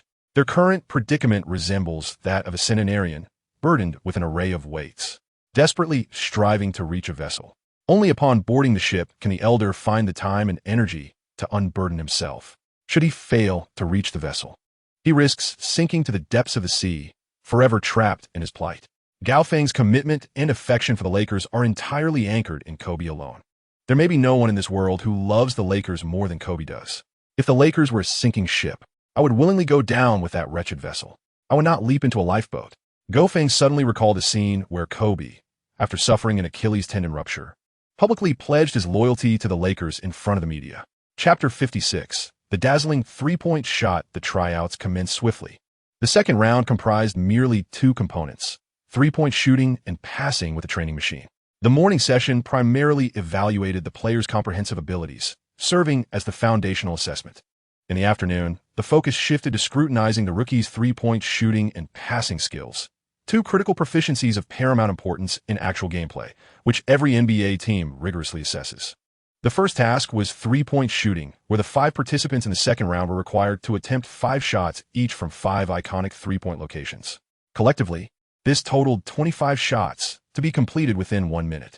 Notably, the final shot from each location was designated as a money ball worth 2 points, allowing for a maximum score of 30 points. First to take the stage was Damian Jones, who had impressed in the one-on-one drills. However, his three-point shooting was in stark contrast to his driving ability. He managed to sink only 3 out of 25 attempts. Next up was Zubac, who fell prey to the same pitfalls as Jones, hitting a mere 5 shots. In an era dominated by small ball strategies, a center incapable of making three-point shots is considered a disgrace in the NBA. Without hesitation, Gary Vitti marked down a negative beside the names of both Damian Jones and Zubac. Following them was Diallo, who plays the same position as Jones. Diallo showcased commendable three-point shooting, making 14 out of 25 attempts, including all 5 money balls. Undoubtedly, in the selection of centers and power forwards for the Lakers, Diallo held a distinct advantage over both Jones and Zubac. The fourth participant, Marquise, exhibited exceptional three-point prowess, hitting 16 out of 25 shots with 4 money balls, amassing a total of 20 points. Achieving 20 points in the three-point contest is indeed a commendable accomplishment. Lakers owner Jim Buss and general manager Mitch Kupchak exchanged whispers, seemingly intrigued by Marquise. Finally, it was Gao Feng's turn to step up. In the NCAA championship, Gao Feng once left his opponents in despair with his infuriating three-point shots. For him, the three-pointer was essentially an added bonus. When Gao Feng took the court, Jim Buss's brows were nearly contorted into a shape resembling the Chinese character for river. What on earth was that old fool Gary Vitti thinking? Why call upon yet another Chinese player?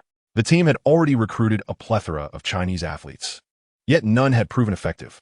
Yi Jianlian was still lingering on the roster, merely coasting along. Were they intent on transforming the Lakers into a Chinese team? Jim Buss, visibly irate, directed his frustration at Kupchak. Kupchak, harboring a sense of discord beneath a facade of cordiality, felt as though he were swallowing something distasteful each time he heard the former owner's son speak. He deemed it necessary to impart some basketball wisdom to the new owner, who seemed to indulge in every pastime imaginable, smoking, drinking, and enjoying baseball at bars. Anything but basketball. Boss, Gufeng has excelled in the NCAA, Kupchak asserted. After Ingram's injury, Coach K boldly entrusted Gufeng, rescuing the Duke Blue Devils from the brink of disaster. Gufeng has garnered considerable acclaim in the United States. Just recently, he triumphed over street ball king PG-13 in a one-on-one showdown. Jim Buss turned his head, regarding Kupchak as if he were a simpleton. Who is PG-13? Does he possess a greater reputation than Kobe? And what of Ingram? Is he the highly coveted rookie that management is so desperate to acquire this year? Oh dear God, I truly hope you're not deceiving me. Kupchak inwardly cursed, continuing to observe the team's tryouts. Jim Buss, having lost interest, departed with two alluring models, leaving the proceedings behind. Gufeng diligently completed his three-point shooting trial, attempting a total of 25 shots, of which he successfully made 20. Notably, all 5 of his special shots found the net flawlessly. The significance of these special shots lies in their ability to assess a player's performance under pressure. Some athletes, despite maintaining an impressive shooting percentage throughout the first 3 quarters of a game, often falter during the critical moments of the fourth quarter due to psychological pressures. Consequently, a player's proficiency in making three-point shots during pivotal moments is undoubtedly one of the most valued attributes by any team. Gufeng is indeed such a player. The more critical the moment, the steadier his hand becomes. Ultimately, Gufeng's score settled at 25 points. On the sidelines, Gary Vitti, Pelinka, Mark Nunez, and Kupchak expressed their astonishment. Goodness, Gufeng, you are remarkable. Pelinka dashed over to envelop Gufeng in a grand embrace. As of 2016, the highest record for the three-point shooting contest was jointly held by Stephen Curry in 2015 and Klay Thompson in 2016, each achieving a remarkable 27 points. As a newly minted 20-year-old rookie, Gufeng's remarkable achievement of scoring 25 points is nothing short of astonishing. At that moment, Gary Vitti finally comprehended why Kobe had extended a helping hand to Gufeng with such a scorching shooting touch. One could only speculate about the countless hours of practice he had invested behind the scenes. Gary Vitti and Mark Nunez exchanged hushed whispers, and after a brief discussion, Gary Vitti declared that all the trial players would take another round of three-point shots. This round was fraught with unpredictability, and Gary Vitti was eager to observe whether Gufeng could maintain his fiery form. The 5 players resumed their three-point shooting in the same order as before. Damian Jones and Zubac continued to struggle, with the duo managing to sink only 5 out of 25 attempts. It appeared that their previous performance had indeed been an anomaly. Meanwhile, Diallo and Marquise showed improvement in their three-point shooting, perhaps spurred on by Gufeng's prowess. The two were clearly determined to prove themselves. Diallo hit 11 out of 25 attempts, including 4 successful free throws, ultimately scoring 15 points. Marquise excelled even further, making 17 out of 25 with 4 free throws, culminating in a score of 21 points. Marquise's three-point shooting ability was undeniably impressive, drawing increased attention from the 2 Lakers trainers. Gufeng remains the last to take the stage. This time, as he appears, all eyes are firmly fixed upon him. Everyone eagerly anticipates Gufeng's performance. Kupchak decisively descends from the spectators' platform and approaches the sidelines to observe Gufeng's shooting from a close vantage point. Gufeng's three-point shooting in the first round was nothing short of breathtaking, even captivating the attention of the Lakers' general manager. Under the scrutiny of many, particularly with the Lakers' GM observing closely, Gufeng felt a slight twinge of nervousness. To be candid, Gufeng harbors a certain fondness for the Lakers. Were it not for the chaotic management of the organization, I believe many promising rookies would aspire to view the Los Angeles Lakers as their primary target for ascent. The Lakers, situated in one of America's largest cities, Los Angeles, possess a commercial value that far surpasses that of ordinary teams. Even amidst their recent struggles, languishing near the bottom of the league standings, the Lakers enjoy a media presence that eclipses that of the majority of playoff teams. Furthermore, the Lakers are steeped in a championship legacy, making them an undeniably alluring franchise. As a side note from the author, a comment from a reader yesterday startled me. I merely intended to conduct a small survey to gauge how many are reading my work, never contemplating abandoning it. Today, I present an early chapter to assure everyone that I will not cease updates. So please rest assured, though I'm a fan, this is my first endeavor in writing an NBA novel, and my prose may not yet be fully refined. If there are aspects that could be improved, I welcome your comments and feedback to facilitate timely corrections. Thank you all for your support. Chapter 57. The Lakers' hesitation calming his breath, Gofeng began shooting.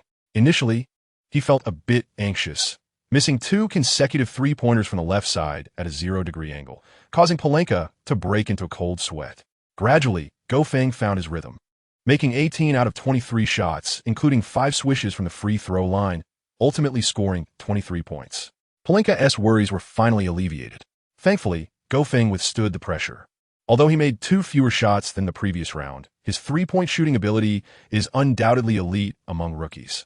Gary Vitti nodded vigorously, noting Gofeng's markedly improved demeanor. During the recently concluded NBA regular season, the Lakers' highest three-point shooting percentage came from guard D'Angelo Russell, who managed a mere 35.2, revealing a significant gap compared to the league's three-point specialists. Gary Vitti inquired with Mark Nunez regarding Gofeng's draft ranking, to which Nunez responded that Gofeng was positioned at the tail end of the first round. Gary Vitti furrowed his brow. If this were the case, acquiring Gofeng would require considerable effort on the Lakers' part. He nodded, refraining from conveying further intentions to Pelinka. Pelinka was keenly observing the 2 trainers, as their decisions would significantly influence Gofeng's future. Thus far, Gary Vitti and Mark Nunez's stance on Gofeng remained somewhat unclear, prompting Pelinka to consider inviting the 2 trainers for a meal.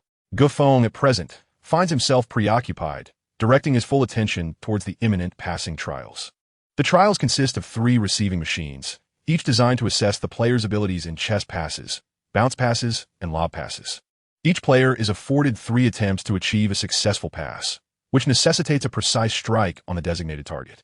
Throughout the course of their passing routes, players must maintain dribbling at all times, a requirement that even extends to centers. The small ball league places great emphasis on the fluidity of player movements.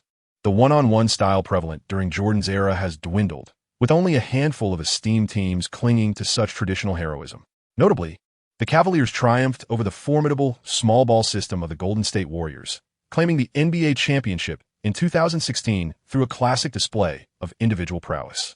LeBron James, despite not perfectly aligning with the current small ball trend, leveraged his formidable personal skills alongside the undaunted Kyrie Irving, rendering any seemingly illogical system into one of coherence.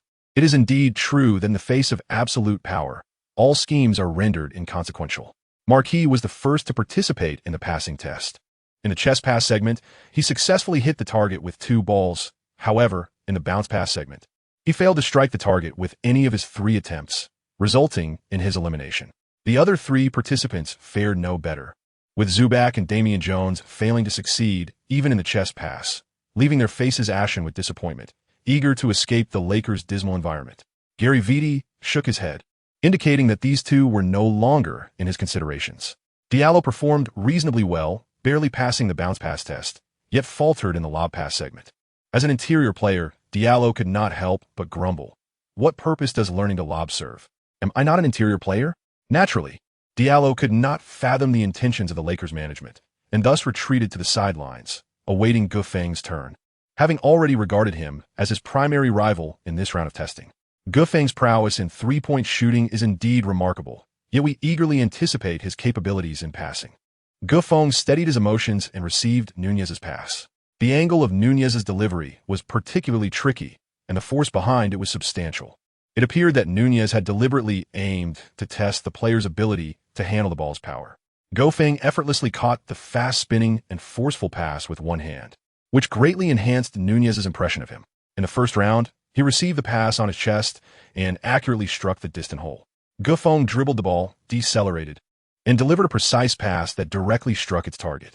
Pelinka joyfully clenched his fist, while the other competitors on the sidelines glared at Gofeng with expressions of deep frustration. Must you be so accurate? Are you sent by the heavens to humiliate us? Gary Vitti and Mark Nunez exchanged glances, filled with immense anticipation for Gofeng. However, the subsequent events were far from delightful. In the ground pass challenge, Feng exhausted all his opportunities but failed to hit the target with precision, collapsing in the test just like Maki's. To eliminate any unforeseen variables, Gary Vidi decided to conduct another trial. The results mirrored those of the previous attempt. The difficulty of achieving precise passes was evidently greater than that of shooting, as no player could advance further, with each maintaining identical scores to the last round. With the conclusion of these 2 rounds, today's trials were virtually at an end. Feng and Diallo emerged as the most remarkable individuals. Mitch Kupchak observed the conclusion of the training session and subsequently departed from the Lakers training facility. The Clippers tryouts were about to commence, prompting the Lakers personnel to exit the venue. Xixi approached, extending heartfelt congratulations to Feng. Xixi has acknowledged Feng's exceptional 3-point shooting ability and expressed his delight at the emergence of such a young talent in China. With Feng's participation, the future of Chinese basketball appears promising, holding the potential to regain its position among the world's top 8 teams. While Xixi aspires for a return to the elite ranks, Feng harbors different ambitions. Feng aspires for Chinese basketball to reign supreme in the world during the zenith of his career. Furthermore, upon his retirement, he aims to cultivate a remarkable individual to take up the mantle of Chinese basketball and continue the quest for championships. Naturally, these aspirations remain unspoken for now, as Feng does not readily share them with others. As Pelinka escorted Feng out of the training facility, Kupchak's luxury vehicle lingered at the entrance of the Lakers. Pelinka swiftly approached him to exchange pleasantries. As Kobe's esteemed agent, Pelinka enjoys a cordial rapport with everyone affiliated with the Lakers. Kupchak and Pelinka shared a candid moment, with Kupchak openly expressing his admiration for Feng. "I've taken a liking to the rookie you brought this year. I will find a way to bring him into the Lakers." Pelinka conveyed Kobe's sentiments to Kupchak, who appeared somewhat astonished. "So, it was Kobe who introduced him to you. That explains it. I wondered how the illustrious Pelinka would take an interest in a rookie without cause." Pelinka smiled, stating, Feng possesses immense potential and demonstrates remarkable perseverance. After not seeing him for a few days, I noticed his 3-point shooting has improved significantly. Pelinka sought to gauge Kupchak's perspective, as he currently holds the crucial role of general manager for the Lakers, wielding significant influence in the decision-making regarding new talent. Kupchak responded with a smile, "Come on, don't try to test me. You know that the Lakers are currently Jim's team, and he harbors considerable bias against players of Asian descent. Just recently, he proposed at a management meeting to release Jianlian from the Lakers. Thus, bringing Feng into the fold may prove challenging." Kupchak shrugged his shoulders and spoke. The author digresses. If the little wolf were not entangled by the relentless demands of his colleagues, he would undoubtedly deliver a minimum of 3 updates before 9 p.m. Do not inquire about the specific update times. In an effort to maximize exposure, the posting intervals between each update will vary. Therefore, everyone should check back after 9 p.m. each evening, regardless of whether it is 6,000 or 10,000 updates. All will be completed before that hour. Chapter 58. Jianlian's Crisis. It is widely acknowledged that in the annals of Chinese men's basketball, only 2 players have been selected in the NBA draft at a high rank, one being Yao Ming and the other, Jianlian. In the 2007 NBA draft, he was chosen as the 6th overall pick by the Milwaukee Bucks. Regrettably, Jianlian's career in the NBA did not shine as brightly as that of Yao Ming.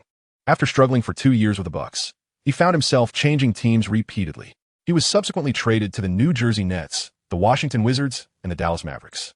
Following these transitions, Yi's NBA journey descended into uncertainty. The NBA executives grew increasingly impatient with Jianlian as his playing time dwindled. Ultimately, after experiencing a series of setbacks with the Mavericks, he opted to depart from the NBA. However, in a twist of fate, the year 2016 arrived, coinciding with Feng's entry into the draft. The Los Angeles Lakers signed this former NBA player from China with a 1-year contract worth $8 million. Jianlian's trade occurred shortly before Feng's tryout. Upon learning of Jianlian's signing, Lakers owner Jim Buss expressed considerable anger, convening multiple high-level meetings in an effort to expel from the team. The Lakers were at a sensitive juncture in the wake of Yi's prominent influence, and Kupchak felt a lack of confidence in securing Feng. Pelinka understood Kupchak's unspoken concerns, recognizing the situation was beyond their control. Pelinka refrained from further discussion and departed with Feng. "Feng, I must speak with you earnestly regarding the management of the Lakers." Pelinka's demeanor was exceedingly grave, and Feng swiftly grasped the seriousness of the matter. After learning about the intricacies surrounding the Lakers, Gufeng felt a profound sense of conflict. If the Lakers continued to be embroiled in the power struggles of the front office, they would forever forfeit any chance of resurgence. Who could have foreseen that a once dominant franchise in the league would descend to such a plight? Pelinka continued, this year's runner-up, the Golden State Warriors, possess the 30th pick. The Cavaliers are also in a favorable position with the 28th pick. If possible, I will assist you in connecting with the upper management of these teams to facilitate your participation in their tryouts. It is highly probable that your draft position will be claimed by one of these two teams, and LeBron is a reliable individual. Gufeng firmly rejected Pelinka's request. No, Pelinka, I need you to do me a favor. When you return, please upload the video of my three-point performance during the Lakers tryouts online, alongside the previous rookie promotional materials. I believe the Cavaliers and Warriors are certainly keeping an eye on me. Once they see this video, I won't have to waste my time attending additional tryouts. I will be selected regardless, Gufeng stated decisively. Pelinka acknowledged Gufeng's perspective. While tryouts are significant, rookies, after all, are still rookies. They lack the financial resources and stamina to support extensive tryout endeavors. What Gufeng articulated is a method frequently employed by many newcomers, which is entirely justifiable. Given the proximity of Gufeng's ranking to that of the Warriors and Cavaliers, why engage in such unnecessary back and forth? Upon returning to the hotel, Pierre had already prepared a sumptuous and nutritious meal. Pelinka, with a wry smile, gazed at the meticulously arranged fruits and vegetables on the plate and remarked, Gufeng, you are truly fortunate to have found such a competent nutritionist. Gufeng rolled his eyes in exasperation. Please, spare me the mockery. If you have no desire to eat, I shall venture out to procure something for you. Pelinka waved his hand dismissively. No need for that. I have an appointment shortly and cannot linger to assist you in replenishing your nutrients. Take care of yourself. With that, Pelinka drove away from Gufeng's hotel. The athlete's nutritional meals are truly beyond the appreciation of the average person. Who could resist the allure of fine wine, fried chicken, and burgers? Why must one resort to fruits and vegetables? Gufeng smiled wryly as he savored his nutritious delicacies. Ever since Gufeng and Pierre finalized their contract, he has been indulging in 5 to 7 meals each day, with each meal presenting a unique array of fruits, vegetables, meats, and staple foods, ensuring a balanced intake every day.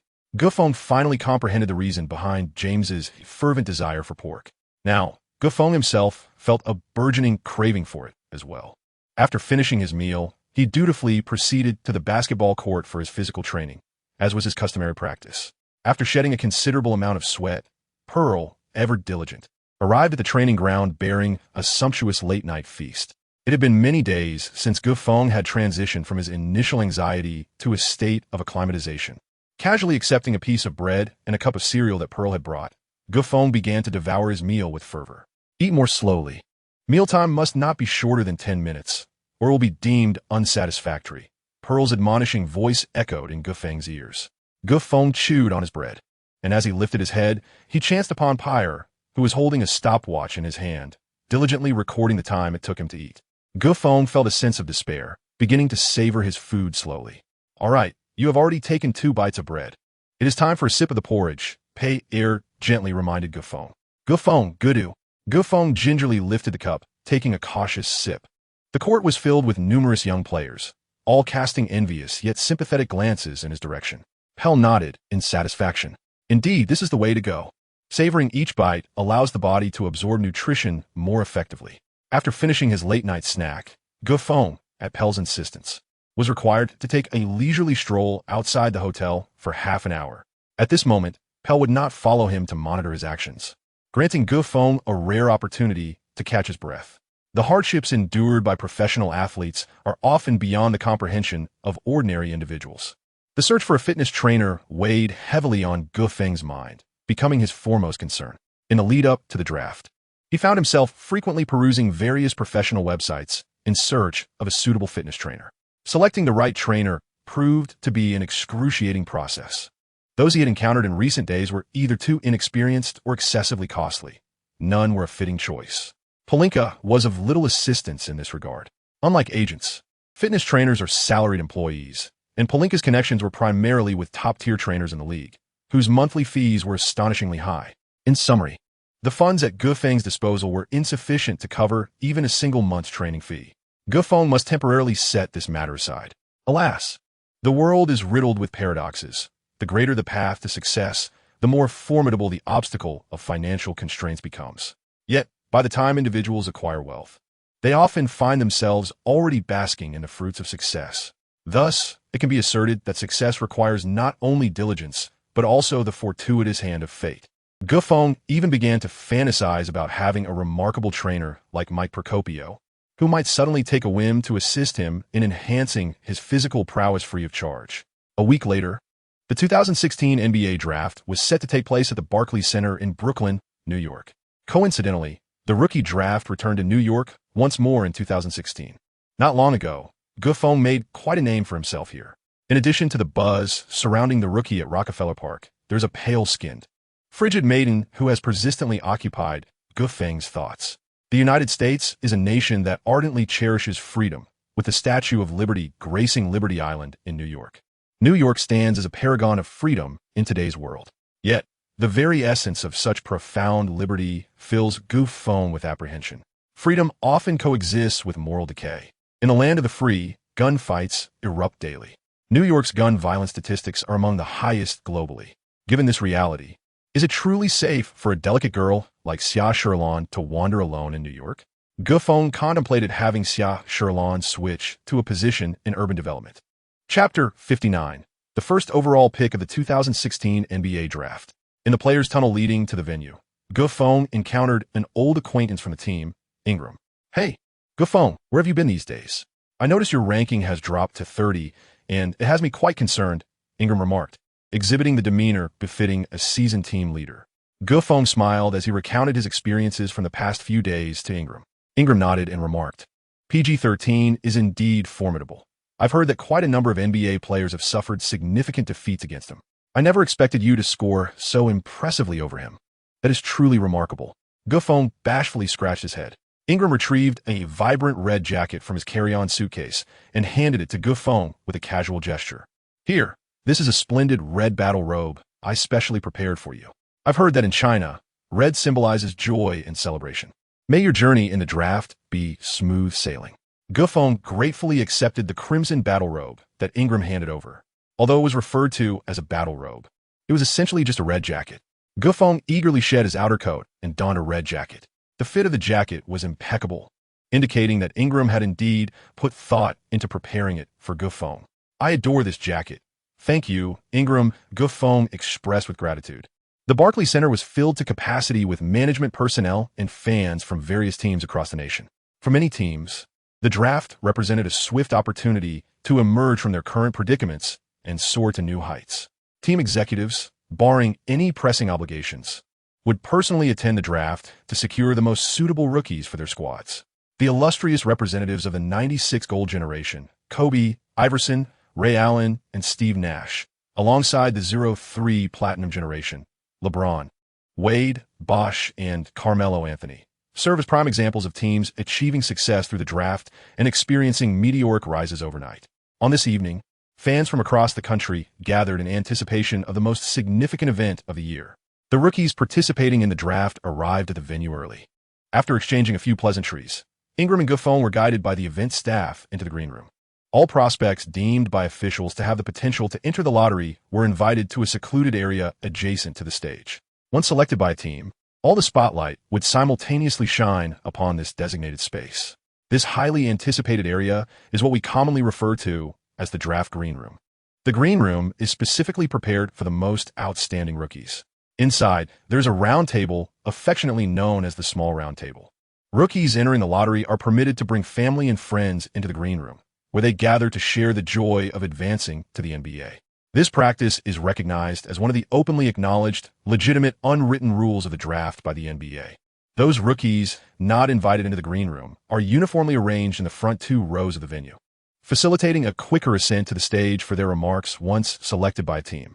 Gufeng found Joshua, and the two took a seat together as numerous media reporters flocked to the draft conference. The stage was surrounded by a multitude of media personnel wielding cameras, while the audience section was sporadically populated with staff from various media outlets. As the NBA's most significant annual draft event, the two major sports networks, TNT and ESPN, were certainly not to be missed. They would broadcast the 2016 NBA Draft live across all media platforms, including national television, online, and print. TNT's Charles Barkley and Kenny Smith were already positioned, while ESPN's Mike Breen and Reggie Miller were prepared as well.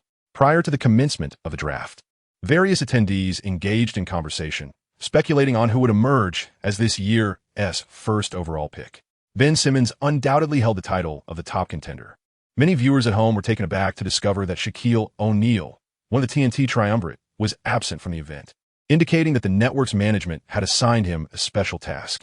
Suddenly, a thunderous wave of applause erupted as the former NBA commissioner, David Stern, made his entrance from backstage.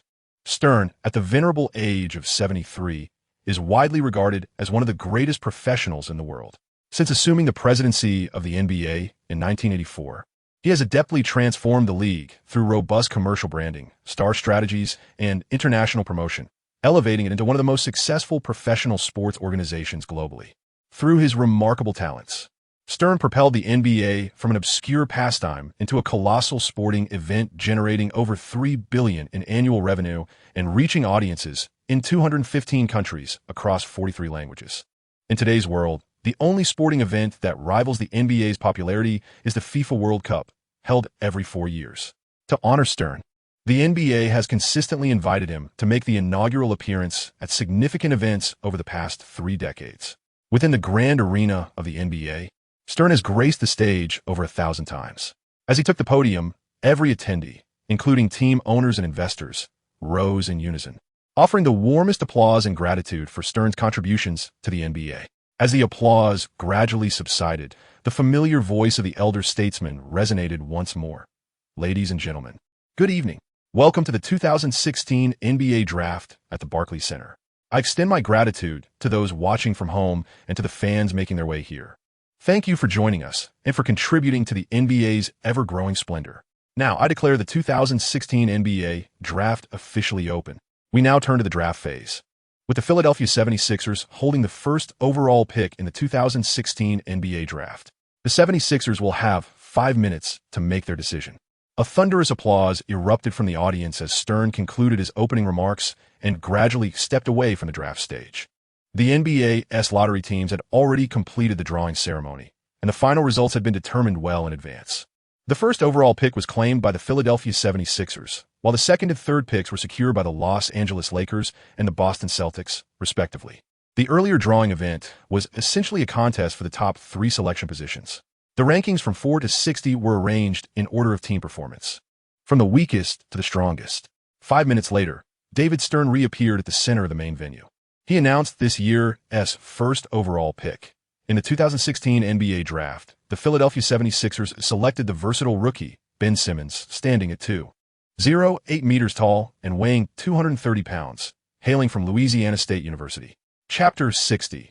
The final destination of the forward, the Philadelphia 76ers successfully acquired the highly anticipated Ben Simmons, and the fans erupted in joyous cheers. It was almost a foregone conclusion that Simmons would be the first pick for the 76ers. Yet the moment Stern officially declared it still ignited tremendous excitement among the crowd. Simmons exuberantly fist-bumped the other rookies in the green room before embracing his family tightly as he exited. All the lights in the arena focused on Simmons, whose face radiated excitement tinged with a hint of disbelief. Guffone gazed enviously at the exuberant Ben Simmons, illuminated by the lights of the venue. Just over 2 weeks ago, Guffone and Simmons had engaged in a genuine clash of titans on the grand stage of the NCAA championship. Now, Simmons stood as the first overall pick in the league, while Guffone found himself merely a late first-round rookie. The irony of reality was palpable. The league's treatment of newcomers encompasses not only their skills on the court, but also a myriad of other factors. Simmons took the cap prepared for him by the staff and swiftly made his way to David Stern's side. Kyrie Irving posed for photographs with Stern on stage. The atmosphere was electrified with fervent applause as the predictions regarding the 2016 draft's first overall pick finally reached a conclusion. Each subsequent team was set to make selections based on these established standards. The Los Angeles Lakers, holding the second overall pick, unhesitatingly chose their long-desired prospect, Brandon Ingram. Despite a slight drop in rankings due to his recovery, Ingram ultimately entered the Lakers as the second overall pick. The Boston Celtics opted for Jaylen Brown, a 2.1-meter setter from the University of California, surpassing Barnes and LeVert to become the third pick of 2016. As the draft continued, the decisions of the first-round teams drew closer to completion. Next, It was the Cleveland Cavaliers' turn to make their selection at the 25th position. Feng's attention was instantly captured by Stern's words. The Cavaliers were also one of Feng's aspirations. Pelinka quietly remarked to Feng, "I have already communicated with the management of both the Cavaliers and the Warriors. They expressed that they will pay close attention to you. Rest assured and await their message." Feng anxiously adjusted his clothing, knowing that among the next 5 teams, it was highly probable that one would become his first mother team. Feng recalled that, aside from the second overall pick, the Lakers also possessed the 32nd pick. The 32nd pick signifies a second-round selection, and it is highly plausible that Feng might be snatched up by another team before the second round commences. Should the Lakers have truly made no effort behind the scenes for Feng, they would inevitably miss out on him. At that moment, Stern's expression suddenly shifted. Another trade has occurred. The Raptors now hold the 25th pick from the Clippers.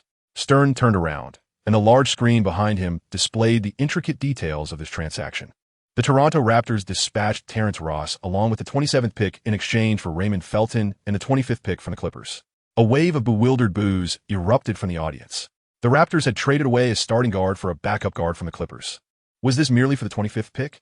Such an unusual maneuver is rarely seen in the NBA, as few teams exhibit such keen interest in rookies at the tail end of the first round. As the screen concluded its display, Stern announced, "Toronto Raptors, you now have 5 minutes to make your decision." Pelinka leaned closer to Feng and whispered, "Could it be that the Raptors have set their sights on you?" Feng was somewhat taken aback. During these days, he had never engaged in any substantial interaction with the Raptors. If the Raptors were indeed willing to sacrifice their interests by trading a starter for a backup guard in order to secure a higher draft position to select Feng, it would clearly indicate their considerable regard for him. Joshua remarked to Feng, "I participated in a tryout with the Los Angeles Clippers, and I have heard that they hold quite an interest in you."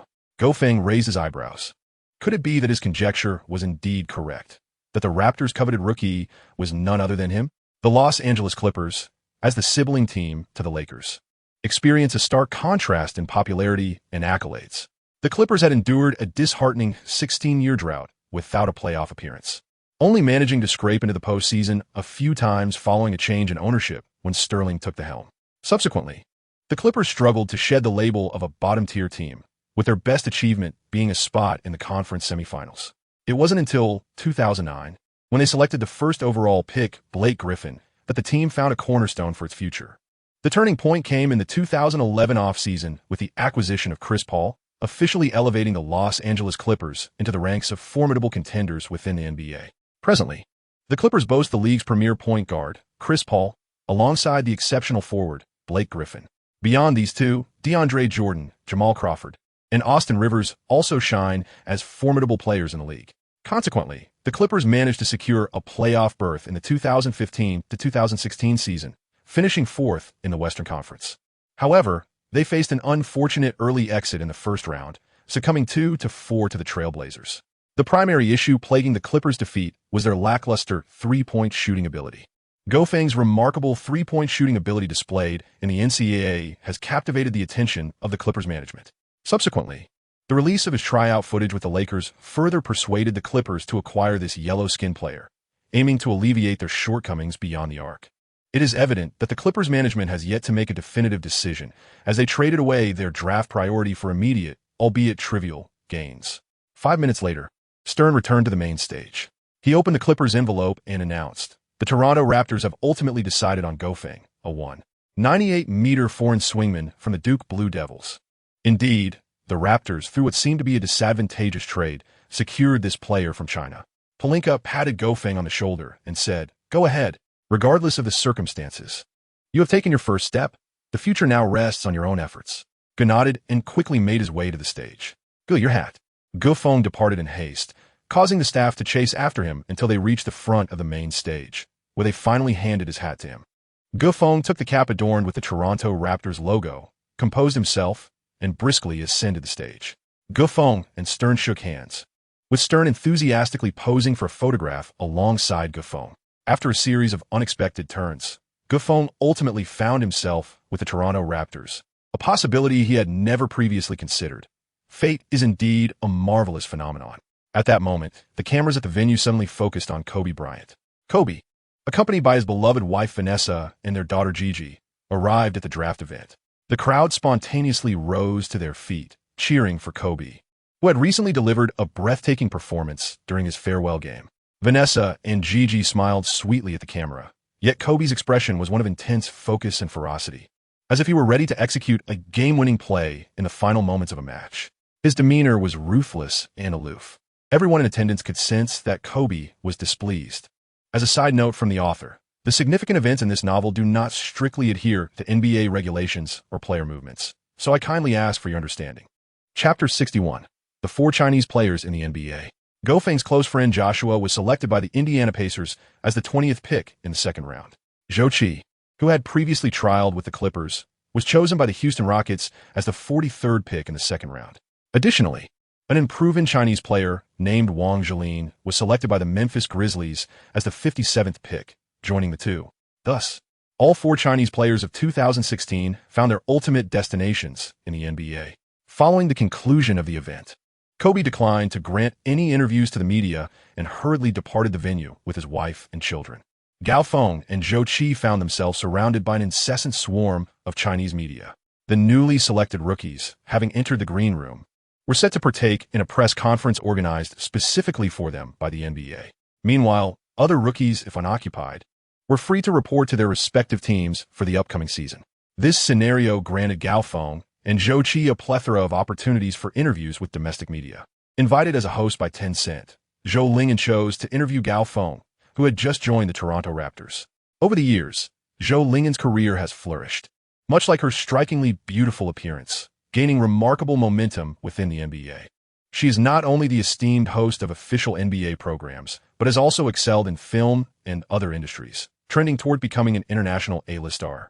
With graceful strides, Zhou Lingyan approached Gao Feng, while concurrently, star reporter Julie from ESPN sought out his presence. Julie resolutely abandoned the upcoming press conference hosted by the NBA, driven by her desire to personally interview Gao Feng. However, to her dismay, Gao Feng had already been approached by another, inciting her frustration. "Hello, Gao Feng," she greeted. As both Gao Feng and Zhou Lingyan are Chinese, they were able to converse freely in Mandarin. Gao Feng responded to Zhou Lingyan's inquiries with a certain astonishment. The stature of Zhou Lingyan within the NBA cannot be succinctly encapsulated in mere words. Her interviews are imbued with vitality and fervor, undeniably placing her among the elite journalists in the country. The illustrious personalities she has conversed with include renowned Hollywood directors and the most prominent international superstars. Within the realm of the NBA, she is engaged in cordial dialogues with luminaries such as Kobe, LeBron, Curry, Durant, and Jordan, the most celebrated figures in sport. Zhou Lingyan is fully qualified to attend NBA press conferences. However, she perceives herself primarily as a Chinese journalist and only subsequently as a premier NBA host. Consequently, she relinquished the opportunity to attend the press conference, opting instead to await the arrival of Gao Feng and Zhou Qi at the sidelines with several staff members. Accustomed to media interviews, Gao Feng found himself somewhat at a loss in this situation. As the Chinese host with the largest fan base among basketball stars, he felt compelled to answer Zhou Lingyan's questions candidly. A slight misstep could potentially offend this formidable figure, leading to a deluge of criticism from the entire league during his NBA tenure. When Julie approached Gao Feng and recognized that the captivating interviewer was none other than the immensely popular Zhou Lingyan, her earlier feelings of extreme anxiety and anger evaporated in an instant. Indeed, a journalist and model with a modest reputation in the United States could hardly be compared to the internationally renowned Zhou Lingyan. Zhou Lingyan, with an intention to support Chinese players, posed questions that were not overly incisive, primarily aimed at encouraging Gao Feng to express sentiments that would uplift domestic fans. It must be noted that her mastery in navigating various nuances is unparalleled. If she wishes to induce discomfort, it becomes exceedingly difficult for one to evade it. And if she aims to ignite fervor, it is equally challenging to remain subdued. After completing her exclusive interview with Zhou Lingyan, Gao Feng finally exhaled in relief. Fortunately, her considerate approach afforded him a measure of ease. Otherwise, he might have struggled to withstand the presence of such a formidable new talent. Having obtained Gao Feng's interview notes, Zhou Lingyan contentedly exchanged WeChat contacts with him before proceeding to her next task. Only after Zhou Lingyan departed did Julie muster the courage to push through the throng of other media representatives and approach Gao Feng. Upon seeing the approaching figure of Julie, Gao Feng momentarily froze. Julie," he stammered, a sense of foreboding washing over him. To his surprise, Julie exhibited no trace of discontent. She appeared as if she had never encountered Gufeng before, adopting an exceedingly formal demeanor as she inquired, "Gufeng, would you be willing to participate in an interview with ESPN?" "Certainly," Gufeng replied with assurance. "First and foremost, congratulations on being selected by Toronto. The scenery there is stunning, having been recognized by the United Nations Human Settlements Program as one of the most livable cities in the world for several consecutive decades. What are your thoughts on this?" Julie's question left Gufeng utterly perplexed. What on earth was this inquiry? Wasn't this the time for interviews regarding the NBA draft? Gufeng gently pinched his chin and hesitantly remarked, I'm not particularly concerned about whether it is livable or not. My sole focus at present is on further adapting to the intense competition of the NBA. Gufeng suddenly realized that beneath Julie's seemingly unfamiliar yet composed demeanor lay a tempest of monumental proportions. Indeed, it is quite normal to harbor such thoughts. Throughout the training period, we meticulously observed your every action. You participated solely in the Lakers tryouts, which significantly impacted your projected draft position and ultimately influenced the final selection outcome. You professed to be solely focused on the NBA, yet not long ago, my colleague discovered that during the tryout phase, you were in New York tending to an ailing fan. Might you consider that caring for fans could potentially hinder your professional career? Julie's inquiries grew increasingly direct. Although the external media struggled to grasp the essence of her questioning, Gufeng could acutely sense the palpable awkwardness of the moment. This scene swiftly captivated the attention of the majority of the media present, with even some outlets initially poised to interview Xixi redirecting their focus towards Gufeng. Gufeng felt it was essential to privately clarify everything with Julie. Gufeng replied with evident anger, "I do not believe this will impact my professional career. As you can see, I was selected by Toronto at the 25th pick, which is a position higher than what was anticipated. Furthermore, attending to my fans is a personal matter. Whether or not this has affected my training is solely my decision and has nothing to do with the media." Gufeng's expression darkened as he declined Julie's interview, turning instead to join other reporters. Zhou Lingyan, who had not strayed far, overheard from her team about Julie's public humiliation of Gufeng, instantly igniting a deeper curiosity about him. During such a crucial draft period, Gufeng surprisingly took the time to care for his fans. How incredibly compassionate. Zhou Lingyan intends to seek an opportunity in the future to conduct an exclusive interview with Gufeng. In Gufeng, Zhou Lingyan can surprisingly sense an indescribable, unique power. This force is difficult to articulate, yet it evokes a feeling of familiarity, intimacy, and a willingness to believe that is far from what an ordinary NBA player possesses. Chapter 62. The frenzied July. Many NBA players, once they achieve a breakthrough in their careers, often squander their advantageous positions due to a lack of self-control. The notorious Arena's gun incident from a few years ago vividly illustrates how a talented athlete's inability to exercise restraint can lead to the destruction of their entire career. Gufeng poses no latent threat in this regard. His sincere passion for basketball gives Zhou Lingyan ample reason to believe that Gufeng could very well emerge as the next quality idol in the domestic sphere, following in the footsteps of Yao Ming. As the interview drew to a close, Gufeng prepared to report back to his former team, the Toronto Raptors. Last year, the Raptors made their inaugural appearance in the Eastern Conference Finals, yet ultimately fell to the formidable Cleveland Cavaliers with a score of 2-4. In contrast to the Raptors' long-standing championship drought since their inception, last year's team truly set a new benchmark in franchise history. The Raptors also marked their first significant entry into the consciousness of fans, establishing themselves as formidable contenders for the championship title. The first individual that Gufeng encountered was indeed Masai Ujiri, the general manager of the Toronto Raptors.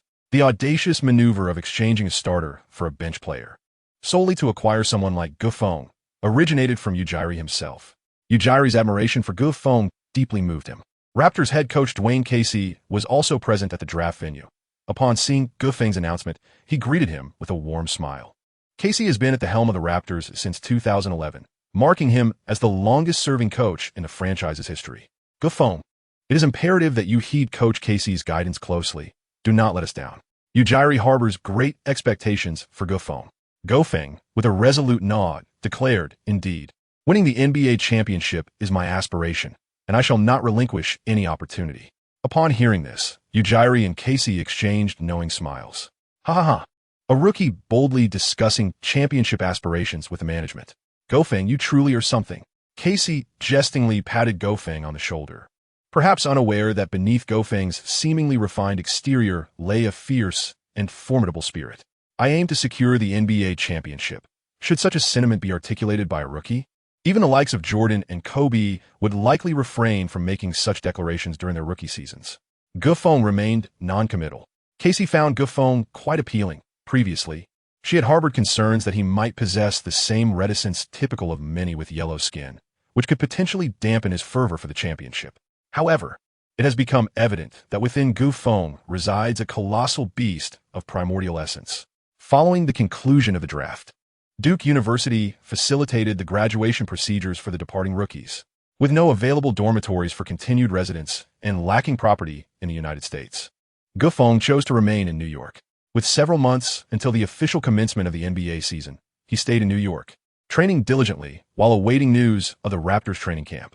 Gofeng maintains a consistent training schedule each day while continuously seeking a suitable trainer.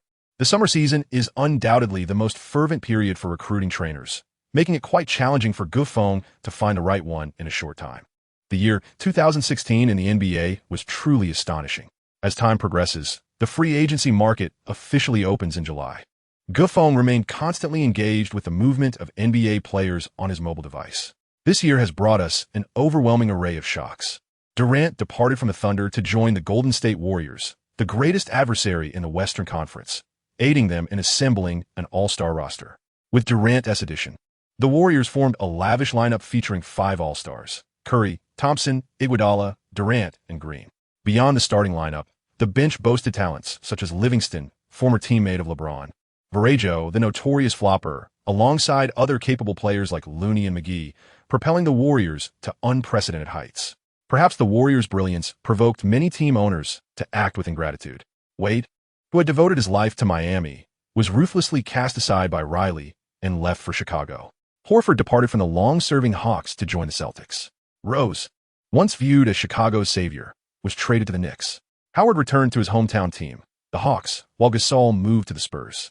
The significant trades during the offseason completely transformed the landscape of the NBA in a mere summer. In addition to the explosive dynamics of the free agency market, the activation of a new broadcasting contract significantly raised the league's salary cap. This led to an explosion of lucrative contracts, with the NBA witnessing a plethora of extravagant deals. Conley signed the largest contract in history, 5 years for $153 million, while Batum secured a 5-year, $120 million deal. Solomon Hill's 4-year, $52 million contract, Beal's 5-year, $128 million. Parsons' 4-year, $94 million, Turner's 4-year, $70 million, and Crabbe's 4-year, $75 million contracts illustrated a league gone mad. The NBA had transformed into the world's grandest gold rush. Many players found themselves entranced in this ocean of riches. A decade ago, fans and players hailed extreme, individual heroism. However, the era of superstars forming alliances has matured, rendering the once flourishing NBA landscape obsolete. During the offseason, the historic power forward Duncan, alongside the legendary forwards Garnett and the finest three-point shooter Ray Allen, announced their retirements. Following Kobe and Allen, the entire class of '96 has drawn a definitive curtain on their careers this year, ushering the league into a new epoch. Contracts for rookies were finalized, with Ingram joining the Lakers, securing a commendable contract. To safeguard the interests of teams and players, the NBA imposed strict regulations on rookie contracts. Rookies now execute 2-1-1 contracts, with Ingram, for instance, signing a 4-year deal worth $29.12 million, receiving $6.11 million in his first year, substantially akin to a full mid-level contract. The draft position directly correlates to the contract value. Typically, rookies entering the green room are awarded stable, lucrative long-term contracts, particularly those with high draft rankings. This reality, however, was less favorable for Gofeng. Pelinka fought tirelessly for every possible advantage, ultimately securing a 4-year contract worth $7.01 million for Gofeng. Consequently, after taxes, Gofeng's first-year salary would amount to a mere $500,000, essentially a meager sum. Nevertheless, Gofeng was content. As a 25th pick rookie, he owed this opportunity to Pelinka's long-standing reputation within the league. With $500,000 a year, hiring a skilled trainer was certainly feasible. After accounting for daily nutritional expenses, and with Gofeng having no detrimental habits beyond basketball practice, this sum sufficed for a stable life in the NBA. While modest, it was universally acknowledged that true financial success for rookies materializes with their second contracts. Only by securing a foothold in the league can rookies hope to extend their NBA careers. This ironclad principle remains unshakable. Everything hinges on one's own efforts. Chapter 63. The NBA career begins. It must be noted that Pelinka holds a significant regard for GoPhone. Agents, by nature, occupy a precarious profession, relying on commission from contracts to sustain their livelihoods. Pelinka enjoys considerable renown within the NBA and could easily claim over 10% of GoFang's earnings. However, he has opted to take merely 3%, a clear indication of his profound belief in GoFang's future potential. The league stipulates that players possess the right to terminate their agents at any time.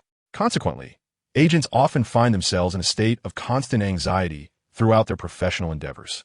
This precariousness leads agents, if they perceive potential in the players they represent, not only to refrain from imposing exorbitant fees, but even to reduce them, or at times, to foster amicable relations with players free of charge.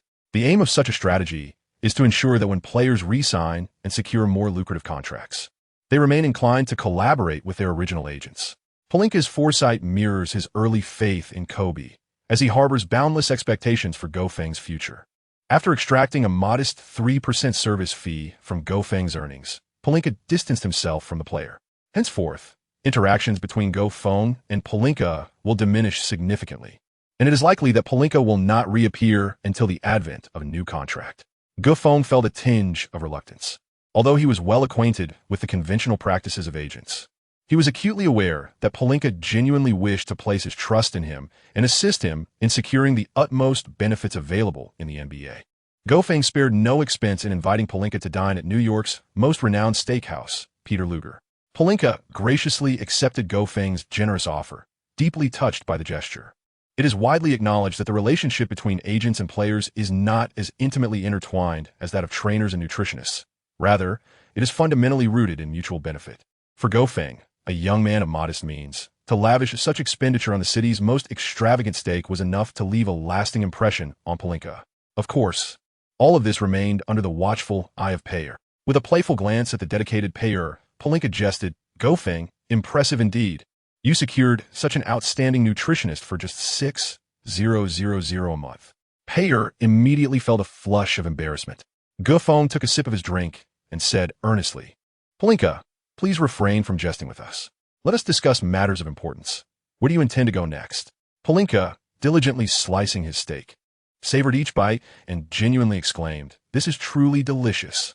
GoFang, you may not be aware, but following the draft, Kobe was quite upset and is currently making rounds among the Lakers management. Upon hearing this, GoFang was momentarily taken aback. Huh? What purpose does Kobe have in joining the Lakers management? Pelinka loosened his belt and replied earnestly, "What else could it be? It's to address Jim Buss's foolishness. Kobe is currently quite close to Jeannie Buss, and the Lakers management is undergoing intense undercurrents. Just yesterday, he invited me to the Lakers, asking for my assistance in managing Vanessa, so she wouldn't feel jealous." Haha. GoFang found the jest unamusing and inquired earnestly, "Is Kobe's action a consequence of my influence?" Pelinka, rarely adopting a serious demeanor, replied, "To some extent, but you're not the primary factor. The turmoil within the Lakers management is indeed chaotic for the team to reclaim its championship status. A decisive overhaul of the management is imperative. Do you recall Gary Vitti, who had been offered a trial? He has formally resigned from the Lakers, and Nunez has now succeeded him as the team's trainer." After a meal, GoFang appeared pensive. Although he remains an outsider regarding the Lakers' affairs, he refrains from passing judgment. He simply hopes that the team can swiftly extricate itself from its predicament and embark on a path of renewal. GoFang harbored some concerns for his good friend Ingram, who was with the Lakers. He pondered whether Ingram was finding happiness in Los Angeles. "All right, GoFang, there's no need for further send-off. I must return to Los Angeles. If anything arises, we shall communicate via phone." Pelinka waved goodbye to GoFang and hailed a taxi, disappearing into the opulent streets of New York. As August rolled around, GoFang finally received a text notification from the Toronto Raptors, announcing that the NBA preseason was about to commence. The team instructed all players to arrive at the Canadian Tire Center for training a month in advance. The Toronto Raptors stood as the sole overseas team in the NBA, existing beyond the borders of the United States. Before departing, GoFang attempted to contact Xia Sherlan, who was also in New York. The call, however, remained unanswered. Upon arriving in New York, Gu Feng often contemplated the search for Xia Sherlan, yet her phone remained perpetually unreachable. Had she changed her number, or had she returned home? Gu Feng felt a twinge of anxiety. He had forgotten to save his sister Xia Sherlan's landline number and now lacked any means to contact her. As a newcomer, Gu Feng had numerous tasks awaiting him in Canada: signing contracts, making media appearances, securing accommodation, purchasing a vehicle, and training. Each responsibility demanded time, compelling Gu Feng to set aside his worries and embark on his journey to Canada a week in advance. After packing his belongings, he set off with Pearl, boarding a flight bound for Canada. Just as he had ventured abroad not long ago, he found himself preparing to leave once more. The airplane roared to life, soaring from New York's Kennedy Airport towards the distant shores of Vancouver, Canada. Gu Feng disembarked from the plane and, after a series of transfers, arrived in Toronto, the capital of Ontario, Canada, where he began his search for a suitable residence in the vicinity. The home arena of the Raptors is located along the Canadian route, and Gu Feng is intent on finding a long-term dwelling nearby. Joining an NBA team is a commitment of considerable duration, unlike his previous stay in New York, where he could only reside in hotels. Gu Feng intends to seek a cozy rental near the arena, as well as an affordable training facility. Gu Feng originally intended to establish a more refined training facility, while the accommodation could be relatively modest. However, this time Gu Feng brought along a youthful maiden in her early 20s. Despite Gu Feng's financial constraints, he would never settle for a random rental. For the safety of Pei Er was of utmost importance. Pei Er was astonished to discover Gu Feng's attentive nature, and her fondness for him grew significantly. Gu Feng's recent control over his diet has greatly pleased Pearl. In fact, it is a remarkable feat for an employer to willingly adhere to the restrictions set by a nutritionist. In this world, few individuals possess the fortitude to resist the allure of delectable cuisine. Gu Feng belongs to the rare few, which greatly facilitates Pei Er's work progress. Gu Feng has successfully shed 5 kilograms, bringing his weight down to 90 kilograms. In contrast, his strength has significantly improved, which is undoubtedly excellent news. In the NCAA League, Gu Feng's weight and strength were barely sufficient for playing as a forward. However, in the NBA, the only positions he can contemplate are that of a point guard or shooting guard. Over the next 4 years, barring any trades or unforeseen circumstances, Gu Feng will be residing in Canada for the long term. Gu Feng's NBA career is set to commence officially with the Toronto Raptors. As a side note, the author laments, "Alas, my glasses were swept away by the sea, and getting new ones is quite a hassle." Chapter 64. The Tragic Siakam. After several days of busyness, Gu Feng successfully found a cozy 2-bedroom apartment, and then he and Pei Er went to the 4S dealership to pick up a vibrant red American SUV, the Dodge Journey. Gu Feng has chosen the most spacious and practical SUV. Gu Feng is not in a position to contemplate supercars. The Dodge Journey, with its spacious interior and comfortable drive, is undoubtedly his optimal choice at present. After securing a residence and purchasing a vehicle, Gu Feng left Pei Er at the rental apartment to prepare lunch before he drove to the assembly point for the team. Given that Gu Feng needed to make arrangements for his life in Canada, he arrived earlier than the other players. At the Raptors' home arena, only a few management personnel responsible for welcoming the players were present while practicing in the gymnasium. Gu Feng greeted 2 individuals who were playing, one of whom was the assistant coach of the Raptors, Bell Bynum. Upon recognizing Gu Feng, Bell Bynum remarked to those around him, "Let's conclude today's practice here. I will take this newcomer to the office for registration." Gu Feng and Bai Nua walked together towards the management office. Throughout the journey, Bai Nua spoke very little. At times, when Gu Feng posed questions, it seemed as though Bai Nua had not heard him, leaving Gu Feng feeling somewhat awkward. However, Gu Feng did not take it to heart, for he was merely a newcomer. The unwritten rule of veteran players in the NBA taking advantage of rookies is a well-known secret both within and outside the league. Veteran players often leverage their experience to demand various forms of servitude from newcomers. Otherwise, the opportunity to receive a pass is virtually unattainable. It is commonplace for rookies to assist veteran players with tasks such as watching their lockers or fetching their shoes. These are the unspoken rituals of NBA locker rooms. When LeBron James first entered the league, did he not also assist Ricky Davis with his shoes for several months?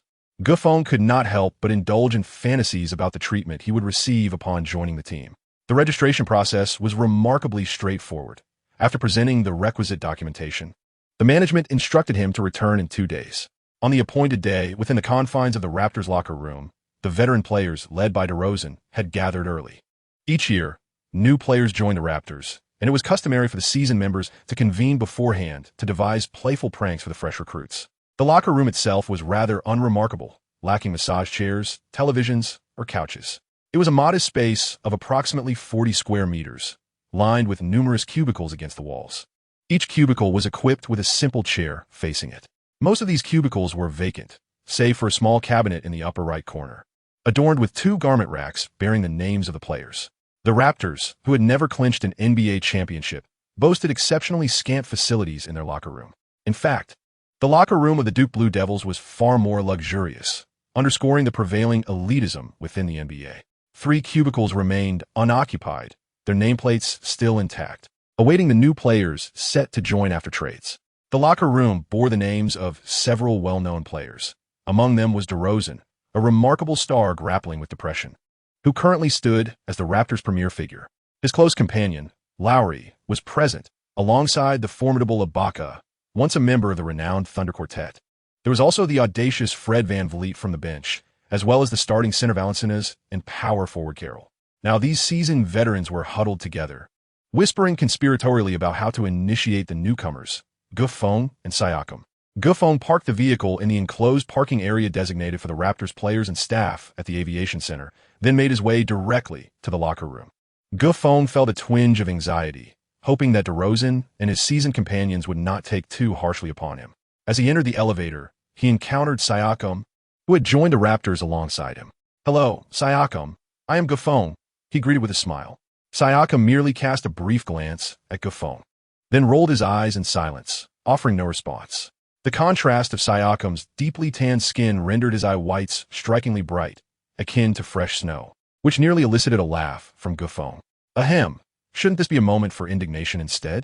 Upon his arrival in the United States, Gufong encountered a gaze from Siakam that he had witnessed far too often.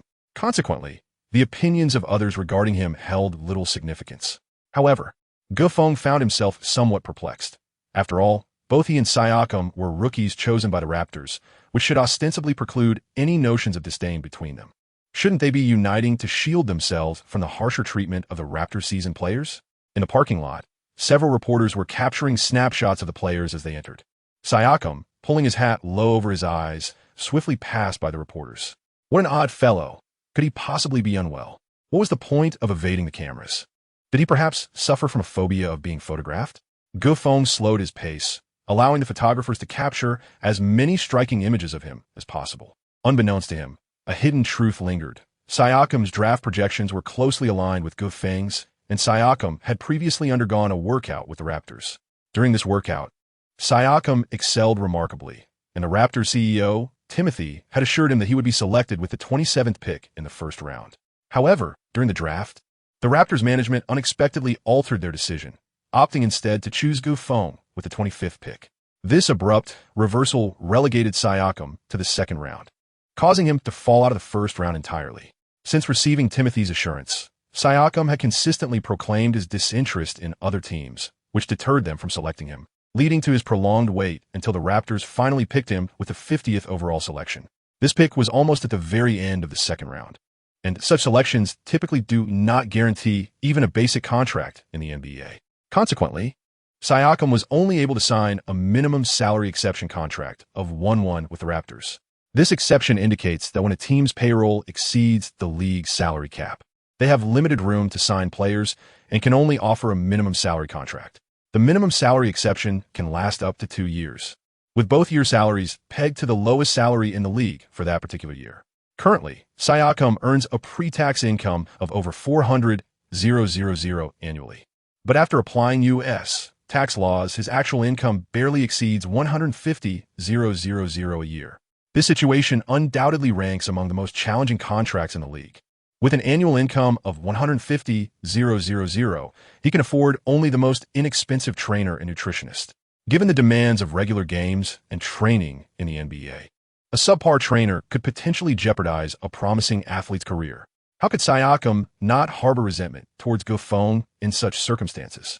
Yet, this is the nature of the NBA, the renowned business league. Within the management circles of the NBA, humanity is a scarce commodity, they're solely driven by profit. Siakam's ordeal serves as a cautionary tale for Gufeng. In the NBA, one must not only guard against injuries, but also be wary of conspiracies from management. To become stronger and increase one's worth remains the unchanging principle of the NBA. Chapter 65. Time for mischief. As Gufeng approached the locker room, DeRozan and the others had already prepared a delightful surprise package for Siakam. Shoes were strewn haphazardly throughout the locker room, while Lowry joyfully directed Siakam to gather them up and assist each veteran in putting on their footwear. Siakam silently endured the pranks played on him by the seasoned players. Laughter echoed through the locker room. But where was Gufeng?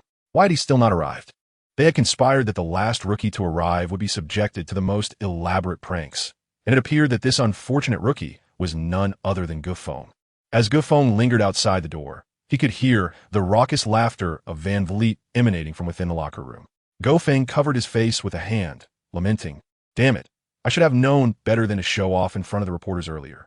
Summoning his courage, Gufeng pushed open the door to the changing room. "Gufeng has arrived," Van Vliet exclaimed with excitement. DeRozan and the others immediately rushed to the entrance, lifting Gufeng high into the air. Gufeng screamed in protest. Yet the word no has historically ignited a sense of conquest in men. Van Vliet, brandishing a bottle of champagne, wildly swung it before directing it towards the very juncture of Gofeng's thigh, exclaiming, "Rookie, welcome to the NBA." Puffed. Ah! The anguished cries of Gufeng echoed clearly within a radius of several miles. The staff at the court gazed in bewilderment towards the players' tunnel. What could be happening in the changing room? Are they slaughtering pigs? A lady polishing the basketball hoop inquired curiously of another lady who was mopping the floor nearby. Gufeng's complexion was pallid as he was gently lowered by the crowd, and a group of seasoned players promptly rushed to stand behind him. "Come here, rookie. Let's take a photo together." Thus, amidst a myriad of radiant smiles, one picture captured Gufeng's pale, grimacing face, a stark contrast to the cheerful expression surrounding him, marking his first unflattering photograph in the NBA. I can assure you, once this image circulates online, it will undoubtedly become the sensation of the day. Lowry excitedly distributed copies of Gufeng's unflattering photo to everyone. Gufeng's heart was in shambles. Reflecting on the charming display he had just put on in front of the capturing journalist, he realized that with this photograph, he might truly become a sensation. "All right, Lowry, spare our poor rookie," DeRozan remarked with his characteristic amiability. "What do you mean this is just the beginning? What further schemes do you have in store for us? Is it still possible for me to withdraw from the Raptors at this point?" Gufeng was instantly beset by 1,000 tragic scenarios that might unfold in his future. Once the chaos subsided, Lowry, with a sense of satisfaction, turned to the two rookies and declared, "Come on, rookies. You have no choice." He ushered Gufeng and Siakam to the door of the locker room, exclaiming loudly, "Come along, Gufeng, this compartment, most susceptible to having the door strike your head, is yours. And over there, the one most likely to crush your foot, is yours, Siakam." Laughter erupted once more among the crowd. Gufeng, with a scowl on his face, tore down the name of Van Vliet hanging in the cubicle. It seemed that Van Vliet, who had recently joined the Raptors, had finally reached his limit, relinquishing this coveted position to Gufeng. After a while, the Raptors' head coach, Nurse, entered the room. Upon seeing the chaotic state of the locker room, Nurse furrowed his brow and exclaimed, "You lot, how could you leave this room in such disarray?" Lowry shot a warning glance at the players and explained, "Coach, we are merely welcoming the rookies." Came a unified response from everyone. As the head coach of the Raptors, Nurse was certainly aware of the antics that unfolded in the locker room. "Gufeng, Siakam, you two shall tidy up the locker room before you leave after practice." Nurse feigned belief in Lowry's explanation and then addressed Gufeng and Siakam with a tone of authority. Gufeng and Siakam exchanged a glance, their minds racing with a torrent of frustration. Nurse swiftly entered the fray, seizing the tactics board from the locker room before Gufeng could settle his tumultuous emotions, and commenced elucidating the strategies that would define this year's campaign. The Raptors continued to center their lineup around the formidable trio of DeRozan, Lowry, and Ibaka. However, due to personnel changes, the team had parted ways with starting shooting guard Terrence Ross, necessitating Lowry to fill the void in that position. Consequently, the starting point guard role became a rather intriguing affair. Fred VanVleet, having demonstrated exceptional performance over the past year, was elevated by Nurse to the starting point guard roster. This development meant that the backup point guard slot would now be contested among Joseph, Wright, and Gufeng. In other words, Gufeng found himself in a competitive struggle against these two individuals for a coveted position. Gufeng cast a glance at the two substitute point guards, each standing around 196 meters tall, slightly shorter than him by 2 centimeters, yet their physiques appeared more robust than his own. Due to his regimen of muscle gain and weight loss, Gufeng had arrived at the Raptors transformed into the most slender player on the team. After assessing the situation, Nurse summoned Siakam and Gufeng together. Now, let's discuss your preferred jersey numbers. To clarify, due to the NBA's retired jersey policy, there are certain numbers that you cannot choose. I hope you will avoid putting me in a difficult position, Nurse remarked. I choose number 43, Siakam replied, evidently having made his selection long ago without a moment's hesitation. Nurse nodded in approval. And you, Gufeng? Gufeng pondered for a moment and then said, I choose number 96. As soon as Gufeng's decision was made, a chorus of mocking whistles erupted in the locker room. Ha, this scrawny fellow actually chose number 96. Does he aspire to become the next beast? If Arteas were to find out, would he come and smash our locker room? Number 96 is indeed Arteas' pride. The number chosen by Gufeng is precisely that of the illustrious Arteas, a pivotal figure during the Lakers' consecutive championship reign. Nurse chuckled and remarked, all right, the new jerseys will be delivered to you in a week's time. You two should go take your measurements now. It's getting late. Once you've finished, tidy up the locker room, and you may head home for dinner. Remember, you must return to the arena by 2 p.m., or I shall show you what it truly means to face the Dragon Master. Upon witnessing the seemingly cheerful Nas transform in an instant into a fearsome dragon capable of crushing bones, Gufeng felt an icy chill run down his spine. Siakam undoubtedly shared the same sentiment, as the two of them dashed out of the locker room like the wind. After taking their measurements and tidying up the locker room, it was already past noon. Gufeng and Siakam have yet to utter a single word. Gufeng glanced at the time. It was still just early enough for him to return home for a hearty meal. Siakam had already departed from the locker room ahead of him. Perhaps due to the varying levels of the players, the standards of food differ as well. Consequently, the team does not take responsibility for the players' daily meals. All regular sustenance is managed by the players themselves. Gufeng strode briskly towards the parking lot, intending to drive home. He imagined that Pei Er had undoubtedly prepared a sumptuous and nutritious meal, which made his mouth water in anticipation. As he approached his beloved vehicle, he suddenly spotted a small, dark figure darting out from within. Oh no, Van Fleet, what have you done to my car? Gufeng exclaimed in horror as he rushed towards his cherished automobile. My goodness. Chapter 66. Competing for the position. Gufeng's newly acquired Dodge Journey has been dismantled into disarray. The 4 tires lie quietly on the ground, causing Gufeng immense distress. Haha, Yi Feng. Congratulations on winning the grand prize. Van Vliet's laughter gradually fades into the emptiness of the parking lot. Gufeng was aware that this must be a trick devised by those elderly individuals to play a prank on him. However, this particular ruse was rather cruel, wasn't it? Gufeng considered himself unfortunate as he began to reinstall the tires on his vehicle. Just when he finally managed to secure the tires, his phone rang. Gufeng pulled out his phone and saw that it was a call from Pei Er. She was undoubtedly urging him to return for dinner. It was impossible for him to hurry back, so Gufeng had no choice but to candidly explain to Pei Er the treatment he had received. Pei Er laughed heartily, which infuriated Gufeng. The prank had not amused him in the slightest. Laugh, laugh, laugh. What is there to find amusing? He thought. I shall find a nearby restaurant and have lunch first. Gufeng incessantly complained to Pei Er while opening the trunk. A cascade of vibrant, multicolored floral arrangements spilled out of the car door, soon engulfing Gufeng's ankles. Gufeng's eyes widened in astonishment as he gazed at the car, packed to the brim with bouquets, nearly dropping his phone in disbelief. Hello? Gufeng, are you all right? Even Pei Er had begun to express sympathy for him. I'm fine, no need to chat. I will eat lunch properly as per your request. Upon finishing his words, Gufeng abruptly ended the call. One might wonder how this group of bear-like teammates managed to unlock Gufeng's car door. Gufeng deemed it essential to inspect whether someone might be deranged enough to sever his brake lines. After completing the arduous task, he found himself disheveled and grimy. Gufeng is currently very hungry, and the food prepared by Pei Er is meticulously arranged according to the digestive chart. Under the playful antics of his teammates, Gufeng found himself enduring nearly an hour of hunger. Gufeng hurriedly rushed into the nearest restaurant and ordered his meal. Upon entering, he unexpectedly encountered Siakam, whose face was etched with gloom as he exited the establishment. How was he dining here? Did he not have a personal nutritionist? Siakam shot Gufeng a comical eye roll before hastily walking past him. Gufeng sighed, realizing that the prospect of seeking solace with Siakam was slim. During the afternoon training session, Nurse sought to thoroughly assess the players' current conditions by organizing a full-court scrimmage. Each offseason, some players regress while others ascend. Typically, the first task for a head coach upon resuming training is to discern who has been slacking during the break.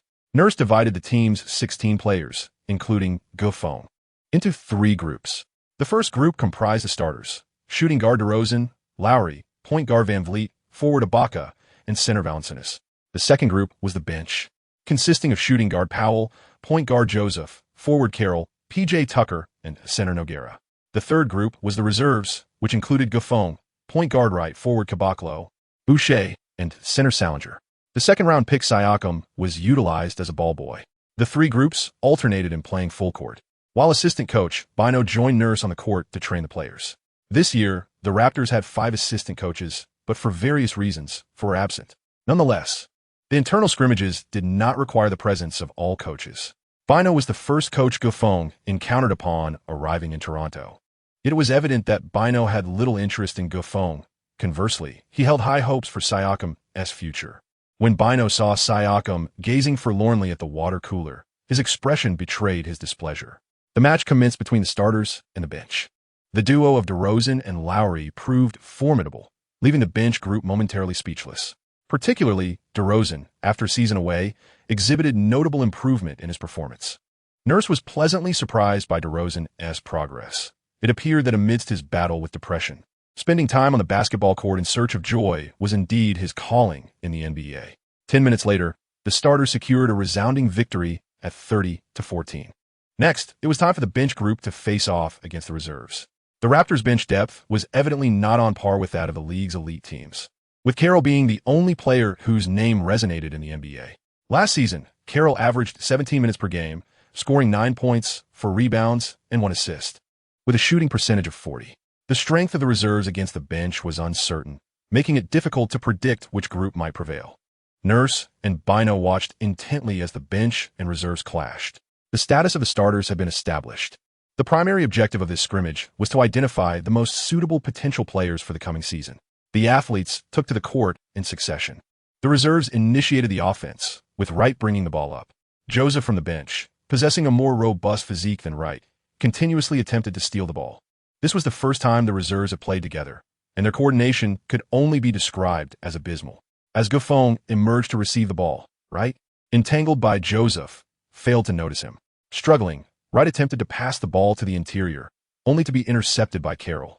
The latter swiftly counterattacked, securing the first 2 points for the bench unit. On the second offensive play, Gufeng intentionally positioned himself closer to Wright. However, Wright waved his hand, instructing Gufeng to retreat to the corner for a 3-point attempt. The ball was passed inside again, but the shot did not find the net. The bench unit organized another offensive play, culminating in a thunderous dunk. The starting lineup watched in astonishment as the bench unit, having been thoroughly dominated earlier, finally regained their confidence against the starting squad. Powell and Joseph successively made their shots, expanding their shooting advantage, allowing the bench unit to attack from even further distances. The bench unit completely lost their competitive edge, and 10 minutes later, they succumbed to a staggering defeat of 6-36 in the scrimmage. Gufeng's face betrayed his discontent. A score of 6-36 was utterly humiliating. Even the starting lineup might struggle to achieve 36 points within 10 minutes. The bench unit's previous offensive attempts appeared clumsy, resembling the erratic movements of children, as players ran about the court like headless chickens. On several occasions, Gufeng found open looks through screens, yet the ball never found its way into his hands. It must be said that Wright's court awareness was severely lacking. Recently promoted to the starting lineup, Van Vliet was highly animated, laughing heartily at the bench unit's dismal performance, while other players wore mocking smiles on their faces. Gufeng finally comprehended one profound truth. This is the NBA? Chapter 67. Rookie, welcome to the NBA? In contrast to the profoundly humanitarian atmosphere of the CBA in China, the NBA presents itself as a basketball league that is predominantly hierarchical.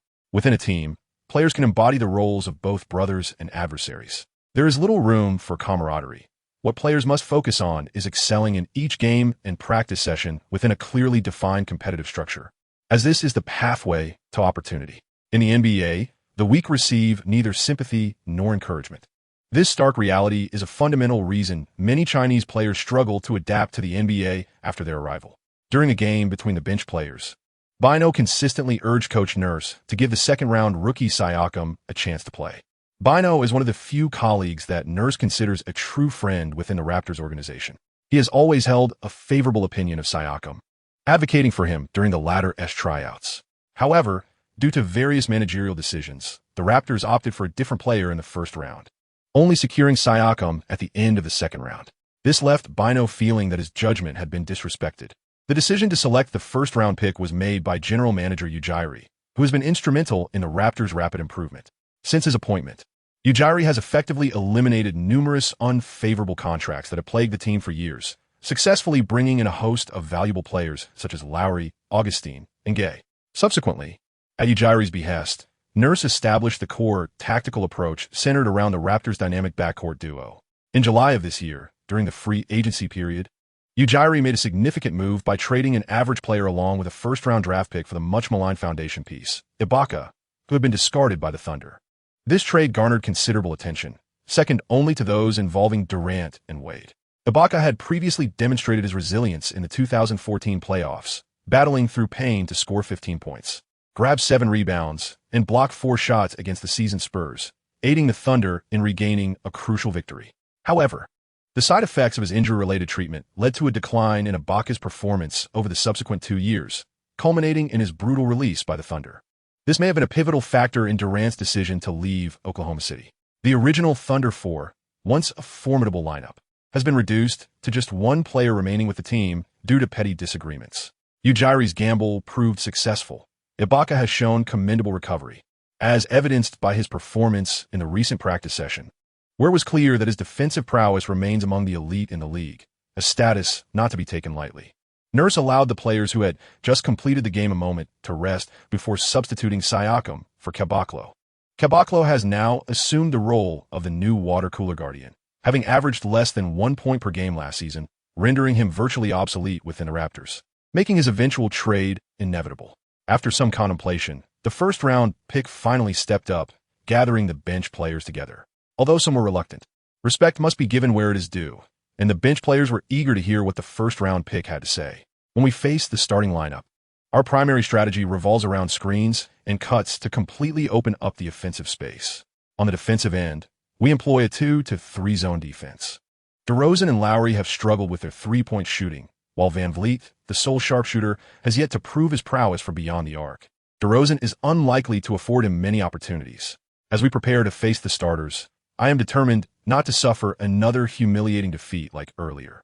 You all understand that if the bench unit fails to deliver results in practice games, they jeopardize their chance to participate in the preseason. Thus, we must set aside our biases and earnestly strive for our future. Gofeng's words resonated deeply with everyone. Their incessant disputes stem from a singular desire for an opportunity to step onto the court. If they could not excel even in practice matches, how could Nurse possibly permit the bench players to take the stage when the official games commenced? It would only be conceivable if both the starting and reserve teams were incapacitated by injury. The bench players nodded in agreement, stacking their hands together in a spirited display of encouragement. Observing this, the reserve team erupted in laughter. Look at them. They can't even outplay us. Yet they aspire to challenge the starters. How amusing. The starting players, upon hearing this, burst into hearty laughter, their faces adorned with casual expressions. Nurse, noticing that Gofeng had ignited the fighting spirit among the bench players, felt a flicker of interest towards him. Such an ability to motivate teammates is a rarity among players. As the starters and bench players took to the court in succession, DeRozan and Lowry engaged in light-hearted banter, evidently dismissing the bench team. Within the entire Raptors squad, the camaraderie between DeRozan and Lowry was unparalleled. According to the established protocol, the bench team was to initiate the offense. Joseph advanced the ball to the front court, while Gofeng and Poltel skillfully created space for the attack. Siakam, pressing against P.J. Tucker, extended his hand for the ball. Joseph lobbed the ball to Siakam, who caught it and entered a triple threat position. However, as a rookie, Siakam appeared somewhat inexperienced against Tucker. The latter firmly restrained Siakam's waist with one hand, denying him the opportunity to pivot. Nonetheless, Feng's strategy was not to facilitate a score for Xiaotian. According to the previously discussed strategy, Feng initiated a cut, while Bortel delayed Van Vliet's pursuit, thereby creating an expansive offensive space for Feng. Xiaotian, albeit somewhat displeased, passed the ball to Feng. Valenciennes leaped to provide defensive support, but Feng had already taken a shot. The crisp sound of the swishing net echoed as the bench players adjusted their focus, seizing the initiative and scoring ahead of the starters. Nurse rose to his feet, applauding vigorously. Upon returning to the defensive end, the potency of the starting duo became evident. Lowry executed a clean and elegant maneuver, bypassing Feng and driving straight into the paint for a layup. The starters' offense appeared markedly more effortless than that of the bench. Right, Xiaotian, focus on the help defense, Feng called out loudly. During the second offensive round, Van Vliet intensified his defense against Feng's cuts, leaving Feng without an opportunity to exploit. Bortel attempted to cut, yet his shot was off the mark and failed to find its target. What a pity, Nurse muttered under his breath, clenching his fist. It was undeniable that the tactics devised by Feng were remarkably targeted. The primary issue with Nurse's lineup was its lack of effectiveness in executing pick-and-roll plays. Both DeRozan and Lowry were offensive players, lacking in defensive prowess. While Valenciennes exhibited solid interior defense, he struggled against perimeter shooters. Nurse was taken aback by how quickly Feng identified the vulnerabilities of his starting lineup. He suddenly recognized that Ujiri's insight was truly remarkable. Feng's potential might surpass even that of Xiaotian. Chapter 68. Set the screen. Valenciennes secured the rebound, and the ball quickly found its way to Van Vliet, who pushed it forward. DeRozan received the pass, intending to penetrate directly past Bortel. However, Feng proactively engaged in help defense, effectively sealing off DeRozan's path to the basket. DeRozan retreated to take a mid-range shot, displaying a nonchalant approach to the game, resulting in a rather careless attempt. At that moment, Wright suddenly soared in, swatting the ball out of bounds with a resounding smack. The boss just got blocked. Came the laughter from the bench players, astonished yet amused. Witnessing DeRozan, one of the star duo, experiencing such a moment against a bench player. Oh my God, you lot must have just taken some drugs. Lowry's gleeful laughter echoed, eliciting some irritation from DeRozan. The starters failed to hustle back on defense after witnessing Wright's block, allowing for a spectacular fast break dunk. Nurse frowned, realizing that such complacency from the starters could lead to dire consequences. The score stood at 4-2, under the leadership of Feng. The bench unit has maintained a consistent lead over the Raptors' starting lineup since the onset of the game. DeRozan, who has been the target of friendly jibes, appears noticeably perturbed, his demeanor reflecting a newfound seriousness. When the roles are reversed, DeRozan remains steadfast, executing a mid-range jumper with precision. The ball gracefully arcs through the air and swishes through the net.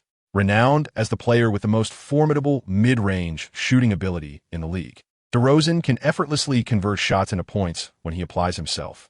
The bench unit struggles defensively, as DeRozan, with his exceptional mid-range prowess, exhibits no fear of so-called double teams. He consistently finds a space to halt and release a shot before the bench defense can fully collapse, sending the ball securely through the hoop. This reliance on mid-range scoring is a hallmark of his robust playing style. Over the past several seasons, the Raptors have steadily ascended into the ranks of playoff contenders, largely due to DeRozan's reliable and measured approach to the game. In a matter of moments, the starting unit has extended their lead to 6 points. Feng wiped the sweat from his brow, earnestly contemplating strategies for victory. DeRozan's mid-range shooting was exceptionally steady, and when paired with Lowry, who also adeptly utilized the mid-range shot, it seemed nearly impossible to restrict their shooting percentages with mere bench players employing a zone defense. Feng believes that the sole possibility of winning lies in the three-point shot. In today's NBA, the pace of the game is exceedingly rapid, and the frequent reliance on mid-range shots tends to hinder a team's rhythm. After all, a mid-range shot can yield a maximum of only 2 points, and drawing a foul results in merely 3 points. Conversely, if the success rate of three-point shots is relatively high, a single possession can secure 3 points, and it can even serve a dual purpose of drawing fouls. This is also a significant reason why the Raptors have yet to clinch the championship. Both DeRozan and Lowry are players who heavily depend on mid-range shots. Compared to the league's stronger teams, the Raptors fall short by approximately 0.5 points per possession. Feng proactively called for a timeout and returned to the bench to inquire about his teammates' three-point shooting capabilities. Several players remained silent. Indeed, Those who occupy the Raptors bench are not typically known for their exceptional long-range shooting skills. Among the four, the most proficient in three-point shooting is Wright. Yet his shooting percentage barely exceeds 40% and relies heavily on open looks. Consequently, the only viable option to reverse their disadvantage lies in Gufeng's three-point shooting. The bench players accepted Gufeng's suggestion, fully aware that without his strategic arrangements prior to the game, they would have never managed to keep pace with the starting lineup. The reality of Gufeng transcends them all. Upon resuming play, the bench unit altered their formation, while the starting lineup remained unchanged. Observing the adjustments made by the bench, DeRozan and Lowry felt a sense of satisfaction in their hearts. The arrival of Gufeng appears to have bestowed something extraordinary upon the Raptors players, who have long been accustomed to sitting on the bench. Boucher was pulled from the paint to the vicinity of the three-point line, primarily to set screens for Gufeng. Furthermore, his height and wingspan effortlessly influenced the shooting stability of the Raptors' dynamic duo. Observing the tactics devised by the bench unit, Nurse felt a profound sense of satisfaction. The bench players were determined not to endure the same level of humiliation as the starters. This arrangement seemed perfectly fitting. With a keen interest, Nurse crossed his arms and began to watch the game intently. The bench unit had placed the burden of victory squarely on Gufeng's shoulders. It seems that Gufeng possesses something special. As the bench unit prepared to inbound the ball, Boucher abandoned the conventional inside approach, opting instead to pull outside, thereby delaying Lowry. Gufeng and Wright are both maneuvering beyond the three-point line, united in a singular objective, the three-point shot. Gufeng received the sideline ball, and the starting unit switched their defensive assignments, with Ibaka now guarding Gufeng. Ibaka is a superstar renowned for being named to the all-defensive first team, and Gufeng could palpably sense an unprecedented pressure while facing him. This marked Gofeng's first genuine encounter with the intensity of top-tier NBA defense. The Raptors' king, Ibaka, positioned himself with precision, guarding Gufeng with impeccable tightness. Before Gufeng stood a formidable moving wall. Breaching it was an impossibility. No one could outpace Ibaka without a complete physical domination. The Raptors' starting lineup clearly indicated the antics that the bench unit intended to employ. However, with the defensive stalwart Ibaka on our side, who among you could easily attempt a three-pointer in his presence? Lowry, thwarted by Boucher, could only watch the matchup between Gufeng and Ibaka unfold with ease. Gufeng was being closely guarded by Ibaka, yet he still harbored aspirations of shooting a three-pointer. It was nothing short of fantasy. At that moment, every player on the Raptors shared this sentiment. Ibaka approached his defensive responsibilities with utmost seriousness. Whether in a formal match or a practice game, his standards for defense were unwaveringly stringent. Gufeng executed a triple threat stance, yet Ibaka remained utterly steadfast in his position. Gufeng straightened up and pointed his finger at the floor to the left of Ibaka. Gufeng requested a screen from Bortel. Nas chuckled, bemused by the audacity of a newcomer daring to ask an experienced veteran for assistance. His confidence was remarkable. Would Bortel comply? Indeed, he did. Bortel moved with purpose, diligently setting a high-quality screen for Gufeng, a skill in which he excelled. Once the screen was executed, Gufeng found himself matched up against Lowry. This time, Lowry could not afford to be lax in his defense. Yet before he could fully reposition himself, Gufeng released a shot. This was a jump shot following the screen, a moment that truly tested the shooter's confidence. Would the ball find its mark? All eyes were fixed on the soaring basketball. Swish! Gufeng, filled with exhilaration, clenched his fists tightly and leaped joyfully, ready to defend his territory. The bench players, with the exception of Siakam, all rushed over to high-five Gufeng, before steadfastly maintaining their positions. Nurse was once again astounded by Gufeng's performance. Bynum was equally taken aback, yet subconsciously, he hesitated to acknowledge the undeniable fact that Gufeng surpassed Siakam in skill, just as he was reluctant to concede that his judgment paled in comparison to Ujiri's. It was astonishing that a Chinese player who had yet to participate in a single official match could unify the Raptors bench into a cohesive unit. Was this nascent charm a harbinger of the innate attributes possessed by players of LeBron James' caliber? The Basketball Emperor? Chapter 69. Defeat with honor. Lowry, humiliated by Gufeng's prowess, felt an overwhelming sense of indignation. This time, he proactively sought the ball from DeRozan, who, being exceptionally close to Lowry, was eager to assist him. With the ball in hand, Lowry initiated a one-on-one against Gufeng. DeRozan signaled for everyone to clear out, allowing Lowry to take the spotlight. Ibaka was also drawn out of the paint by Lowry's gesture. His intentions were unmistakable, he aimed for a thunderous dunk. Lowry's strength was formidable. As a powerhouse in the league's backcourt, he could easily overpower a slender, lighter-skinned player like Xixi through sheer force. Indeed, lacking the support of a 2-3 zone defense. Xixi had not yet demonstrated the capacity to contain the abilities of the league's elite stars.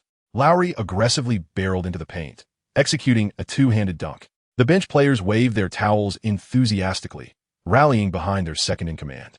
Despite being publicly humiliated by Lowry, Xuefi's expression remained stoic, revealing no trace of emotion. Xuefi's mentality is remarkably steady. As Wright dribbled past the halfway line, the electrifying dunk by Lowry ignited the passion of the starting lineup, who visibly approached the game with much greater seriousness than before. Van Vliet, making his first attempt as a starter, showcased an especially prominent performance, leaving poor Wright overwhelmed as he struggled to maintain control of the ball. Relying on Wright's three-point shooting has proven to be an unrealistic expectation. In critical moments, it is clear that the responsibility falls back on Xixi himself. Gordon sought to receive the ball, while Lowry closely shadowed him, unwilling to endure the experience of being scored upon by Gordon once more. When Xixi received the pass, he narrowly avoided a steal, highlighting the pressing defense exerted by Lowry. This time, Lowry was exceedingly close, intent on guarding Xuefi's three-point shot, which consequently afforded Xixi an opportunity to drive towards the basket. Xuefi took a decisive stride, leaving Lowry behind as he surged towards the paint. Ibaka was already poised.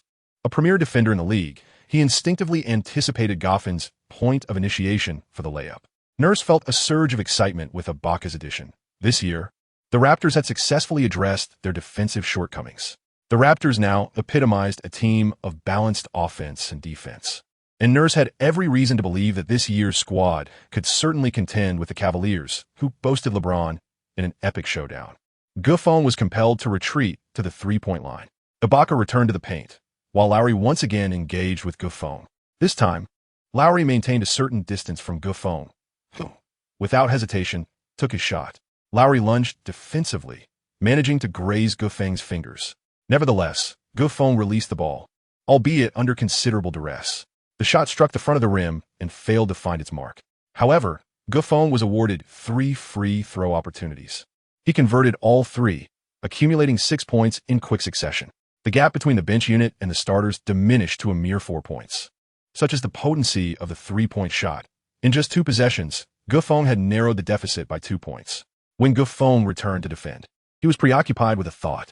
During his NCAA days, Coach K had once mentioned his prowess in three-point shooting. Xixi requires approximately 1 second to execute a three-point shot. While this speed is adequate in the NCAA, it is somewhat sluggish in the NBA. Xixi has distinctly perceived the differences between the NBA and NCAA. While Lowry is not renowned for his defensive prowess within the league, he nearly managed to block Xuefi's three-pointer just moments ago. Had that shot successfully found its mark, Xixi would have recognized that it was purely a stroke of luck, one that should not be relied upon during a game. It appears that the speed of my release will be a focal point of my training moving forward, Xixi contemplated. Indeed, in comparison to the elite three-point shooter Stephen Curry, Xuefi's release is a full 0.8 seconds slower. This 0.8 seconds may well delineate the chasm between a superstar and a mere contender. Xixi aspires to make a mark in the NBA, aiming to reduce his shooting speed to under 0.5 seconds. In the ensuing moments, he successfully landed 2 three-pointers.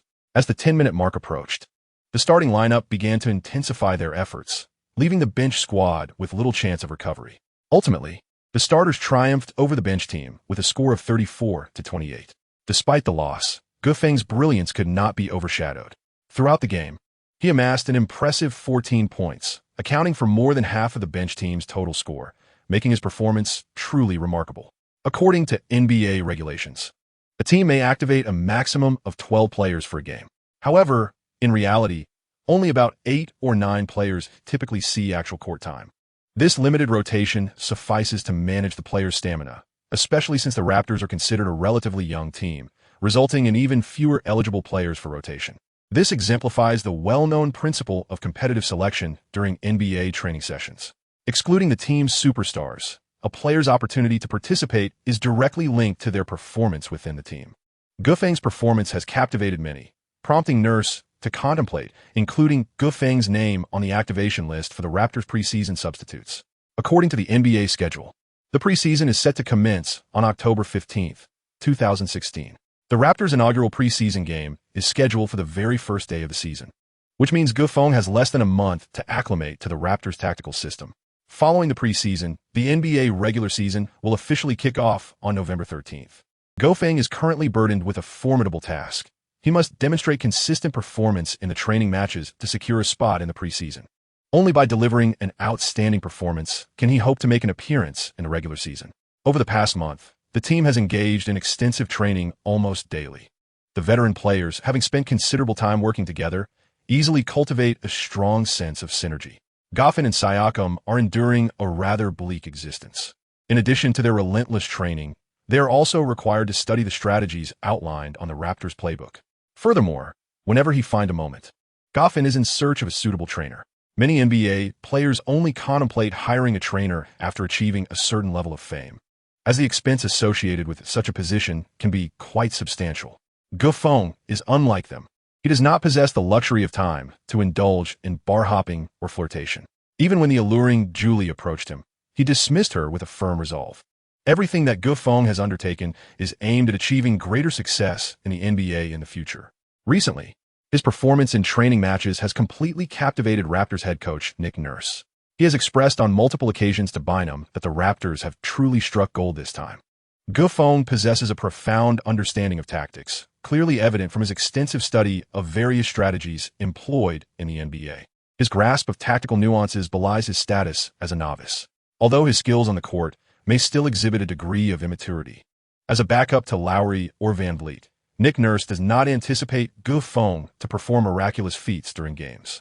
Initially, Bynum fervently sought to support Siakam's ascendance, yet now, he too has fallen silent.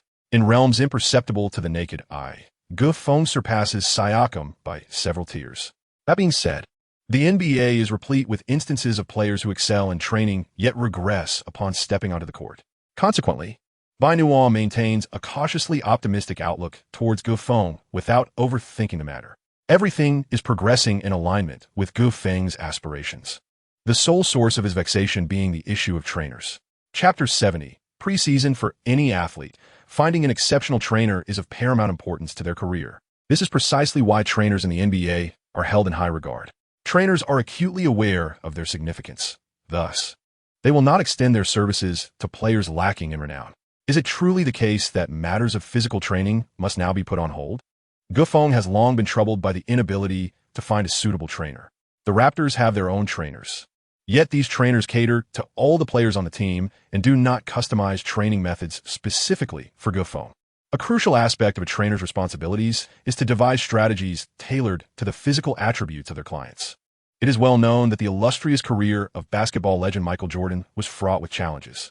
In the early stages of his career, he struggled to overcome the formidable Pistons. After yet another defeat to them, a trainer named Tim Grover reached out to him. Grover is regarded as a pioneer in the field of NBA training. He boldly claimed he had the means to help Jordan triumph over the Pistons. Skeptical, yet determined to conquer his rival, Jordan invested a substantial sum to acquire Grover's winning methods. Grover explained to Jordan that his losses to the Pistons stemmed from a lack of muscle resilience. "Michael," he said, "I have meticulously analyzed every game you've played, even scrutinizing the subtle changes in your muscles under a microscope. Your muscles are exceptional, exhibiting explosive power, yet they lack the necessary resilience, and this is what you must overcome." The subsequent events are well documented. Following Grover's training regimen, Jordan ascended to become the airborne champion of confrontation, leading the Bulls to remarkable back-to-back championship victories. This marked the rise of the trainer's profession within the NBA. In the contemporary league, whether it be the peak-performing LeBron James, Stephen Curry, Kevin Durant, or retired legends like Kobe Bryant and Shaquille O'Neal, each is accompanied by a dedicated personal trainer. These trainers meticulously study the player's physical transformations to tailor suitable offensive techniques. Among the current trainers, Grover, who worked with both Kobe and Curry, is particularly renowned. In the latter part of Kobe's career, DeFrancesco advised him to focus on post-up techniques due to a significant decline in muscle strength. This initiative not only enhances Kobe's offensive repertoire, but also prolongs his career, preventing him from experiencing an early decline like that of Iverson and McGrady. Mr. Q has meticulously crafted the most suitable rapid shooting technique for Curry. After 5 years of perseverance in the NBA, has finally emerged as a transformative grassroots superstar, altering the landscape of the league. All of this underscores the paramount importance of trainers. Time flies swiftly, and before we know it, the preseason has commenced. The Raptors' first-round opponent is none other than the luxurious Cavaliers, featuring the formidable trio of LeBron James, Kyrie Irving, and Kevin Love. The Cavaliers made history last year by securing their inaugural NBA championship trophy. This year, they have once again bolstered their roster by signing elite three-point shooter Kyle Korver and legendary point guard Deron Williams, enhancing the team's depth further. As the Raptors' primary rival in the Eastern Conference, the Cavaliers possess a distinct advantage. The opening game is an away match, requiring the entire Raptors team to travel to the United States to face the reigning champions in impoverished Cleveland.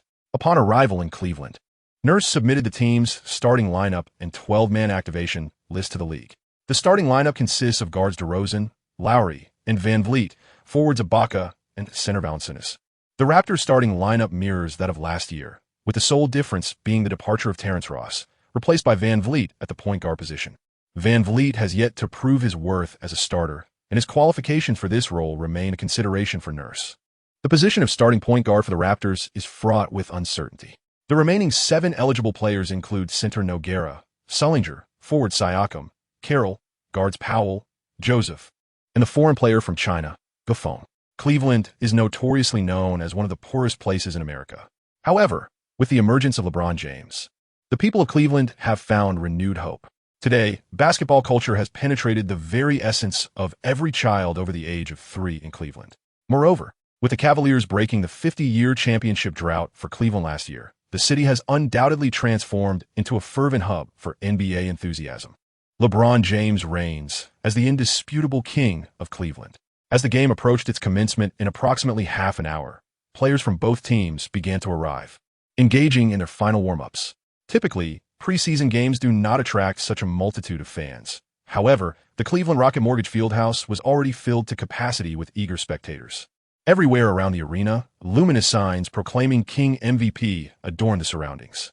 When James emerged from the players' tunnel, the entire crowd rose in unison, chanting MVP. The basketball atmosphere in Cleveland has been invigorated solely by James's presence. The Rocket Mortgage Fieldhouse may very well be the finest home court in the NBA. Given that it is a preseason matchup, the core players for both teams are not expected to play for extended periods. Yet this does nothing to diminish the fervor of the fans.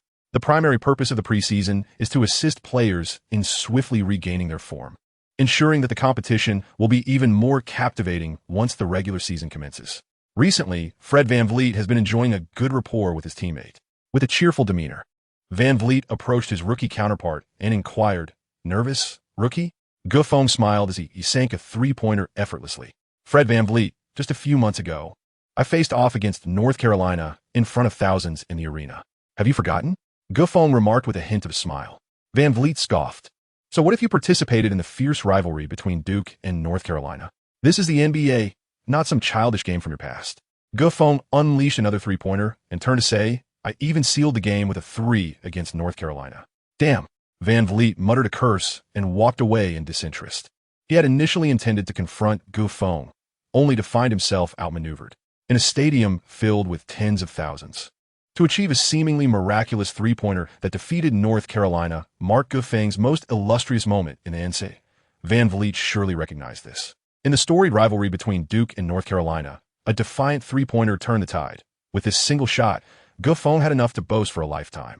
This was an accomplishment that 999 of players would never have the chance to achieve. Chapter 71, Cavaliers vs. Raptors finally, following a brief interlude of dance. The first preseason game of the NBA 2016 to 2017 season commenced. The Cavaliers maintained their starting lineup from the previous season, featuring guards Kyrie Irving and J.R. Smith, alongside forwards LeBron James, Kevin Love, and Tristan Thompson. Like the Raptors, the Cavaliers were a team that thrived on traditional half-court offense. The Cavaliers lacked a conventional center. However, they compensated with a superior three-point shooting capability compared to the Raptors. This difference was the most significant contrast between the two teams. For DeRozan and Lowry, who favored mid-range shots for 2 points, The Cavaliers' offensive efficiency per 100 possessions was markedly higher than that of the Raptors, a persistent concern for the Raptors' management. The prospect of altering their playing style in the short term seemed bleak. DeRozan was already 28 years old, and Lowry had surpassed 30. Their playing styles were largely established, making the development of three-point proficiency increasingly challenging. The Raptors' management recognized this reality. If they aspired to escape LeBron's dominance in the Eastern Conference, the only viable solution might involve trading their core player, DeRozan. Yet, trading a core player is far from a simple endeavor. The Raptors can only retain their current roster in hopes of preserving their position as a playoff contender. Following the opening ceremony, players from both teams gradually made their way onto the court. LeBron James was the last to make his entrance, meticulously rubbing magnesium powder into his hands. On the bench, Gofeng observed this scene, recalling the memories of James's pre-game ritual of dusting himself with magnesium powder. In those days, James was heralded as the chosen one, possessing not only unparalleled basketball talent, but also a youthful spirit eager to showcase itself. This habit persisted until James's betrayal of the Cavaliers, his move to the Heat in pursuit of a championship, and subsequent defeats by the Spurs and Mavericks, which led him to confront his tendency to evade responsibility. Now, James has fully evolved into the king of basketball. Upon returning to the Cavaliers, he guided a struggling team to clinch the 2015 to 2016 NBA championship. He has come to understand what the team truly requires: accountability and a relentless drive forward. No longer will James engage in ostentatious displays of magnesium powder. He has matured.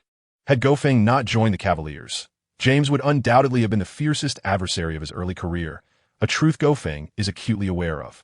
As the whistle blew, Valanciunas and Thompson leaped into action. Thompson secured possession, and Irving brought the ball up the court. The Raptors employed a zone defense against formidable opponents like James and Irving. This was their most effective strategy. Kyrie Irving, renowned in the basketball world as Uncle Drew, possesses an exquisite dribbling finesse. Following his championship experience, no one in the league can effectively contain Irving in a one-on-one matchup. This was Van Vliet's first time as a starter, and he clearly struggled to adapt to facing off against the league's elite point guards. With seemingly effortless behind-the-back dribbles, Irving suddenly surged forward, leaving Van Vliet trailing behind. Maintaining his speed, Irving executed a brilliant jump step, weaving between two defenders to finish with a layup. The home crowd erupted in thunderous applause. With a humiliating 1v3 layup, the Cavaliers took an early lead 2-0. In response, the Raptors initiated their offense, with Van Vliet bringing the ball past half-court. DeRozan called for the ball, and Van Vliet promptly passed it to him. There exists an unspoken rule within the team. When a leader requests the ball, it must be delivered immediately. Van Vliet's face paled as he grasped the challenges of transitioning from the bench to the starting lineup. A player stepping into a starting role must not only contend directly with the league's best stars, but also prioritize the interests of the team's core players on offense. In this instance, despite any personal thoughts, Van Vliet was obliged to yield the ball to DeRozan. The league is rife with examples of players who shine as reserves but falter when thrust into a starting position. If Van Vliet were destined to remain a bench warmer, Nurse would not have granted him another chance to start. Thus, Nurse was particularly attentive to Van Vliet's performance. With the ball in DeRozan's hands, James advanced with purpose, intensifying his defensive pressure. Lowry sprinted rapidly, and DeRozan, catching sight of him breaking free, swiftly passed the ball. Lowry received it, and before James could pivot back, leaped to take a shot. The score was now tied at 2-2. As time elapsed, after 5 minutes of play, the teams found themselves in a stalemate at 16 points apiece. Van Vliet's offensive contributions were adequate, yet his defensive performance was alarmingly subpar. Facing off against a top-tier point guard for the first time, Van Vliet was overwhelmed.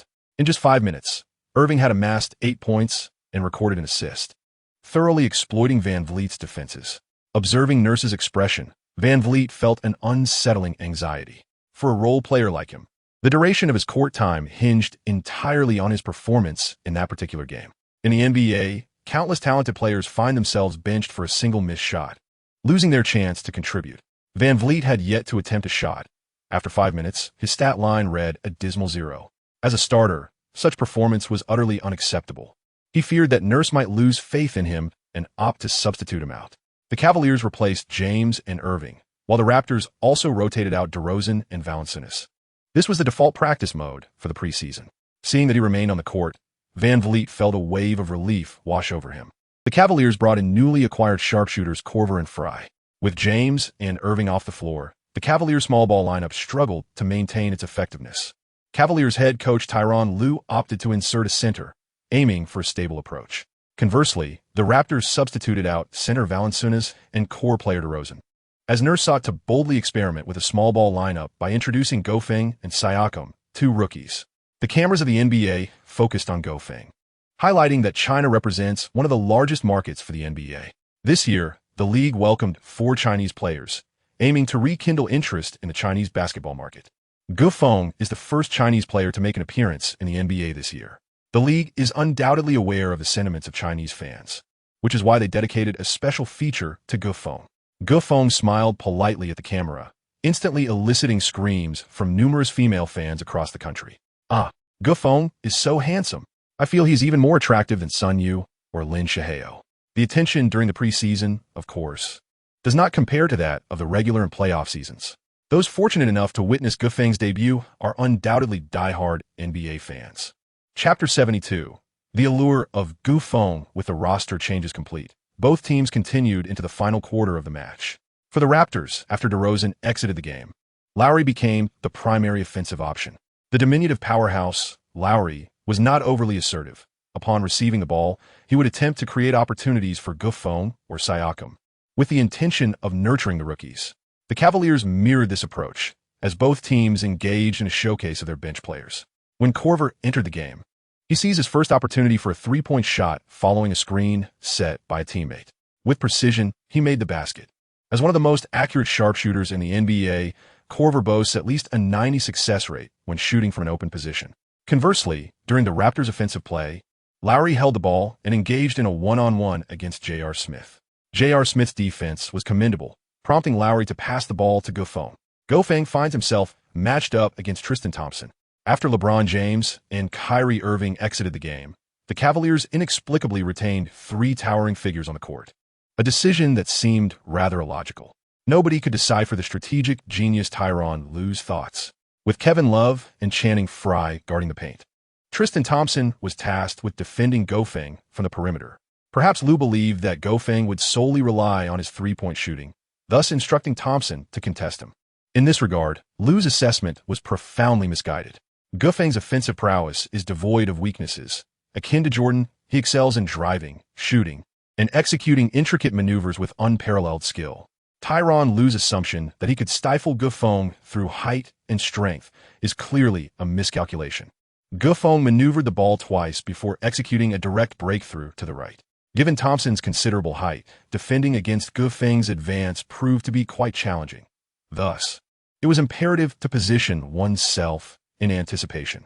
Gofeng's breakthrough to the right is merely a feint. The moment Thompson's center of gravity shifts, Gofeng swiftly executes a graceful drag step, his lithe form gliding elegantly to the left. In a single stride, he penetrates successfully into the paint, prompting Love to immediately step up for the defense. Gordon surged forward with unwavering speed, gliding closely alongside Love's form, before deftly maneuvering the ball beneath Love's arm. It was not a layup. Rather, it was an alley-oop. Understanding the moment, Siakam leapt into the air, skillfully catching Gordon's pass and executing a powerful two-handed slam dunk. As Siakam descended from the rim, he let out a triumphant roar, celebrating his inaugural basket in the NBA. Gofeng playfully patted Siakam on the backside and remarked, "Congratulations. You now have a perfect shooting percentage in the NBA." Siakam, filled with excitement, exchanged a high five with Gofeng, having known each other for a month. This marked their first celebratory gesture. To be candid, during the course of the tryouts, Siakam had come to regard Gofeng as an exceptional teammate. Previously, he had harbored narrow-mindedness. Although the Raptors had selected Gofeng in the first round instead of him, upon reflection, it was clear that such decisions were not Gofeng's fault, and he ought not to view Gofeng through a lens of prejudice. As Gofeng sprinted towards the backcourt, Siakam caught up and playfully pinched Gofeng's backside. Gofeng grimaced in pain, exclaiming, "What on earth are you doing?" Siakam flashed a brilliant smile, revealing his pearly whites, and replied, "If we win tonight, you shall treat me to dinner." Upon hearing this, Gofeng erupted into laughter. "No problem. Let's secure the victory first and discuss it afterward."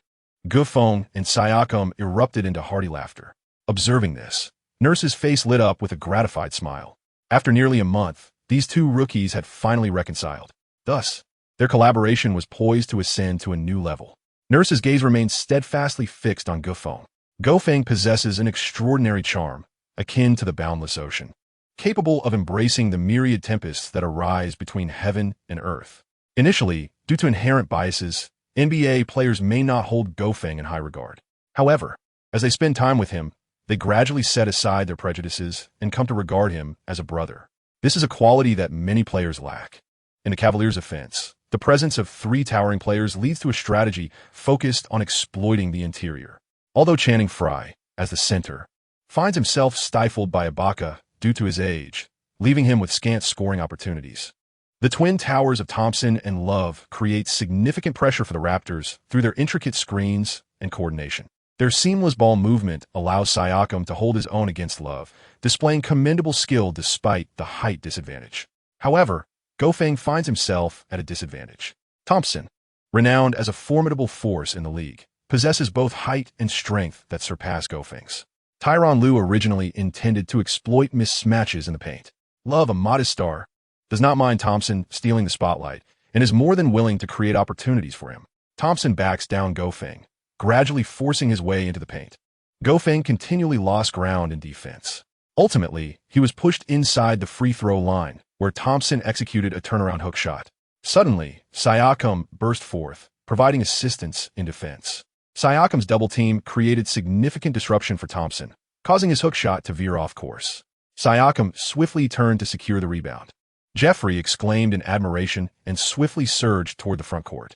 The Cavaliers' defensive response was sluggish as Lowry, Jeffrey, and Van Vliet all hastened forward. Siakam executed a long pass, landing the ball in Lowry's grasp. The Cavaliers' Korver and J.R. Smith had already positioned themselves defensively. Confronted by Smith, Lowry deftly executed a behind-the-back bounce pass, delivering the ball to Jeffrey. Korver immediately shifted to guard Jeffrey, allowing Van Vliet to exploit the opportunity and dart toward the paint. In a fluid motion, Gofeng executed a dribble pass, sending the ball through the legs of Korver to Van Vliet, who then executed a powerful dunk. Following the score, Van Vliet exhaled in relief, rushing over to high-five Gofeng and Lowry. It was a splendid defensive counterattack. The Cavaliers, employing this lineup against the Raptors, were undoubtedly overestimating their strategy. The camera panned to James sitting on the sidelines, dabbing sweat with a white towel, his face obscured from view. The NBA officials certainly did not wish for the inaugural preseason game to be overshadowed. Thus, the broadcast repeatedly focused on James and DeRozan, hoping to see them take the court. What the audience craved was a dialogue among the stars, rather than the antics of bench players. Tyronn Lue showed no intention of substitutions. The Raptors clearly held the advantage. As long as Lue refrained from making changes, Nurse would not field his starters. By the end of the third quarter, the Raptors led the Cavaliers by a solid 10 points, 68-58. Were the Cavaliers truly prepared to concede the first game of a new season? During the break, the camera again captured James, who was distractedly biting his nails, revealing his indifference towards the outcome of the match. In his eyes, only the playoffs mattered. It was the postseason where James would exert his utmost effort. As the fourth quarter commenced, the Cavaliers opted for a substitution, with Lue bringing in Kyrie Irving for Frye, while James remained on the bench. After all, at 32 years of age, it was only natural for him to preserve his strength. Observing James's continued absence, Nurse wasted no time in resting Lowry, allowing DeRozan to take his place on the court. Both teams maintain a lineup similar to that of the first half, resuming the contest. Gofeng and Siakam remained on the court. In the fourth quarter, it was a matter of the player's heart, the finest opportunity. Chapter 73, Single Defense Against Irving. As the game commenced, Irving immediately showcased the exquisite artistry of basketball dribbling. With a series of deceptive moves, he executed an impeccable separation of ball and player. Although Van Vliet managed to guard Irving's right side, Irving's swift offensive maneuver compelled him to switch the ball to his left hand. Irving's left hand seemed to possess a soul of its own, as he executed a dribble with flawless force and angle, the basketball on the left, Irving on the right, both seamlessly gliding past Van Vliet. The separation of ball and player. This is the most challenging dribbling technique in basketball. The fans in attendance rose to their feet, exuberantly waving their arms. Many supporters held aloft James's MVP sign, vociferously chanting Irving's name. Irving penetrated the paint, where Siakam and Ibaka converged to double-team him. Unfazed, Irving had scored over centers countless times before, A rapid crossover dribble left the inexperienced Siakam entirely befuddled. With a deft Eurostep, Irving's offensive momentum was undeniable. Even though Ibaka is one of the league's premier defensive players, he could only shake his head in resignation. Watching as Irving folded in midair and effortlessly placed the ball through the hoop. "Fuck you, Irving. Good ball. Good ball." At this moment, LeBron, the captain of the team, could not restrain himself from rising to cheer for Irving. Last season, Irving ended Curry's championship dreams with a three-pointer reminiscent of Curry's own style. In Cleveland, aside from the indisputable basketball hero LeBron, the most beloved player is undoubtedly Irving. His dazzling dribbles and exquisite layups are precisely what ignites the adrenaline of a new generation of fans. The roof of the Cleveland Rocket Mortgage Fieldhouse seemed on the verge of being lifted by the fervent supporters. Nurse, feeling compelled, called for a timeout. The Cavaliers, buoyed by Irving's remarkable ball handling, were gaining momentum, and if this continued, the Raptors might very well be overturned by the Cavaliers. Nurse could hardly send the Raptors starters to face the Cavaliers bench players. Even a victory under those circumstances would lack honor. Van Vliet exited the court, his expression tinged with guilt. He had attempted 5 shots in this game, successfully sinking 1 3-pointer and 1 2-pointer, the latter courtesy of an assist from Goran. Such statistics are certainly inadequate for a starter. Meanwhile, Goran, who came off the bench, had already amassed 7 points and 2 assists, while Siakam contributed 5 points and 5 rebounds, despite both playing a full 10 minutes less than Van Vliet. It was evident that Van Vliet had lost his way. The expressions on everyone's faces were rather grim. Last season, they had succumbed to the Cavaliers' dominance in the Eastern Conference Finals. The Cavaliers were indeed the Raptors' fiercest rivals, the team they most dreaded losing to. Nurse pulled out the tactical board, vociferously reprimanding his players, particularly Van Vliet, who felt utterly diminished under Nurse's scolding. As the timeout concluded, both teams returned to the court without any substitutions. When Irving entered, he flashed a grin at Van Vliet, as if to say, "Hey kid, how's it feel to be a starter?" Van Vliet lowered his head even further, feeling utterly defeated by Irving. At this moment, he had completely shed the swagger he once possessed during team practices, now resembling a withered eggplant. Guffon believes that if Van Vliet does not perform well, they are certain to lose this match. Nurse will not allow Lowry to take the court again. The crucial task of restraining Irving must naturally fall upon the starting point guard. Guffon approached Van Vliet and quietly advised him, in a moment, focus solely on guarding Irving's right side. If he drives left, disregard everything else and run straight to Korver. Van Vliet felt somewhat bewildered, but nodded in agreement. During Irving's next offensive attempt, Van Vliet adhered to Gufang's instructions, concentrating on Irving's right flank. With a deft change of direction, Irving swiftly maneuvered the ball to his left. After a moment's hesitation, Van Vliet decisively sprinted towards Korver. At that moment, believing he had created an opportunity to break through, Irving was suddenly besieged by both Guffon and Siakam. Before Irving could even initiate his move, Gufang's body gently but firmly pushed him back. A hint of a smile crept onto Irving's lips. In this era of small ball, a triple team inevitably leads to an open three-pointer, a principle he had learned from his mentor, the legendary Kobe Bryant. Without a second thought, Irving passed the ball to Korver, who was stationed beyond the arc. As Korver received the pass, Van Vliet immediately positioned himself in front of Korver, executing a commendable defense. Nick Nurse observed with satisfaction as Van Vliet regained his form. A successful key defensive play can significantly uplift a player's morale, and Van Vliet felt a surge of appreciation for Guffon. With Korver unable to take a shot and dribbling not being his forte, Irving was compelled to circle back to receive the ball again. Siakam returned to his position, and this time, Guffon took on the responsibility of guarding Irving. Van Vliet proactively moved to assist Guffon, alleviating the defensive pressure. Facing a double team, Irving still opted to take on the challenge himself. Korver raised his hand in request, but Irving appeared oblivious, prompting Korver to yell in frustration near the three-point line. Irving was determined to take on the entire Raptors' defense single-handedly. With a series of flashy but precise moves, Irving danced like a supple, boneless snake.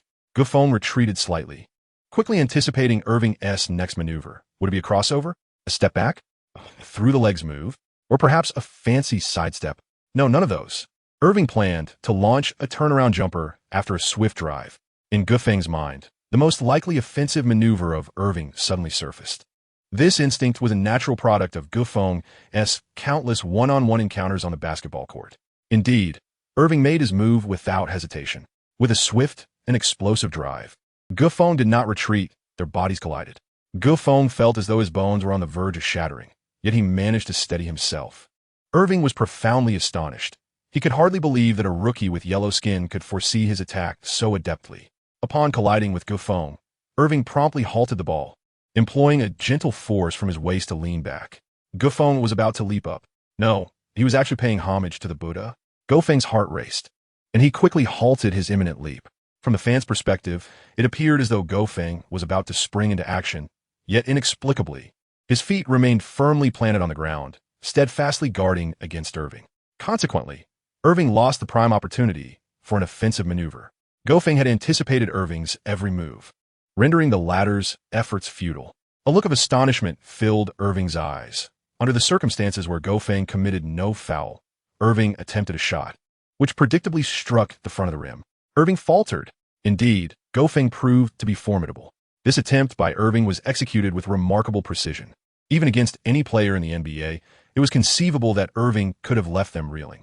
How did Gufeng manage to remain perfectly positioned in front of Irving? Could it be that his basketball acumen surpasses that of NBA players? At this moment, discussions on forums in China erupted fervently. Chapter 74. Is this the starting lineup? Simultaneously, the esteemed coach Zhang Weiping shared a post on Weibo, proclaiming that after 8 years, Chinese basketball has once again glimpsed hope. Soon, countless fans, inspired by Coach Zhang's post, tuned in to watch the preseason match between the Raptors and the Cavaliers. Gufeng made his first official appearance before the vast audience of domestic basketball fans. Who is this individual? Why had I never heard of him before? He seems to be the Chinese player who faced covert challenges during his time in the NCAA. How did he ascend to the NBA so swiftly? Remarkable. What team is the Raptors, anyway? Is it the one associated with those infamous brothers? Back in 2016, fans were still unfamiliar with the Raptors. People only knew that every year during the playoffs, they were predictably outmaneuvered by LeBron James. Soon, a wave of pessimism took over, with Weibo inundated by voices denouncing Gufeng. What future could a team that couldn't even emerge from the Eastern Conference possibly have? After all, there are still players like Yi Jianlian and Zhou Qi in the NBA. What is the big deal? Coach Zhang seems to have grown old, unable to even appreciate a good game anymore. Before long, mockery began to circulate regarding Coach Zhang, with remarks about his sole contribution being the phrase, that play was reasonable.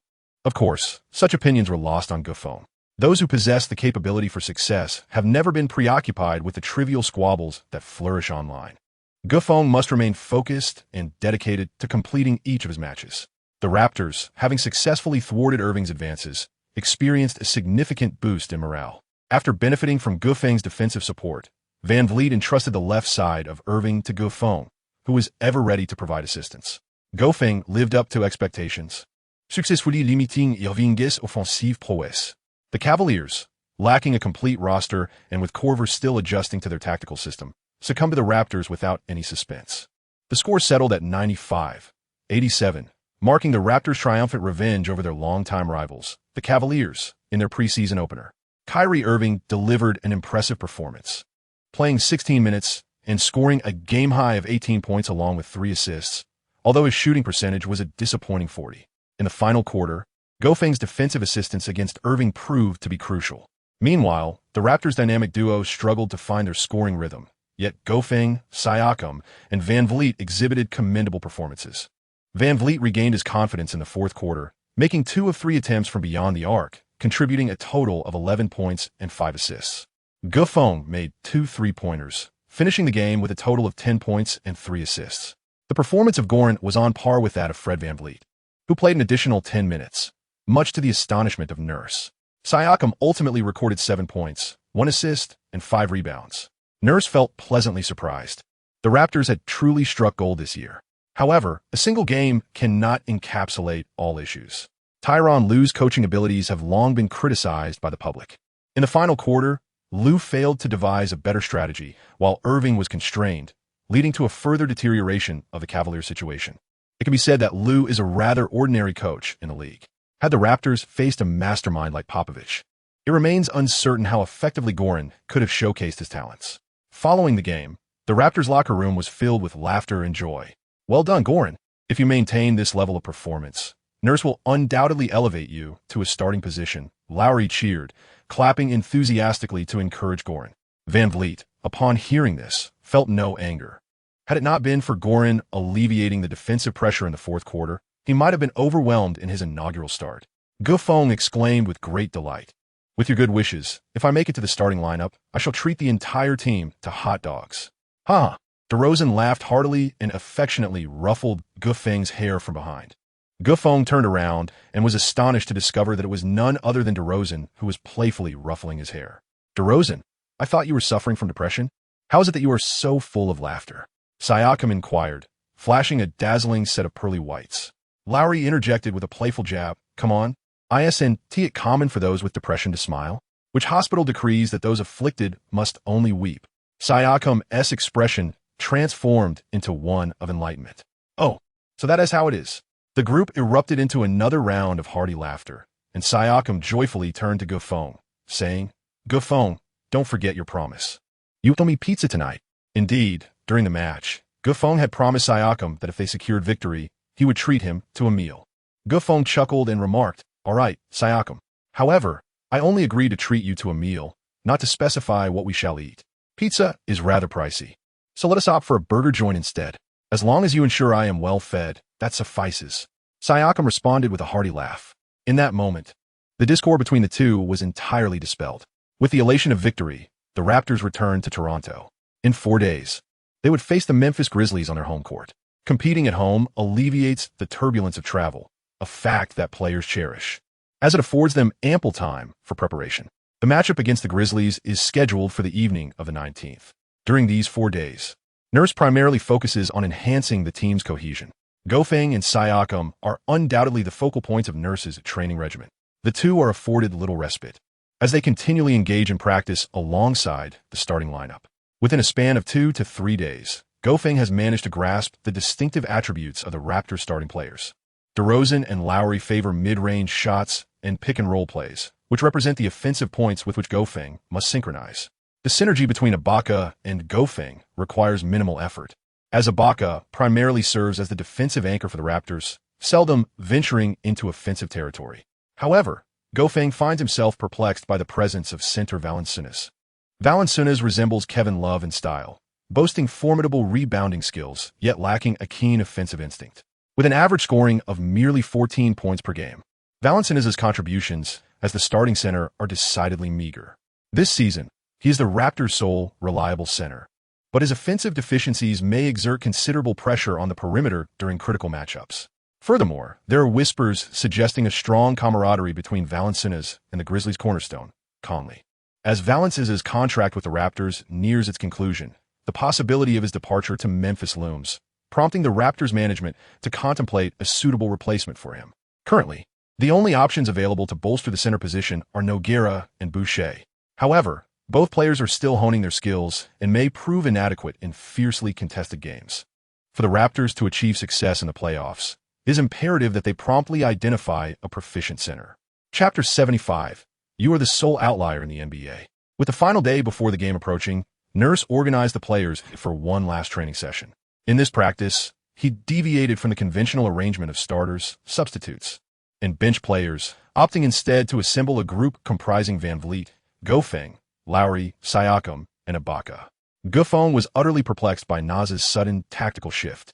After the conclusion of the training match, Naz nodded in satisfaction and then announced that their starting lineup for the preseason games against the Grizzlies and Raptors would consist of the 5 of them.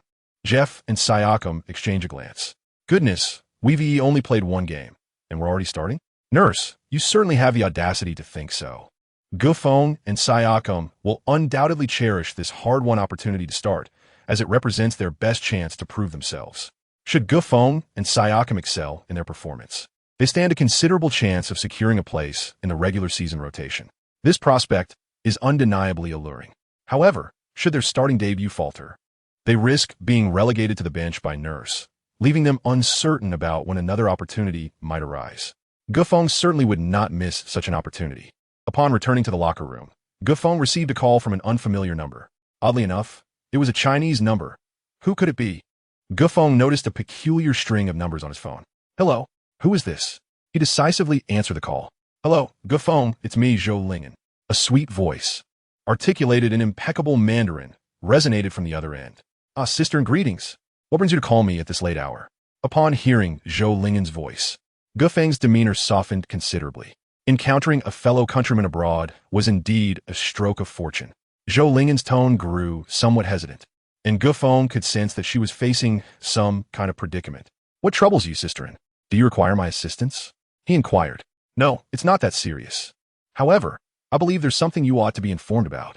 According to the insider information I have received, the Lakers management has decided to release Yi Jianlian." Upon hearing the news of Yi Jianlian's dismissal, Gufeng was taken aback. "Why? Hasn't he been performing exceptionally well?" he asked in astonishment. "I am not privy to the specific details, but there's one more thing I wish to share with you. Zhou Qi and Wang Xiaotian, who entered the NBA at the same time as you, have already returned to China. They did not secure playing opportunities in the NBA, and now you remain the sole representative." After listening, Gufeng fell into a prolonged silence. Once again, it was the same tale, time and again, year after year. Chinese players arriving in the NBA often faced unwarranted disdain. In truth, many Chinese athletes possess talents that rival their American counterparts. Chinese fans consistently harbor lofty expectations for their national players. Yet, regrettably, these players often find themselves marginalized for various reasons, forced to return home. Gufeng has now truly experienced the bitterness of being the sole representative. In the current NBA, he stands as the lone Chinese player holding the fort. On the other end of the line, Zhou Lingan's voice resonated once more. "Gufeng, their departure from the NBA may ultimately benefit your development. Resources back home will now be directed entirely toward you. Just focus on playing well, and one day, you shall carve a name for yourself in the NBA. I sincerely hope that, regardless of the challenges you face, you do not give up. Our Chinese basketball cannot withstand further turmoil. Should you ever need assistance, do not hesitate to reach out. This is my personal number. You can share any difficulties with me. I truly wish for the NBA to have a name that resonates with Chinese heritage." Zhou Lingan's words provided Gufeng with immense consolation. Being far from home, hearing even a few sentiment from domestic fans was a source of great happiness. "I understand. Thank you, sisterin. I will not abandon the NBA. One day, I will ensure that a Chinese name appears on the MVP list of the NBA Finals, and in that moment, I shall share the joy with all of you," Gufeng declared resolutely, having calmed his emotions. Yes. Keep going."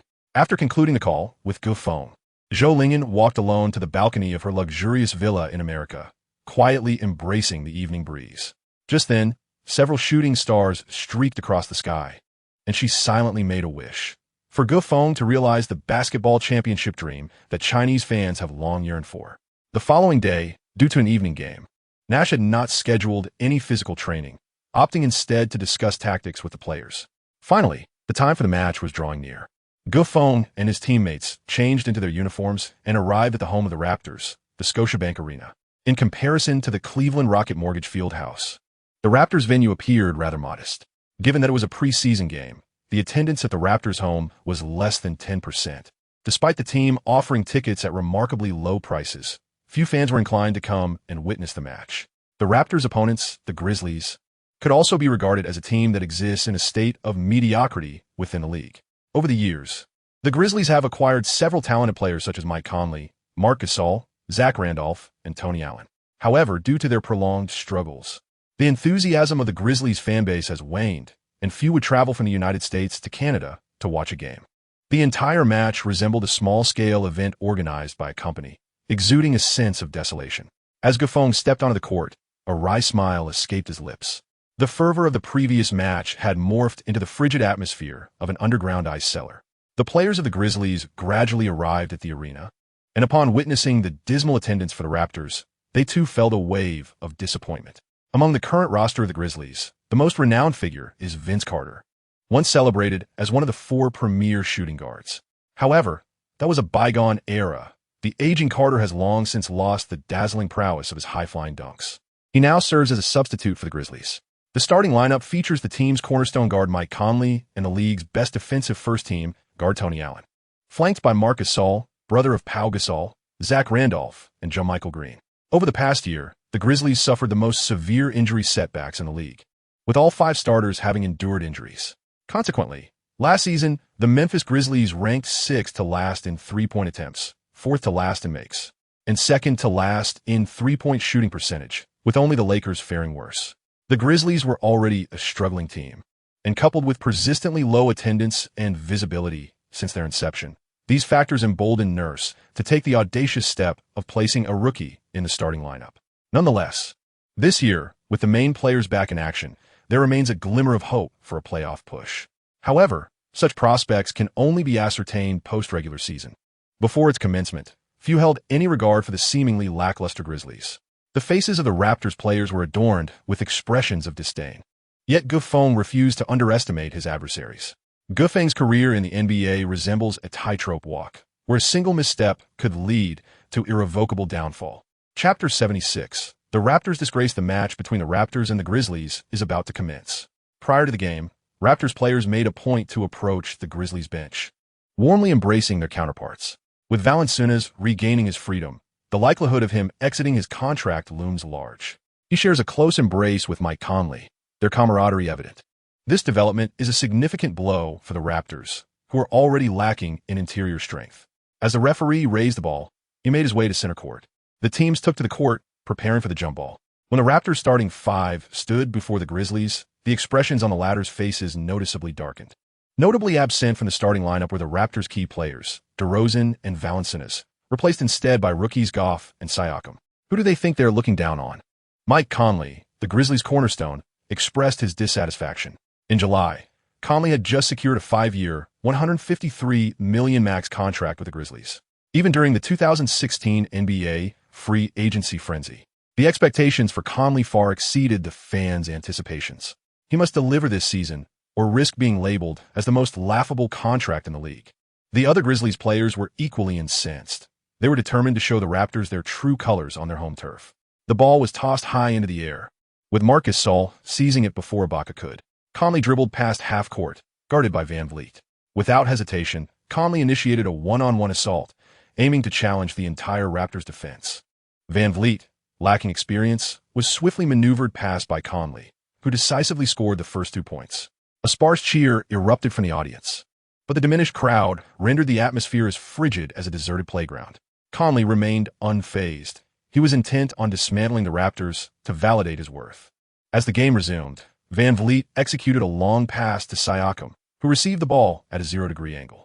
He aggressively sought to penetrate Randolph in the paint, but Randolph's formidable strength thwarted Siakam's advance. The ball was passed back to Siakam, who relayed it to Lowry, who vocally orchestrated the game as tempo. Tony Allen, a paragon of defensive prowess, effectively stifled Lowry's impact, leaving him struggling to find a suitable outlet. Goff, Van Vliet, you two handle the support and elevate the ball, Lowry commanded. Lowry's sense of smell is acutely heightened as he begins to orchestrate the pace of the game from the outset.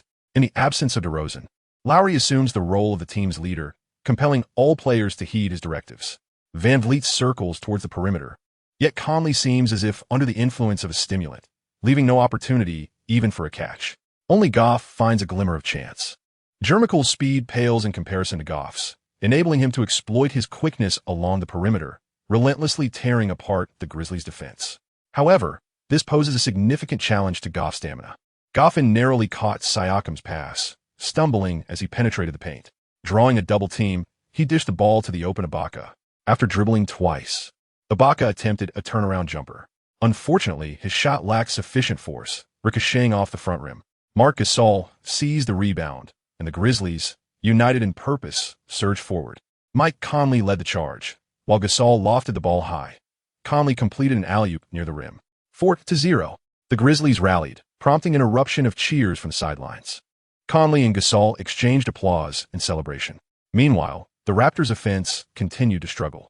Siakam, making his first start, appeared somewhat lost against the league's elite big man, Randolph. His performance decidedly perplexing. Another close-range bank shot missed, and possession reverted to the Grizzlies. Nurse had risen from the bench, vociferously admonishing Siakam. Conley emerged once more, positioning himself at the high post, backing into Van Vliet to demand the ball. His offensive desire was palpable. He approached this game with the fervor of a regular season match. Tony Allen provided excellent support, swiftly passing to Conley before setting a screen. Conley navigated the pick to find his shooting space as Lowry leaped high, merely obstructing Conley's line of sight. Conley released his shot. Swish! Conley's attempt found the net with precision. Lowry, feeling the urgency, executed a perfect help defense. Yet Conley still managed to score. Such a shot can demoralize defenders, prompting Lowry to take matters into his own hands. Confronting Allen, Lowry employed every tactic at his disposal. But Allen clung to him like gum on a shoe. Lowry's offense heavily relied on mid-range shots, and Allen's sticky defense effectively countered him. Unsurprisingly, Lowry's isolation ended in a clank off the rim. Siakam found himself ensnared by Randolph's formidable frame, helplessly watching the rebound land in Randolph's grasp. A sense of helplessness enveloped each Raptors player. This Raptors team featured 3 players who had never started a game before, although they are younger than the Grizzlies. When confronted with the seasoned veterans of Memphis, their vaunted physical prowess fails to manifest. The Raptors' offense and defense resemble a chaotic mess. Lowry orchestrates his teammates to intensify the double team on Conley. Conley plays astutely, immediately passing the ball to the open Randolph after breaking through the double team. Randolph, with his considerable bulk, drives into the paint, using his size to overpower Siakam, whose physique appears somewhat frail in comparison. Siakam finds himself utterly defenseless against Randolph's imposing presence. Randolph effortlessly scores. The Grizzlies catch the Raptors off guard with an 8-0 run, prompting a furious Nick Nurse to call for an early timeout. With less than 5 minutes into the game, the deficit has already reached 8 points. If this continues, they may find themselves trailing by double digits by the end of the first quarter.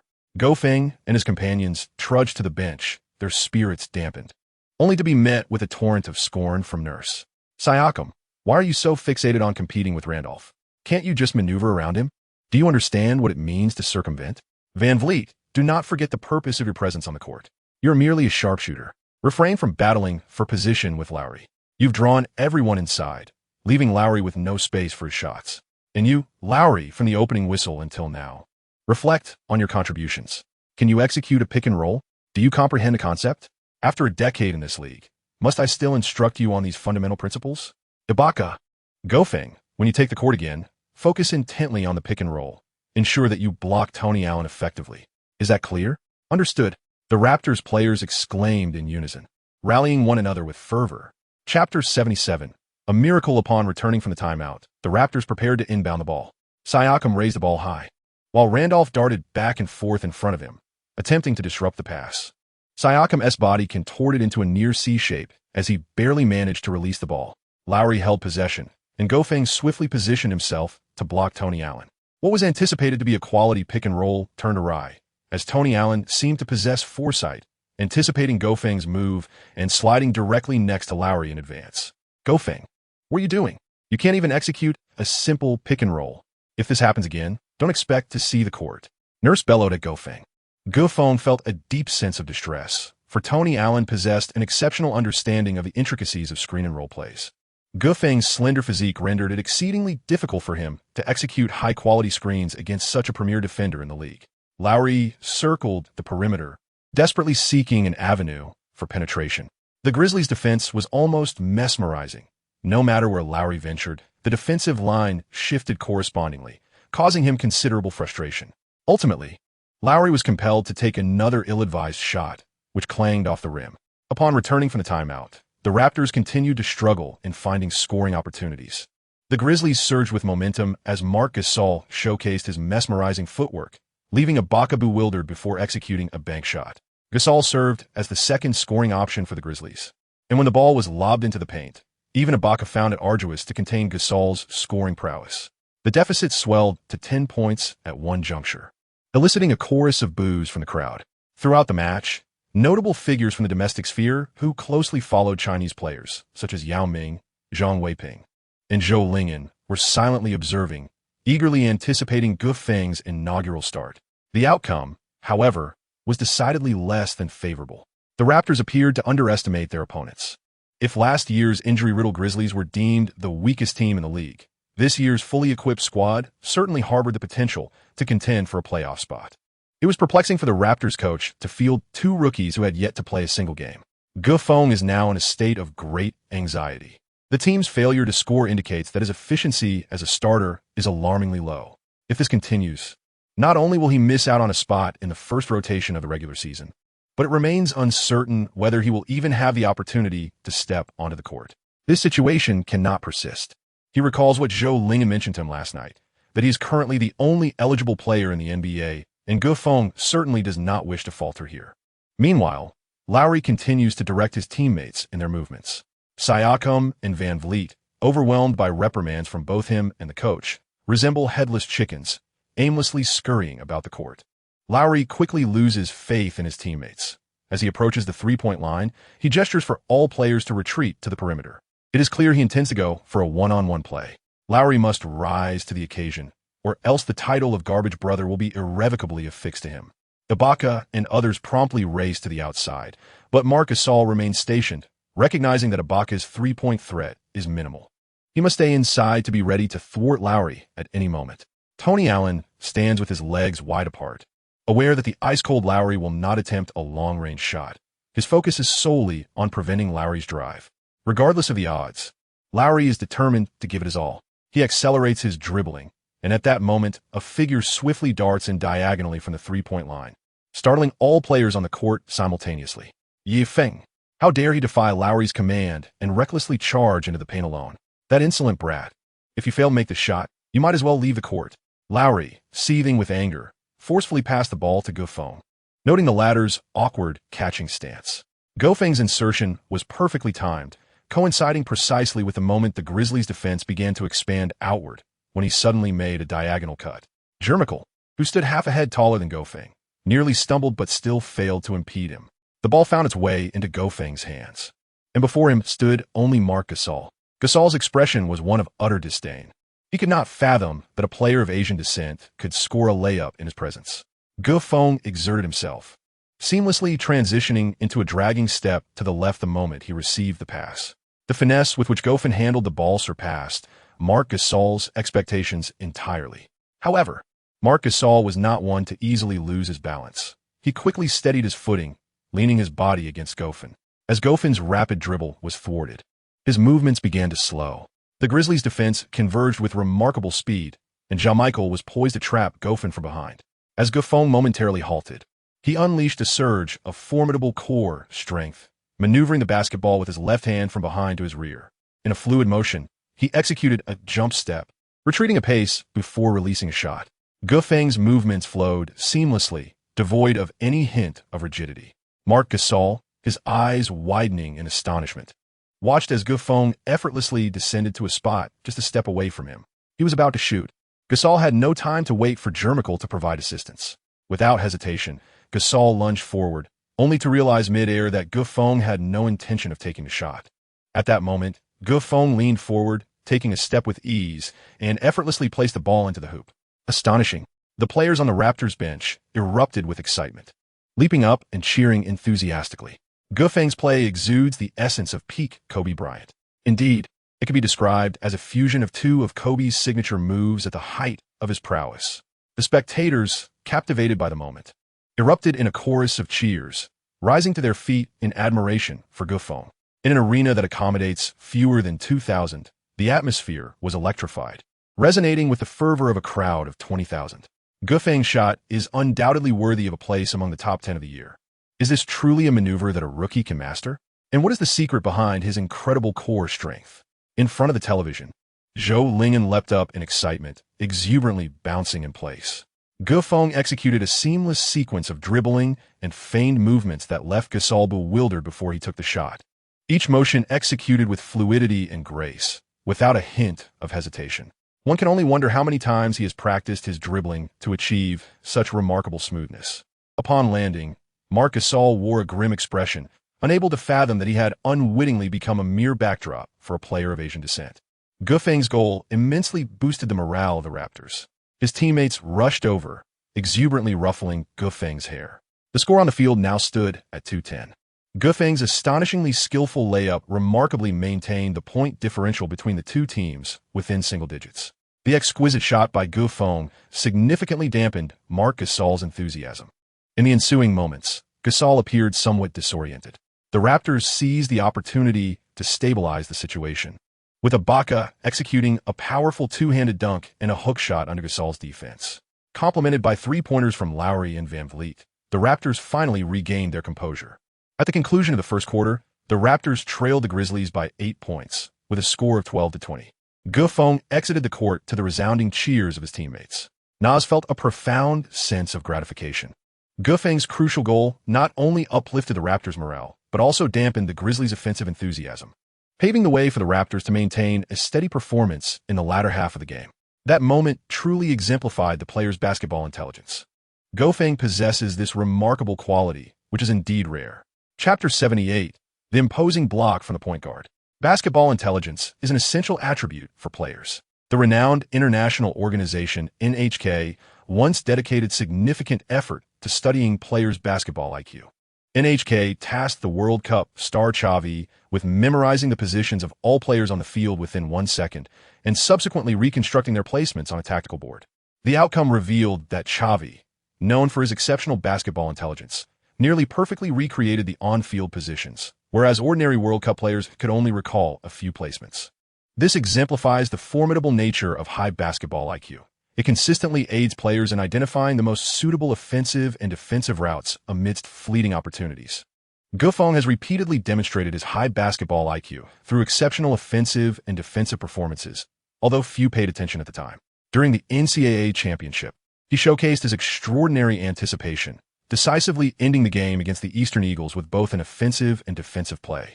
Later, in a fierce confrontation with Duke University, he executed a desperate defensive maneuver that successfully deceived Barnes into an early attack, thereby granting his team a final opportunity for a game-winning shot. As the second quarter commenced, Coach Nurse opted to rest Gufang and Siakam on the sidelines, bringing DeRozan and Valanciunas into play. After a dismal first quarter, it was imperative for Nurse to deploy his key players to reclaim the lost ground. In the second quarter, Mike Conley and Marc Gasol were absent, allowing the seasoned Vince Carter and Chandler Parsons to take the court. In July, Parsons secured a 5-year, $90 million contract from the Grizzlies, a considerable investment to retain Conley and Parsons, leaving fans to wonder what transformation they might bring to the team. The Grizzlies' financial commitment is striking, with an expenditure of $250 million compounded by Gasol's annual $30 million contract, leaving scant salary cap space. Should the Grizzlies wish to acquire Valanciunas, a trade would be necessary, compelling them to consider parting ways with either Parsons, JaMychal Green, or Zach Randolph. This situation has led to a competitive atmosphere among the three players, each vying for their place on the team. Upon entering the game, Parsons displayed an intense determination, eager to prove his worth surpassing that of Randolph and Green. As the second quarter began, the Raptors regained possession. With a newfound sense of cohesion, the Raptors transformed into a synchronized unit, with both Lowry and Ibaka, alongside Valanciunas, dedicated to supporting DeRozan. DeRozan, embodying the essence of a true leader despite his struggles with depression, found solace and value on the basketball court. Tony Allen shifted his defensive focus to DeRozan, while the veteran Carter matched up against Lowry. Their years of collaboration forged an impressive synergy, making it challenging for Allen and the aging Carter to keep pace with their swift counterattacks. DeRozan and Lowry executed a series of mid-range shots, while Van Vliet gradually acclimated to feeding the dynamic duo. The Raptors showcased a commendable performance in the second quarter, quickly leveling the score. As the half concluded, the Raptors had tied the game at 46, recovering from the deficit established in the first quarter. In the third quarter, Nurse initiated a tactical shift, substituting DeRozan and Lowry for Gufang and Siakam, who returned to the court. This time, Nurse altered the strategy, positioning Siakam as a small forward. Siakam's playing style is notably unique. Despite being a towering presence, his ball-handling skills exhibit a finesse typically associated with perimeter players. The Grizzlies maintained their lineup from the second quarter, while the Raptors' backcourt transformed into a combination of Van Vliet and Gufang, with Siakam stepping into the three position. Nurse likely believed Gufang was better suited as the point guard, thus arranging the lineup accordingly. Conley had yet to take the court, leaving Gufang to contend with the aging Vince Carter, one of the four prominent shooting guards of the past. Gufang felt a surge of excitement. Competing alongside the most legendary players in the NBA was an exhilarating experience. As the game resumed, Gufang seized possession of the ball. With two transitional players in the Raptors' backcourt, the primary focus of the offense was undoubtedly directed towards the interior. Carter diligently defended Gufang. Gufang raised his hand to signal for a pick, simultaneously making tactical gestures at the top of the arc. These gestures were a skill he had diligently learned after joining the Raptors. Each team possesses unique gestures designed to confound their opponents. The Raptors players began to weave and dart around, with Van Vliet intuitively understanding the play, engaging in a cross run with Gufang. Siakam and Ibaka advanced to high positions, while Ibaka began to obstruct the defender of Siakam. Ibaka's actions bewildered much of the Grizzlies' defense, as Tony Allen focused intently on the perimeter threat that was Siakam. At that moment, Van Vliet, unnoticed due to his unassuming stature, stealthily slipped to the right corner. Without even a glance, Gufong delivered a long pass that seemed to have a mind of its own, finding its way into Van Vliet's hands.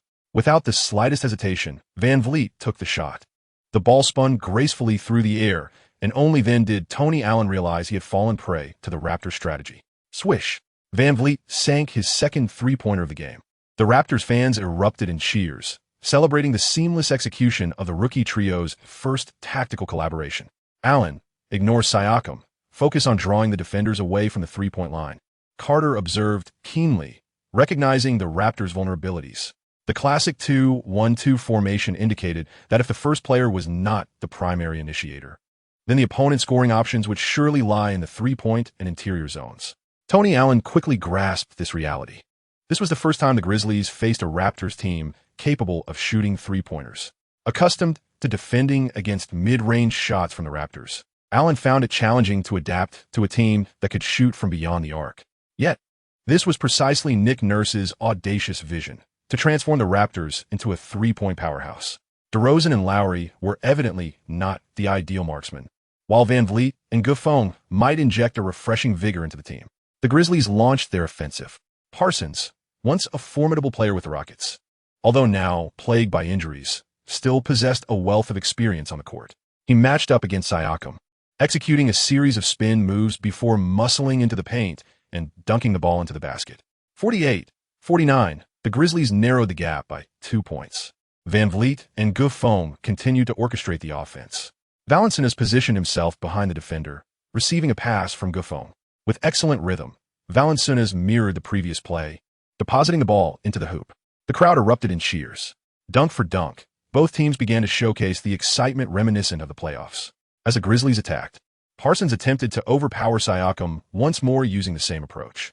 However, Siakam's inexperience in defending the paint led him to be easily deceived. Parsons confidently aimed to finish with a layup. Just as the ball left his hands, a figure smaller than him suddenly appeared behind, swatting the ball forcefully out of bounds. Gufong. Once again, Gufong. How did this young man penetrate the paint and receive a resounding rejection? Parsons cast an infuriated glance at the bewildered Carter. Carter, how could you have positioned yourself so poorly? Truly a relic of the past. Parsons, eager to prove his worth, found himself on the receiving end of a thunderous block from Gufong, igniting his fury and prompting him to unleash his wrath upon Carter. Chapter 79, Half-Man. Half-God UFO publicly berated by Parsons. The seasoned Carter felt a deep and unrelenting sorrow. At 39 years of age, he should have long considered retirement. Yet, Carter was unwilling to relinquish his aspirations. He fervently desired to claim an NBA championship. For the sake of this dream, he persisted in a realm that had long since ceased to belong to him. Old soldiers do not fade away. They merely diminish with time. The aging Carter, beset by injuries, exhibited a marked decline in physical prowess. Such veteran players have often lost the respect of their younger counterparts, who take pride in their ability to best this once semi-divine athlete. This embodies the brutal competition that exists among players. Over the years, Carter has heard far too many irrational remarks akin to those of Parsons, yet he chooses not to respond. What he can do is demonstrate through his performance that he is far from finished. Following the impactful rejection, Parsons' offensive efforts faltered. The Grizzlies, relying on Parsons as their focal point, struggled to find their rhythm, prompting the coach to contemplate substituting Parsons for Mike Conley.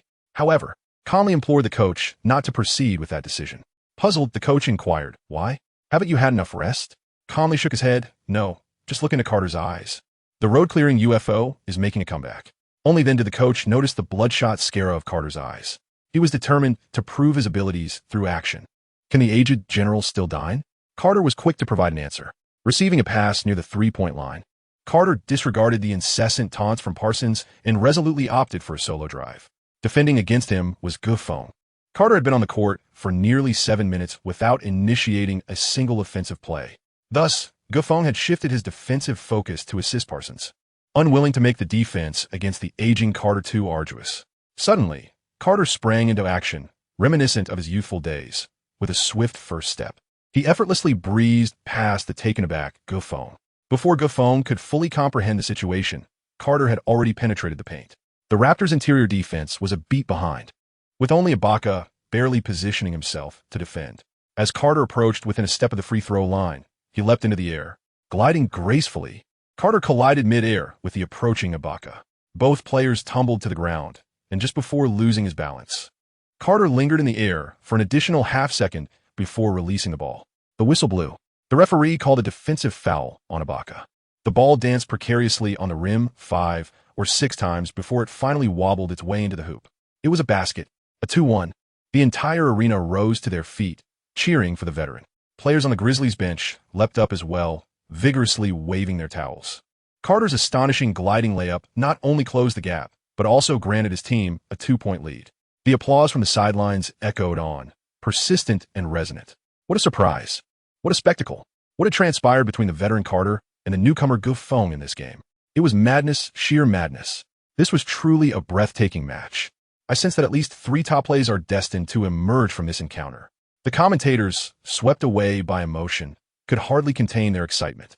The fans, ignited by the fervor of the commentary, finally felt that their ticket purchase was indeed worth every penny. Had it been Carter in his prime, this shot would surely have culminated in a soaring dunk. Now, however, Carter relied on his hang time to barely coax the ball into the basket. This moment made Gufeng acutely aware of Carter's unwavering determination. Gufeng felt a fire igniting within his heart. Although Carter's prowess had long since diminished, he remained one of the legendary shooting guards, celebrated alongside the likes of Kobe, Iverson, and McGrady. It was this very Carter that Gufeng yearned to challenge the most. Upon returning to the game, Gufeng advanced the ball past the half-court line. His teammate approached, seeking the ball, but Gufeng gestured, indicating his desire to engage in a one-on-one battle. Carter adjusted his shorts, his eyes sparkling with vigor as he fixed his gaze on Gufeng. In this match, Carter was finally in his element, eager to engage in a spirited contest of defiance against the Raptors rookie on this very court. Gufeng bestowed ample respect upon Carter. Launching into action with full vigor, he executed a breakthrough on the right flank, then seamlessly transitioned to his left hand to maneuver around Sandergaard. Gofeng's core strength is truly remarkable, reminiscent of the explosive power exhibited by a peak Derrick Rose. Vince Carter swiftly retreated on defense, yet Gofeng employed the move known as the Shandigam, precisely to grant himself additional time to reposition. Gufeng opted not to forcefully drive, but instead accelerated his dribbling in place, executing a deft change of direction to penetrate the lane. As the two players were closely matched, Carter was left off balance and easily bypassed. It seems Carter has aged. His lateral movement could not keep pace with Gufeng's swiftness. Gufeng surged towards the basket, and Parsons, seeking to avenge a previous rejection, rushed over with great determination to provide defensive support. In a fierce aerial confrontation, Gofeng adeptly shifted his posture mid-air, forcefully maneuvering Parsons' arm aside with his protecting hand, subsequently completing a suspended shot over him. The basket swished through the net, allowing the Raptors to once again equalize the score. A wave of exuberant cheers erupted from the crowd. Yet the fans remained oblivious to the moment Gofeng had quietly seized control of the game. Parsons, tasting the bitter fruit of humiliation once more, felt a surge of rage boiling within him. As the cheers continued to resonate, Parsons suddenly extended his hand, shoving Gofeng to the ground. Siakam and Van Vliet rushed over to defend Gofeng's honor, relentlessly pushing Parsons away and vociferously denouncing him as a rookie. The players from both teams converged, igniting an unusual confrontation. The Grizzlies' head coach, cradling his head in disbelief, stared at Parsons and inquired, "Why? Have you lost your mind? Why would you brawl with a newcomer?" The referee swiftly issued Parsons a flagrant foul of the second degree, ejecting him from a game. Without a backward glance, Parsons vanished into the players' tunnel, met with a deluge of boos from the arena. What manner of person resorts to violence when outmatched? How can one command a contract worth $100 million with such behavior? The Grizzlies' management must be truly blind. At this juncture, the matchup between the Grizzlies and the Raptors gradually emerged as the most talked about event online. Numerous fans abandoned the more heated preseason games of the Cavaliers and Warriors, making a special trip to witness the Raptors in action. Who is this Gofeng? What has transpired? What is the secret behind Gofeng's remarkable core strength? Is he invincible? Is he facing off against the venerable Carter? Remarkably, Carter has taken flight once more, truly impressive.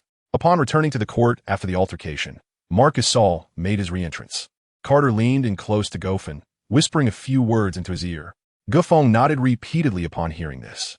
After executing the free throw, the Raptors once again extended their lead to 3 points.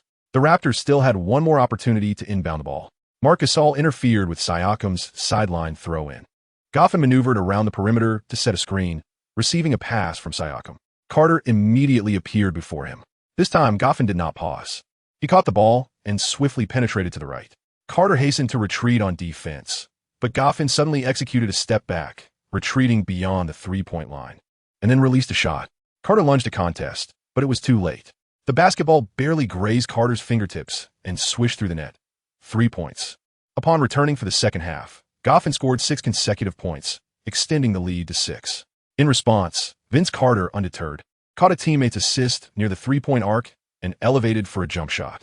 The ball sailed through the air in a perfect arc, finding its way into the net. Goffin and Carter commenced a dazzling display of scoring prowess. As the match progressed, both teams found themselves ensnared in a stalemate, fueled by the explosive exchanges between Goffin and Carter. By the conclusion of the third quarter, the Raptors maintained a slender 3-point lead over the Grizzlies, much to the delight of the fans.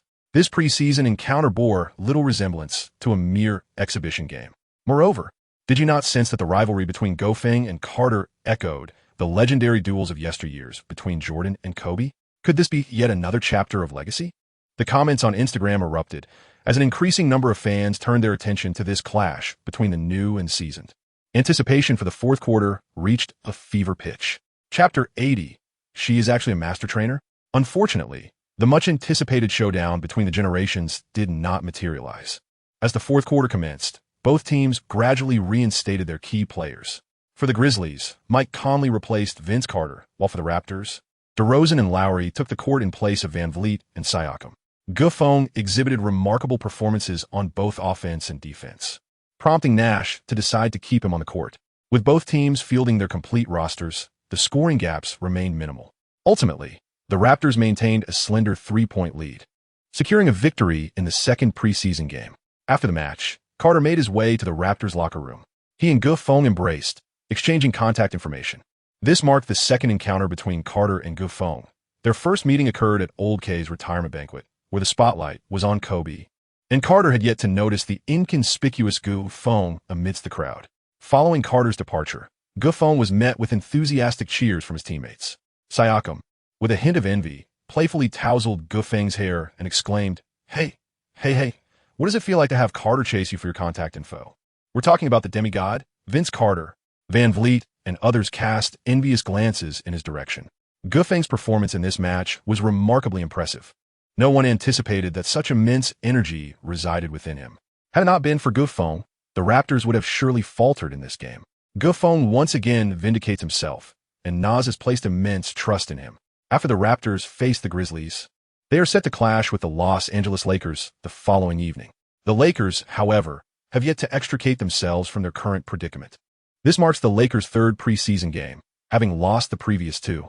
Ingram, who joined the Lakers, swiftly secured a spot as a first-round substitute. Yet, when Goffin takes to the court as a starter for the Raptors, Ingram cannot help but feel a twinge of envy.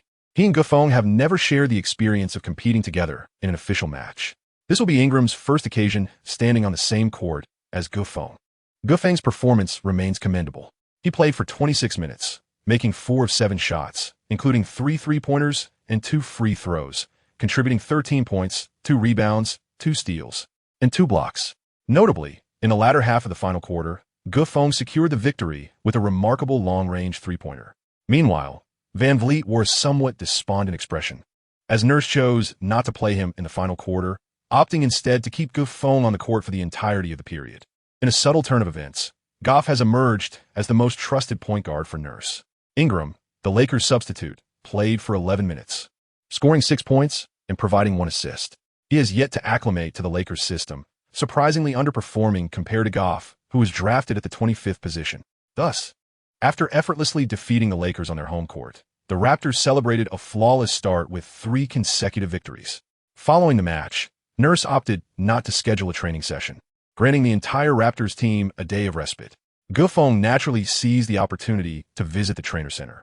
Although Toronto's overall strength does not match that of the formidable teams from the United States, with patience, Gufeng could still find a suitable trainer. After glancing at his bank card, he discovered that he had a budget of $550,000 for the current year. While this amount appeared quite substantial, the NBA season had not yet commenced, and future expenses would be incomparable to those of other professions. Consequently, Gufeng resolved to be prudent in his spending. Gufeng journeyed through various transfers to arrive at the most renowned training center in York Region, Canada. The Connors Training Center has cultivated numerous esteemed trainers within the league, prompting Gufeng to conduct extensive research before selecting this establishment as his first choice. Upon entering, he was promptly noticed by the center's staff. Following his impressive performance against the Grizzlies, Gufeng had executed several remarkable shots, elevating his notoriety in Toronto significantly compared to his earlier days in New York. This week, he featured in 3 of the NBA's top 10 plays, and although he appeared in another highlight, the focus had shifted from him to Carter. Gufeng has now garnered considerable fame in Toronto. Although public opinion regarding him is mixed, it is undeniable that he has started in 2 consecutive games for the Raptors. Naturally, the staff would not overlook such a valuable asset. The head of the training center, adorned in a tailored suit, emerged from backstage to personally greet Gufeng.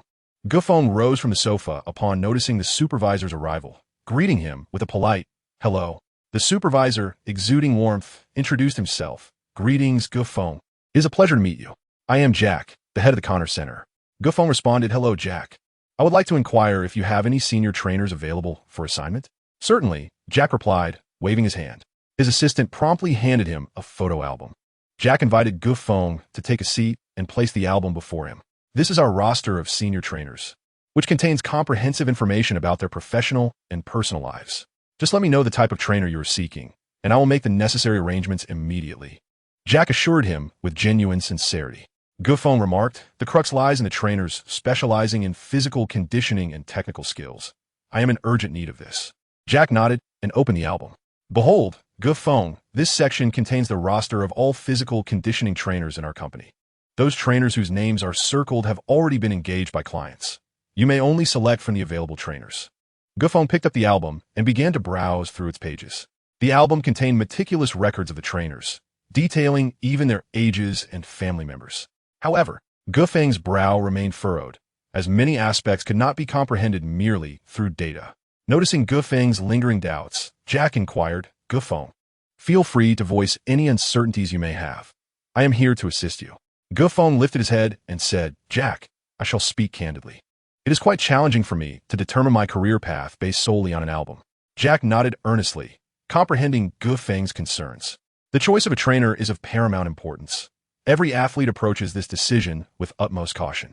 Jack retrieved the portfolio and addressed Gufeng. "Gu, you are aware that we are the largest trainer training center in Canada. The trainers we recruit are renowned, top-tier professionals within the league. I implore you to have faith in our capabilities. We would never act against our own interests. After all, inviting an irresponsible trainer into our midst would be a profound insult to our integrity." Gufeng smiled and said, "I do not mean to cast doubt upon your integrity. If possible, I would prefer a face-to-face conversation rather than relying on cold data." Jack's expression revealed a hint of discomfort. "This poses quite a challenge, Gu. You are aware that renowned trainers are constantly traversing the globe. I cannot possibly restrict their freedom of movement. However, if you truly wish to meet with them prior to signing, that can be arranged, provided you schedule an appointment with us in advance. Should they be willing to return, I will not impede your private meeting. Consider this our gesture of goodwill." Gufeng nodded in agreement. Indeed, Jack's words held true. The employees at the training center naturally had to consider their commissions after a successful endeavor. Jack allowing him to meet with the trainer privately was already a significant gesture of goodwill. With Jack's assurance, Gufeng began to earnestly search for a trainer that appealed to him. As he sifted through the options, his hand suddenly trembled, and a familiar photograph captured his attention. Xiaotian? She is a senior trainer at the Connors Center? Gufeng gazed at Jack with astonishment. Chapter 81, The Advanced Trainer. Jack, observing Gufeng's surprised expression, inquired, "What? Do you two know each other?" Gufeng rubbed his eyes, doubting his own perception. The roster clearly listed the name of Xiaotian, and after several confirmations, he finally accepted that this Xiaotian was indeed the very patient he had once cared for in the hospital, who had been so cold to the touch. Wasn't she merely a patient? How could she possibly be a senior trainer at your center? Ge Feng found himself questioning the professional capabilities of the Kana Center.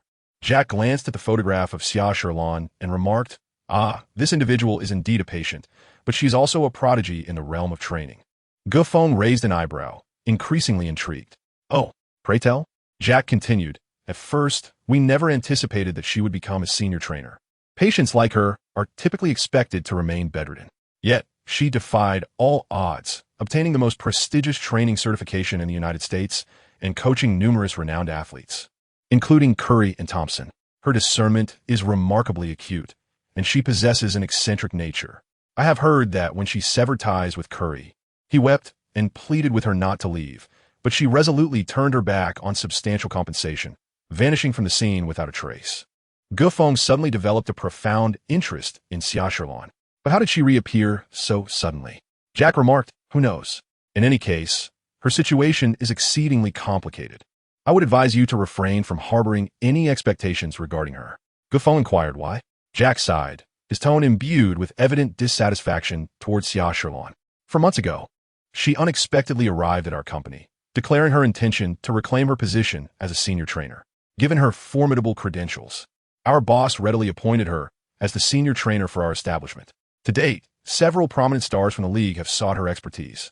Yet she has obstinately refused to sign any contracts, offering not even a word of explanation. It is the first time I have encountered such a person. How could she possibly turn her back on monetary gain? Jack's voice was steeped in melancholy, for Xia Sherlan had successively declined offers from numerous NBA superstars, which had undeniably tarnished the reputation of their establishment. Oh, is that so? Ge Feng was taken aback, realizing that beneath Xia Sherlan's seemingly delicate exterior lay an immense reservoir of potential. Ge Feng meticulously perused the personal profile of Xia Sherlan. Through the information presented, he became convinced that Xia Sherlan had indeed trained both Curry and Thompson. What manner of woman is she? Can her physique withstand the demands of such an intense profession? Furthermore, why did she not disclose her status as a senior trainer while at the hospital? Ge Feng pondered for a moment and ultimately decided on Xia Sherlan. Upon witnessing Ge Feng's resolution, Jack appeared utterly speechless. It seemed that Ge Feng had paid no heed to Jack's earlier remarks. Nevertheless, Jack was indifferent to the matter. If Ge Feng were indeed capable of winning over the frigid Xia Sherlan, he would be profoundly grateful for Ge Feng's monumental favor. After Ge Feng settled the deposit, Jack dialed Xia Sherlan's number. As he gazed at the unfamiliar sequence on a landline, Ge Feng suddenly realized that Xia Sherlan had changed to a U.S. number after relocating there. No wonder her phone had been unreachable. Jack handed the phone to Ge Feng, wishing to utter no further words to Xia Sherlan. Hello, came a familiar voice from the other end. Xia Sherlan, it has been a long time. This is Ge Feng. Ge Feng smiled as he spoke into the phone. Oh, it's you. What can I do for you? Xia Sherlan's tone remained as icy as ever. Ge Feng chuckled awkwardly a couple of times and said, well, I have come to know your identity. I would like to invite you to be my personal trainer. Suddenly, a cold laugh echoed from the other end of the line. Ge Feng felt a sudden unease, sensing that something was amiss. What is it? Are you unwilling? Of course, I am dissatisfied. You are well aware of my health condition. I urgently need funds for treatment. I will not engage in training with you without $1 million. Furthermore, Ge Feng, you are a newcomer. You must first establish your position within the team before you can consider hiring a trainer for specialized training. Do you understand? This was the first time Xia Sherlan had ever spoken so much at once to Ge Feng. Ge Feng felt a twinge of embarrassment. He comprehended everything that Xia Sherlan had articulated, yet he was resolutely determined to enhance his physical abilities with utmost urgency. Furthermore, adhering to the fee standards of elite trainers, an annual cost of $500,000 merely represented a passing threshold. At present, Ge Feng can only afford the least esteemed among the elite trainers. Judging by the credentials on the roster, Xia Sherlan's appearance fee undoubtedly far exceeds this amount. Jack cast a sympathetic glance at Ge Feng, a look that seemed to convey, see, this is what happens when you disregard my advice. Once the deposit is paid, it is non-refundable. Ge Feng hung up the phone in utter disbelief. After all the time I spent caring for you in the hospital, could you not show a modicum of consideration in your words? It seems that Ge Feng's plan to enlist a trainer is once again destined to fail. Jack, holding on to Ge Feng, attempted to introduce him to other trainers, but Ge Feng declined. After Ge Feng departed, Jack clenched his teeth and addressed the secretive matter, stating, no, you must provide me with a report. This woman, Xia Sherlan, cannot be allowed to remain, Otherwise, our business will be utterly disrupted. Upon returning, Gufeng grew somewhat pensive. It was difficult to articulate his emotions, yet he sensed that Xiaotian was not unwilling to assist him. Rather, she harbored her own unspoken burdens. At the very least, Xiaotian had confided in Gufeng that she required 1 million to emerge from her predicament, which indicated that Gufeng still held a glimmer of hope. As fate would have it, during dinner that evening, Gufeng received a call from his agent, Palinka. It was uncommon for Palinka to reach out to Gufeng without a significant reason, especially in the absence of any additional contracts. The fact that Palinka was calling certainly signaled an important matter at hand. Gufeng promptly answered the phone. Hello? Palinka's voice resonated loudly as he exclaimed, Congratulations, Gufeng. I have wonderful news for you. A prestigious brand has taken an interest in you and wishes to discuss a potential endorsement. Gufeng was somewhat exhilarated. It was indeed a new endorsement. Gufeng inquired about the name of the establishment, to which Palinka responded that it was called Little Fresh. Gufeng has heard of this brand, which is relatively well known in the United States as a moderately popular label in the realm of understated elegance. Palinka and Gufeng briefly outlined the circumstances surrounding this brand, subsequently inquiring about Gofeng's perspective.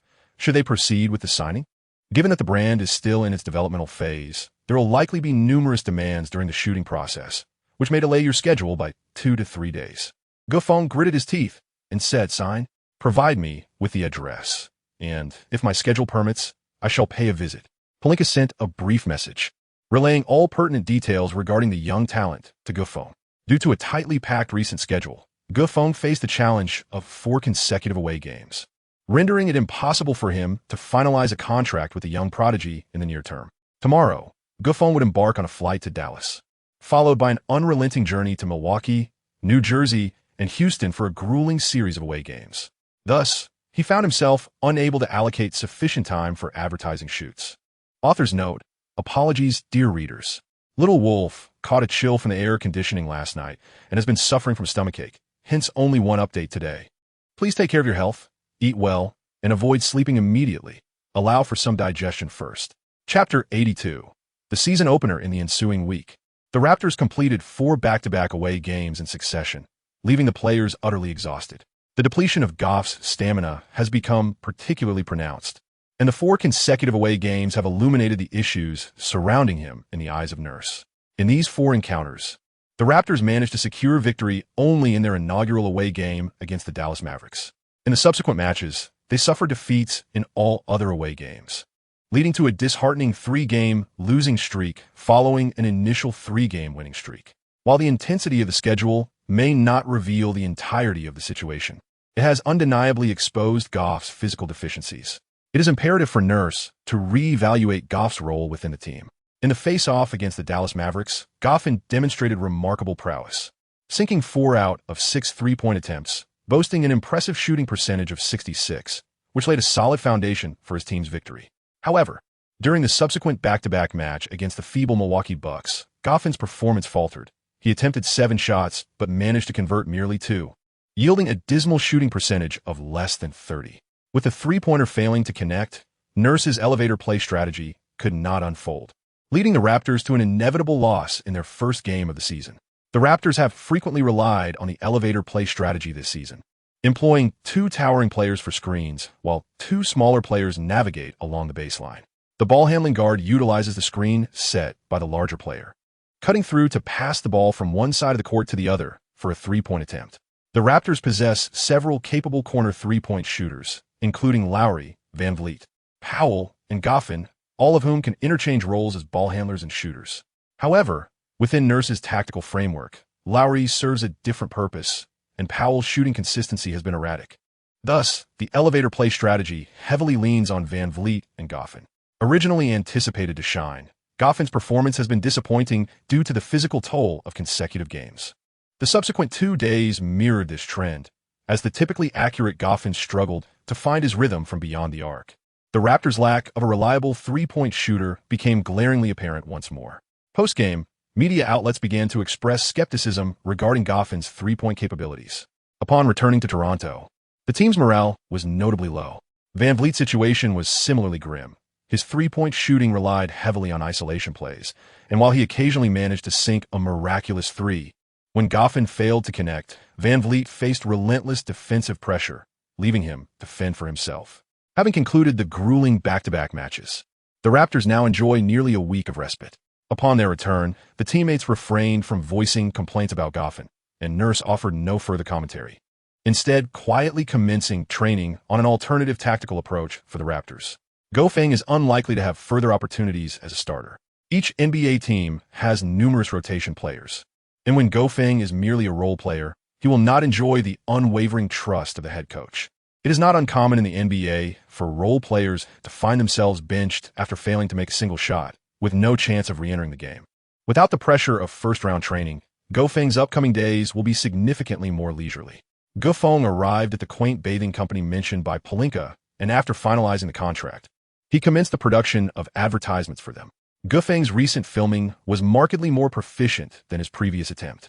What was initially anticipated to take 3 days was flawlessly completed in just a day and a half. The director, elated, shook hands with Gofeng, who subsequently received a payment of $800,000 USD. This sum, combined with his prior savings, was ample to afford the services of most elite trainers in the league. However, the team allotted Gofeng little time for leave. Upon finishing the advertisement, he hurriedly boarded a flight back to the Toronto Centre Sports Complex. Since then, Gofeng has rarely been granted a starting position, only taking to the court during regular rotations. Time has flown, and the preseason schedule is on the verge of concluding. This season, the Raptors have participated in a total of 14 preseason games, with Coach Nurse boldly implementing 3 new strategies: the elevator door strategy, the box one strategy, and the double and triple screen strategies.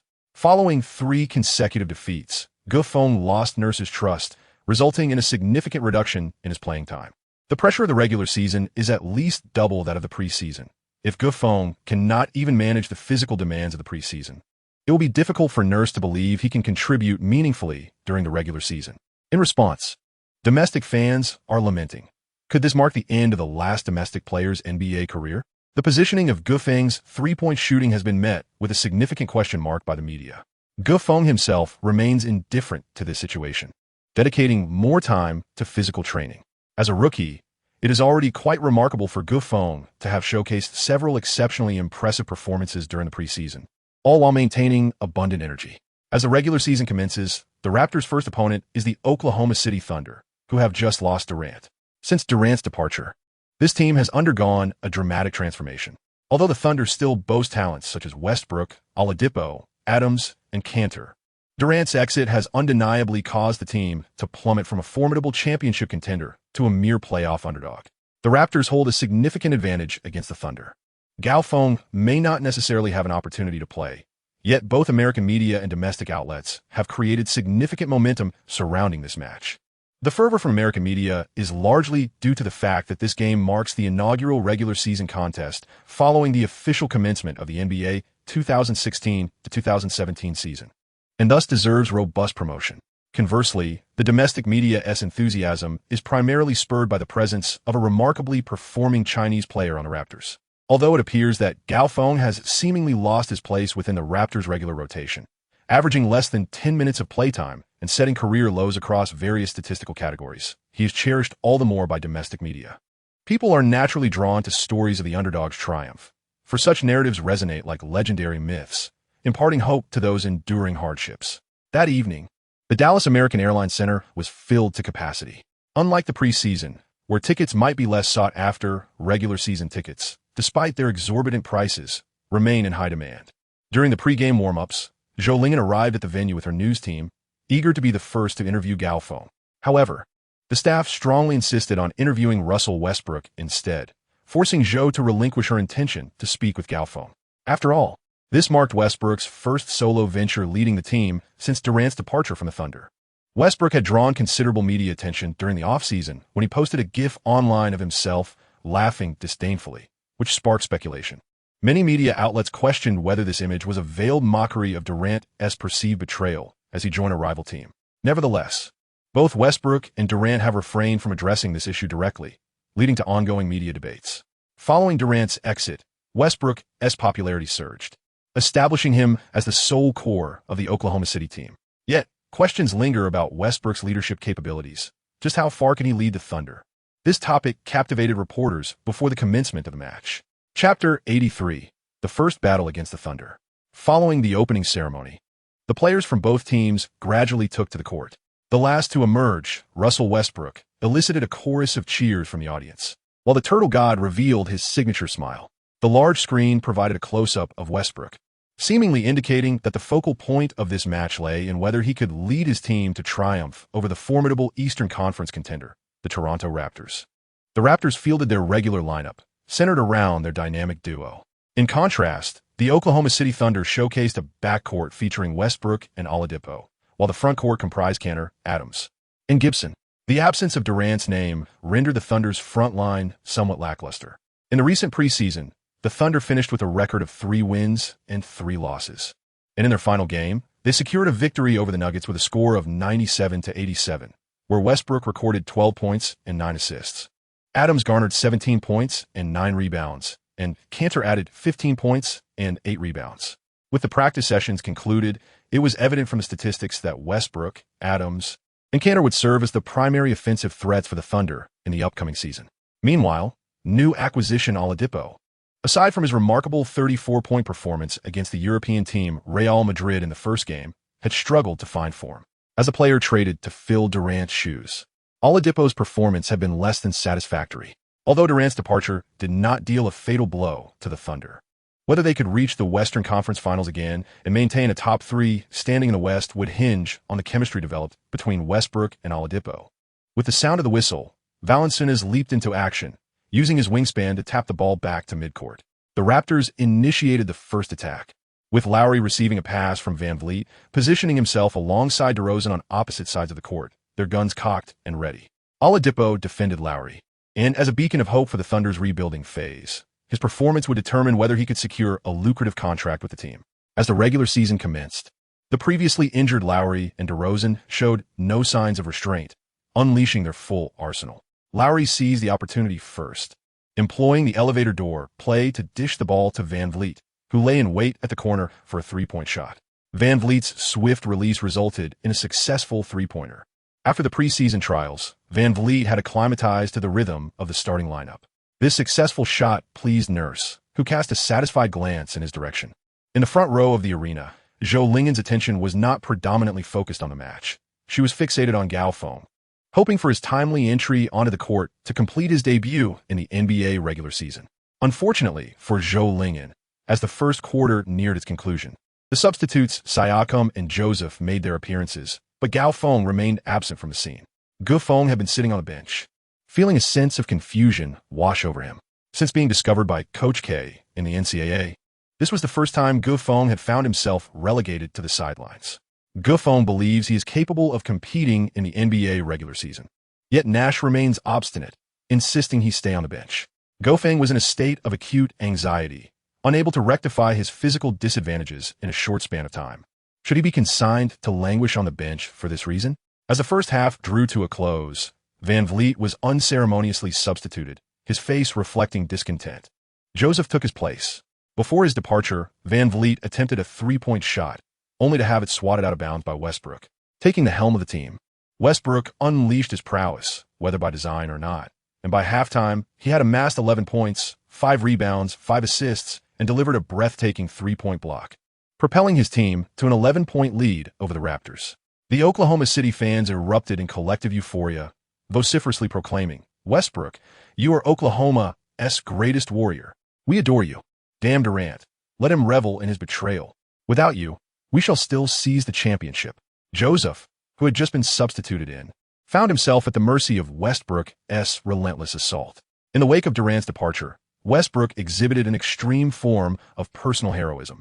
As the half concluded, Westbrook returned to his seat, basking in the adoration of the crowd with a sense of triumph. Meanwhile, the Raptors wore expressions of concern. Though DeRozan and Lowry maintained their steady performance, Westbrook seemed to have entered a frenzied state, risking everything with each offensive play, leaving DeRozan and Lowry momentarily bewildered by his reckless tenacity.